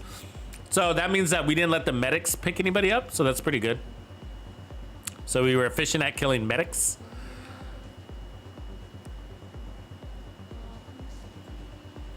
But thank you, Swervin, appreciate it. Yeah, so this is one to try, but I guess one of the pizza. It's gonna make the top 10 for sure. Tux's top 10 builds, and so will Game Over, most likely. You know, we'll see. But Game Over is pretty, I think is a really top 10 because especially if you're a new player, not new player, I don't want to say new player, but like if you're a player not comfortable or used to getting out of cover, playing aggressive and legendary, or even if you're kind of newer to Legendary, it's like, it works for all of those. Game over. I don't even know. That's what makes it so cool, I think, is that anybody can put up game over and feel really good about it. Now, what you do with it depends on you and how aggressive you are and experienced you are. Like, so if you're on the experience side, you can pick up game over and just like push in and push out and push in and take over the whole control point and own it.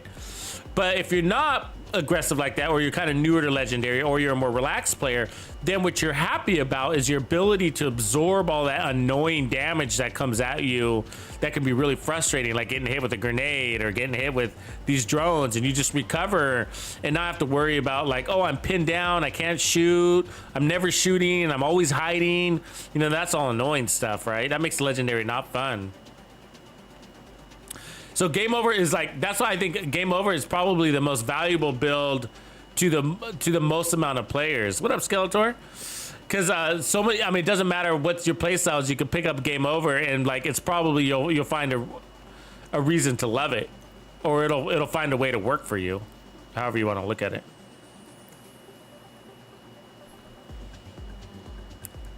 Dumpy Solution, what's up, man? What's up, Dumpy?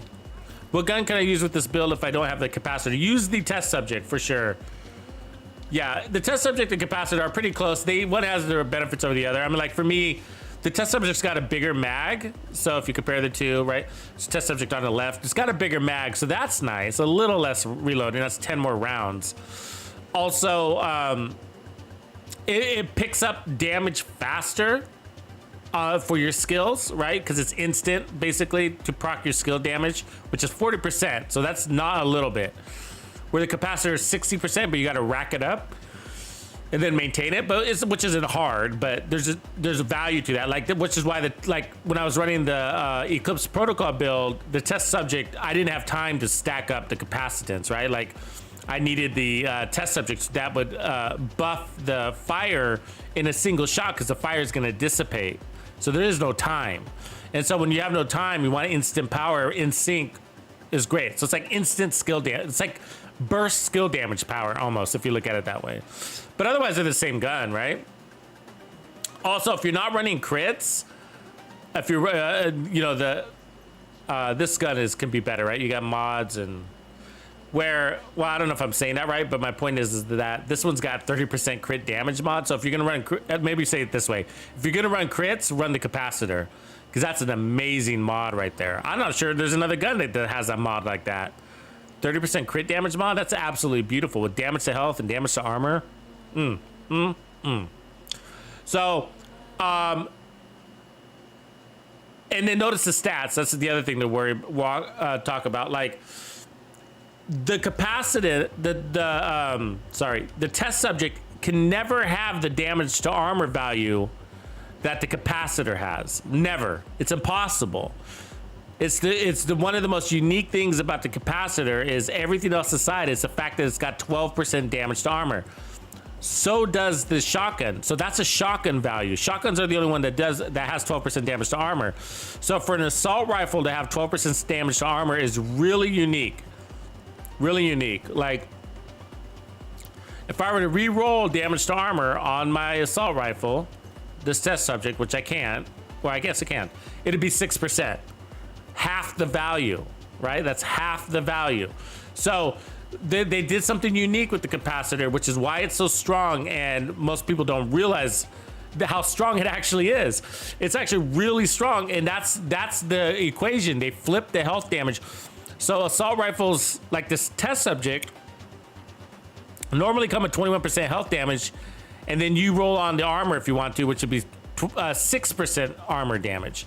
So 21% health damage is a lot of waste, and they've gotten rid of that waste and cut it down. It's still helpful because you got tanks and you got chungas, but what do you have more of? You have more guys with armor than you have more guys without armor. That's right, because veterans have armor and elites have armor, right? And only non-elites don't have armor and tech. But if you think about the tech, there's actually, quantity-wise, it's not there to justify 21%.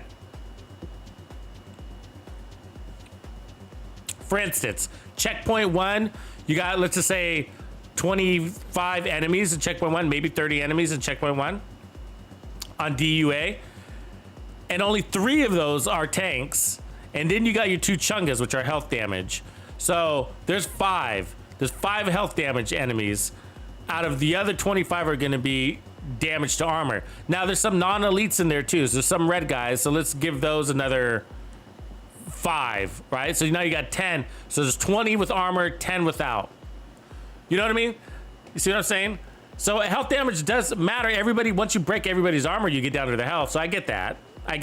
But I'm just saying, like, damage to armor, it's more balanced. It's perfectly in balance. It's half and half versus 2 to 1. So that being said, if you're fighting the tanks, I mean, it wouldn't be a bad strategy. Granted, you lose your stacks to flip over to the test subject for your tanks for that 21% health damage, and then go back to the capacitor for everybody else. Tanks, warhounds, everybody else. Tanks, warhound, chungas, everybody else. So you can play. There's nothing wrong with playing that way. You know what I mean? Switch to the test subject. You'll lose your capacitor stacks, but you'll gain the 40% in sync instantly in a single shot. It only takes 1 bullet to get that up because your skills are out. So, and then when you switch back to the capacitor, you have to rack it back up, but that's not a problem. You're not going to miss it. It's not going to affect your numbers at the end of the day, you know? But this will affect your time to kill. Sure will. Those tanks are going to burn faster, 21% health damage. That's a lot, which is why assault rifles are so essential, I guess, when fighting the Tusk, is because of that health damage, you know? Now, rifles, you're probably wondering, well, rifles are pretty good. I use my M1A, and that's true. And the reason why is because rifles bring in, I have one here, I guess. Rifles bring in damage to crit damage. Now, crit damage will be additive to the multiplicative. So, because, for example, what I'm trying to say is when you already have crit damage on your build and you add more crit damage, you're adding more multiplicative damage. So, you know, versus multiplying the multipliers. So when you stack different multipliers like crit damage, damage to targets out of cover, health damage, and damage to armor, you're stacking those. So if the enemy's got all of those components, then you're going to get all of those. Now, it's rare to get health damage and damage to armor at the same time. So it's usually damage to targets out of cover, crit damage, and damage to armor will all be applied to the same target. And then amp damage on top of that, total weapon damage as well is in there. So that's better. But the rifles, it's not giving you damage to armor there or health damage, but at least crit damage is applicable to everything, so it's not the worst thing, if that makes sense. You're not making choices in chungas and non-elites, it's everybody. So, you know, it's a good thing to have. Oh, Geisha Boy, I love that fight, man. Sometimes it works out. So he's talking about the convoy glitch where you got the infinite soldiers coming out of the back of a truck. Just funny as hell. It's like a coyote truck, basically, full of like black tusk or white tusk, black tusk.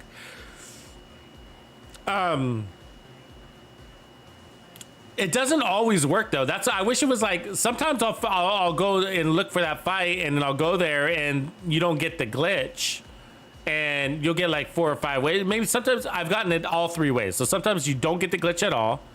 Sometimes you get like this halfway glitch where you'll get an extra 2 or 3 or 4 waves.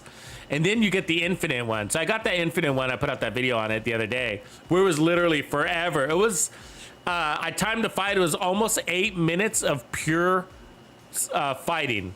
I don't mean like chasing guys around. They escaped from the truck and I lost all this time. I mean 8 minutes of constant spawns because I was running the Hunter's Fury with the KSG shotgun and the Memento, and it was amazing with the hunt. It was the build that we were running today, except I had the KSG shotgun. So basically, I'll just change 2 pieces here, but I was running this basically, the Headhunter chest piece and then the Hunter's Fury, and I was running 1.5 million armor with the Memento. So when you kill them in the truck, the Memento automatically applies to you, right? It's like they're out of bounds. You don't have to go and pick up the trophy. It automatically applies to you. So that was automatic weapon increases that were happening to me. And then at the same time, there was like the territory control came out and started fighting me while I was sitting in front of that truck. They were shooting me in the back the whole time. while I was taking on infinite waves, just standing in front of that back of that truck, and I was able to survive from it because I kept killing somebody that kept giving me a trophy, and every time I picked up a trophy on 1.5 million armor, it was crazy amounts of armor I was getting. I had like 3 million armor the whole time probably, but that's a really, really fun fight, and it definitely puts a build to a test. So I see you said you're running a Regulus, so that's a really good gun. Now, the Regulus versus the shotgun, I think, like, if you were to ask me, like, oh, well, which would you choose? I'd probably choose the shotgun again, knowing that I just went through that, because the shotgun's a little bit more forgiving, especially the KSG. I think I was lucky to be having the KSG shotgun. The pistol, the problem with the pistol is it's only got 5, it's a 6-shooter, and if you miss one of those, or if you miss some critical shots, then, you know, you're in a pickle. And the KSG shotgun had 12 rounds, right? So, and I had pumped, or not pumped up, the other one, pummel on. And so I kept refilling my mag too, and getting 40% weapon damage buff on top of the trophies, on top of Headhunter. And so, of course, I was killing with body shots too, because I didn't need to always hit with the head. But anyways, the Regulus requires definitely more skill. You gotta land those shots, right? You gotta land those headshots. But that's so much fun.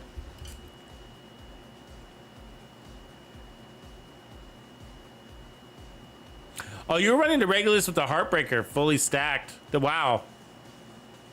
Infinite till one escaped and a finally glitched failed exogenous. Inevitably one escapes. That's what happened to me too. Like, you know, I had, this is what was interesting. Like, I had a couple of guys escape, and it was like around the halfway point, maybe a little more. And so there was nobody spawning anymore. So I went around and I killed everybody that was on the flanks, basically, including those 2 people. And then it restarted. I thought it was done, right? And it restarted. And so I came back to the truck and it was a new spawn, ready again, and ended up going for like another 3 or 4 minutes. But what was also really interesting is the tanks kept respawning too. So I think that's what was the infinite glitch. So, because inevitably I was killing the tanks. You try not to blow up the tanks inside the back of the truck, but inevitably I was. And they kept coming back too. And I think that's what made it last that full 8 minutes, was the tanks kept respawning. Such a fun fight though. Good gear, good XP, good adrenaline rush. So this is the build, and I'm really looking forward and upgrading this one. You definitely see a Slaughter 3.0. So they're giving us the new brand set that's giving you a skill tier. So imagine this with another armor core or weapon damage core.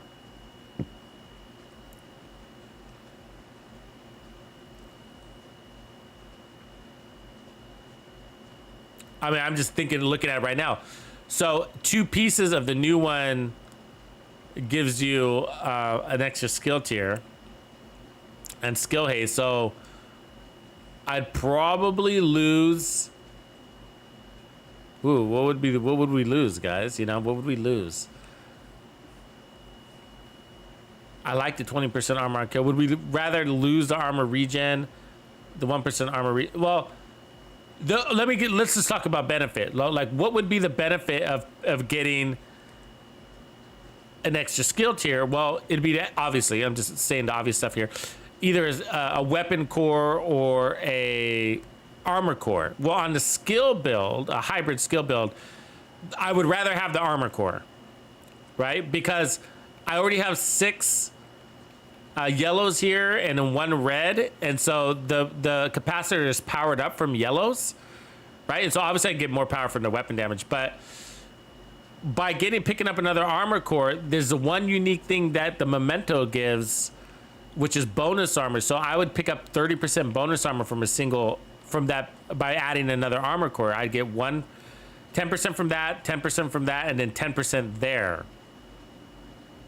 So I guess what I'm saying is, like, would it be worth losing the 1% armor regen from the Murakami? Or do we lose the 10%? We're going to lose the Wyvern no matter what, right? But we won't lose any damage from the loss of Wyvern. We'll be exchanging skill damage for skill haste, basically. But either way, we'll maintain all our skill tiers, so that's not much of a loss. 10% flat damage off a Wyvern is not much of a loss. Not much of a gain either. So the 511 is the most inefficient piece we have because it's giving us 10% health also. And then it's also got an armor on kill slot as the attribute instead of in the brand set attribute. Where, in other words, what I'm saying is like if the armor on kill was up there instead of health, we'd put armor regen down there. So it's eating up 2 slots technically. And then this one is, you know, the skill duration, we don't really need any skill duration because we got the memento and that's got 30% skill efficiency. So I'm thinking probably, I mean, you could lose both of these pieces right here, you know, but as you saw, we took some hits from some direct hits from the Chunga aggro at the very end. And I thought, I was like, ooh, we were really close to dying, but I actually saw myself healing through it.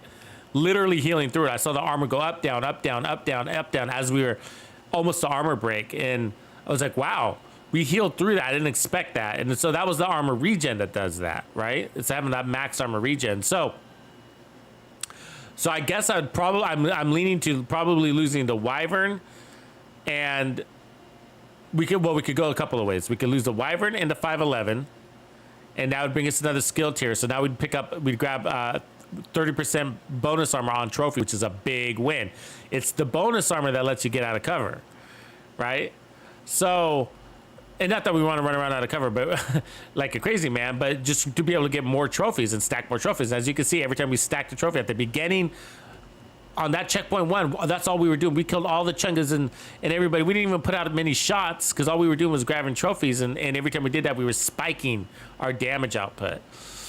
So we could do that, or we could lose the 511 and one of these Bellstones. So that's same but different. So get rid of our armor on kill altogether. And then by picking up the armor core, we're strengthening our armor regen and our bonus armor and not worried about armor on kill at all. And if we do that, we might consider dropping glass cannon and putting on kinetic momentum, right? And if we do that, we might actually be stronger than the game over build.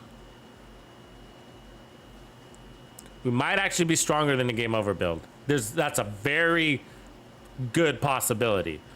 I mean, defensively. Do you see why? Because, see, the problem with game over is that it relies on 4 pieces foundry. You cannot get rid of the 4 piece foundry. So it has its limits on what can, and the memento. 5 pieces are fixed on the foundry. Now you can move some things around, like put on the foundry backpack, get rid of the memento, sure. But the memento is so critical, that's almost a staple.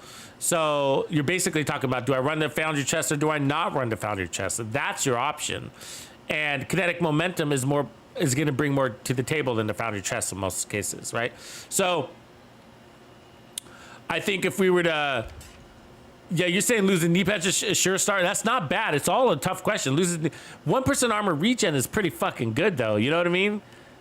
Like we got like 3.5%, 4.5%, 5.5% right there.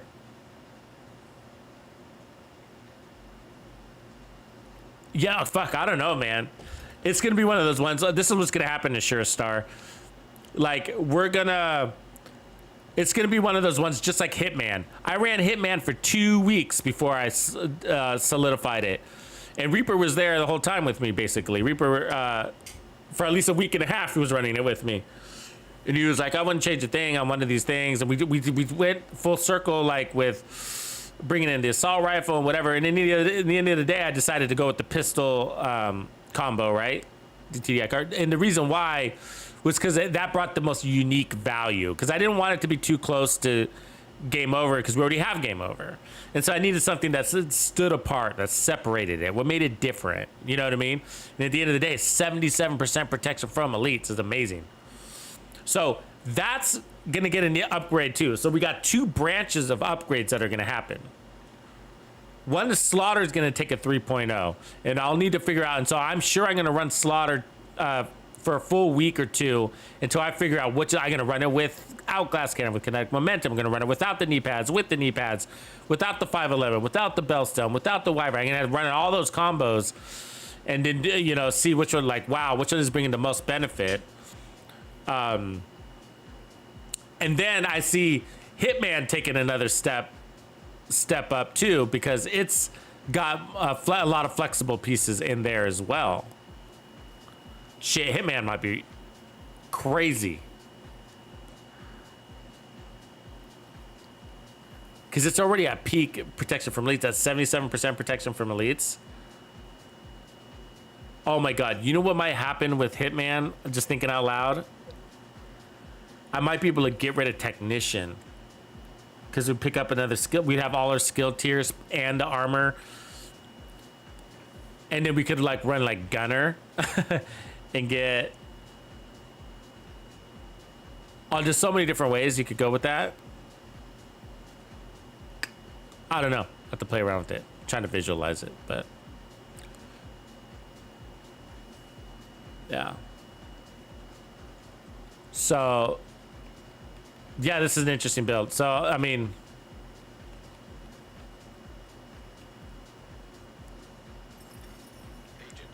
losing the Bellstone and the 511 could be probably a really interesting way. Wyvern brings the least amount of value.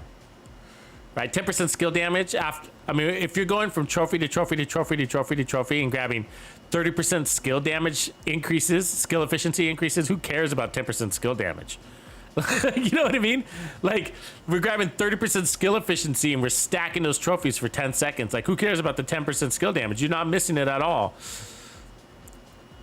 So it'd be interesting to see, like, probably to drop what the Wyvern and the 511 would be the best move. Those are the weakest pieces on the build. And then the next weakest piece would be the Emperor's Guard knee pads, because they're bringing duration, same thing. But I see where you, Sure Star, I'm following your logic there, because you're like, yeah, you don't need duration. You know, and you're gonna lose one. I'm gonna lose 1% armor regen, but I'll pick up 0.5% armor regen, right? Because I'll replace that armor regen where it says 1% with armor regen that says basically 5,000, and 5,000 is just shy of 0.5%, right? It's like 40% armor regen. That's like 40% armor regen, right? Not 40%, but 0.4%, less than 0.5%. So we're really close to 0.5%. So I'll lose. This might be, you might be right, Sure Star. That might be the best piece to lose, because I'm freeing up that slot. Instead of 1% armor regen, I'll have skill damage and then 0.5% armor regen there instead. So I'm only losing 0.5% armor regen. So that being said, maybe lose the knees and the mask. And even though this piece is really efficient, at least I'm getting 10% armor on kill, which is kind of a big deal.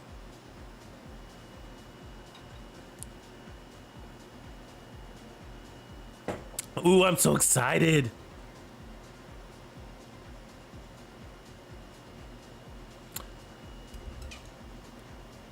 Hey, Chevy Muscle, you talking about the holster? The new named holster?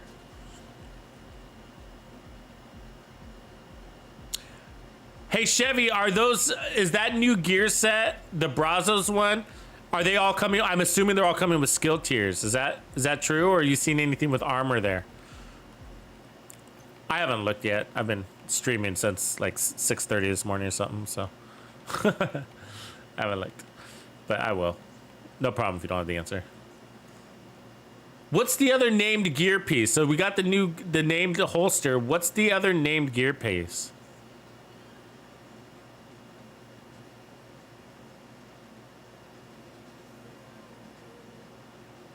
Hey Geisha, are you playing the PTS right now? Are you in the PTS? Oh, I just saw that. I didn't notice that you said PTS. I just saw that. I just saw that.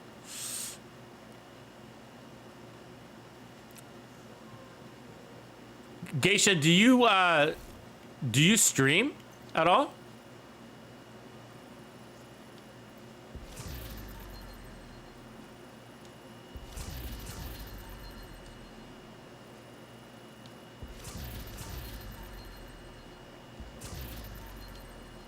I gotta clean these out. So anyways, that sounds like a really nice named item, 20% weapon damage on a named item. Let's see. Yes, please. You know, those shotguns look really, you know what's interesting about the shotguns? I don't know if anybody noticed, but you know how you get the increase in, I've gotten like 5 mementos this week. Isn't that nuts? They give you the damage to armor. It's not just weapon damage, but damage to armor. You know, that big spike in damage to armor. That's like, wow, right? But that whole grenade thing. They would just get rid of that. I don't know what they're thinking. You know, they gotta know grenades suck in this game, right? I mean, I get that they want to encourage us to use our grenades more, but they just suck. You know, you can't just let us hate life.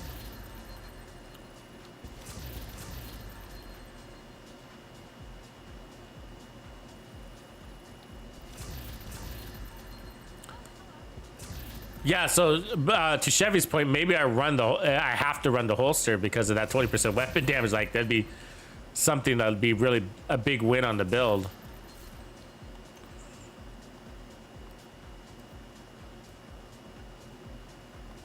Anyways, that being said, you know, where we started with the stream was to make sure that you play the shit out of this event, you know, because this global event started on Tuesday. Reanimated, because if you want that holster in as many versions, you're gonna want more than one version, right? You're gonna want one with crits on it, you want one with skill damage on it, whatever, right? So you can make all these cool builds and whatever. So yeah, so you're gonna want to farm and sit on as many named items. Hey, look, we just hit proficiency 11. Congratulations. Congratulations. And all we've been doing is donating our junk.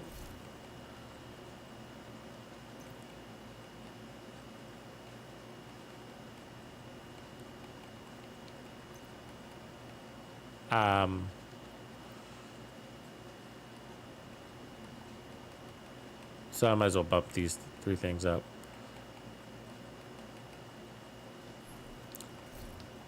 Let's see if we can do that. Expertise. Do I have the resources? I should do this on my other characters, but I don't want to move everything over. Oh, look, it's going to cost. No, you know what? I might save this for a video to show, demonstrate the cost of this, because it's going to cost an exotic. And then, because people are having a hard time visualizing this. I mean, it's only 1 exotic, so that's not a ton.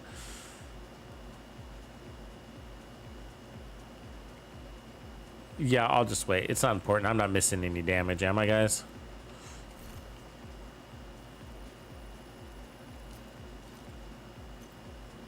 You know, part of it, you just kind of get used to your damage values too, right? And so, but if you think about it, I got 10% more damage coming out of the capacitor and 10% more damage coming out of each skill. And I can't really tell, you know what I mean? Can't really tell. But it's hard to notice it at this stage. I mean, you know, one of the ways is like running another capacitor that's god rolled that doesn't have the damage already on it, you know?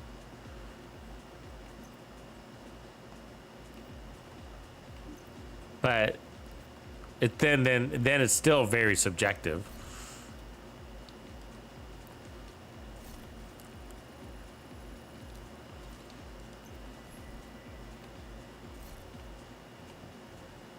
I just wonder how they're balancing out the enemies really. You know, are they doing things to the enemies to make them stronger as we level up so that they're never equalized, that we're still always the underdog, you know? I bet they are, right? I bet they're secretly buffing things. Wouldn't surprise me. They always say that they're not, because they've gotten complaints. We're like, hey, the enemies seem like they're on steroids this week. Like, did you guys do any changes? And they're like, no balance. We haven't rebalanced anything. Yeah, we need homing grenades. Too hot, E3, what up? I'll take some homing grenades.